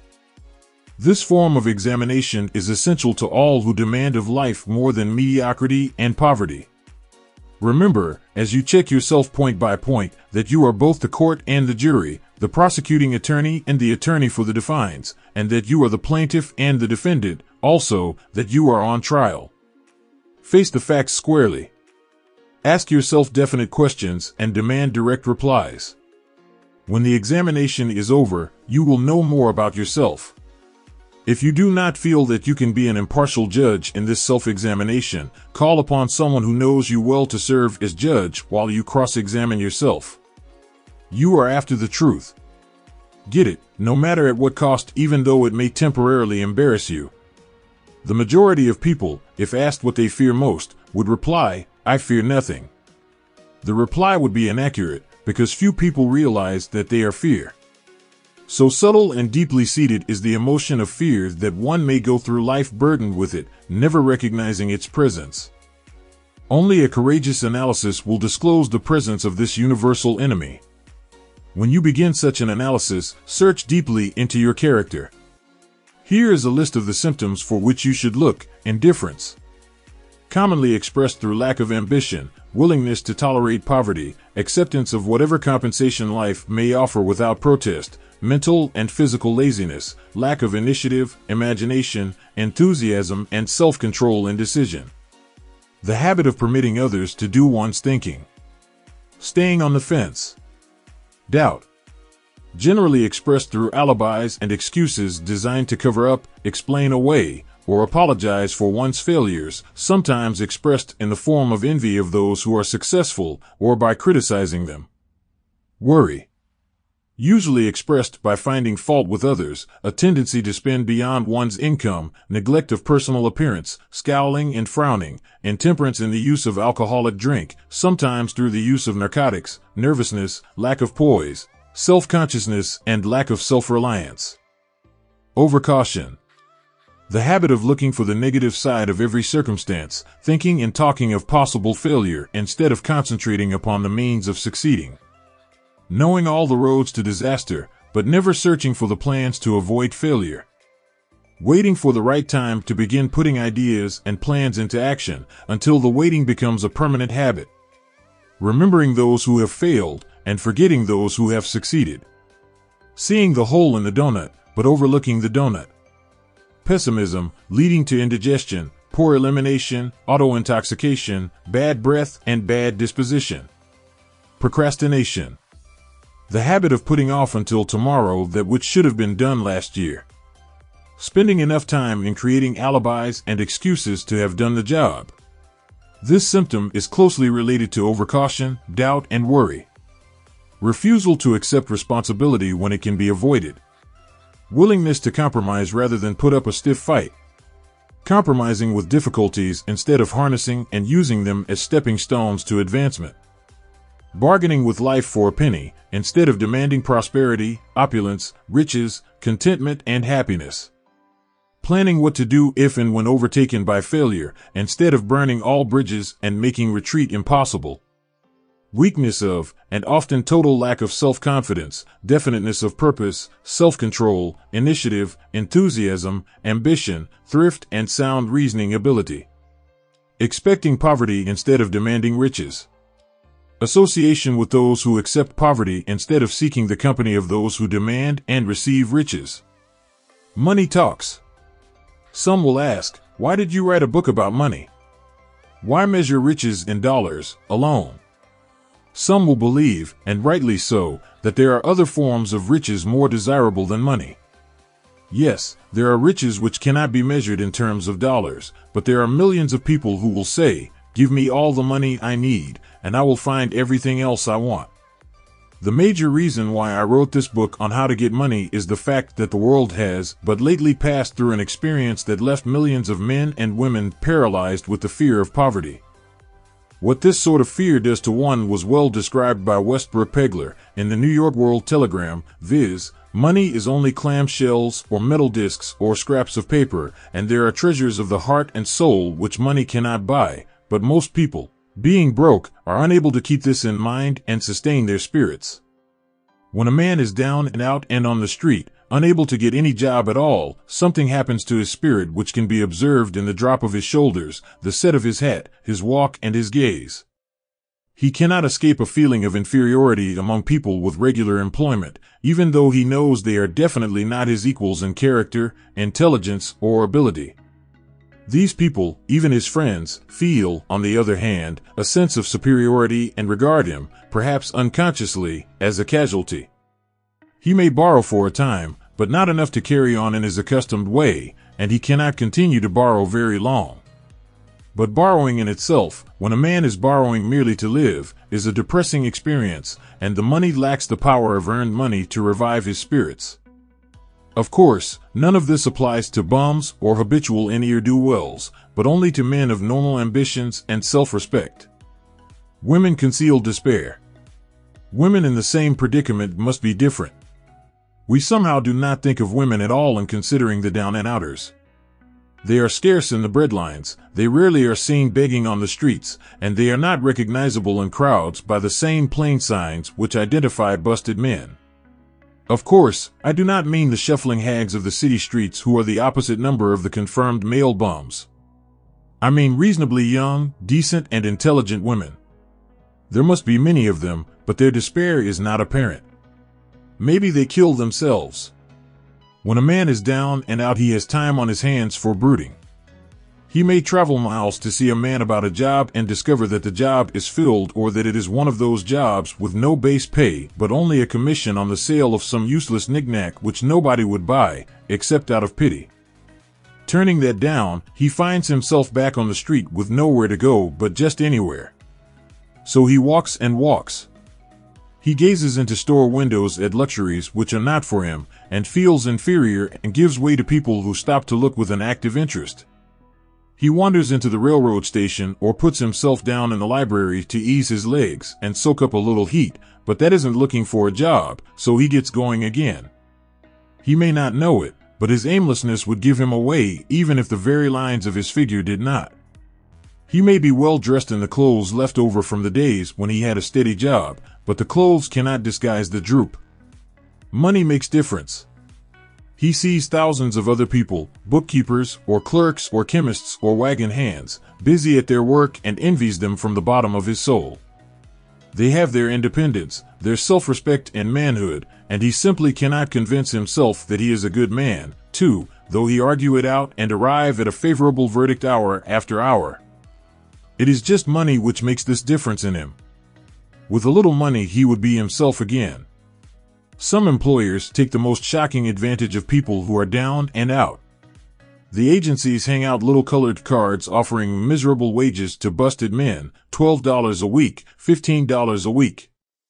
An $18 a week job is a plum, and anyone with $25 a week to offer does not hang the job in front of an agency on a colored card.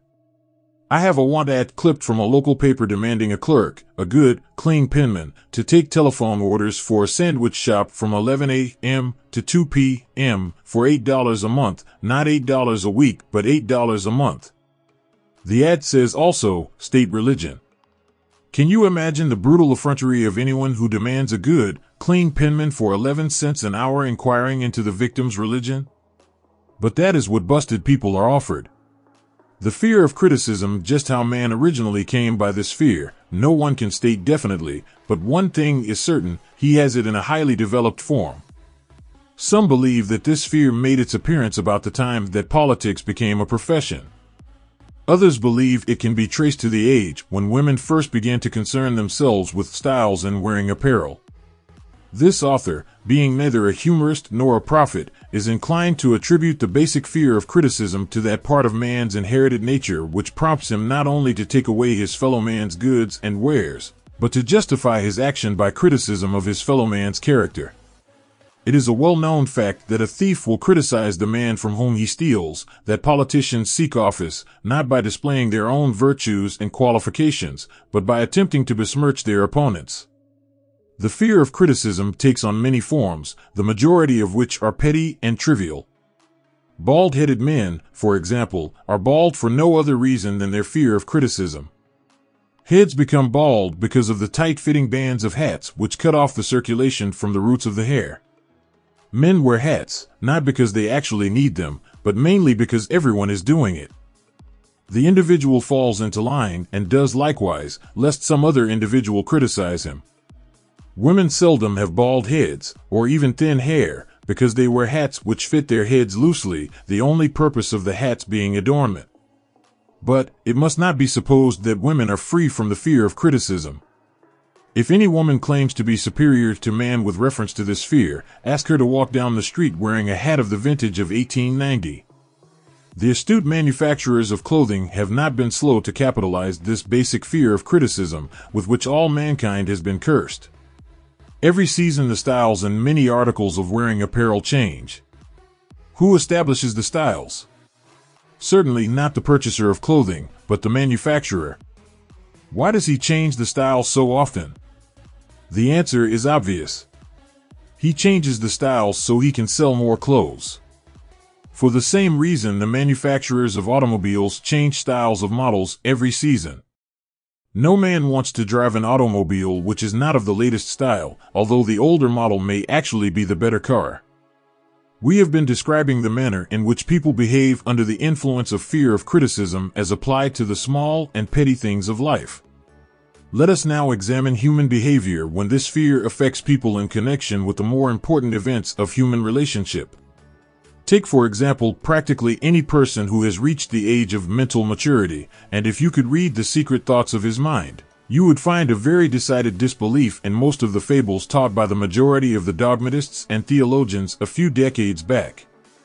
Not often, however, will you find a person who has the courage to openly state his belief on this subject. Most people will, if pressed far enough, tell a lie rather than admit that they do not believe the stories associated with that form of religion which held people in bondage prior to the age of scientific discovery and education. Why does the average person, even in this day of enlightenment, shy away from denying his belief in the fables which were the basis of most of the religions a few decades ago? The answer is, because of the fear of criticism. Men and women have been burned at the stake for daring to express disbelief in ghosts. It is no wonder we have inherited a consciousness which makes us fear criticism. The time was, and not so far in the past, when criticism carried severe punishments. It still does in some countries. The fear of criticism robs man of his initiative, destroys his power of imagination, limits his individuality, takes away his self-reliance, and does him damage in 100 other ways. Parents often do their children irreparable injury by criticizing them. The mother of one of my boyhood chums used to punish him with a switch almost daily, always completing the job with the statement, "You'll land in the penitentiary before you are 20.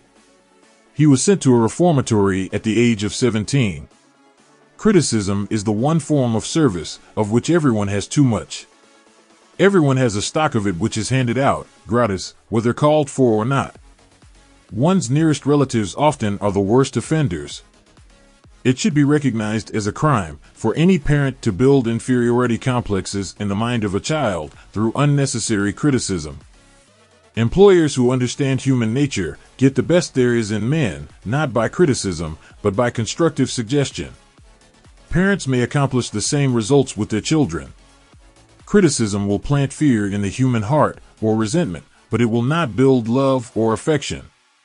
Symptoms of the fear of criticism. This fear is almost as universal as the fear of poverty, and its effects are just as fatal to personal achievement, mainly because this fear destroys initiative and discourages the use of imagination. The major symptoms of the fear are self-consciousness, generally expressed through nervousness, timidity in conversation and in meeting strangers, awkward movement of the hands and limbs, shifting of the eyes. Lack of poise, expressed through lack of voice control, nervousness in the presence of others, poor posture of body, poor memory. Personality, lacking in firmness of decision, personal charm, and ability to express opinions definitely. The habit of sidestepping issues instead of meeting them squarely. Agreeing with others without careful examination of their opinions. Inferiority complex, the habit of expressing self-approval by word of mouth and by actions as a means of covering up a feeling of inferiority. Using big words to impress others, often without knowing the real meaning of the words. Imitating others in dress, speech, and manners. Boasting of imaginary achievements. This sometimes gives a surface appearance of a feeling of superiority. Extravagance. The habit of trying to keep up with the Joneses, spending beyond one's income. Lack of initiative. Failure to embrace opportunities for self-advancement, fear to express opinions, lack of confidence in one's own ideas, giving evasive answers to questions asked by superiors, hesitancy of manner and speech, deceit in both words and deeds. Lack of ambition.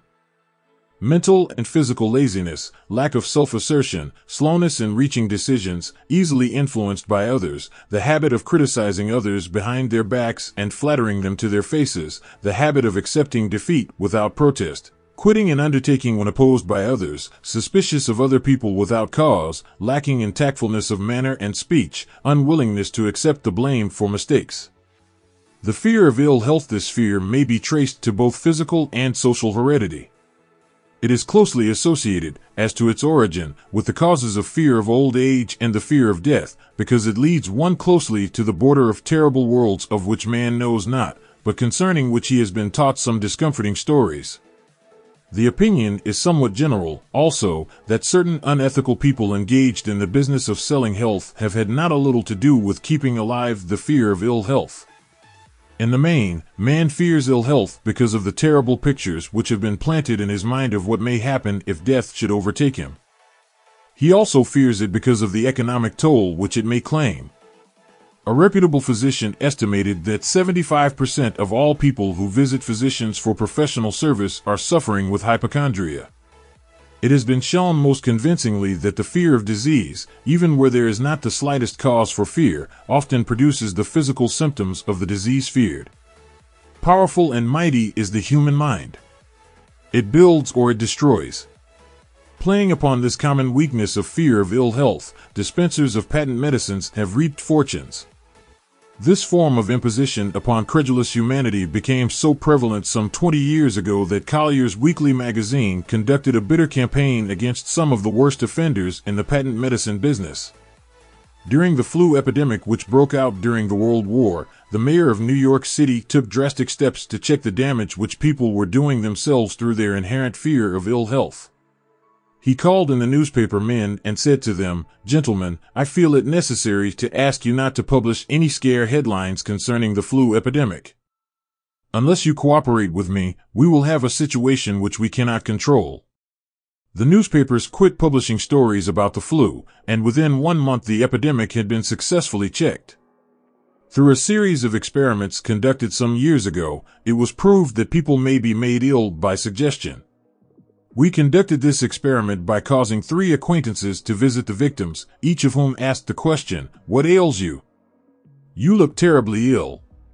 The first questioner usually provoked a grin, and a nonchalant, "Oh, nothing, I'm all right," from the victim. The second questioner usually was answered with the statement, "I don't know exactly, but I do feel badly." The third questioner was usually met with the frank admission that the victim was actually feeling ill. Try this on an acquaintance if you doubt that it will make him uncomfortable, but do not carry the experiment too far. There is a certain religious sect whose members take vengeance upon their enemies by the hexing method. They call it placing a spell on the victim. There is overwhelming evidence that disease sometimes begins in the form of negative thought impulse. Such an impulse may be passed from one mind to another, by suggestion, or created by an individual in his own mind. A man who was blessed with more wisdom than this incident might indicate, once said, "When anyone asks me how I feel, I always want to answer by knocking him down." Doctors send patients into new climates for their health, because a change of mental attitude is necessary. The seed of fear of ill health lives in every human mind. Worry, fear, discouragement, disappointment in love and business affairs, cause this seed to germinate and grow. The recent business depression kept the doctors on the run, because every form of negative thinking may cause ill health. Disappointments in business and in love stand at the head of the list of causes of fear of ill health. A young man suffered a disappointment in love which sent him to a hospital. 4 months he hovered between life and death. A specialist in suggestive therapeutics was called in. The specialist changed nurses, placing him in charge of a very charming young woman who began to make love to him the first day of her arrival on the job. Within 3 weeks, the patient was discharged from the hospital, still suffering, but with an entirely different malady. He was in love again. The remedy was a hoax, but the patient and the nurse were later married. Both are in good health at the time of this writing. Symptoms of the fear of ill health. The symptoms of this almost universal fear are autosuggestion, the habit of negative use of self-suggestion by looking for and expecting to find the symptoms of all kinds of disease, enjoying imaginary illness and speaking of it as being real, the habit of trying all fads and isms recommended by others as having therapeutic value, talking to others of operations, accidents, and other forms of illness, experimenting with diets, physical exercises, reducing systems without professional guidance, trying home remedies, patent medicines, and quack remedies. Hypochondria, the habit of talking of illness, concentrating the mind upon disease, and expecting its appearance until a nervous break occurs. Nothing that comes in bottles can cure this condition. It is brought on by negative thinking, and nothing but positive thought can effect a cure. Hypochondria is said to do as much damage on occasion as the disease one fears might do. Most so-called cases of nerves come from imaginary illness. Exercise.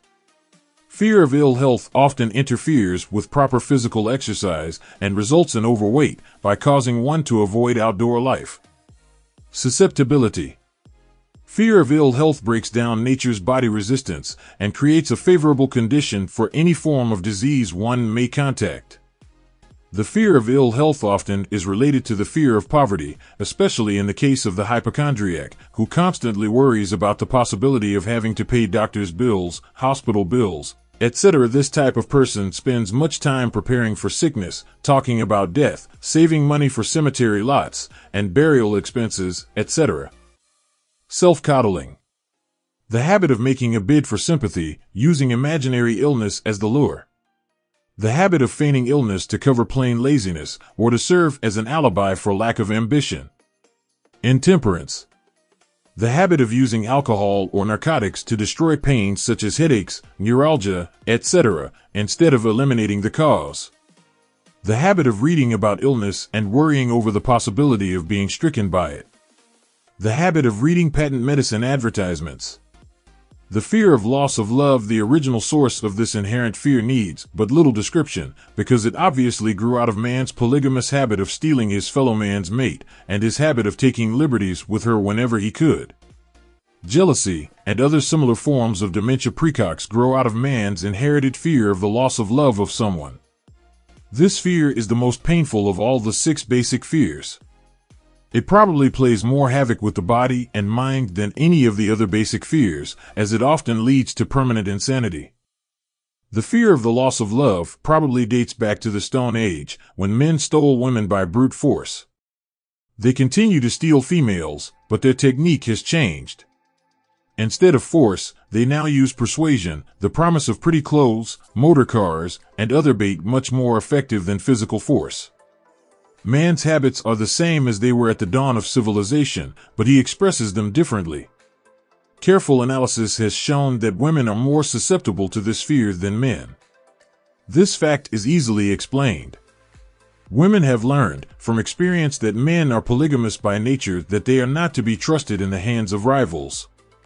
Symptoms of the fear of loss of love. The distinguishing symptoms of this fear are jealousy. The habit of being suspicious of friends and loved ones without any reasonable evidence of sufficient grounds. Jealousy is a form of dementia praecox which sometimes becomes violent without the slightest cause. The habit of accusing wife or husband of infidelity without grounds. General suspicion of everyone, absolute faith in no one. Fault finding.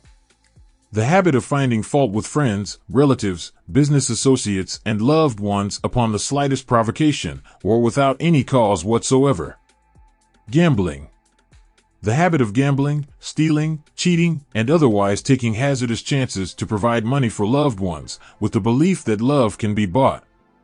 The habit of spending beyond one's means, or incurring debts, to provide gifts for loved ones, with the object of making a favorable showing. Insomnia, nervousness, lack of persistence, weakness of will, lack of self-control, lack of self-reliance, bad temper. The fear of old age in the main, this fear grows out of two sources. First, the thought that old age may bring with it poverty.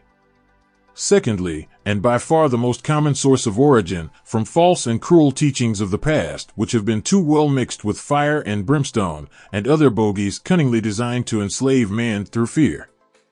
In the basic fear of old age, man has two very sound reasons for his apprehension, one growing out of his distrust of his fellow man, who may seize whatever worldly goods he may possess, and the other arising from the terrible pictures of the world beyond, which were planted in his mind through social heredity before he came into full possession of his mind. The possibility of ill health, which is more common as people grow older, is also a contributing cause of this common fear of old age. Eroticism also enters into the cause of the fear of old age, as no man cherishes the thought of diminishing sex attraction.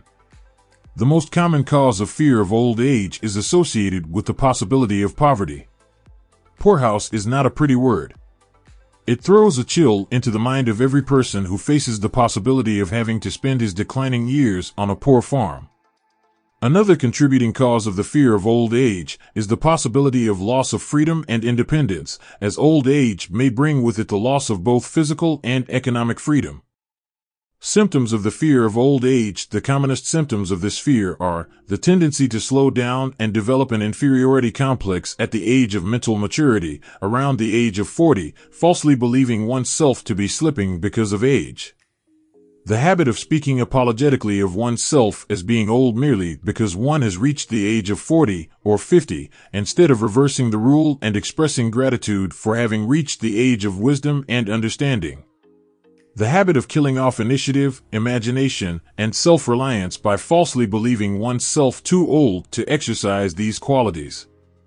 The habit of the man or woman of 40 dressing with the aim of trying to appear much younger and affecting mannerisms of youth, thereby inspiring ridicule by both friends and strangers. The fear of death. To some, this is the cruelest of all the basic fears. The reason is obvious. The terrible pangs of fear associated with the thought of death, in the majority of cases, may be charged directly to religious fanaticism. So-called heathen are less afraid of death than the more civilized. For hundreds of millions of years, man has been asking the still unanswered questions, whence and whither? Where did I come from, and where am I going? During the darker ages of the past, the more cunning and crafty were not slow to offer the answer to these questions, for a price. Witness, now, the major source of origin of the fear of death. Come into my tent, embrace my faith, accept my dogmas, and I will give you a ticket that will admit you straightaway into heaven when you die, cries a leader of sectarianism. Remain out of my tent, says the same leader, and may the devil take you and burn you throughout eternity. Eternity is a long time. Fire is a terrible thing. The thought of eternal punishment with fire not only causes man to fear death, it often causes him to lose his reason. It destroys interest in life and makes happiness impossible. During my research, I reviewed a book entitled A Catalogue of the Gods, in which were listed the 30,000 gods which man has worshipped. Think of it.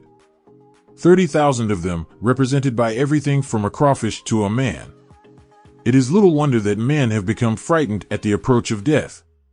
While the religious leader may not be able to provide safe conduct into heaven, nor, by lack of such provision, allow the unfortunate to descend into hell, the possibility of the latter seems so terrible that the very thought of it lays hold of the imagination in such a realistic way that it paralyzes reason and sets up the fear of death.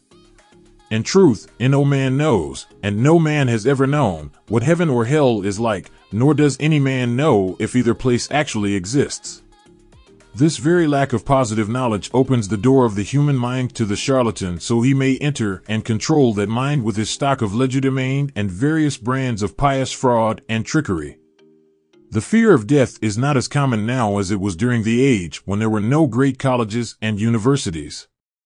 Men of science have turned the spotlight of truth upon the world, and this truth is rapidly freeing men and women from this terrible fear of death. The young men and young women who attend the colleges and universities are not easily impressed by fire and brimstone. Through the aid of biology, astronomy, geology, and other related sciences, the fears of the Dark Ages which gripped the minds of men and destroyed their reason have been dispelled. Insane asylums are filled with men and women who have gone mad because of the fear of death. This fear is useless. Death will come, no matter what anyone may think about it. Accept it as a necessity, and pass the thought out of your mind. It must be a necessity, or it would not come to all. Perhaps it is not as bad as it has been pictured. The entire world is made up of only two things, energy and matter. In elementary physics, we learn that neither matter nor energy can be created nor destroyed. Both matter and energy can be transformed, but neither can be destroyed. Life is energy, if it is anything. If neither energy nor matter can be destroyed, of course life cannot be destroyed. Life, like other forms of energy, may be passed through various processes of transition or change, but it cannot be destroyed. Death is mere transition. If death is not mere change or transition, then nothing comes after death except a long, eternal, peaceful sleep, and sleep is nothing to be feared. Thus you may wipe out, forever, the fear of death.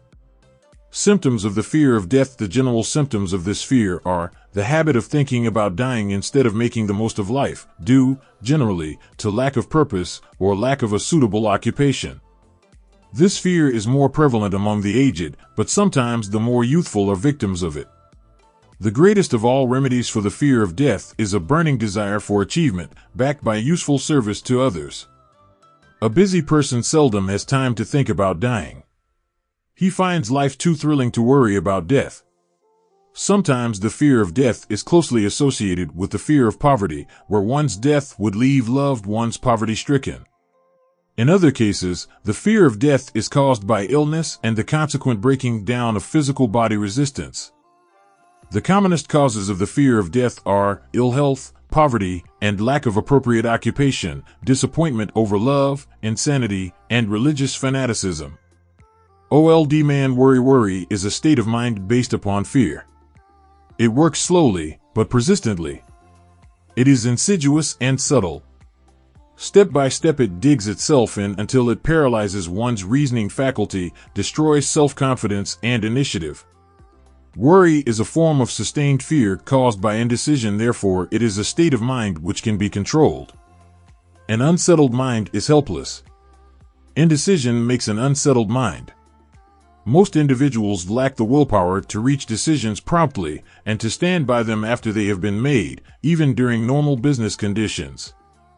During periods of economic unrest, the individual is handicapped, not alone by his inherent nature to be slow at reaching decisions, but he is influenced by the indecision of others around him who have created a state of mass indecision. During the Depression, the whole atmosphere, all over the world, was filled with influenza and worryitis, the two mental disease germs which began to spread themselves after the Wall Street frenzy in 1929. There is only one known antidote for these germs. It is the habit of prompt and firm decision. Moreover, it is an antidote which every individual must apply for himself. We do not worry over conditions once we have reached a decision to follow a definite line of action. I once interviewed a man who was to be electrocuted 2 hours later. The condemned man was the calmest of some 8 men who were in the death cell with him. His calmness prompted me to ask him how it felt to know that he was going into eternity in a short while. With a smile of confidence on his face, he said, "It feels fine. Just think, brother, my troubles will soon be over. I have had nothing but trouble all my life. It has been a hardship to get food and clothing. Soon I will not need these things. I have felt fine ever since I learned for certain that I must die.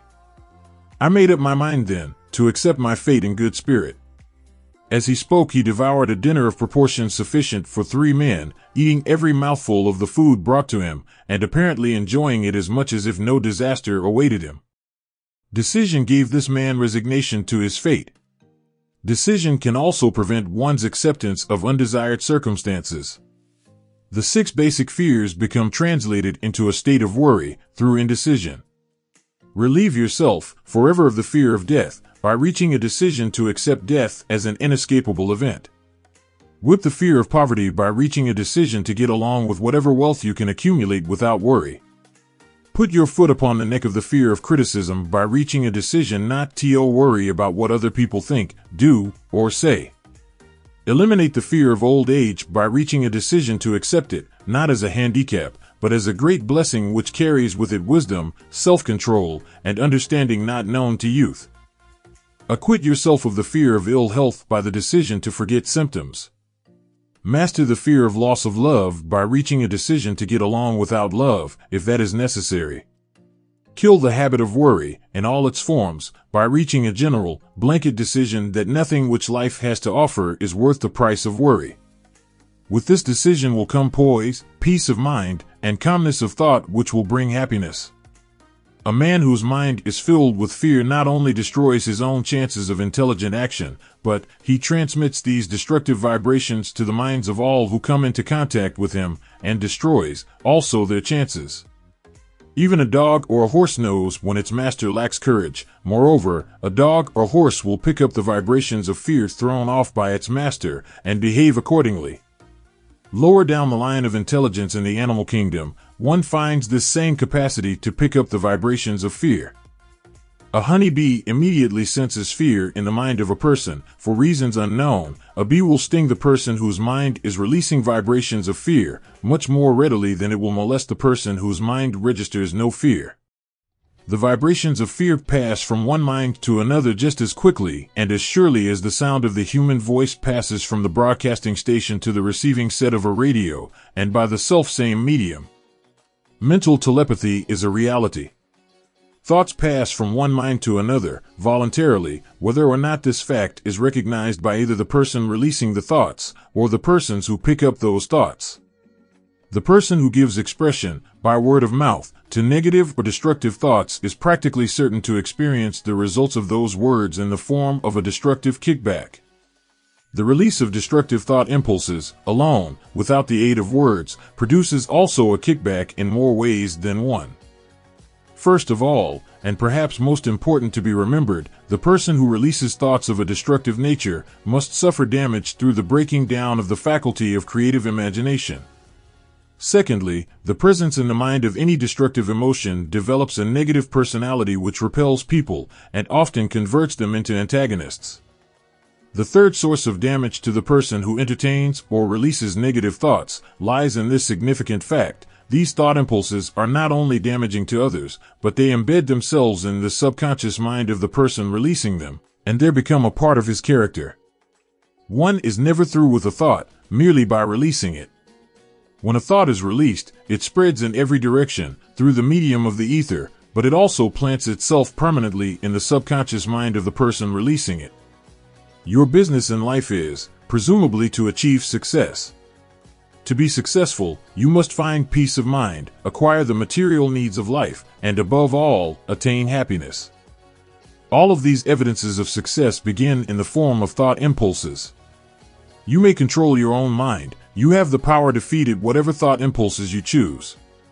With this privilege goes also the responsibility of using it constructively.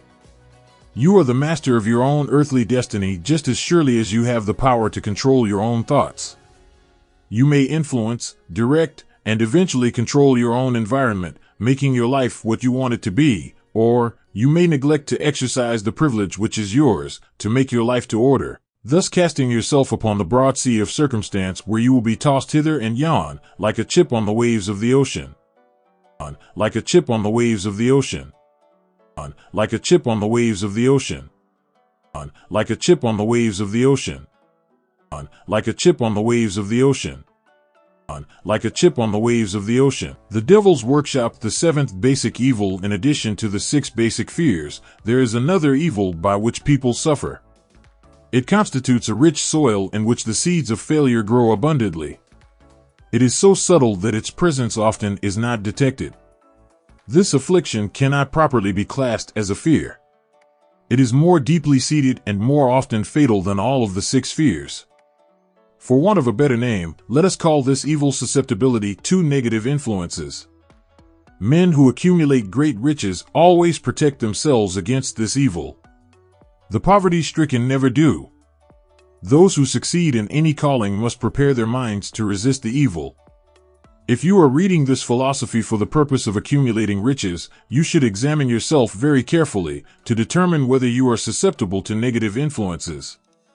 If you neglect this self-analysis, you will forfeit your right to attain the object of your desires. Make the analysis searching. After you read the questions prepared for this self-analysis, hold yourself to a strict accounting in your answers. Go at the task as carefully as you would search for any other enemy you knew to be awaiting you in ambush, and deal with your own faults as you would with a more tangible enemy. You can easily protect yourself against highway robbers because the law provides organized cooperation for your benefit, but the 7th basic evil is more difficult to master because it strikes when you are not aware of its presence, when you are asleep, and while you are awake. Moreover, its weapon is intangible because it consists of merely a state of mind. This evil is also dangerous because it strikes in as many different forms as there are human experiences. Sometimes it enters the mind through the well-meant words of one's own relatives. At other times, it bores from within through one's own mental attitude. Always it is as deadly as poison, even though it may not kill as quickly. How to protect yourself against negative influences? To protect yourself against negative influences, whether of your own making or the result of the activities of negative people around you, recognize that you have a willpower, and put it into constant use until it builds a wall of immunity against negative influences in your own mind. Recognize the fact that you, and every other human being, are, by nature, lazy, indifferent, and susceptible to all suggestions which harmonize with your weaknesses. Recognize that you are, by nature, susceptible to all the 6 basic fears, and set up habits for the purpose of counteracting all these fears. Recognize that negative influences often work on you through your subconscious mind, therefore they are difficult to detect, and keep your mind closed against all people who depress or discourage you in any way.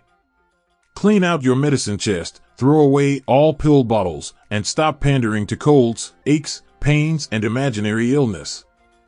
Deliberately seek the company of people who influence you to think and act for yourself. Do not expect troubles, as they have a tendency not to disappoint. Without doubt, the most common weakness of all human beings is the habit of leaving their minds open to the negative influence of other people. This weakness is all the more damaging because most people do not recognize that they are cursed by it, and many who acknowledge it neglect or refuse to correct the evil until it becomes an uncontrollable part of their daily habits. To aid those who wish to see themselves as they really are, the following list of questions has been prepared. Read the questions and state your answers aloud so you can hear your own voice. This will make it easier for you to be truthful with yourself. Self-analysis test questions. Do you complain often of feeling bad? And if so, what is the cause? Do you find fault with other people at the slightest provocation? Do you frequently make mistakes in your work? And if so, why? Are you sarcastic and offensive in your conversation? Do you deliberately avoid the association of anyone? And if so, why? Do you suffer frequently with indigestion? If so, what is the cause? Does life seem futile and the future hopeless to you? If so, why? Do you like your occupation? If not, why? Do you often feel self-pity? And if so, why? Are you envious of those who excel you? To which do you devote most time, thinking of success or of failure? Are you gaining or losing self-confidence as you grow older? Do you learn something of value from all mistakes? Are you permitting some relative or acquaintance to worry you? If so, why? Are you sometimes in the clouds and at other times in the depths of despondency?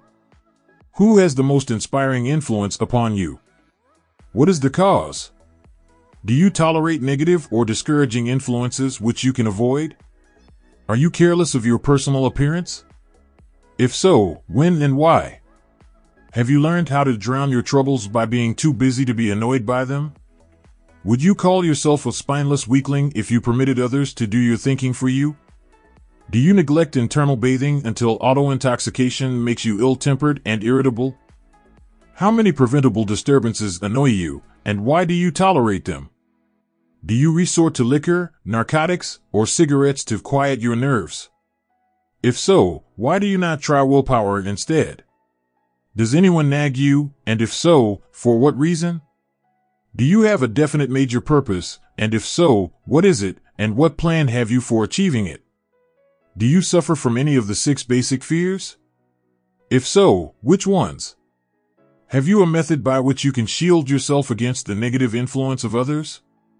Do you make deliberate use of autosuggestion to make your mind positive? Which do you value most, your material possessions, or your privilege of controlling your own thoughts? Are you easily influenced by others, against your own judgment? Has today added anything of value to your stock of knowledge or state of mind? Do you face squarely the circumstances which make you unhappy, or sidestep the responsibility?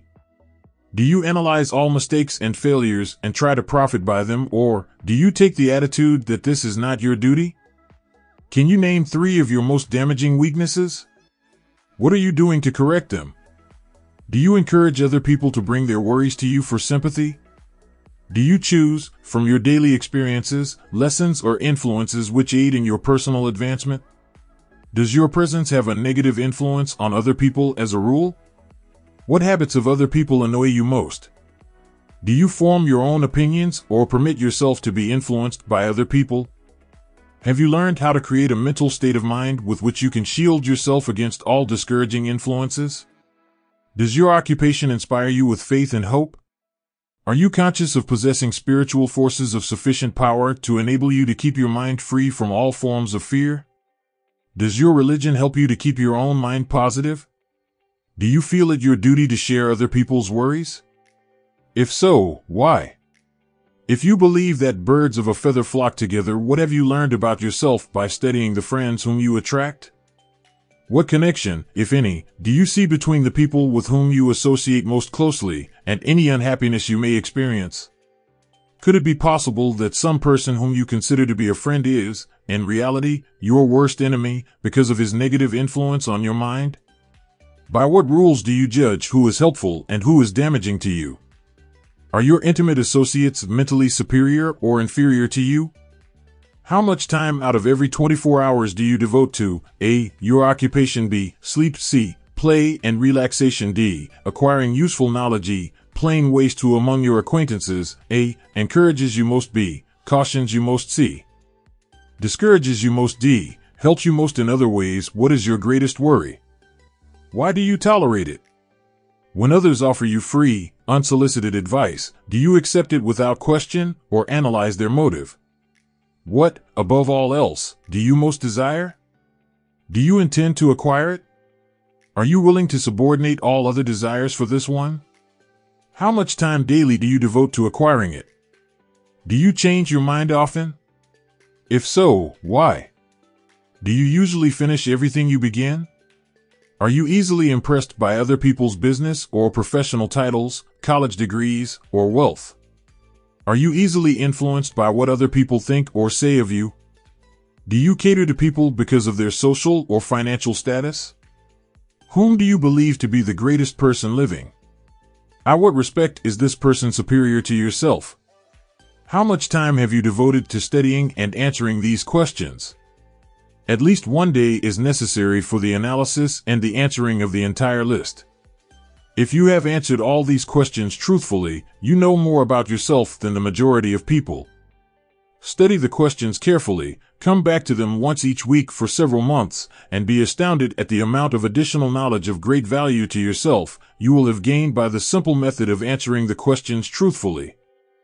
If you are not certain concerning the answers to some of the questions, seek the counsel of those who know you well, especially those who have no motive in flattering you, and see yourself through their eyes. The experience will be astonishing. You have absolute control over but one thing, and that is your thoughts. This is the most significant and inspiring of all facts known to man. It reflects man's divine nature. This divine prerogative is the sole means by which you may control your own destiny. If you fail to control your own mind, you may be sure you will control nothing else. If you must be careless with your possessions, let it be in connection with material things. Your mind is your spiritual estate. Protect and use it with the care to which divine royalty is entitled. You were given a willpower for this purpose. Unfortunately, there is no legal protection against those who, either by design or ignorance, poison the minds of others by negative suggestion. This form of destruction should be punishable by heavy legal penalties, because it may and often does destroy one's chances of acquiring material things which are protected by law. Men with negative minds tried to convince Thomas A. Edison that he could not build a machine that would record and reproduce the human voice, because they said no one else had ever produced such a machine. Edison did not believe them. He knew that the mind could produce anything the mind could conceive and believe, and that knowledge was the thing that lifted the great Edison above the common herd. Men with negative minds told F. W. Woolworth he would go broke trying to run a store on 5 and 10-cent sales. He did not believe them. He knew that he could do anything, within reason, if he backed his plans with faith. Exercising his right to keep other men's negative suggestions out of his mind, he piled up a fortune of more than $100 million. Men with negative minds told George Washington he could not hope to win against the vastly superior forces of the British, but he exercised his divine right to believe. Therefore this book was published under the protection of the Stars and Stripes, while the name of Lord Cornwallis has been all but forgotten. Doubting Thomases scoffed scornfully when Henry Ford tried out his first crudely built automobile on the streets of Detroit. Some said the thing never would become practical. Others said no one would pay money for such a contraption. Ford said, "I'll belt the earth with dependable motor cars," and he did. His decision to trust his own judgment has already piled up a fortune far greater than the next 5 generations of his descendants can squander. For the benefit of those seeking vast riches, let it be remembered that practically the sole difference between Henry Ford and a majority of the more than 100,000 men who work for him is this: Ford has a mind and controls it. The others have minds which they do not try to control. Henry Ford has been repeatedly mentioned because he is an astounding example of what a man with a mind of his own and a will to control it can accomplish. His record knocks the foundation from under that time-worn alibi, "I never had a chance." Ford never had a chance either, but he created an opportunity and backed it with persistence until it made him richer than Croesus. Mind control is the result of self-discipline and habit. You either control your mind or it controls you. There is no hallway compromise. The most practical of all methods for controlling the mind is the habit of keeping it busy with a definite purpose, backed by a definite plan. Study the record of any man who achieves noteworthy success, and you will observe that he has control over his own mind, moreover, that he exercises that control and directs it toward the attainment of definite objectives. Without this control, success is not possible. 57 famous alibis by an old man. If people who do not succeed have one distinguishing trait in common. They know all the reasons for failure and have what they believe to be airtight alibis to explain away their own lack of achievement. Some of these alibis are clever, and a few of them are justifiable by the facts. But alibis cannot be used for money. The world wants to know only one thing: have you achieved success? A character analyst compiled a list of the most commonly used alibis. As you read the list, examine yourself carefully and determine how many of these alibis, if any, are your own property. Remember, too, the philosophy presented in this book makes every one of these alibis obsolete. If I didn't have a wife and family, if I had enough pull, if I had money, if I had a good education, if I could get a job, if I had good health, if I only had time, if times were better, if other people understood me, if conditions around me were only different, if I could live my life over again, if I did not fear what they would say, if I had been given a chance, if I now had a chance, if other people didn't have it in for me, if nothing happens to stop me, if I were only younger, If I could only do what I want. If I had been born rich. If I could meet the right people. If I had the talent that some people have. If I dared assert myself. If I only had embraced past opportunities. If people didn't get on my nerves. If I didn't have to keep house and look after the children. If I could save some money. If the boss only appreciated me. If I only had somebody to help me. If my family understood me.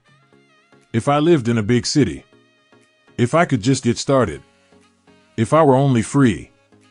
If I had the personality of some people. If I were not so fat. If my talents were known. If I could just get a break. If I could only get out of debt. If I hadn't failed. If I only knew how. If everybody didn't oppose me. If I didn't have so many worries. If I could marry the right person. If people weren't so dumb. If my family were not so extravagant. If I were sure of myself. If luck were not against me. If I had not been born under the wrong star. If it were not true that what is to be will be. If I did not have to work so hard. If I hadn't lost my money. If I lived in a different neighborhood. If I didn't have a past. If I only had a business of my own. If other people would only listen to me. If, and this is the greatest of them all, I had the courage to see myself as I really am, I would find out what is wrong with me and correct it, then I might have a chance to profit by my mistakes and learn something from the experience of others. For I know that there is something wrong with me, or I would now be where I would have been if I had spent more time analyzing my weaknesses and less time building alibis to cover them. Building alibis with which to explain away failure is a national pastime. The habit is as old as the human race and is fatal to success. Why do people cling to their pet alibis? The answer is obvious. They defend their alibis because they create them. A man's alibi is the child of his own imagination. It is human nature to defend one's own brainchild. Building alibis is a deeply rooted habit. Habits are difficult to break, especially when they provide justification for something we do. Plato had this truth in mind when he said, "The first and best victory is to conquer self." To be conquered by self is, of all things, the most shameful and vile. Another philosopher had the same thought in mind when he said, "It was a great surprise to me when I discovered that most of the ugliness I saw in others was but a reflection of my own nature." It has always been a mystery to me, said Elbert Hubbard, why people spend so much time deliberately fooling themselves by creating alibis to cover their weaknesses. If used differently, this same time would be sufficient to cure the weakness, then no alibis would be needed. In parting, I would remind you that life is a checkerboard, and the player opposite you is time. If you hesitate before moving, or neglect to move promptly, your men will be wiped off the board by time. You are playing against a partner who will not tolerate indecision.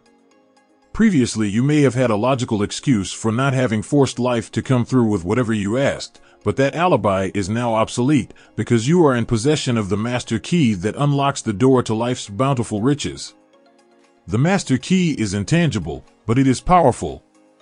It is the privilege of creating, in your own mind, a burning desire for a definite form of riches. There is no penalty for the use of the key, but there is a price you must pay if you do not use it. The price is failure. There is a reward of stupendous proportions if you put the key to use. It is the satisfaction that comes to all who conquer self and force life to pay whatever is asked. The reward is worthy of your effort. Will you make the start and be convinced? If we are related, said the immortal Emerson, we shall meet. In closing, may I borrow his thought and say, if we are related, we have, through these pages, met. Thank you for watching this video. We hope you found it enjoyable and that it provides assistance in overcoming your situation. If you haven't already, please consider subscribing, liking, and sharing your thoughts with us. We appreciate your support. Wishing you a great journey until we meet again.